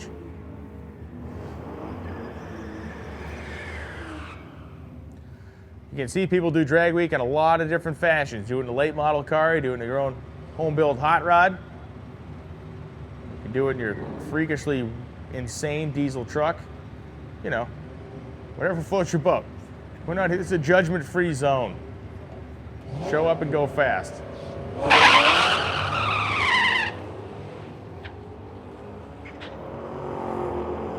Connie Lejeune and Jeremy Idle heading down the racetrack. Lejeune in the Shelby having no trouble dispatching Idle here, 12.24.9 at 122, as Idle goes 13.28.3 at 110.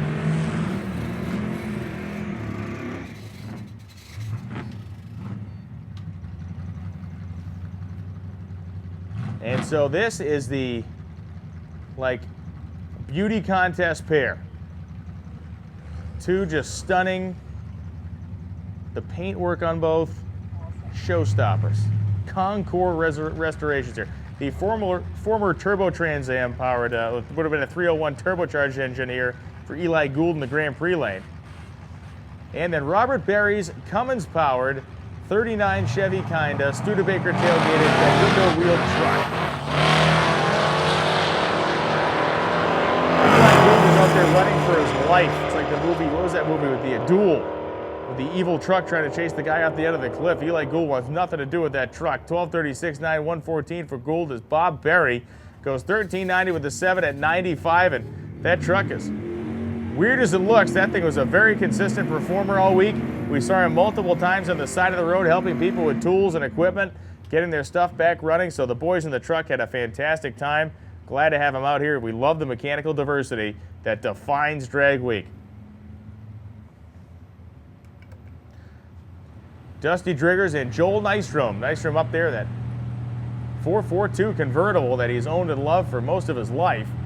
And Dusty Driggers in the Pontiac Firebird, peeled straight out the pages of the CarCraft Summer Nationals, or the CarCraft Street Machine Nationals program back in the late 1970s, early 80s.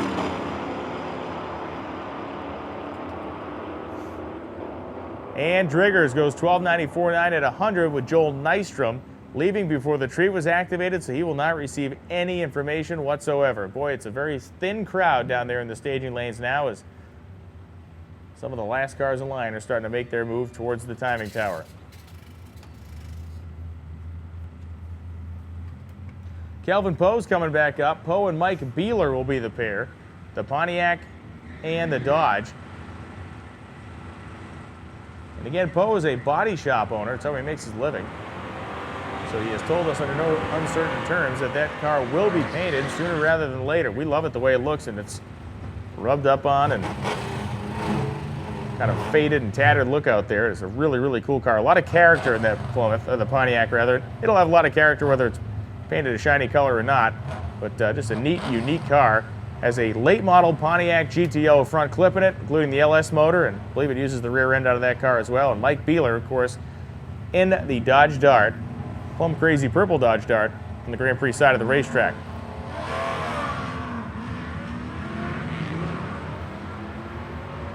I'm going to go on the limb and guess there's some sort of a really hotted up small block in the front of Beeler's car. Definitely has a manual transmission though. And Mike Beeler goes 12.14.1, 111 with Kelvin Poe going 14.94.8 at 101.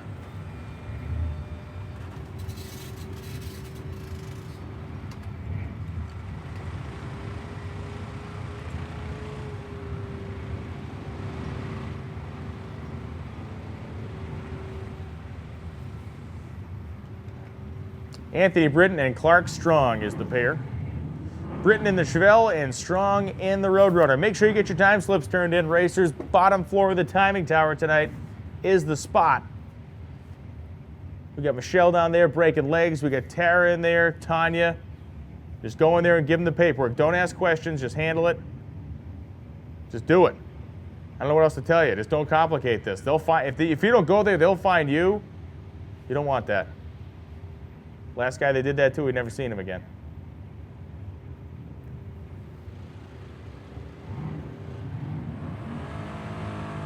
So Strong and Britton complete their burnouts.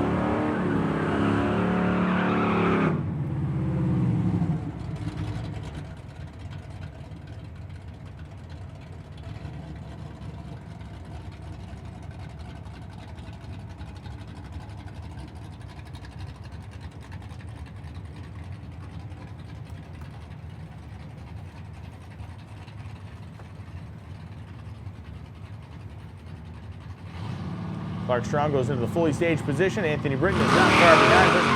Had that little issue with his exhaust pipe, which we got handled and out of the way, and this will be his second and final pass of the night. Unless he can step way up from a 1383. Clark Strong is going down the 11s. He goes down to 1191.3, 115, and Britton goes 1298.8 at 101.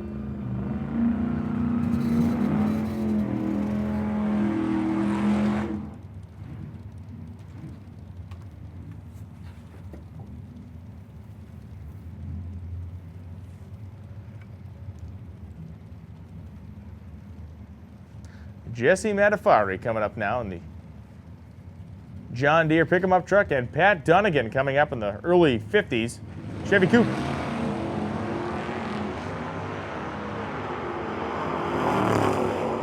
Here both headed down the racetrack. It's big block Chevy power for Jesse.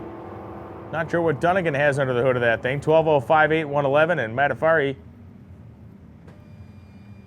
goes 13.01.5 at 103.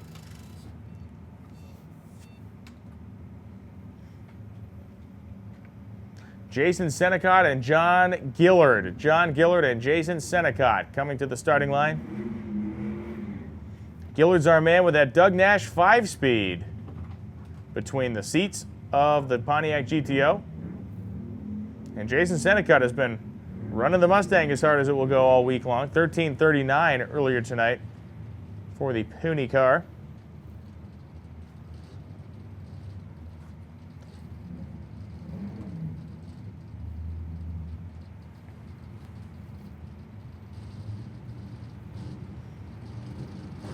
All you out there tuned in, thank you to the Pep Boys Speed Shop for being the presenting sponsor of our live feed here at Hot Rod Magazine Drag Week 2014. We could not do it without them, nor could we not do it without the help of a very talented video staff that has been in and out of these racetracks before we got there and getting the job done. As John Giller goes 13:36 at 100, Sennecott goes 13:75 at 102.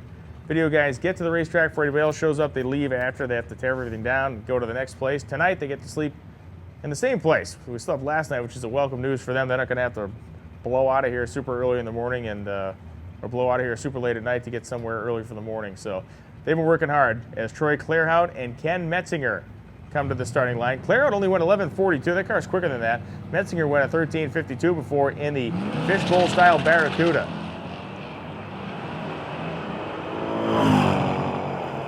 Troy might be on a little bit better of a pass here, almost 100 in the 8th mile. And Troy goes 11:16 at 123. That's more like it. Ken Metzinger goes 13:42.0 at 100.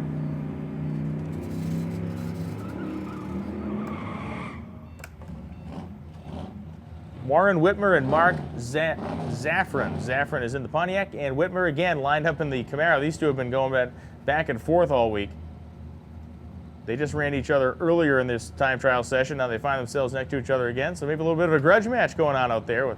Not much of a grudge match because, well, Whitmer's car is 1 full second quicker than Zaffron's, but hey, they're up there having fun. That's all that matters.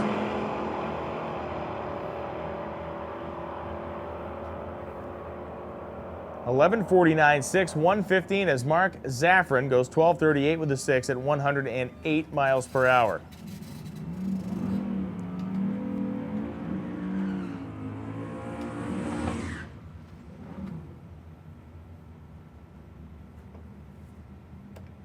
Jeff Schultz and Andre Miller. Miller in that deceptively quick pickup truck runs down the 11:70 zone. At least it did tonight. Actually went a 60, went 11:67.8, 1:15 is his best pass of the night so far.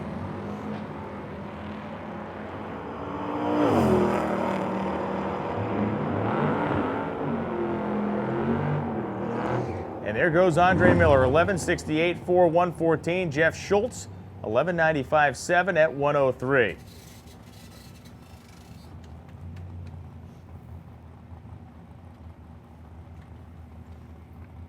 Ira Seitz and Opal Hindley. Hindley driving the Valiant. In memory of competitor Steve Boyer. Showed us all what the true spirit of drag racing and drag week is, and the fact that he used to come out here every year and compete, not let any physical maladies get in his way. 11:17.2 at 119 as Ira Seitz goes 11:77.6 at 123 miles an hour. And I look up on my little TV screen up here and I got no customers in the staging lanes, which means we're almost done with this session and get to building our ladder for the 32-car eliminator. Brad Thiessen and Greg Pecoraro. Once we get into that eliminator, it will be the first time we see cars actually racing each other side by side here on Drag Week, other than just making their time shots down both sides of the course. So Thiessen and Pecoraro. Pecoraro is hunting for a 10-second time slip. The thing went 11:01.3 last time. Let's see if Pecoraro can jam it down quicker, another by 1/100th of a second, and get a 10-second time slip tonight.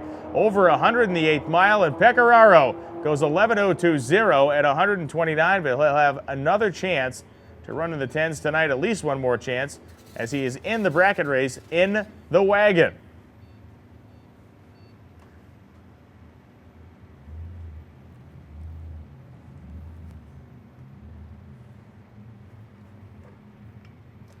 Dustin Cermak and James Angerer come up. Angerer in that 1974 Opel Manta. Opels, of course, sold through Buick dealerships in the early 1970s. And that worked so good that they only did it for a couple of years. Didn't work so good. Nope. Opel GT, very cool. Opel Manta, very cool. Certainly not very common. So not that common. I don't know if I've ever actually seen another Opel Manta in person in my life. Seen a few Opels, actually ridden an Opel GT. Alana from Hot Rod is around here somewhere. She owns an Opel GT. When you ride an Opel GT in the highway in California, you fear for your life at every turn. Alana's a fine driver. I wasn't fearful of her driving. It's like if a minivan drives by, it's like being passed by an aircraft carrier. Yeah. It is a golf cart with a roof. James Anger, I'm serious, headed down the Grand Prix lane. Anger goes 12:36.8, 113 miles an hour, and Dustin Cermak goes 14:46.1 at 95 miles per hour. Gotta look over my shoulder so Alana doesn't come in here and hit me with a shovel from behind after she hears me say that. I like the car. It was good. I'm not insulting the car. The car is fine. Felt like a circus performer sitting inside the thing, but it was fine.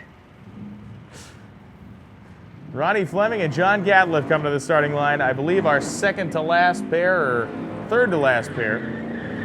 We got 3 cars sitting on the side of the tower to finish out this session, and Rory Fleming trying to bust into the 11s. It's been a 12-0 hitter, went 12:08 last time down. We'll see if Fleming can make any adjustments.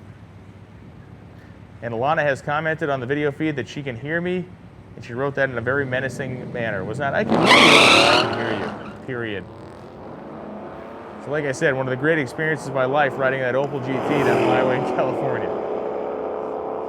John Gatliff going to outrun the Chevelle on this one as Gatliff goes through 12:81.2 at 110, and Ronnie Fleming goes 14:11.7 at 84.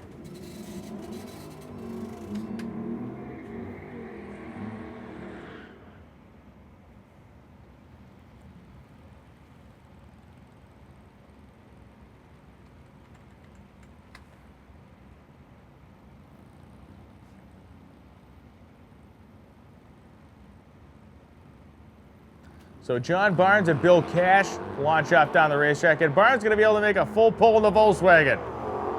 Going out with a flurry. Literally, it may be flurrying by the time he is down at the end of the racetrack. It may be December. Listen to that thing just yelling and screaming about everything down there. And it is moving along at 62 miles an hour, kids. 20.86 seconds at 62 miles per hour for Barnes in the Volkswagen Squareback. Brings a single tear to my eye to see that car go down the racetrack for the last time. There's a tear of joy. Now, like I said before, those guys really had a blast this week. They had a ton of fun. We started horsing around with the guys in the Galaxy last night. It proved positive. It isn't about showing up here with the 6-second car. It's not about showing up here with an 8-second car. It's showing up here with what you got, getting out with a bunch of like-minded lunatics like yourself. Get on the highway, get on the back road, see the country, and have a great time with your car. That is essentially what Drag Week is, and we love going fast. We celebrate the guys and girls who go real fast, but the truth of the matter is, it's fun to show up here with anything you can possibly get your hands on as Bob Parrott goes down the Grand Prix lane in his very well-used and well-maintained 1956 Chevrolet, goes 11:46.4 at 100 miles an hour, so the time trial portion of the evening is over. It is time to build us a competition ladder, put our quick 32 on it, and go bracket racing. Race director Lonnie Grimm patrols the burnout area down there. So we'll be off the racetrack for a couple minutes while we do the paperwork necessary to build the ladder.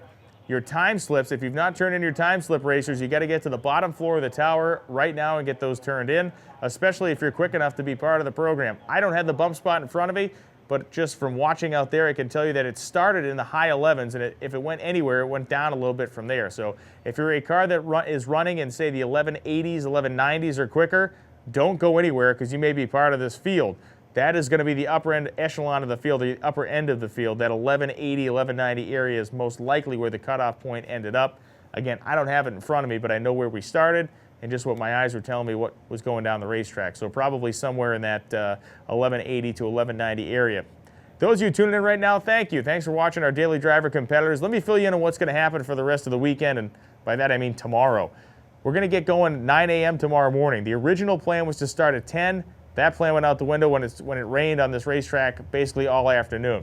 So 9 a.m. tomorrow morning, we're going to have our open session for all of our class cars. The Daily Driver program is done tonight. All of our class cars will compete in the morning, and then they will run off in the morning, and then we'll go into the shootout, which will have a wide open format. It'll be a quick, everybody that wants to be in the shootout can.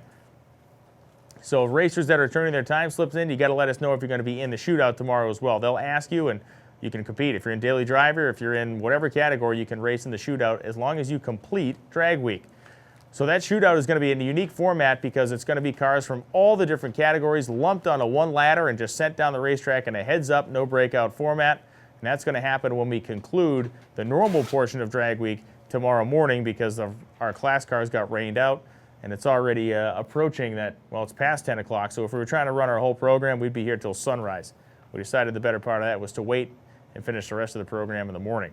So thanks for tuning in right now to the Pep Boys Live broadcast. Of course, the great folks at Gear Vendors and Pep Boys, the co-sponsors of Drag Week 2014 and Gear Vendors overdrive units. We've talked about them all week long, and I'm sure you know what they are already, but auxiliary transmissions can really transform a very hairy gear ratio combination to something far more manageable for street driving, and they can be used in trucks, RVs. There's a million different applications, but really the true torture test for these units is watching them being used out here on drag week, and some of these cars that make over 2,000 horsepower have those auxiliary Gear Vendors overdrive units bolted in line with the transmission and help to take the what would normally be about a 55-mile-an-hour cruising speed on the highway and make it something a little bit more acceptable in that 65, 75-mile-an-hour range. So you can save a ton of fuel, and it makes the car a lot more usable. You can split your shifts, use the overdrive. So Gear Vendors and Rick Johnson, huge supporters of Drag Week over the years, and we appreciate their continued efforts to help support this awesome event. There's never been one bigger than there was in 2014. We left this drag strip on Monday with more cars than we ever left with, and we came back with more cars than we've ever come back with. I believe over 250 cars returned to the racetrack between yesterday and this morning, and that is a record for us. And when you look back from 2005 when 40 cars showed up at Kansas City International Raceway and 36 of them actually finished, it is a pretty amazing deal to see where we've come from those days.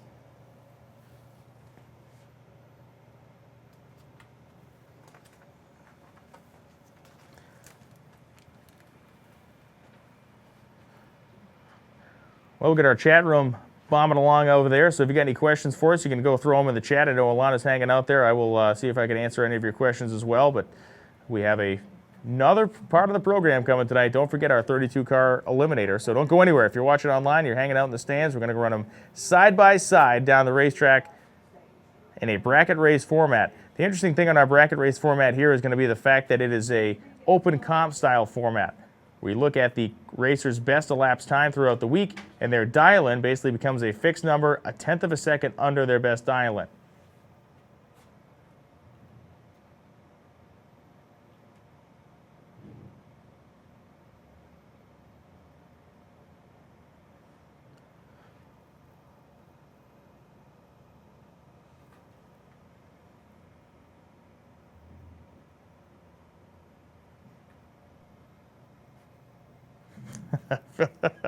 Tell us a story to fill some time. Well, there's been a lot of stories this week, and just from some of the stuff we've seen on the side of the road, man, I can't get over these towns and cities we went through. Pretty much one of the impressive things I thought about, especially through all the small cities we went through, is every one of them had a theater, an old-style theater with a marquee out in the front of it, and that's just something back at home where I'm from, down in southeastern Massachusetts, you just don't see. A lot of the older buildings have been pushed aside for newer stuff, but a lot of great local history in those cities and towns we went through, and pretty picturesque places, a lot of old car dealerships, junkyards. Boy, we ran into a couple of junkyards this week that were stunning. One of them, I believe, is a place called Aiken, out in Aiken, Oklahoma. Bud's Salvage. They had a 1960 Cadillac up on a pole on the place, and Freiberg and I stopped there and drooled over the fence and stared at stuff longingly like we were at the zoo for a little while the other night. You know, if those of you are out at home thinking about coming on Drag Week, and, you know, if you're, wouldn't know what's going to hold you back, but if it's you know, money or what the deal is, but if you want to do it, find a way to do it, because you're going to talk to very few people out there that have actually participated in this event that have anything negative to say about it. You know, the friendships and relationships that get built up from Drag Week are pretty amazing, and they came to the forefront earlier this week at Thunder Valley Raceway when we had that moment. Larry Larson barely showed up on time to get his truck down the drag strip. He had a ton of help in the pits from fellow racers, and as it turns out, the majority of those fellow racers were guys that he raced with in 2005 at the first event. So when we saw that truck come around the corner at Thunder Valley, it was being pushed around the corner by a group of like 10 or 12 people, and virtually every single person that had their hand on that truck had been at that original event, and those guys are very, very tight bond between all those guys, and a lot of great friendships have stemmed from Drag Week over the years. So we get to see the country, we get to meet new people, see a bunch of awesome cars, from the 20-second Volkswagen behind me to the 6-second unlimited hammers that we'll see on this racetrack tomorrow. If you're into drag racing or just cars in general, there's really nothing better than this.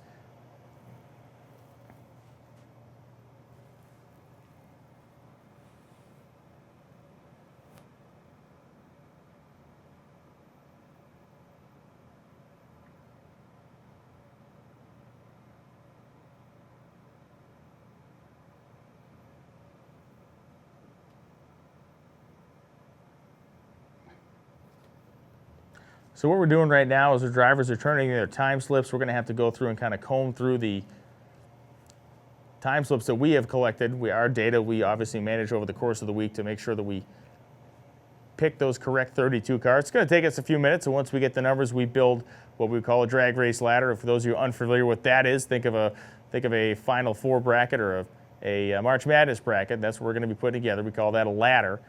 Once we get on that ladder, each competitor's first pair will be predestined, and after that, we just work our way through. With 32 vehicles, we have a 5-round eliminator coming, and being that these are street cars, and being that this is a cool night, we're going to be moving those elimination rounds pretty quickly. So you'll see the elimination rounds kind of advance. We're not going to be taking 20 minutes between rounds. We'll get cars down the racetrack and back in the staging lanes and back down the track again. And Lonnie's on the clock. Oh no, I'm supposed to look at my phone. All right. We got Batman, now we got Superman down there. When did Superman show up? Batman was on the starting line earlier, and there's Superman. There he is. It is the League of Justice down there on the starting line. Hey, Superman. Superman, turn around behind you. The camera's over behind you. Get a little FaceTime over there. Spin around. There you go. There he is. He will eat Twinkies in a single bound. He cannot leave buildings yet, but the man can crush some cookies or something down there. So those participating in our bracket race, an important note that I was just sent by our race director, Lonnie, is the fact that when you are out there running, you cannot run quicker than your tech-approved elapsed time. So if you run quicker than the time you were teched in on, you will be automatically disqualified. And we know that. So don't test us. We have ways to find out. There he is. So if Superman was to take on Batman in a fight in this situation, I'm not suggesting Superman and Batman fight because I know we got Batman around here, but I'm just saying I'm going to put my money on Superman. He can go full-on Spider Monkey on him. Batman may or may not have been drinking some beer tonight, so Batman's reaction times may be slightly slowed down, so you could get the element of surprise on him.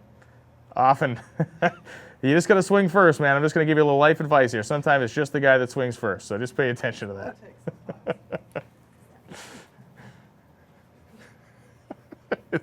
It's gone totally off the rails, but that's fine. We're having fun.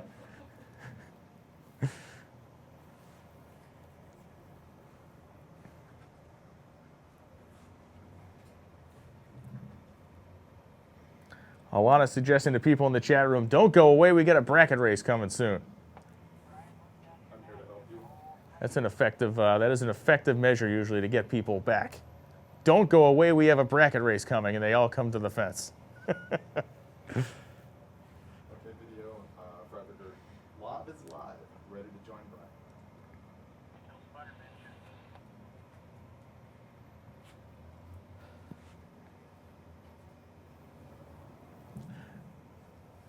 Oh, there they are. Oh, we have a full-size Superman. What is is there a convention? Is there some sort of a convention in town this weekend? The sanitarium got loose. Look at the two of them. They're multi-generational Supermen there. Young man, if you look to your right, that's what you got to look at. That's what you got to look forward to in about 10 or 15 years. Well, David Freiberger was on the starting line taking pictures. He saw, oh, there he goes. Look at that. Acting and all. You saw what was going on, and you've retreated to safer quarters up here in the timing tower. You know, that was the first time I've been on the line taking pictures during all of Drag Week. Sorry to leave you dangling. Did you once again feel vulnerable, like your safety blanket was gone? I did. You know? My whoopee was not there, and it was tough. Yeah, It was. no safety net. There was no. I was like one of the Walenda family, the guy that fell off the wire. That was me. Was there a lot of dead time and a lot of? Believe it or not, there was. There was constant action. Really? There was. Okay. Yeah. Looks like we're live back here right on that camera right there with the Pet We Boy are. Speed Shop live feed. What's happening now is we're going to go to the bracket racing finals. Have you already talked about this and I missed You it? better believe it. All right, I spelled it out. I laid it right out for him. The beauty of being down there taking pictures is I cannot hear a word you're saying. It had to have been a magical place. It was. Yeah, after this week, believe me, it was like just a moment of absolute tranquility. I'm going on the full Chaplin program, the full Charlie Chaplin program when we get out of here. Oh, Just the full locking it mime? down, just locking it down. Right. Yep.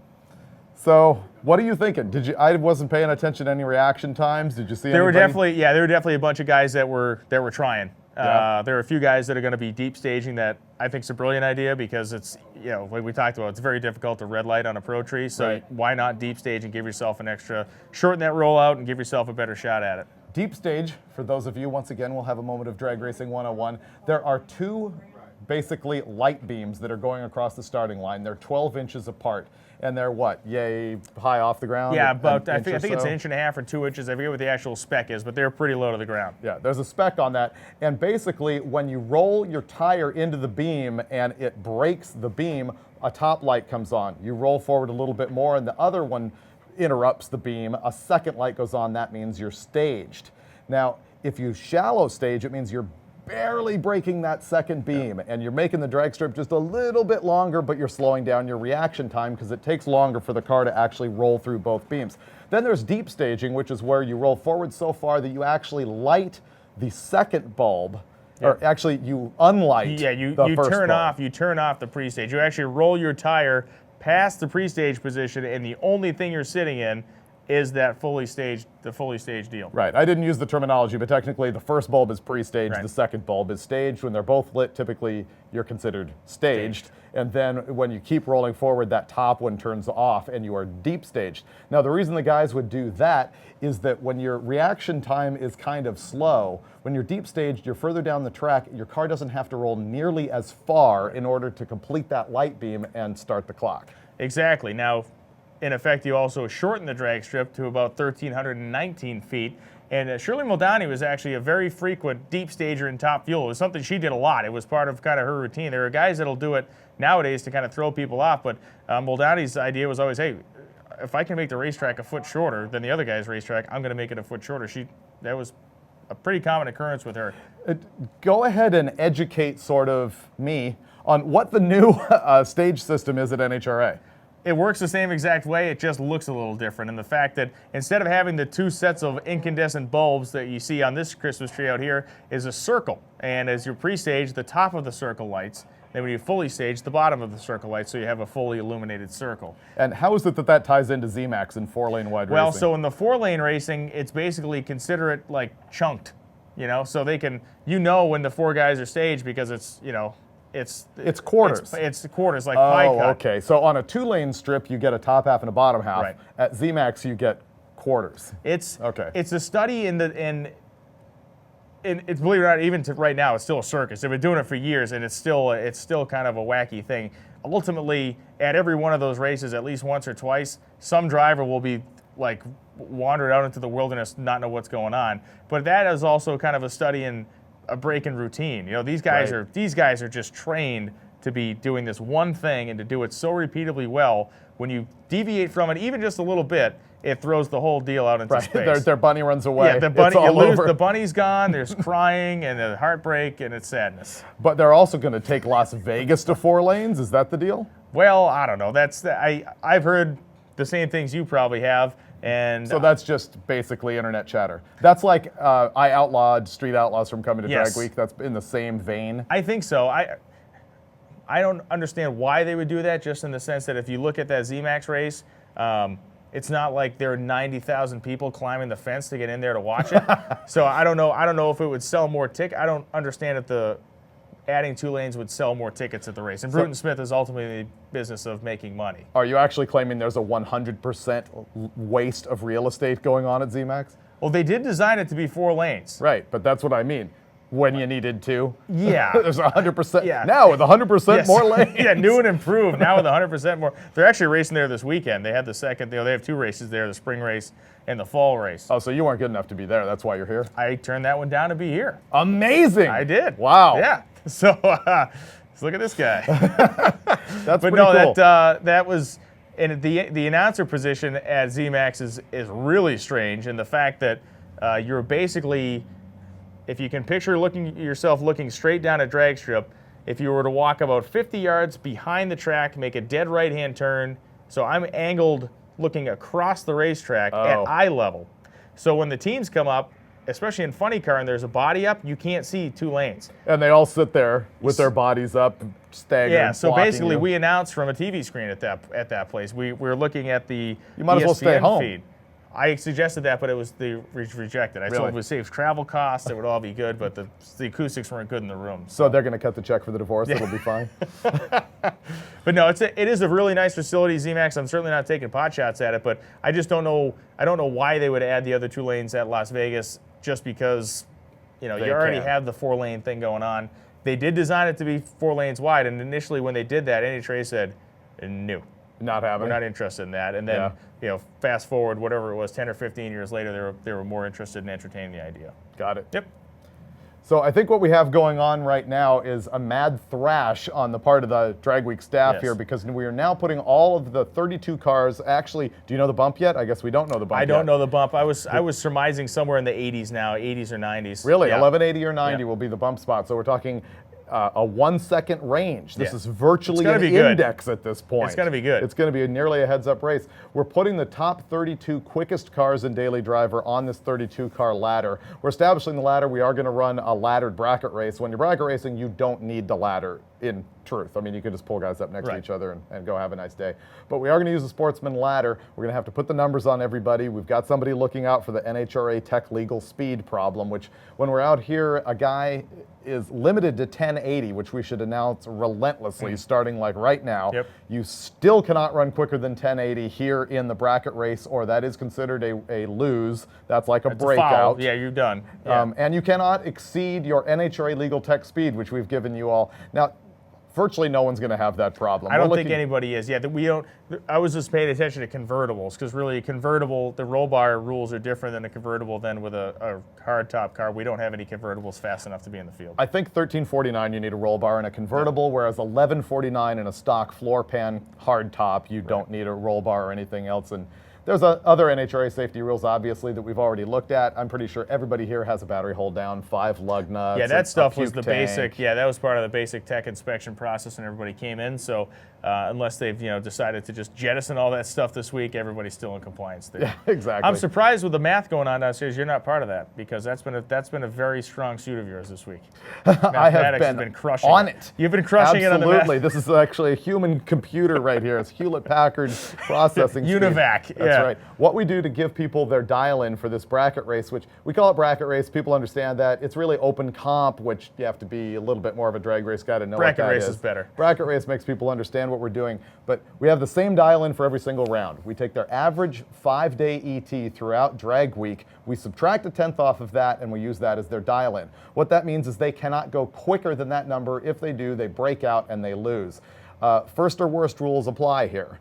So that means technically the first violation loses, or the worst violation loses. For example, we talk about stepping on your junk with track shoes on. I watched a guy do that pretty hard at the U.S. Nationals in alcohol funny car.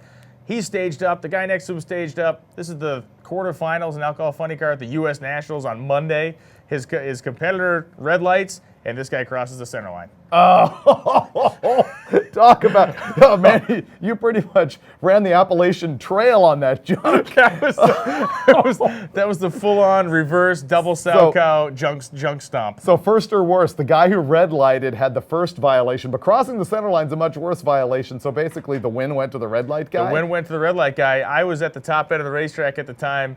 They roll around, and the centerline guy climbs out of his car. He's all excited. red light guy's like all dejected. I walk over, he's looking at me. I go, "You're going on." He goes, "No, I'm not." I turn the red light. I'm like, "He crossed the center line." The guy Guy's lost it. He freaked because he thought his goose was cooked. Oh man, Yeah. talk about winning by just completely, falling in the 90 weight and then rolling in diamonds and getting them stuck all over you. That's ridiculous.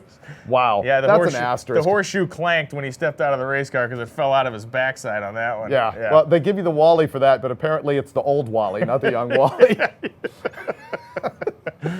Oh man. Right. Well, it's been a fun night. I'm glad that the staff here at this racetrack is so dedicated as to suggest we stick around. I mean, they came to us and said we can do this. Insist would be a word that I would actually use, or strongly suggest, or be incredibly willing. They said they would run this thing to dawn if we had to, and tomorrow night I'd love to see that. I know a bunch of racers have to get home. I know it's inconvenient for them, but hey, it's entertaining for me, and that's what's important here. Why are we even having That's this why event? we're all here. Let's be honest.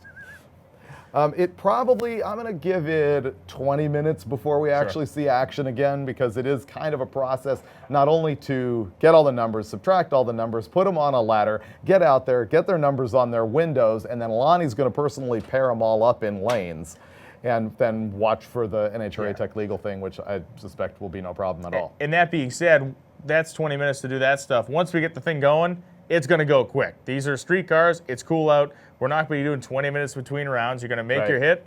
You're going to circle back around to the staging lanes and wait for the field to circle behind you. Then we'll go around again. We've got 5 rounds, so 32, 16, 8, 4, 2. Ooh, champion. Right, and once the race starts again, I'm going to vanish out of the tower, which will relieve Brian greatly because he will be able to announce I've freely actually just without relieved criticism. myself, so I'm fine. And I'll be taking pictures down here, and you'll see those on hotrod.com later. My goal is to get a photo of every single car in the 32. Nice, concise place to just get every single car that's in the quick 32. Post them on hotrod.com later. Right now, there's already tons of photos on .com. And we're sensitive to the fact we talk about unlimited in the fast classes and Gallimore and all that stuff all the time. Really, the lifeblood is Daily Driver. Daily Driver entrants are what allowed Drag Week to survive this long, because frankly, this was not a money-making operation for a long time. And so just the support we had from the entry fees, from the high volume of daily drivers was incredible. Those are the people who eventually might want to step up and run into other classes. They're the people who are most likely to run year after year after year. Yeah, we see a lot of returning faces. And the cool thing is we see a lot of returning faces, oftentimes in different stuff. I mean, you get guys like Bob Perrin that are here every year in that 56, and he'll be driving that thing until they put it. I think they're going to put him in the ground inside that car at some point. Right. He loves that thing. But then there are other guys we see the names pop up, and it's like a guy like Tom Foglet. That's a guy who's been here multiple times driving different stuff. He's always been a Daily Driver guy. He was actually in the final of Daily Driver in 05, and I need to look up and see if he won. Right, and Jeff, whose name I can't pronounce, has also won a couple of times, and that wasn't in the red Chevelles. Dukapolsky, yeah, he had a Malibu, like a late 70s Malibu, White. And then he has that 66 Chevelle.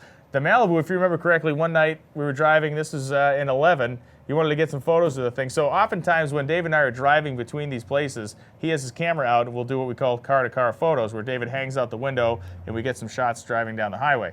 Well, so at this point in 2011, it's the middle of the night. We're God knows nowhere, and driving. Oh, there's one of our guys. So we go winging up there in the minivan, and I'm going behind him, and then he goes winging away. And so we get into what amounts to like an OJ chase down the highway.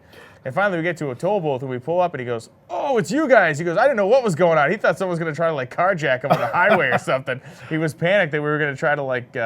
We go through some rough neighborhoods on Drag Week. Yeah, it was you never know what's going to cornfields. happen. Yeah. Somebody jump out of the cornfield and knife you. Don't get cut, man. You don't want to get cut. Right. It's been a long week. It has. A good week. You know what, though? My level of energy right now is low. When I get back out of the starting line, I'm going to be stoked. I don't know if you saw me, but I love to just run all around, you were get winging all all the over the different place down there. angles. I'm not your stand in one place and just sort of document. I love getting all sorts of different stuff because I'm really bad at some angles. Truly, this is the strangest thing. I can pan from right to left way better than I can pan from left to right. Just a muscle memory thing or something? I think it is, yeah. The average, or what am I trying to say? The likelihood of sharpness from follow focusing with those guys way better in one direction than the other. Huh. Yeah. So if you want a really good picture of your car, you're going to want to go ahead and just pick the far lane. That's really what I'm coming That's down your to spot? here. Yeah. Oh, wow. They're downstairs, I guess, showing you on the Yeah, live look at feed that. all of the time slips. There's Tanya Turk. She's helped us out for years. It has been awesome having her here. She has got such good relationships with all these racers. Everybody who's been to Drag Week knows Tanya. Totally. They see her every day dropping off the time slips, asking her questions. I'll tell you Look at what, all these guys lined They up. said that was Tanya doing time slips. I'm glad they said that because that looked like a lineup. It looked like we were going to be trying to find. Oh, yeah. It's like an airplane. Calm yourself. That's basically what that was going on. How big is that room? There's all kinds of nice furniture. Wow, this is like this is like a real estate listing for the tower here. It's completely swank.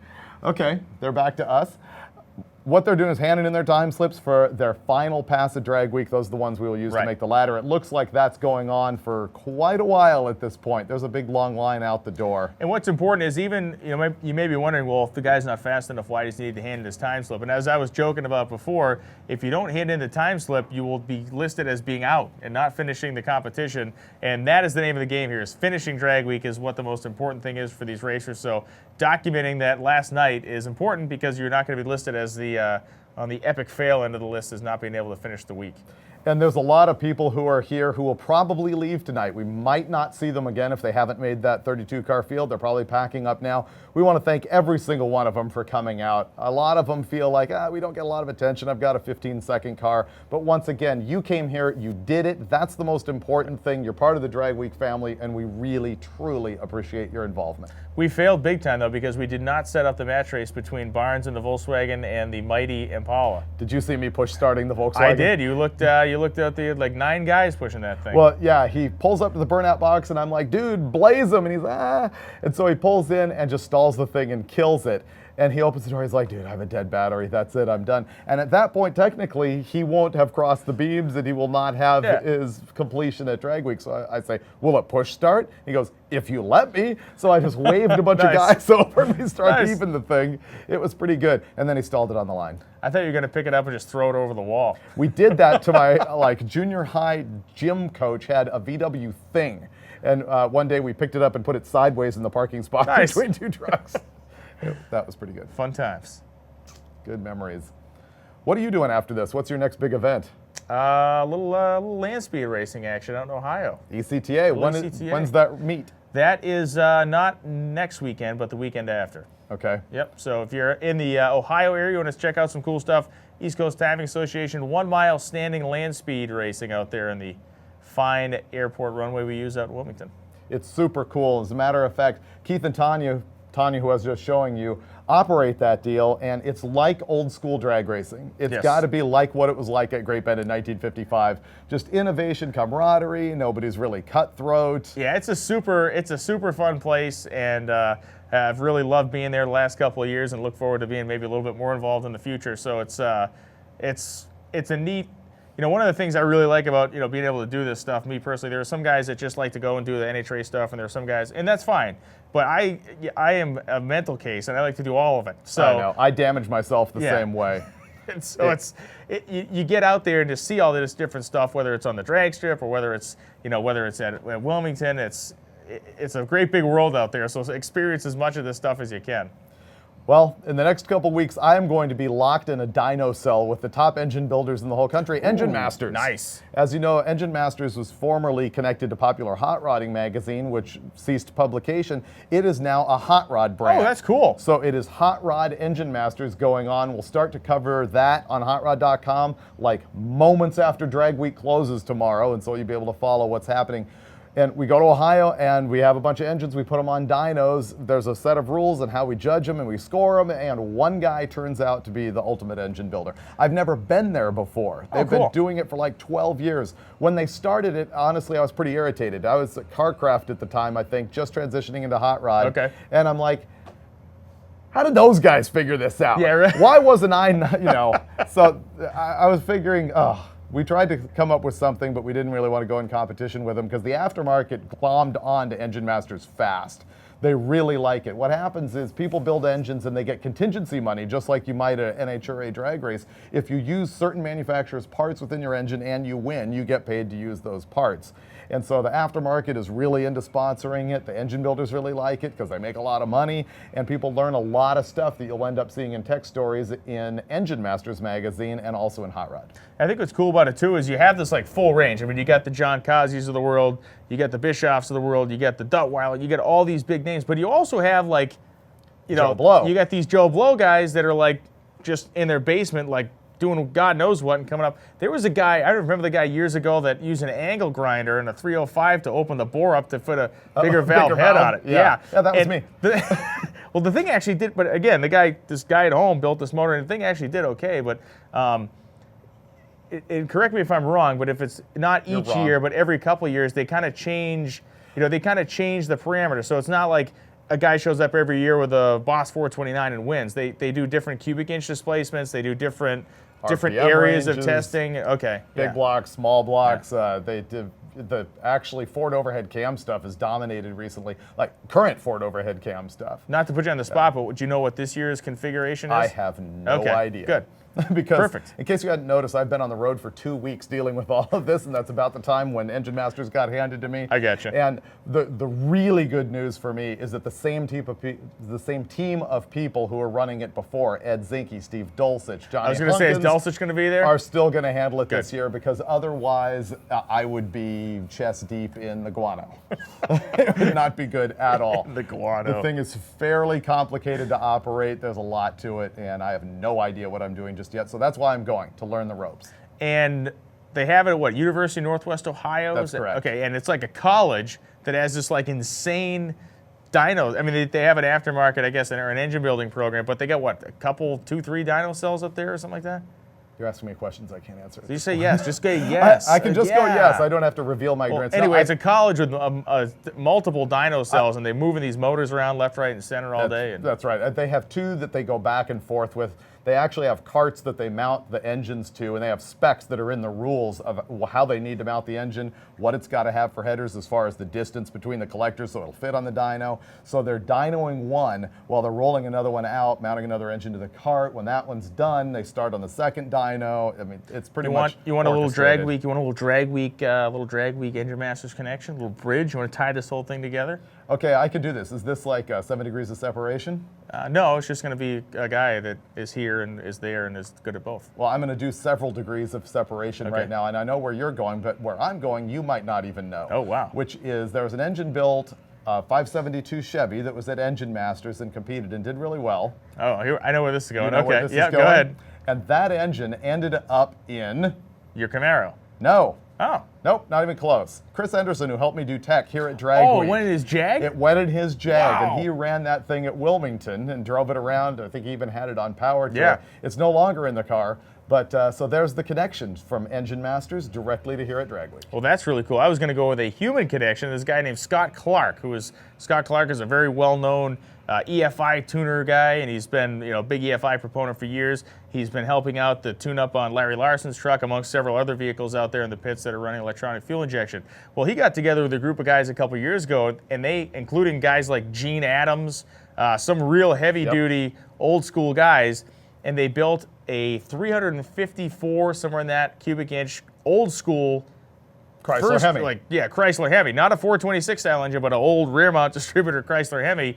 And Nick Smithberg, a very talented machinist, I believe he's in Missouri, young guy, real good thinker, worked with Gene Adams on a bunch of stuff. They built this crazy intake manifold for it and had an EFI setup on it. And believe it or not, they fared very well with what amounted to like a tractor engine compared to some of the other stuff that showed up. But it really speaks to what that thing's about. And it's a great read. If you're any type of a gearhead that's into engines or making horsepower, Engine Masters brings out some really creative ideas, not just from the biggest names you know, but also from some of these teams that just come out of nowhere.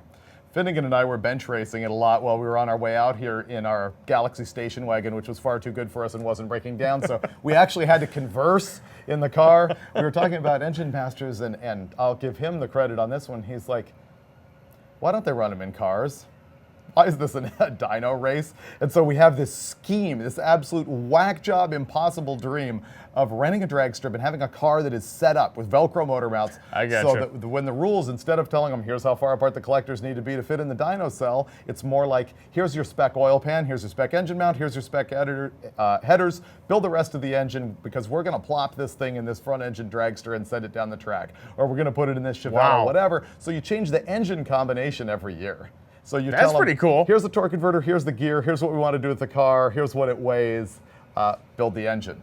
Oh, that's neat. Yeah, it'll never happen. But it's neat. It is neat. It is pretty neat. The logistics of that would probably make Drag Week look like a run to the grocery store. The other thing I would say about Engine Masters and just having followed those guys that built the old Hemi is the fact that this isn't like 2 months ago guys were like, all right, yeah, let's build a motor and bring it to Engine Masters. It's incredible. I mean, those guys with that Hemi were on the dyno multiple days a week for months. I mean, just months and months. And there are guys that will spend a whole year refining the combination. I mean, the camshafts, they must have put 15 camshafts through the thing trying to figure out the best grind. And then, like I said, you get guys like John Kazi and other ones that are in there. That's literally their life is this engine building stuff. I can only imagine the R&D that goes into their entries. It's amazing. And before the rules were tightened up, it was one of those things where, you know, mission creep started to get the thing way out of control. People were doing things like building oil pans that were like this deep. And so, and because obviously you want to get the oil down at the bottom to get it away from the windage of the crankshaft spinning, that's worth real horsepower. And they made a rule, okay, you can only have maximum depth on the oil pan of this. And people are like, okay, well, interesting, I'm going to build this spacer that goes between the oil pan and the block that puts it down this far. It's like, you know, racing. Racing, You yeah, get racing what you get. mentality. Yeah, that's cool. And you'll see a lot of those things running carb spacers like this high. And like you say, a guy will sit there and check every possible height of the carb spacer because what they're looking at is average power between one RPM point and another. Say 1500 to 6500 RPM, they're looking at average power and torque. In other words, add up all the data points, divide it by the number of data points, and you get a score of what your engine is. Yeah, this isn't just get on there and deck the dyno wide open and who makes the most horsepower. It is, and that's what's cool about it is, you know, you're given the parameters like this year, and I'm just making these numbers up. These are not. This year you build a 500-inch engine that you want to. We're going to test the power from 4,000 to 8,500. And you can look at all the numbers and stuff. It's a neat way that to factor it, and the thing's been wildly successful, like you said. It's yeah, it's been great. It's been doing real well. Oh, glad to hear it's going to continue on, especially under the Hot Rod Manor. That's cool. But I didn't invent it, so I haven't paid enough attention to it. I got you. I understand. It's kind of the I deal. understand. And it's really not that. I'm kidding. It's more that just you're so busy doing other things. I haven't caught up with it like I should. I'm really looking forward to learning all about it. Yeah. That thing is sponsored by AMSOIL, which is important to mention because they've been doing that forever. Sure. Yeah, they basically make that happen. They sort make of it like happen. Gear Vendors does here. And of course the Pep Boys live feed. Boom goes the dynamite. Boom goes the dynamite. Yet another complete out in the cabbage conversation. That's it. 100% irrelevant to what we have going on right here, which is nothing.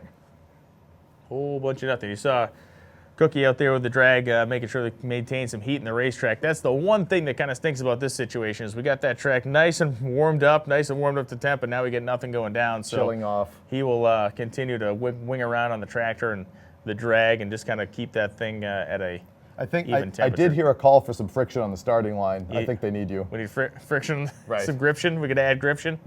So I think we already have one bet going. I said 3-0 reaction times. There was one.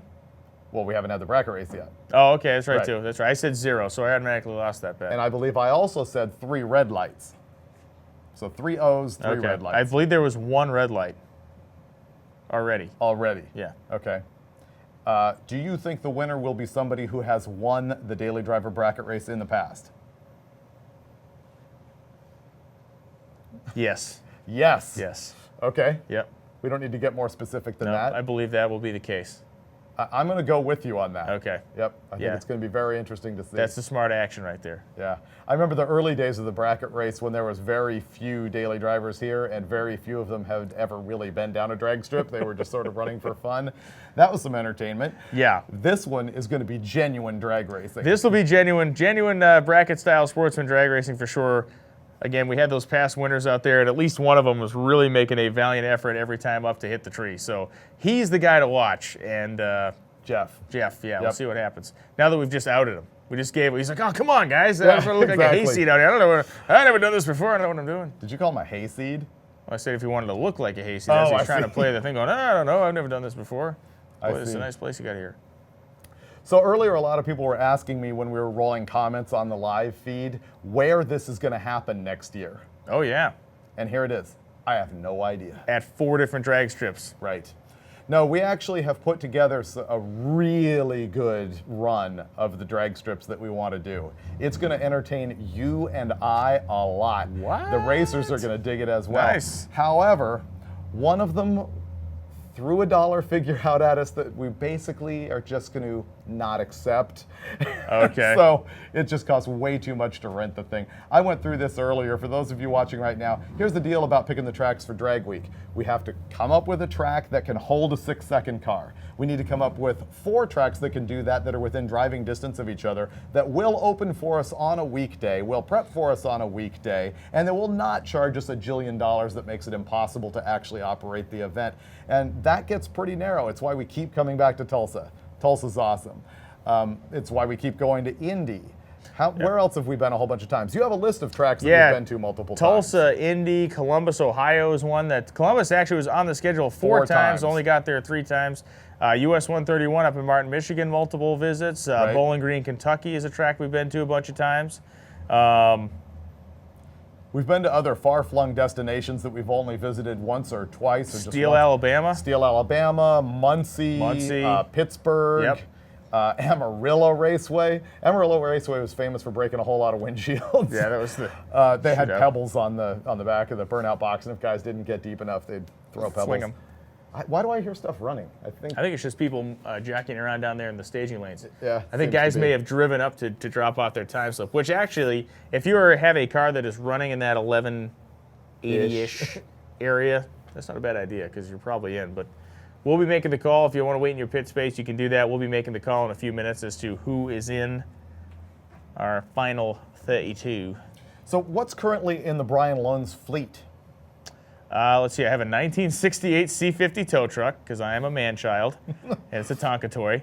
I have a tow truck. That's not the green one. No, I had a 65 C50 that was a pickup style truck. It was a big giant overgrown pickup. I sold that. Right. So I sold that truck and bought the tow truck. Okay. And then I have a 1987 Chevy Caprice that was an old Pennsylvania State Police car that I bought for $350.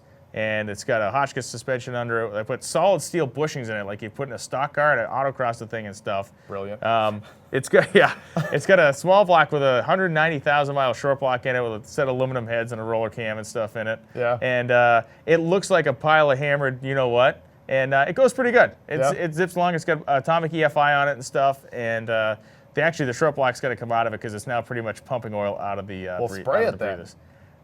You know what? That's probably not a bad idea to finish the job off. What do you mean probably? Tell me when it is a bad idea to spray it. I haven't seen that yet. We're missing 5 drivers' time slips. You have 5 minutes. You know who you are. We have 5 drivers. You have 5 minutes to get your time slips in. Once again, 5 drivers, 5 minutes to get your time slips in. Yeah, I was actually thinking about that, and I think I may make that happen before the end of the racing season this year. Spray it. Yep. What does it run in the quarter mile? The quickest is gone is 14:15. Tell me about your most devastating failure with your 15 second Caprice. Wait, what, the drive shaft coming out of it? Yeah, so when I first got this thing, drove it home from Pennsylvania, paid the couple $100 for it. Actually, I bought it from a Drag Week guy.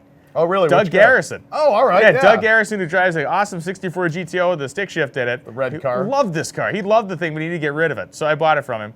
Because you just had to do it. You just had to get it off his hands. My wife was super excited about that. So anyway. He didn't actually give you the car like other friends of yours who tend to shove junk in your direction? No, not you. He was not a drug dealer. He was he's a businessman. So anyway, we get home with the thing, and I take it to the drag super, ran 1580 or something like that. Just wanted to run it bone stock before we started working on it. And so then I was like, I'm interested to see how much power it makes. So I took it to the chassis dyno, and we made one pull with it. And I say we, Travis, the guy who owned the dyno, was sitting at the driver's seat at the time. We finished the first pull, and he's like, man, it was like the top of third gear, had this weird little vibration in it. So we looked at the stuff, and everything looked okay. And so then he made the second pull, and that thing at the top of third gear at like 5,500 RPMs, like 125 miles an hour. And the drive shaft came out of that car like a cruise missile. I mean, it came out like it meant it. It shot all the way across the shop floor. It bounced off. He has an alignment rack. It shot off the alignment rack and shot across that side, and it actually hit a refrigerator and almost pierced the refrigerator. It didn't kneecap anybody? No, luckily we were not standing to either side of the car. We were all standing out of the way. And it hurt him actually because it came up and smashed the floor so hard it really like dinged up his back. Really? Yeah, he got out of the thing. He's like, oh man. He's like, man. Through the floor, through the seat. Yeah, just the shot, you know, the impact of the thing to the, well, yeah, let me just make this motion a few more times. The impact of the thing on the floor, like, just kind of, I probably scared him more than anything. Yeah. But, and then in turn from that braking, it actually broke the transmission completely off the back of the engine. So that was, that was a pretty good one. Man, you and never then it happened, know what 65 horsepower and then can it happened do. again. Really? Well, yeah, I broke a second transmission with a junkyard drive shaft in it. That was just beating around in the thing. So I had a nice drive shaft made for it and put a TCI 4-speed in it. It's good. So C50, Caprice. Yep. What else?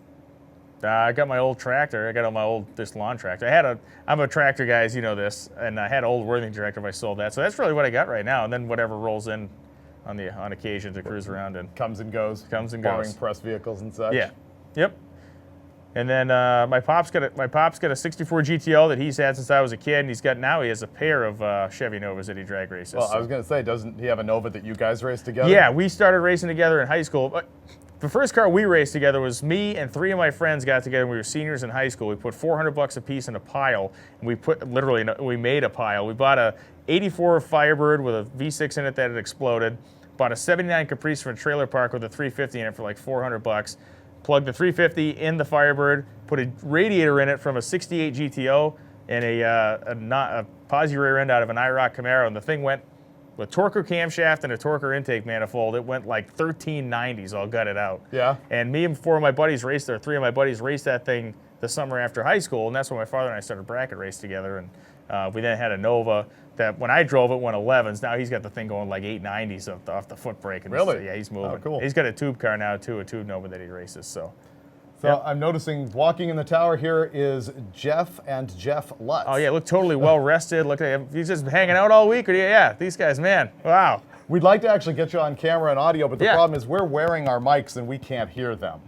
Remember? Dustin said get him in here and interview him. Oh, really? Yeah. Oh, can you pick? Oh, he said if you stand right between us, we can actually talk to you. Come on over. Get over here. Add something to the program. This is new technology for me. I did not realize. my instruction changed. You get over here too. Don't stand on the back. Oh, come he's on. swearing us off. Your dad will say that you are 90% of the program. I think you should come over. Oh, he is 90% of the program. How many times have you changed a cylinder head on a 57 Chevy this week? Couldn't tell you. Couldn't tell you? You can't count that high?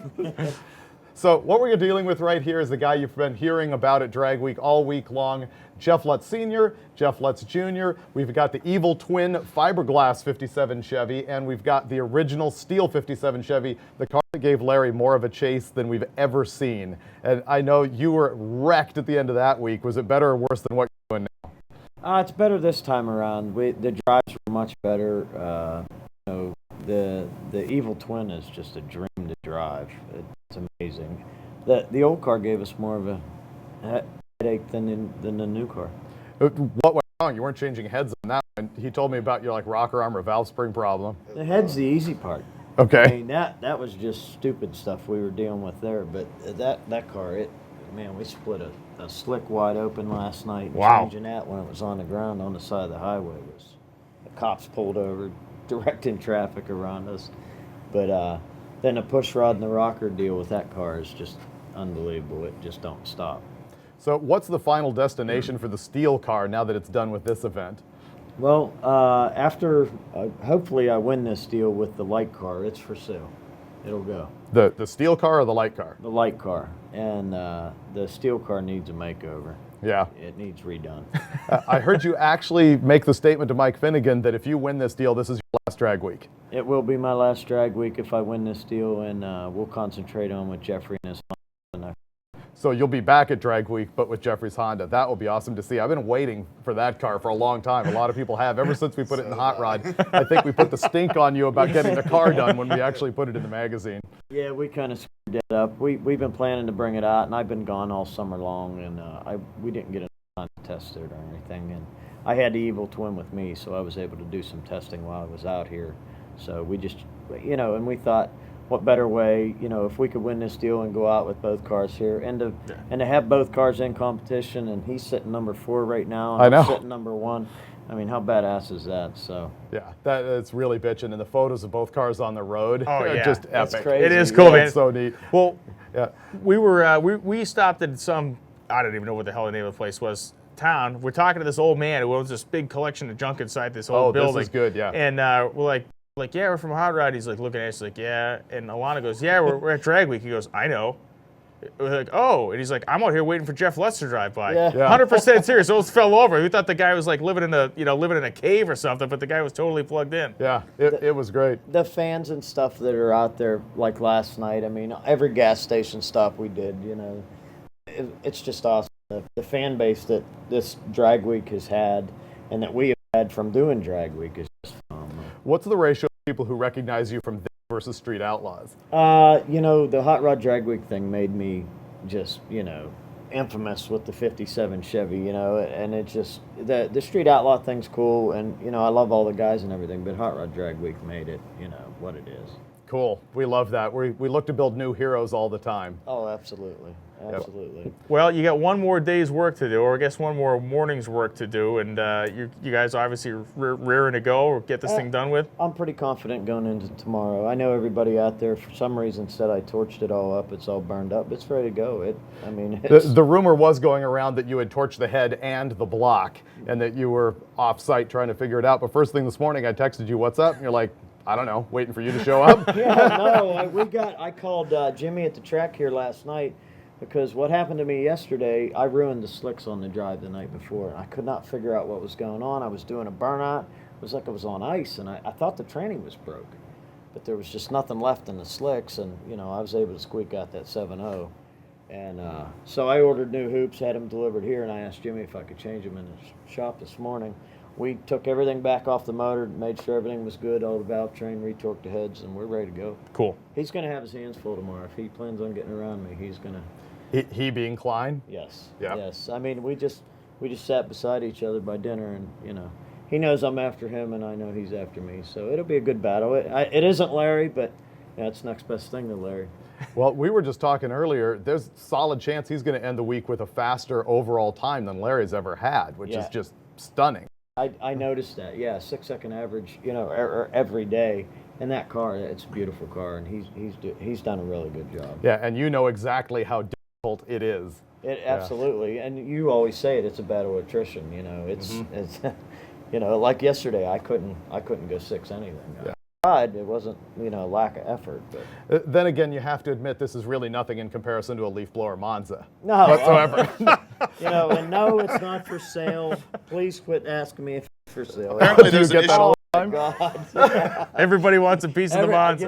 We picked that up on a tilt bed and we stuck it right in a diesel rig truck back behind the shop. Oh, I thought you had it just sitting outside behind the shop. No, it's a time capsule now. So, okay.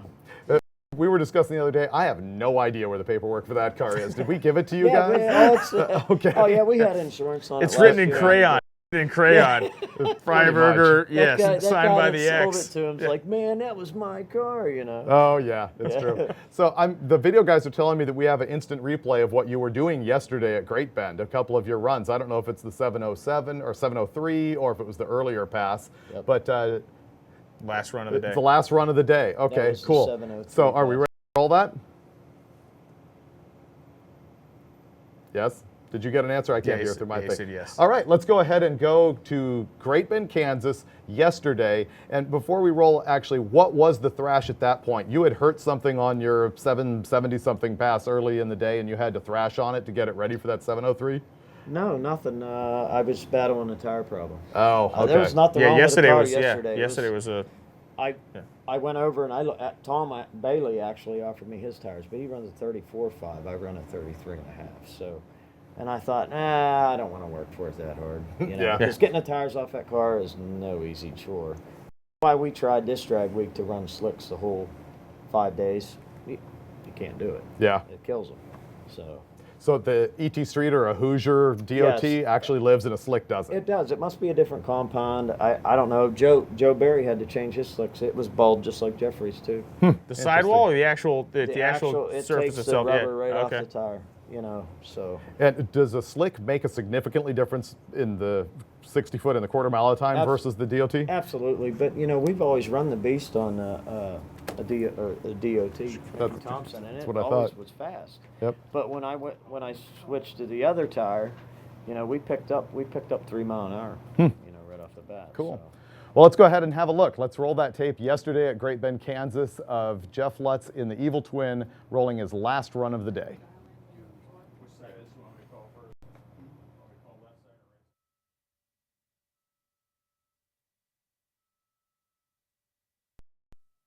As of this second, Doug Klein is leading drag week by 0.015 of a second on a 4-day average. However, Lutz ran a 7.374 earlier in the day, so any kind of improvement from that number, I'm thinking, is going to put him back on top. But again, we're battling for hundreds and thousands of a second over multiple days of drag racing on different surfaces, different weather. Stunned by this deal. We're inside of 5 minutes, and racer Sean Abner, who races a C5 Corvette, is looking for a truck and trailer to get him back to Tulsa. Sean Abner races a C5 Corvette. He's looking for a truck and trailer to help him back to Tulsa. If you know anybody, if you got one yourself and you're headed that way, Sean Abner is looking for a truck and trailer to help him get back, and he's got a C5 silver Corvette. Ratchet strap that thing to the top of Gallimore's car and get it done. Jeff Lutz trying desperately to put some real estate between himself and Doug Klein. And it's starting to wad the tire sketchy. up. He pedaled it. He's on the throttle. It's smoking. He goes 703 with a 0 at 202 miles an hour. And that will put him back on top. I need to check the math on it, of course. I guess we're back live here in the booth after watching the replay of yesterday. And do you have any other last words before we throw you out and start this bracket race? No, that's it. I just want to come up and say hey.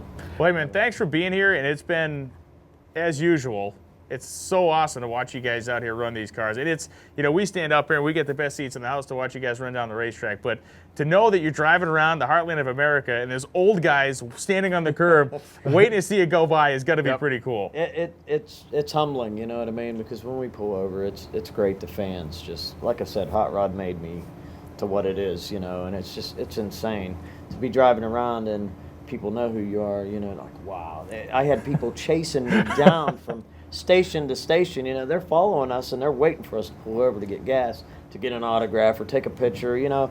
And any of the fans out there, I always give them the time of day, you know what I mean? Because without them, it ain't worth it, you know. It's pretty cool that they do what they do. Yep. Well, boys, get a good night's sleep tonight. Got some work to do in the morning, and give it the oats, brother. Good luck. See you guys in the morning. Yeah, good to see you. Kill it tomorrow. Oh, yeah, absolutely. So we're going to... You're going to see a slate on screen right now on the live feed while we just reset all of our equipment and everything, make sure that we are 100% good to go because we're going to start the Daily Driver bracket race right when we come back. So give us just a few moments here. Take that time to tell all your friends that we're going live with the final competition on Daily Driver, and we'll see you in a minute. Okay, so here's the deal. Daily Driver competitors, listen up. These are the cars we need to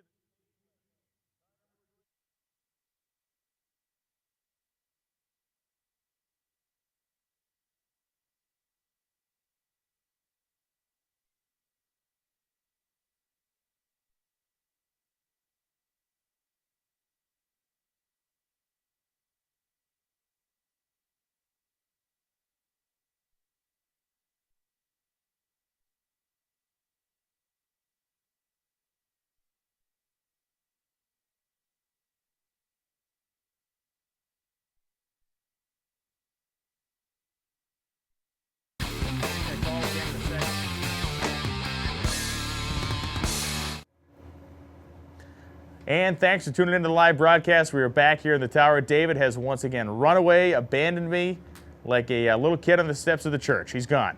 Left me here to the cold weather. But now he's going to go shoot photos down next to the racetrack. I have just called all our competitors, our 32 competitors that have qualified for the bracket race, into the lanes. I got a little TV screen over here I can look at and see the staging lanes, and a lot of those cars are already pulling in. I'm going to spare another call on those for a couple of minutes to see if we get all our racers, and if not, I will hit those numbers again. They'll probably let me know who's missing. As David said, this is a bracket-style format, a slightly modified bracket-style format. Mostly, it's called open comp in places like the NMCA. And basically what it is we take your quickest lap of the week rather, and then we dial you automatically, use that number minus the 10th of a second.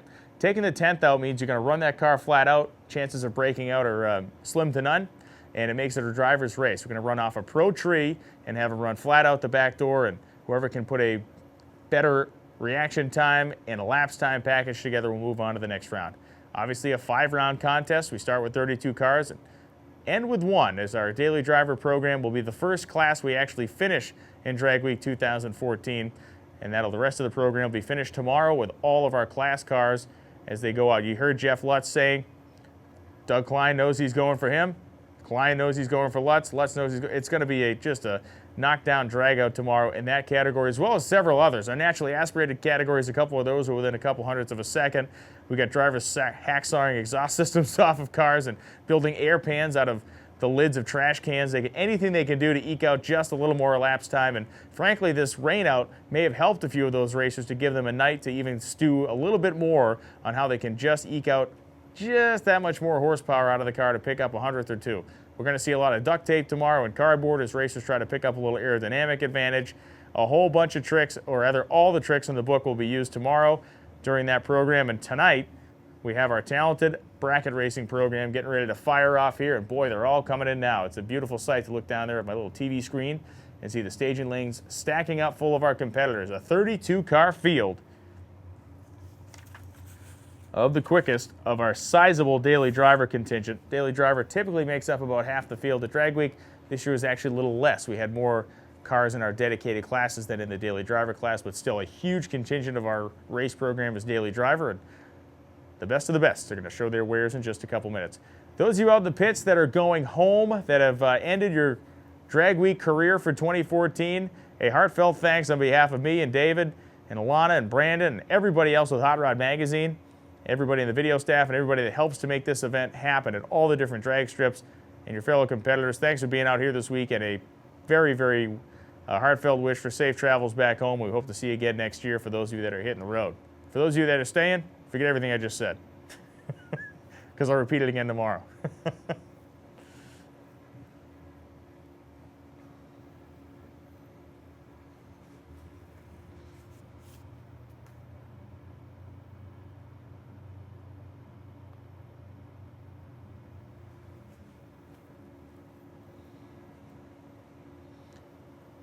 So as Lonnie does the pairing down there, I've not seen anybody move towards the starting line yet.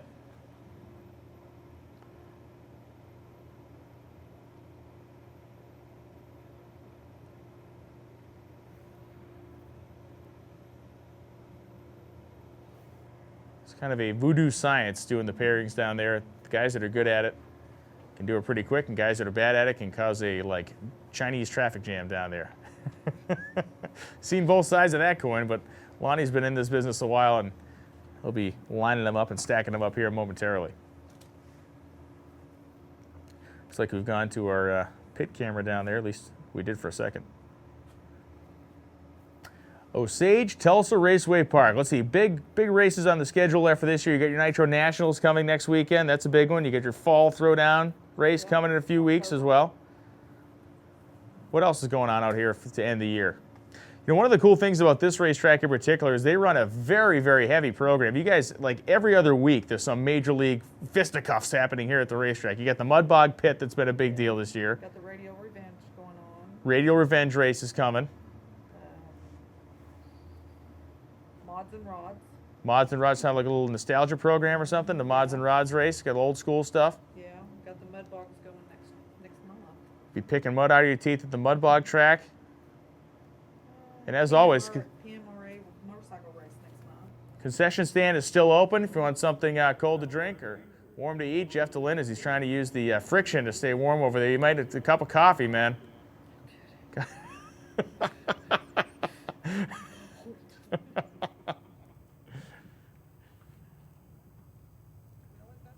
Yeah, there's always something going on at this place, and yeah, Todd Martin and Keith Haney do a fantastic job here at this racetrack, and Todd Martin, I know, experienced a personal loss in the last couple of days, and that was a tough deal. Todd's a great guy, and I understand that his father passed away earlier this week, so we send our best to Todd and his family, and just quality people. It's always a pleasure to be out here at Tulsa, and it was a place that, a couple years ago everyone thought, oh man, this is bad news. An aggregate company bought the land and it was going to be all over with, and here comes Keith and Todd, and they do such a spectacular job operating this place. A lot of pride taken in the facility, and it's good stuff. 339, we need 339.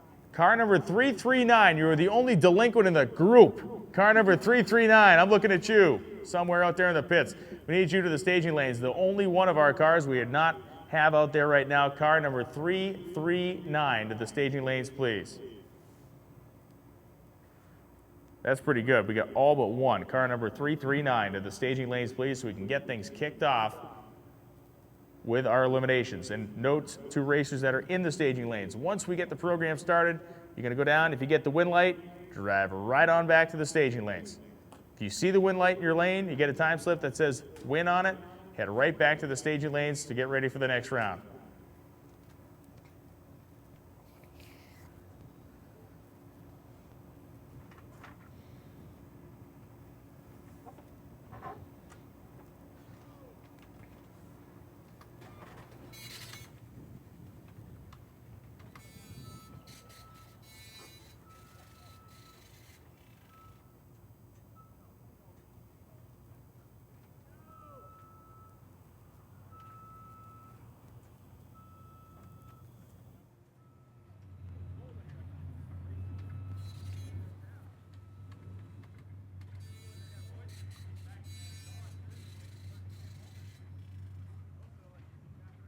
We got like a live camera down on the staging lanes down there.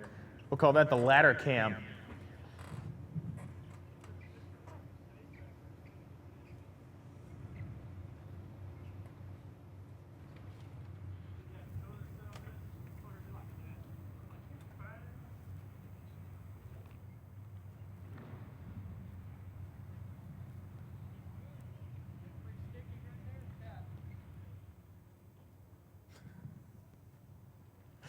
So I was just reminded by the video crew that I should not be watching the feed. I should instead be doing my job. Which at this point, I'm not sure what that is at this point, but I'm working on it. You know what, the one thing I regret that I left my flaming chainsaws at the hotel room because I was planning on filling some time with my flaming chainsaw juggling act. Go ahead. Are you ready? I am ready. Okay, we'll start sending you some pairs in just a second. Okay. Well, word on the street is we got some racers coming around the corner, and that is the best news for everybody, including me. All right, guys, everybody back in your positions and ready to go?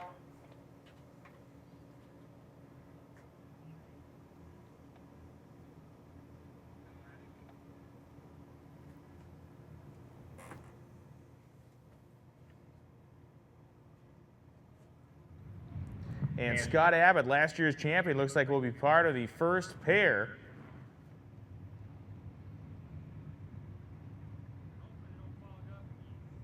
Got cars flooding out of the each side of the ladder now. Zipper Do in the chat area asks, how are the brackets broken down? 1 verse 32. No, we are on a sportsman ladder, so it's actually number 1 verse 17, 2 verse 18, 3 verse 19, and so on and so forth. A pro ladder puts you as number 1 versus number 32, but a sportsman ladder takes that and kind of chops it in half.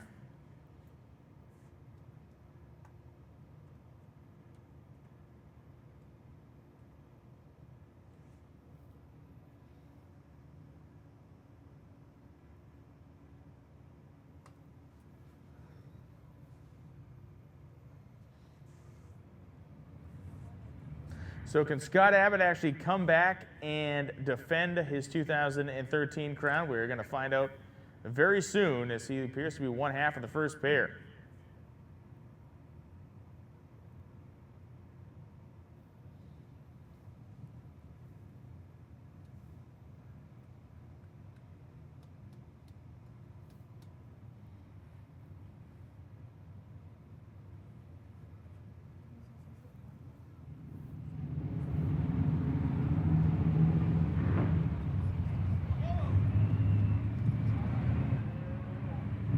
And those words have been logging to here, which is, all right, guys, here we go. It just came across the radio, so it is go time.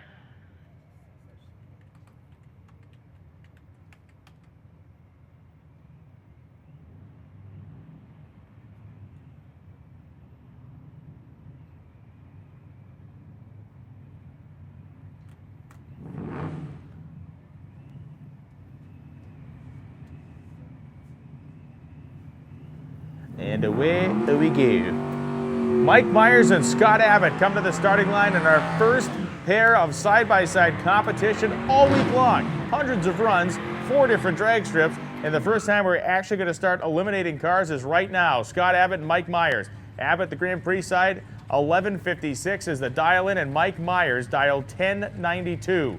So Scott Abbott will get a head start of roughly 6/10 of a second before Mike Myers will give chase in the Corvair. Corvair rocking the 69 Indy Camaro paint scheme on there, white with the orange stripes. Orange roll bar, and Scott Abbott's car, multiple colored paint scheme.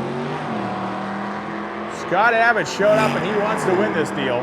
Won it last year, wants to win it again. If he can keep doing what he just did down there, if he can drive the top end stripe, he will get the win light. Scott Abbott moves on to the next round at 1:63 reaction time.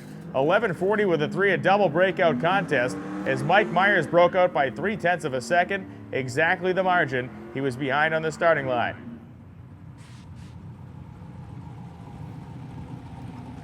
Lynette Jakuski in the Grand Prix lane, and Dino Cardella. 11:52 is the dial-in for Dino with the meow cat drawn in the back window. I shudder to think what that means. And Lynette Jankowski dialed 1194 in the 4th Gen Camaro on the Grand Prix side.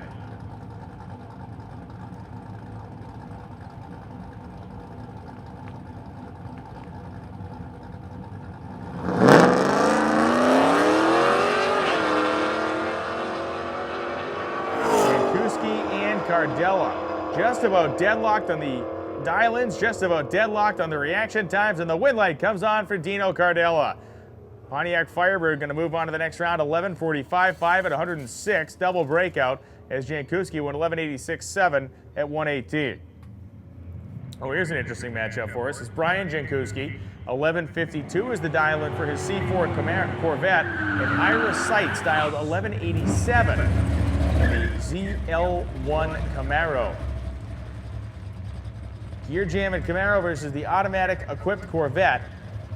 This one's going to come down to reaction time and whether or not Seitz can row the gears properly in the Camaro.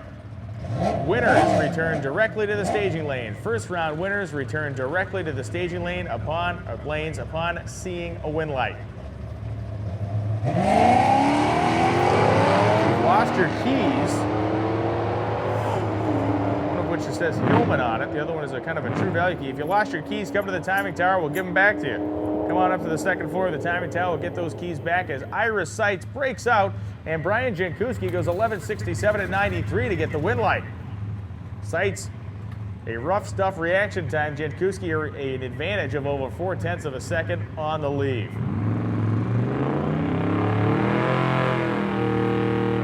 Waco Davis and Warren Whitmer. Davis 1083 the dial-in, and Whitmer dialed 1155.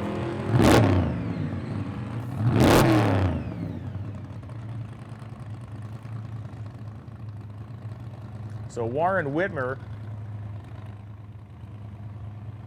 will get a pretty significant, one of the bigger jumps we will see in this thing is Waco Davis qualified number 3 and Whitmer qualified 17.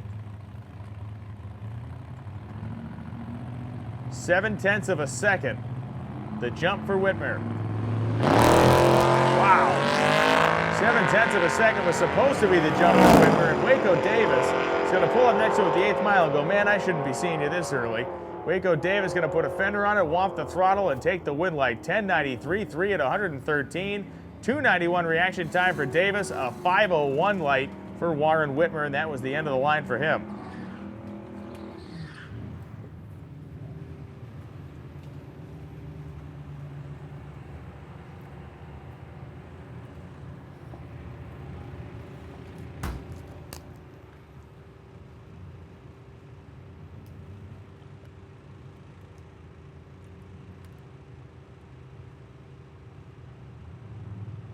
Now it's Adam Dory and Jason Pipkin.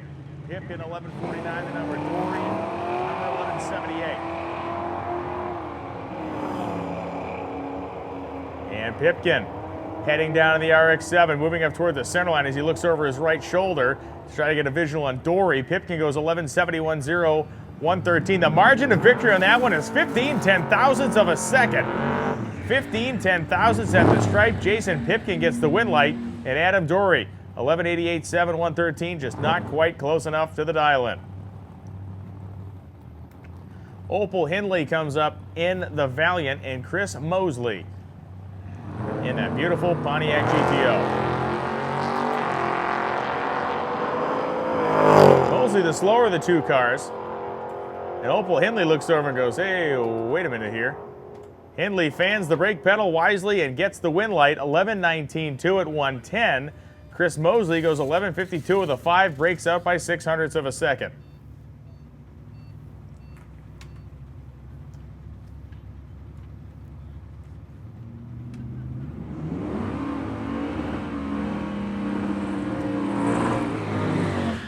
Whoa, well, sure bit pickup truck hanging the tail out there in the burnout. Andre Miller and Steve Eden.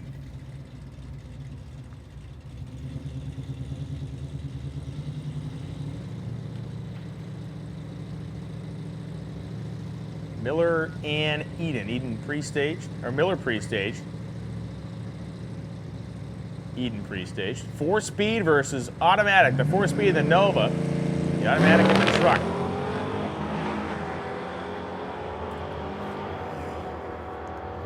And Andre Miller is not going to give Steve Eden a whole bunch of breathing room up there at the top end. The win light comes on as predicted for Andre Miller. 11:73.5 on an 11:73 index. 2:09 reaction time. Nice piece of work by Andre Miller. He looks like maybe one of the guys to beat here tonight as Bob Perrin in the 56 Chevy rolls up.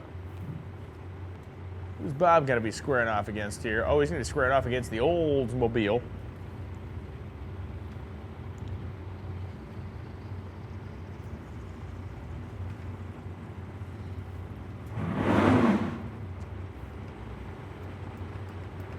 That's Steve Lyon in the Oldsmobile, the number 26 qualifier. 11:77 is the dial-in, and Bob Perrin. Grand Prix lane, 11:44 the dial-in for Perrin.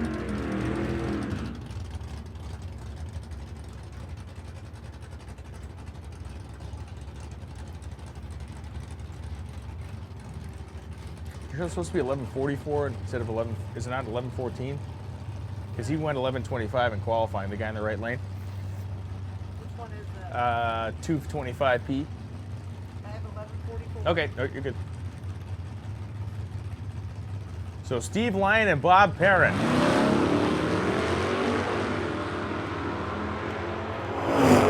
There goes Bob heading down the racetrack.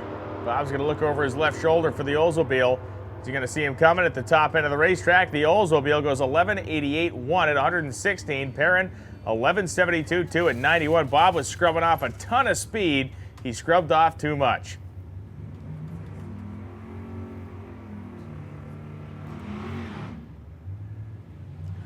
First round winners, please return to the staging lanes. First round winners, please return to the staging lanes upon getting a win light. First round winners return to the lanes upon getting a win light. As our next pair, Tom Franks and Matt Ketting come up. Ketting, 1160 in the Camaro. Franks dialed 1118 in the Fox Body Mustang.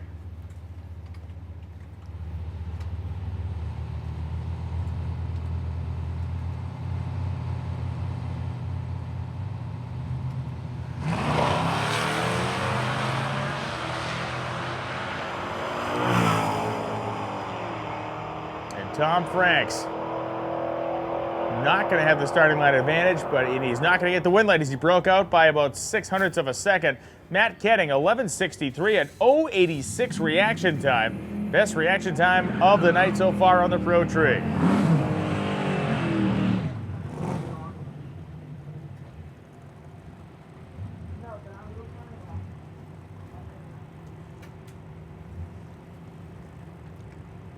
Troy Clairot and Jeff Scholes.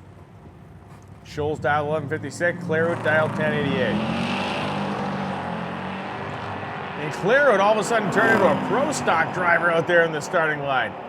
A ridiculously stout reaction time for Troy Clairot, and it will not result in a win light. Wow, Jeff Schultz was 336 on the tree, and Clairot was 056. So the telepathic reaction time of Troy Clairot right out the window. Jeff Schultz gets the win light and moves on to the next round. Whoa. Yes, sir.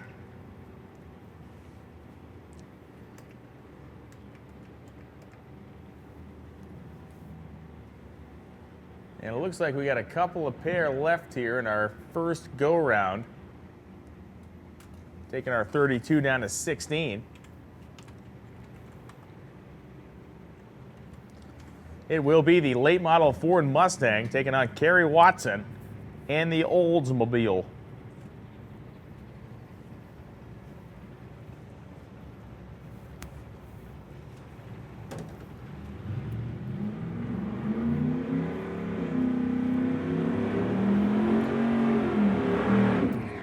Bill Cash and Kerry Watson. Watson dialed 1198, the Oldsmobile, and Cash dialed 1154.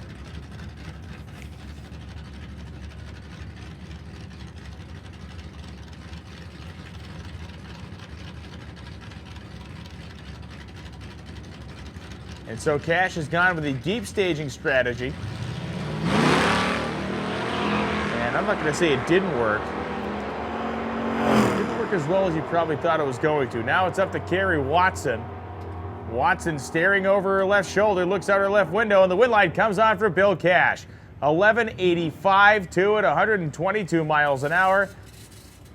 The reaction time better than it would have been if he was in a normally staged position.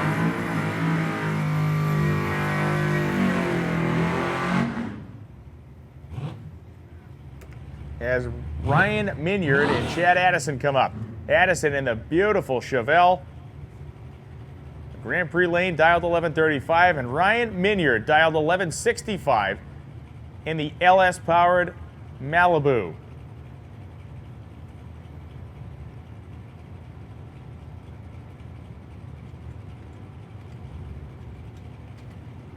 Minyard just a 3/10 of a second disparity here. It'd be a good indication to show you just about how much 3/10 of a second actually is.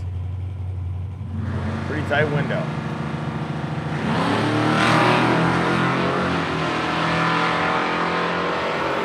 If you're bracket racing somebody and you look over and they're already next to you at like 330 feet, not good. Chad Addison, 1138.4. On 11:35 dialing at 114, puts away Ryan Minyard, and that brings up our next pair. That's Scott Brown.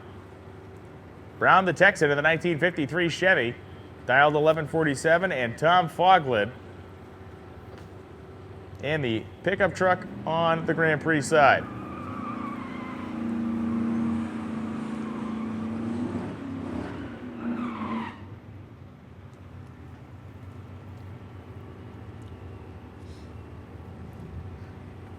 So Brown with that LS-powered sleeper little 53 Chevy down there. Got to go 1147. Know the car is capable of doing that. Again, they replaced the rod and the piston on their backs in the parking lot at Great Bend, Kansas yesterday. And Tom Foglid trying to relive some past glory of success in the daily driver class.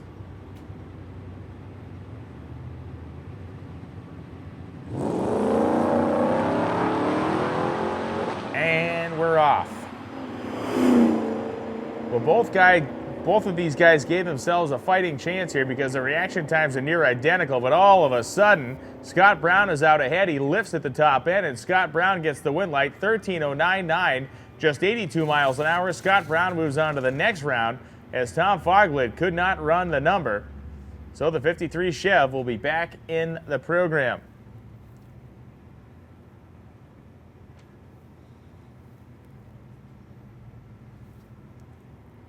I will reiterate that winners need to return to the staging lanes immediately upon getting that win light. Winners, back to the lanes, please.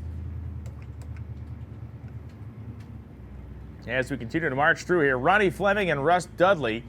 Dudley in the Roadrunner, Fleming in the Chevelle.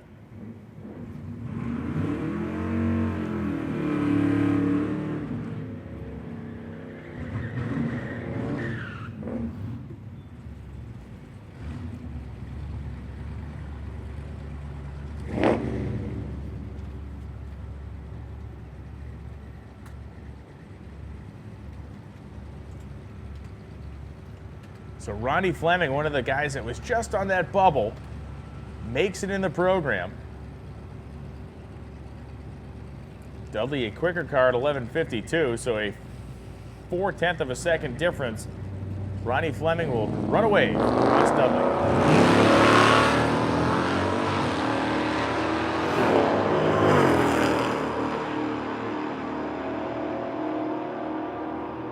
And the win light comes on for Ross Dudley as Ronnie Fleming jumped the tree big time. So Ross Dudley moves on to the next round. Fleming is done.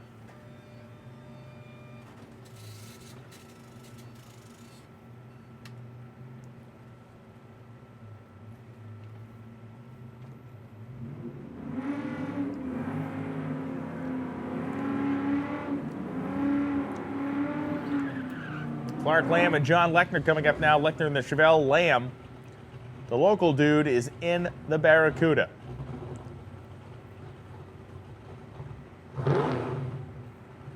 Clark Lamb has dialed 11:67 in that Barracuda, giving himself about a 3/10 of a second head start over John Lechner. In bracket racing, a lot of drivers prefer to be the one that is chasing their competition, prefer to be the faster car. They give it a little bit more perspective when you're trying to judge a fender, trying to judge a distance, and boy, Clark Lamb fans the brake pedal and gets the win light. 11:73, won at 100 miles an hour for Clark Lamb on an 11:67 dial, and he'll be back next round.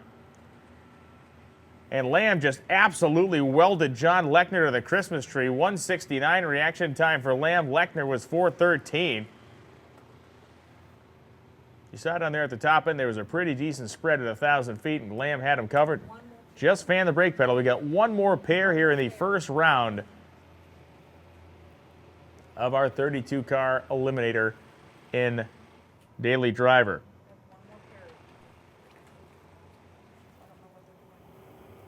So we've got one last pair to run in this first round here of Daily Driver, and it looks like Greg will be one of the, or Jeff will be one of those cars in that Chevelle, waiting for them to come around the corner. You've been watching this here in the live feed. You've seen how much reaction time plays a difference in these contests. Virtually every one of these races is decided on reaction time, unless the drivers leave identically next to each other and they have to judge at the top end of the racetrack. But most of the time, that spread, the margin of victory can be tied right back to the differential in the reaction time. So it is a difficult form of racing and pretty unforgiving, and it's getting late. I mean, we're closing in on 11:30 right now. These racers have been at this racetrack for on the order of 12 hours, maybe more, and we spent several of those hours this afternoon just kind of staring around, looking at each other, waiting for the place to dry. So we've had some downtime of certainly several hours of uptime, and we still have, well, technically we still have 4 more rounds of this race to go. All winners, what we're telling our competitors here is every time they get a win light, come right back to the staging lanes. These are street cars. We're going to move them through the program. It's freezing cold outside, so temperature is not going to be an issue. We just want to keep the thing moving, keep heating the racetrack, and keep it nice and good and consistent. One of the competitors is airing up a tire. If we look down the live feed, you can see the 2 vehicles there.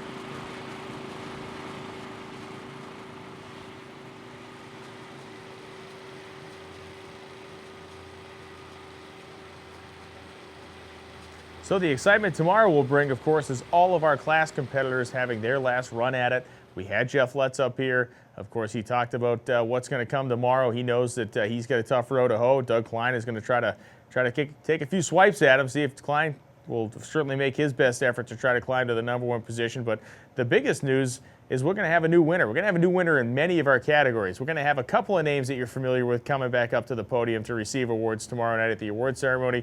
But I'll tell you what, we're going to have a lot of new names on those awards as well. So that's a very cool thing, and it's great for the event. We keep spreading the love around a new competition, and I hear race cars. And I see less race cars in the staging lanes.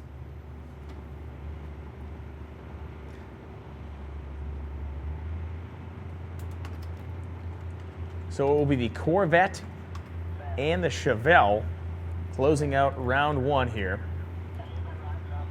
All winners right back into the staging lanes. 1 minute. All winners right back into the staging lanes. Okay, so we get the track air compressor out. How's that for cool? You want to talk about a track that's got their stuff together. We got a competitor getting tired.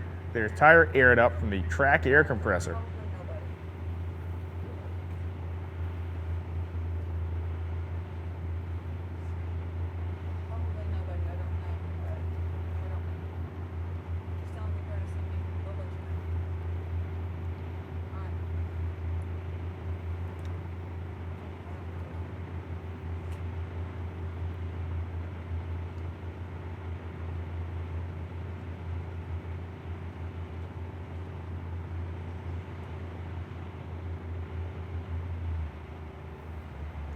Okay, the tire is aired up.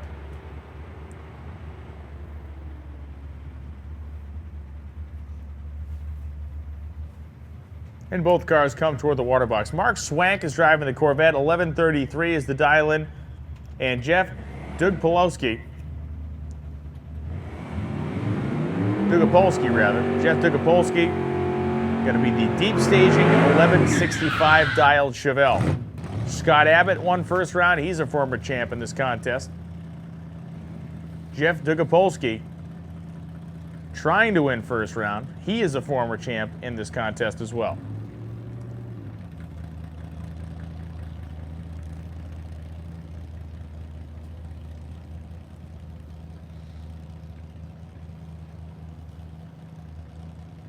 So Dugapolski, he's going to go fully staged. He's not diving in on him because he is deep staging. This is procedure. He goes into the fully staged position. Competition goes pre-stage. There goes Jeff into the deep staged area. And Swank goes fully staged. And Swank's car moving around out there in that Grand Prix lane. It moved out toward the center line. A lot of steering going on. That's going to hurt his ET. And Jeff Dugapolski takes care of business. 11:69.6, 113 miles an hour for the Chevelle. Mark Swank breaks out 11:03.1 at 122 miles per hour. All winners back to the staging lanes. All winners back to the staging lanes, please, for round number 2. All winners back to the lanes, please.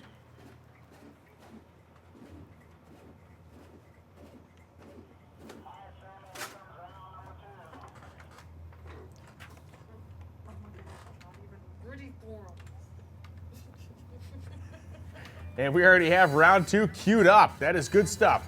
Second round's coming at us. We're going to run what we got in the lanes and wait for the rest of our competitors to come around. But we took that 32 and just made it 16. Now we're going to make it 8.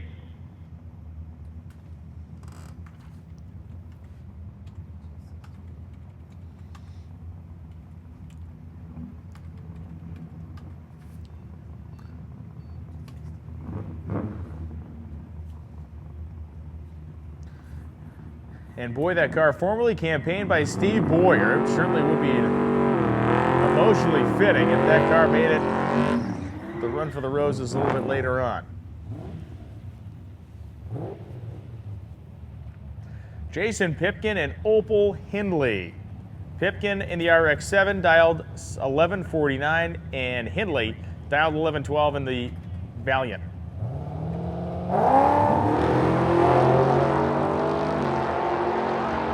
Jason Pipkin dropping bombs at the starting line. Let's see what he can do at the finish line. Get to the top end. Pipkin had an 016 light and loses. Oh man, that dude is going to be freaked when he gets that time slip. He broke out by 1/10 of a second, so Opal Hindley was 250 on the tree, 11:32.5 at 100, moves Opal in the next round, but Jason Pipkin, oh man, do not get the time slip and torture yourself with that one. Ugh.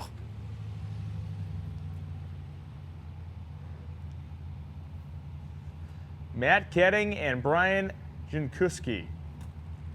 Ketting in the Camaro, Brian in the Corvette. All first round winners immediately return to the staging lanes, please. All second round winners immediately return to the staging lanes, please.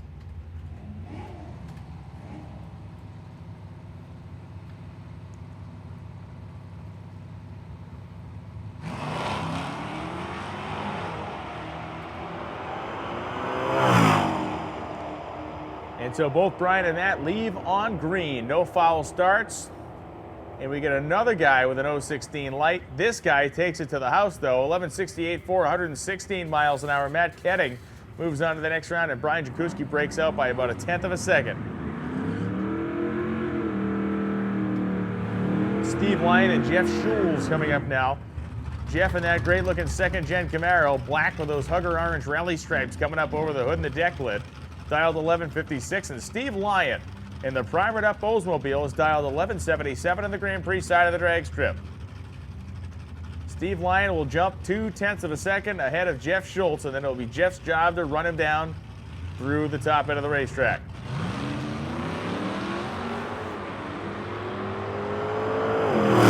Jeff and Steve and Jeff. Reaction times are incredibly tight. It looks like Schultz got a fender on him, and no, it will be Steve Lyon, 11:79.3 at 109 miles an hour as Schultz was scrubbing off speed at the top end, but just a little bit too much. Goes 11:78.7 at 103. Chip Addison and Ross Dudley. Addison and Dudley. Addison goes 11:35 on the dial-in, and Dudley goes 11:52. All first-round winners to the staging lanes now, please. All first-round winners to the staging lanes now.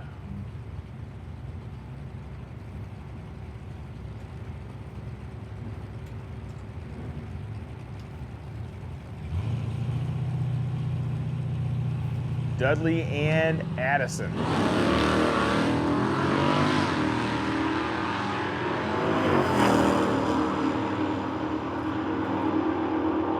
Two engines singing almost in harmony down there at 1,000 feet, but the wind light comes on for Chip, 11:47.7, 114, as Ross Dudley broke out by about 0.02 of a second. Another case where Chip just hammered under the Christmas tree, 151 for Chip, 3:33 reaction time for Ross, and you just can't leave that much on the table at the starting line.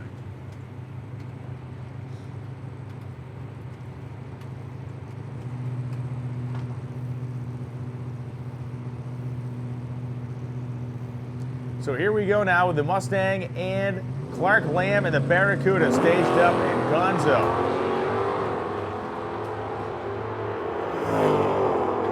Clark Lamb, the local racer, trying to win the big one here in front of his home crowd. Top end, he's on the binders. Woo, got a little wiggly down there as Bill Cash gets the win, like 11:59.4 at 123.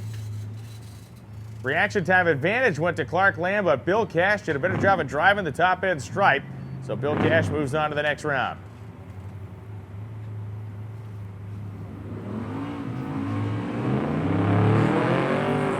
Andre Miller and Waco Davis. Andre Miller in the pickup truck and Davis in the big Chevy Bel Air. 1083 is the dial-in for Waco Davis, 1173 for Andre Miller.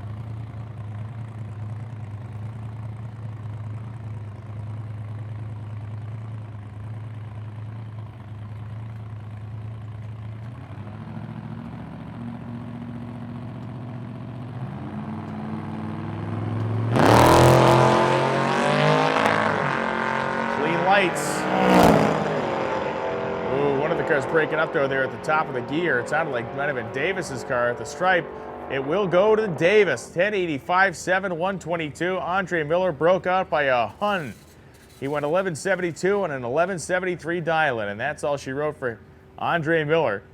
But Waco Davis moves on to the next round as Scott Brown comes up. Throwing against Mike Myers. Myers dialed 1092 in the Corvair, and Brown 1147 in the Chevy. All first round and all second round winners to the lanes, please. All first and second round winners to the lanes, please. See our television channel here. You can see trucks and trailers headed towards the gate as the party begins to break up here at Drag Week 2014.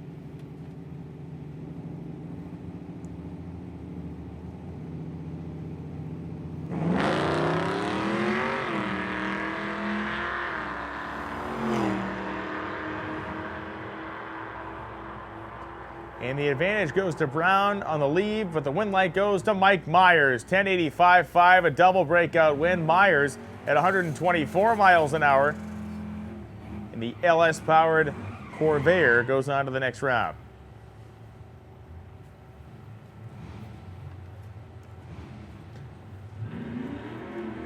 How many more pair we got in this round? How many more pair we got in this round? This is it. Oh, wow. This is our last pair. And so our last pair of round number 2, and again, all round 2 winners come right back into the staging lanes, please. All round 2 winners right back into the lanes.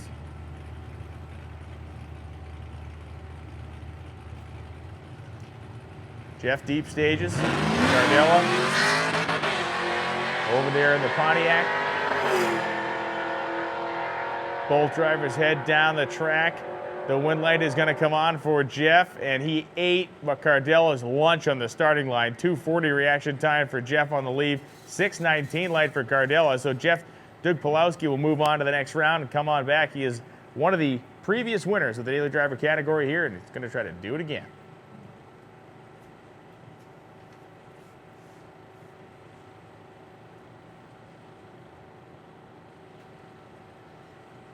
All those first round and second round winners, all second round winners to the lanes. Hey, if you lost your keys, somebody brought up a set of keys here.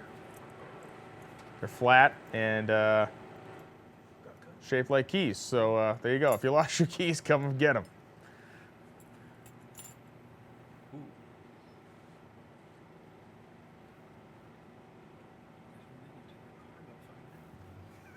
Those of you watching the live feed, it is not a replay. It is a live feed of the racing that's happening live right now here in Tulsa. Yeah, earlier today we were running a replay because we had rain, but I assure you that what you're seeing now is happening live right now.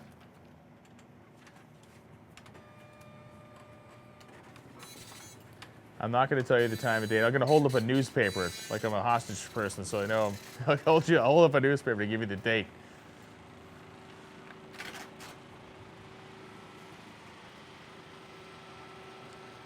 So Freiberger's been down there shooting photos. There'll be photos of all the quick 32 daily driver cars on hotrod.com tonight. So David's mission in life is to get those photos and get them posted on the website this evening, which he will do. So if you're interested in seeing each and every one of the 32 cars involved in this class, or this class elimination tonight, go to hotrod.com a little bit later on. You'll be in business. So the comments are flying hot and heavy. Yes, people are asking where Mike Finnegan is. Well, Mike Finnegan left early for a good reason. His wife is pregnant, and his wife is having a baby. So Mike is going to be a father for the second time, and apparently it is a second boy adding to the Finnegan clan. And as a father of 2 boys myself, that's the right thing to do. You get the majority rule at this point, so that's good.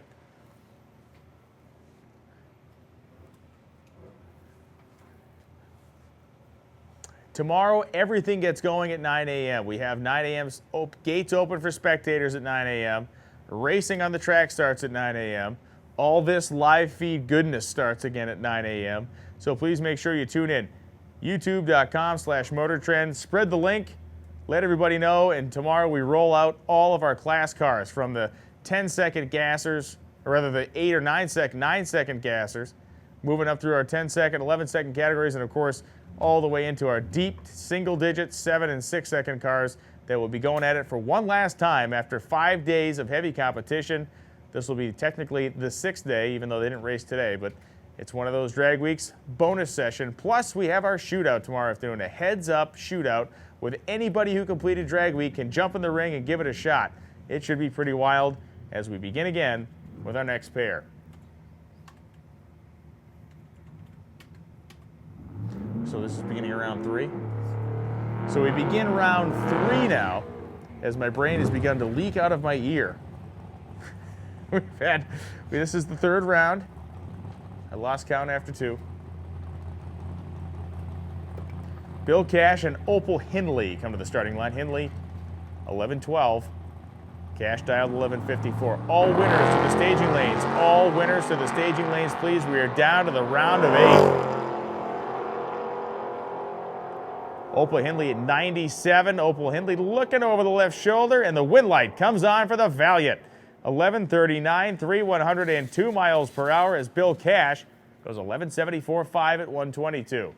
All winners of round number 2 need to be in the staging lanes.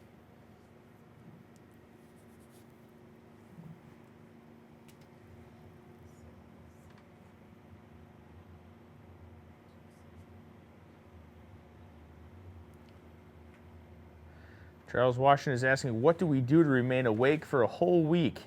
There is not a drop of Red Bull left in a 900-mile radius of this place. I promise you that. It has all been consumed.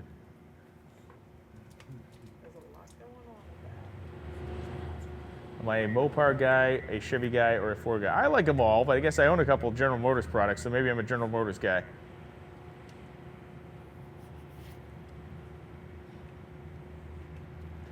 People asking what time the Unlimited class runs tomorrow. Well, the Unlimited class will be running at 9 a.m. We run all of our classes just like you saw us do with Daily Driver tonight, where we have that open session where the cars run down in kind of an open time trial format. That's what will be happening tomorrow morning for I believe it's 3 hours. I'm not sure what the actual time-wise on the session is, hour and a half, 2 hours, we'll figure it out.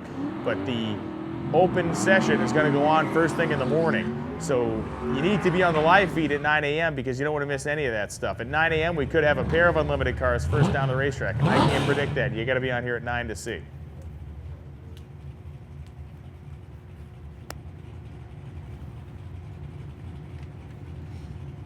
And yes, we are planning on trying to run the shootout tomorrow afternoon, assuming that we get everything done in the time we'd like to. Mike Myers and Chad Addison head off the starting line.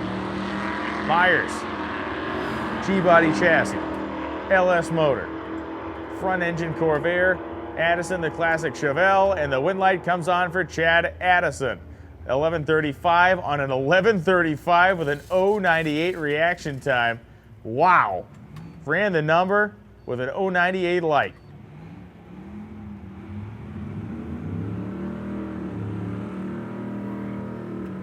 And Jeff Dugapolsky, our final pair of this 3rd round, I do believe.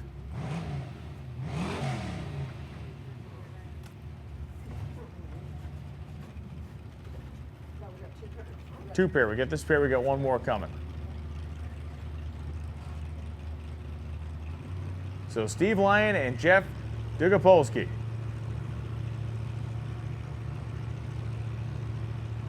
Now Jeff had a deep stage there. And Jeff is not going to be a happy camper. And I'll tell you why. I think died on the starting line. Procedure-wise, as a deep stage racer, he probably isn't too happy with the way that whole thing went down. Steve Lyon goes 12.90 with a 7 at 82 miles an hour, and Jeff goes 20 seconds at 115 as the car stalled off the starting line. Typically, when you have a setup with its deep stage, the driver that's going to deep stage goes in all the way deep before the other driver goes into the fully staged position, but that was not the way it went down there.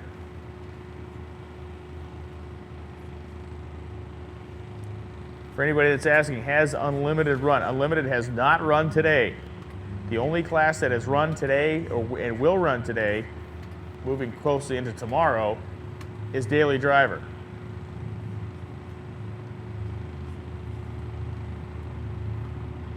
All Daily Driver round winners. And there are 4 of you left. Each of the lanes.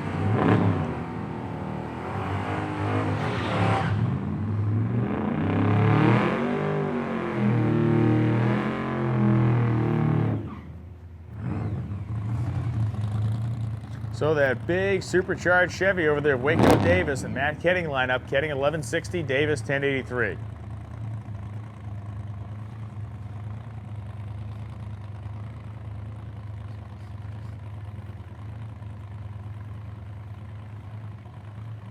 Bel Air. So there's Ketting and Waco Davis now.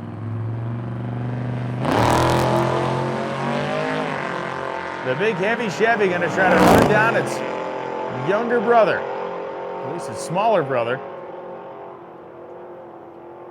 On and off the throttle, it's Waco Davis, 1094.6, 113. The big heavy Chevy moves on to the next round. There are 4 competitors left, and I see 2 cars in the lanes. Waco Davis makes 3, and we got 1 mystery guest missing.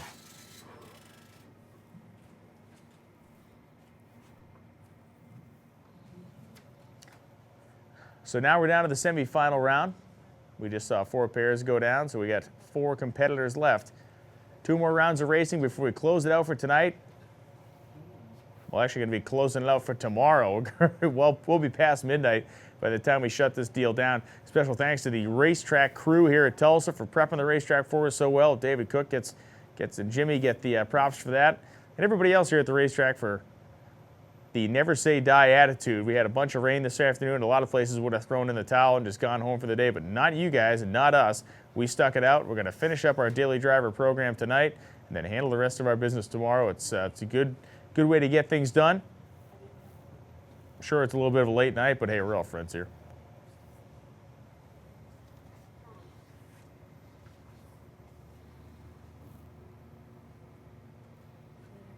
All right, our 3rd competitor pulling back in the staging lanes now. I got the little laptop action here behind me. If you want to hit me up with any questions on the chat screen, those of you watching on the internet, I'm sure that this will be entertaining. Go ahead and ask whatever you want, within reason.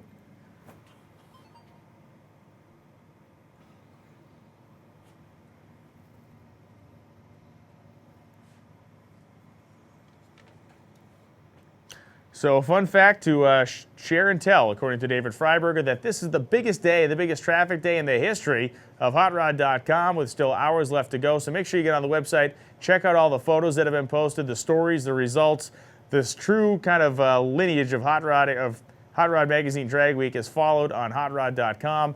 Get there today, get there right now as we get a little downtime. Open up a little separate tab in your browser, click it open, and start scrolling through all the great stories. Look at all the great photos. They had Larry Chen out here. You get a bunch of talented shooters. Brandon, Alana telling the great stories. Everybody is doing their best, busting their hump to bring you all the details, the news, and the views of Drag Week. And check it out on HotRod.com. Biggest traffic day ever.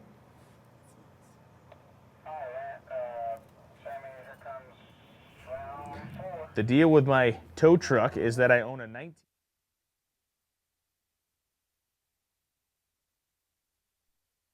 Drove it like 600 miles back to my house. Got 6 miles to the gallon. It goes 58 miles an hour. It's got a 4-speed and a 292 gear in it, and it's awesome. And I pull stumps out with it and do stupid things that a child would do if they owned a big full-size Tonka truck, because that's what it is.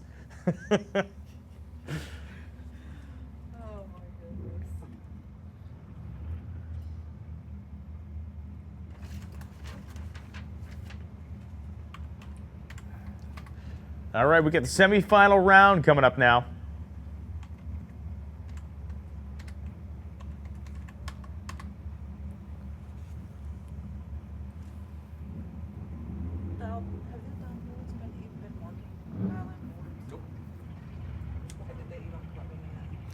Soggy B, what happened to the Big Black Monty? Unfortunately, they lost compression in the motor. I think they might have, I'm going to speculate it might have been a piston that went the way of the dodo bird or something for them, but that happened yesterday out in Kansas, and they had to shut it down. So unfortunately, the Monte Carlo of George Gallimore got the hook yesterday when a component failure got him.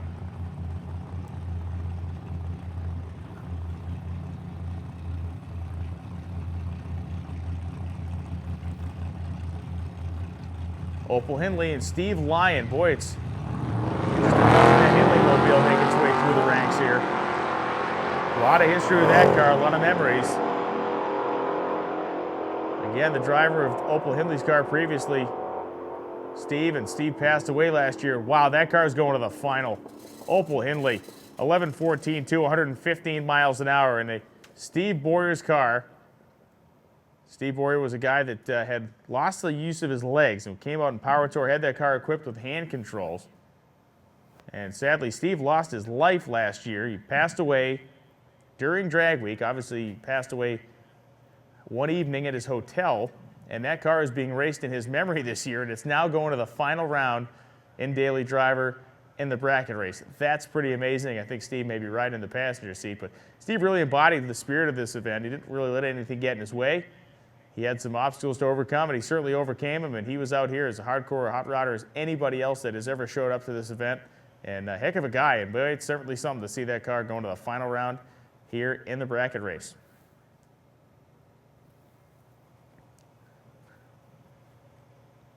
We'll find out who that competition will be in the final round in just a few minutes as we get our second pair of cars, the drivers getting in, getting ready to rock and roll.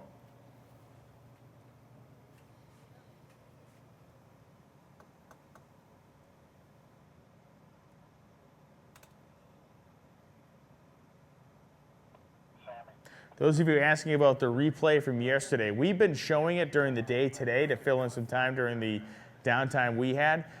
The issue, I guess you'd say, is that we had a touchy internet signal out in Kansas yesterday. So when we lost the internet signal, we recorded everything that happened. So we have the footage. The problem is it's like uploading an 8-hour video to YouTube. Anybody's ever uploaded a video to YouTube, you know if it's longer, it takes a little while. Well, when you try to do one that's 8 hours long, it takes forever. So we're still kind of struggling with getting that up there. The good news is we have the footage, and it will be up as soon as we can get it there. So those of you wondering about the Great Bend replay, you'll see it as soon as we can get it to you.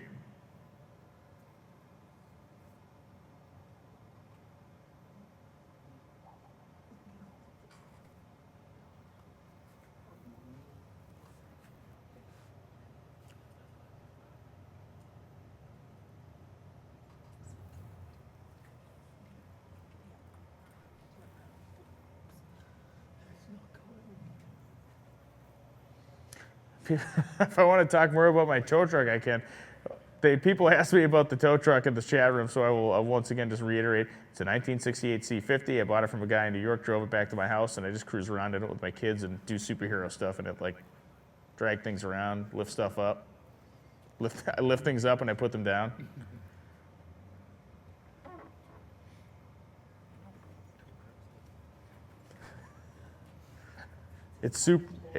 It's super fast. It'll go, 58 miles an hour with the clutch in downhill.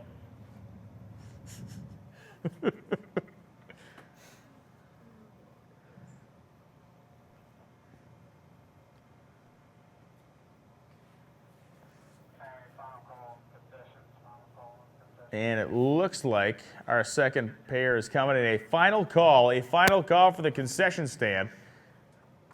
We're going to go grab some food, grab it right now. We're going to be shutting it down in just a couple minutes. A final call for the concession stand.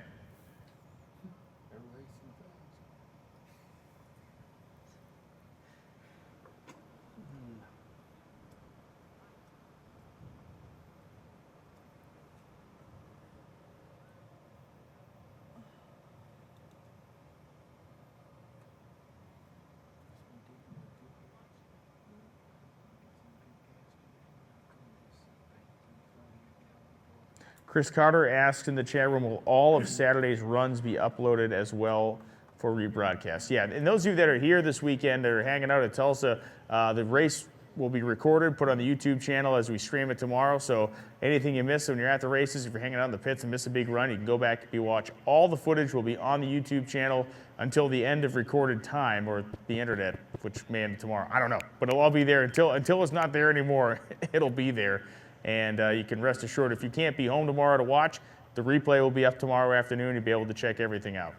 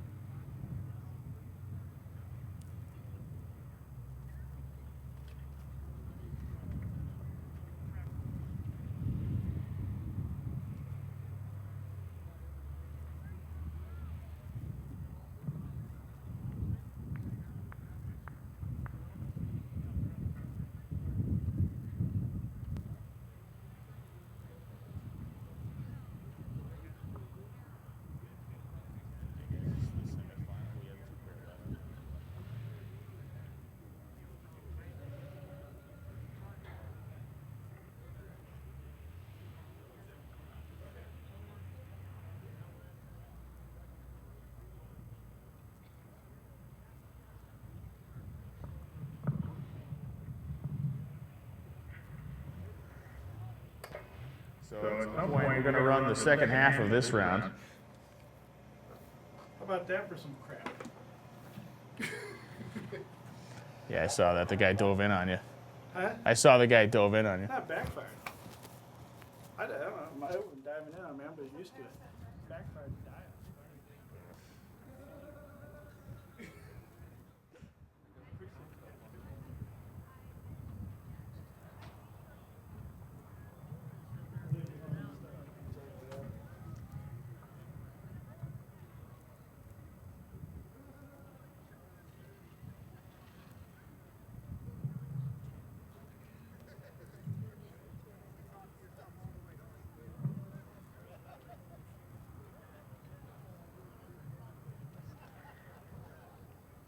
Not sure what we're waiting on down there in staging lanes. I see half of the pairs there. It looks like they got one of the cars with the hood up. Look at a bunch of guys working on it down there, as best I can tell.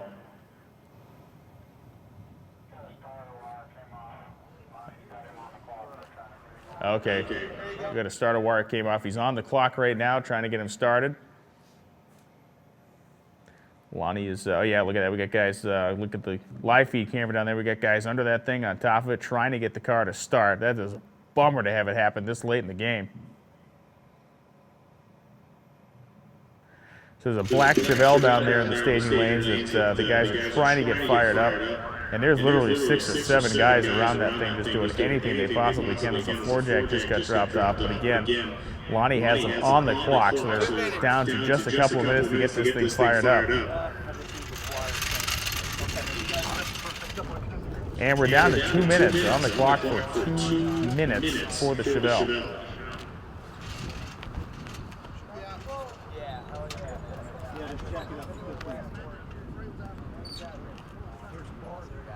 We can't do anything around here in drag to give up the last minute drama. Every day, the last 20 minutes of every day have come down to some sort of madcap thrash trying to get a car, whether it's a daily driver car here, whether it's an unlimited car, whatever, what it is. It's come down to this every single day we've been here. I shudder to think what tomorrow's going to look like, because it's going to be completely crazy when everybody goes into the last ditch effort mode. But once again, we find ourselves at the very end of the night. 2 minutes. 2 minutes. Lonnie throws the 2 fingers up here, down to 2 minutes. Yeah, jack it up, jack it up. And these guys are furiously working on this thing out in the station. There's one guy under that thing trying to, I guess, get wire, keep the wires there, trying to get something going on. The starter will not engage, apparently. Alright. Here. Does anybody got the other hood pin? Yes, sir, right here. Touch it off, see if it'll start. Somebody's not. Yeah, touch it off, see if it'll start. You fire it up, and all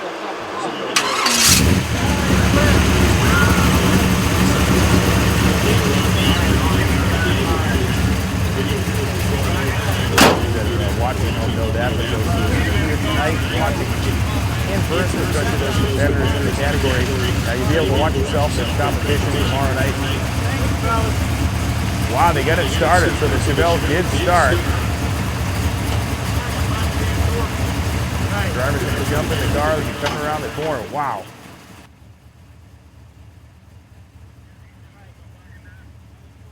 Can't tell what he just handed the guy. I don't know if he went under there with a screwdriver and jumped the terminals on the solenoid or what he did, but either way, whatever he did, it worked. And I would not advise shutting it off again. He's going to literally hot lap that thing down through the finish line and right back into the staging lanes again. Car is running, hood's down, and we're going to be coming around the corner momentarily.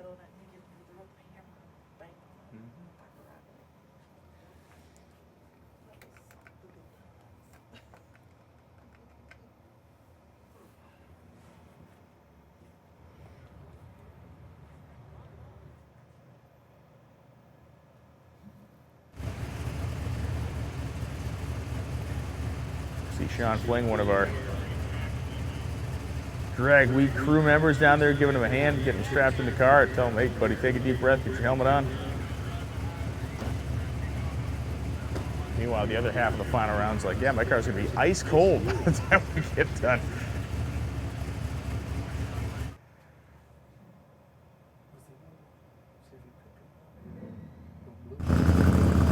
All right, so the big bell here, the blow rod is lit off. I can hear the supercharger whining in the background.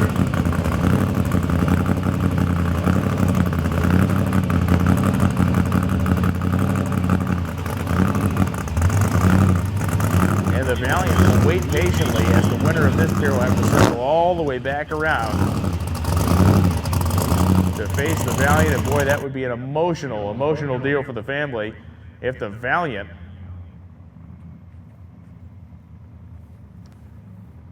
with Opal Hindley driving can pull off a win here, especially under the circumstances of the previous owner. It happened here last year. It happened on drag last year. So great sportsmanship shown by Waco Davis. Waco did not go running up here to the starting line. He wants to win this thing fair and square. He gave Chad Addison the time necessary to fix the car. 11:35 the dial in for Chad Addison. 10:83 the dial in for Waco Davis.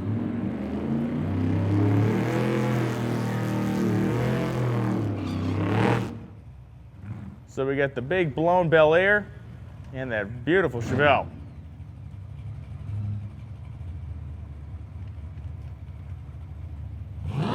One of the widest gulfs we have seen in the qualifying, or rather in the handicap, with Chad Addison dialed 11:35, so he's going to get about about a half a second here in the spread. Waco Davis will have to wait. You can't red light here. You got to be patient. Semifinal round, a shot to the finals on the line. As Chad Addison and Waco Davis both streak off the starting line. Both of them have fantastic reaction times that are very competitive. Note how close they are as they get to 1,000 feet, and the stripe and the wind light comes on for Chad Addison. The guy who was down there thrashing in the staging lanes gets the wind light, and he will go to the final round. Chad Addison, 11:47.4, 112 miles per hour. Chad Addison is one half of the second half of the final. So it's Addison and Opal Hindley. And Addison will be looping right back around again.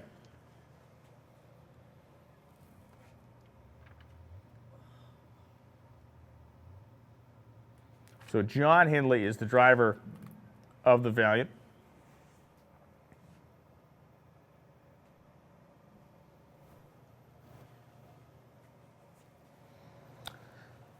And then there were two. So we have our final round set up here, and we'll get the Chevelle rolled right back around again, get the Valiant rolled right back around again, and then we're going to go roll ourselves into bed tonight and get back here in about 6-7 hours and get ready for the morning. They race here traditionally on Saturday nights here. They have this midnight drags program here at Tulsa that starts at like midnight and they run till dawn. When the sun starts to come up, everybody goes home.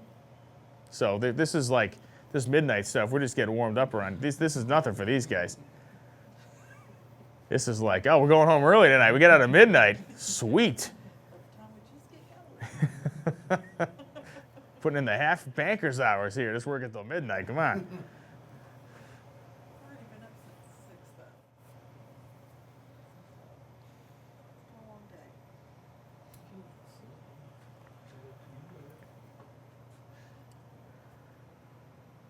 Our intrepid video staff been out there all day and into the night. Guys manning the cameras and running around. It is not warm to be standing up there in either the man lift or in the open air grandstands. So those guys certainly earning their keep this week. But they were sweating on Monday, and now they're about standing on a glacier out there tonight.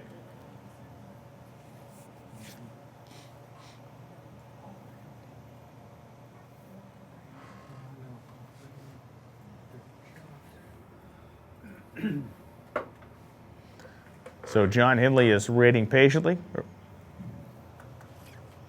I'm thinking, man, I got to get this thing fired up. It's freezing.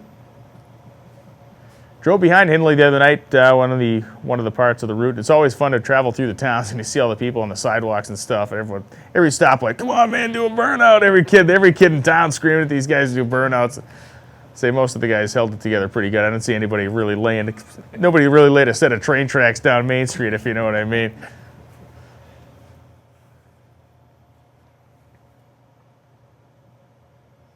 But the worst is when you're the guy in the rental car behind the three cool cars, because it's like, oh man, everyone's like, yeah, yeah, and you like roll up, you're like, I'm really sorry. I got nothing for you here. This thing's junk, just please, I'll just look the other way. There's some cool stuff behind me, I promise, yeah. Yeah, the first three looked good. That fourth was a real letdown, though. The the Chevy little SUV full of fast food wrappers and garbage. Not really hanging with the program there. So a reminder for those of you on the live feed, 9 a.m. Central Time is when all of it gets going. So those of you that are planning on being at the race tomorrow, tell your friends to be here by 9 a.m. 9 a.m. isn't when we just show up. That's when racing starts. So be here by 9 a.m. tomorrow for the stunning conclusion of Drag Week 2014. Brought to you by Gear Vendors Overdrives, Pep Boys Speed Shop with great support from companies like MSD, Rocket Brand Racing Fuel, QA1, and a host of others. And both of the finalists are now sitting next to each other in the staging lanes.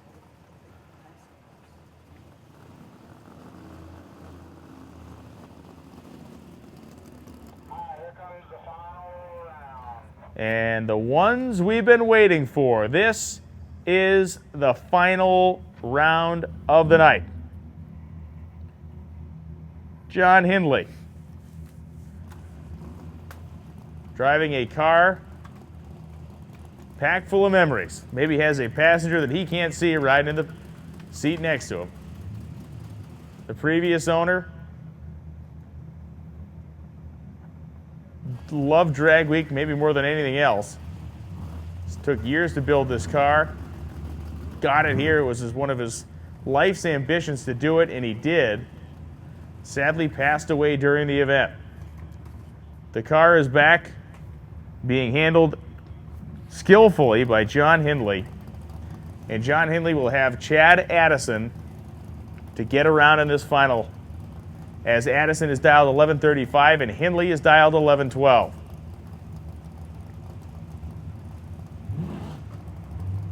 Hindley, fresh off his mad thrash in the staging lanes to get the thing to start. John Hindley has been a model of consistency. That car has been right down Broadway every time, been on the number every time, and he has been very, very good on the tree every time, using that deep stage technique to his advantage. John Hindley goes in deep. Tree comes down, and everybody's gone. Both cars absolutely welded together at 1,000 feet, and would you believe it? Hindley gets the win light! Wow! Hindley gets the win light, 11-12 with a 2 at 119 miles an hour. And if you could script that, you couldn't script it any better. A car that is being raced in the memory of a guy that passed away during the course of this event last year has just won the daily driver category. That is right out of the books. Everything else that's happened this week seemed to be on the script, and now it's that too. Ladies and gentlemen, that is going to end our broadcast for tonight here from Tulsa Raceway Park. We're going to be back tomorrow morning at 9 a.m. Central Time. Daily driver action is done for the day, it's done for the weekend, and it's done for the year. They're not going to be coming back for another 360 days, so stay in the pits for most of this year. We'll get you back next year in September. The rest of you come back at 9 a.m. tomorrow morning for all our class car action. Thank you very much for sponsoring this broadcast, Pep Boys Speed Shop. Thank you very much for your unending devotion to this event, Rick Johnson and the crew at Gear Vendors, and thank all of you for watching tonight. Those of you at the racetrack that are heading home, please drive safely, or hell, just sleep in your car. Stay here for the morning. You know you want to. Yes, we got breakfast being served tomorrow morning, so get here at the track. Great breakfast. We got biscuits, gravy, eggs, the whole works. Chomp down with us tomorrow morning at the racetrack. Be in the grandstands for 9 a.m. It's not going to get any better than what you're going to see tomorrow. It's going to be absolutely flippin' nuts. So we'll see you here tomorrow at 9 a.m. I'm going home to go to bed and be back here before 9 a.m. So this bloodshot eye thing, it'll be happening in the morning too. See ya!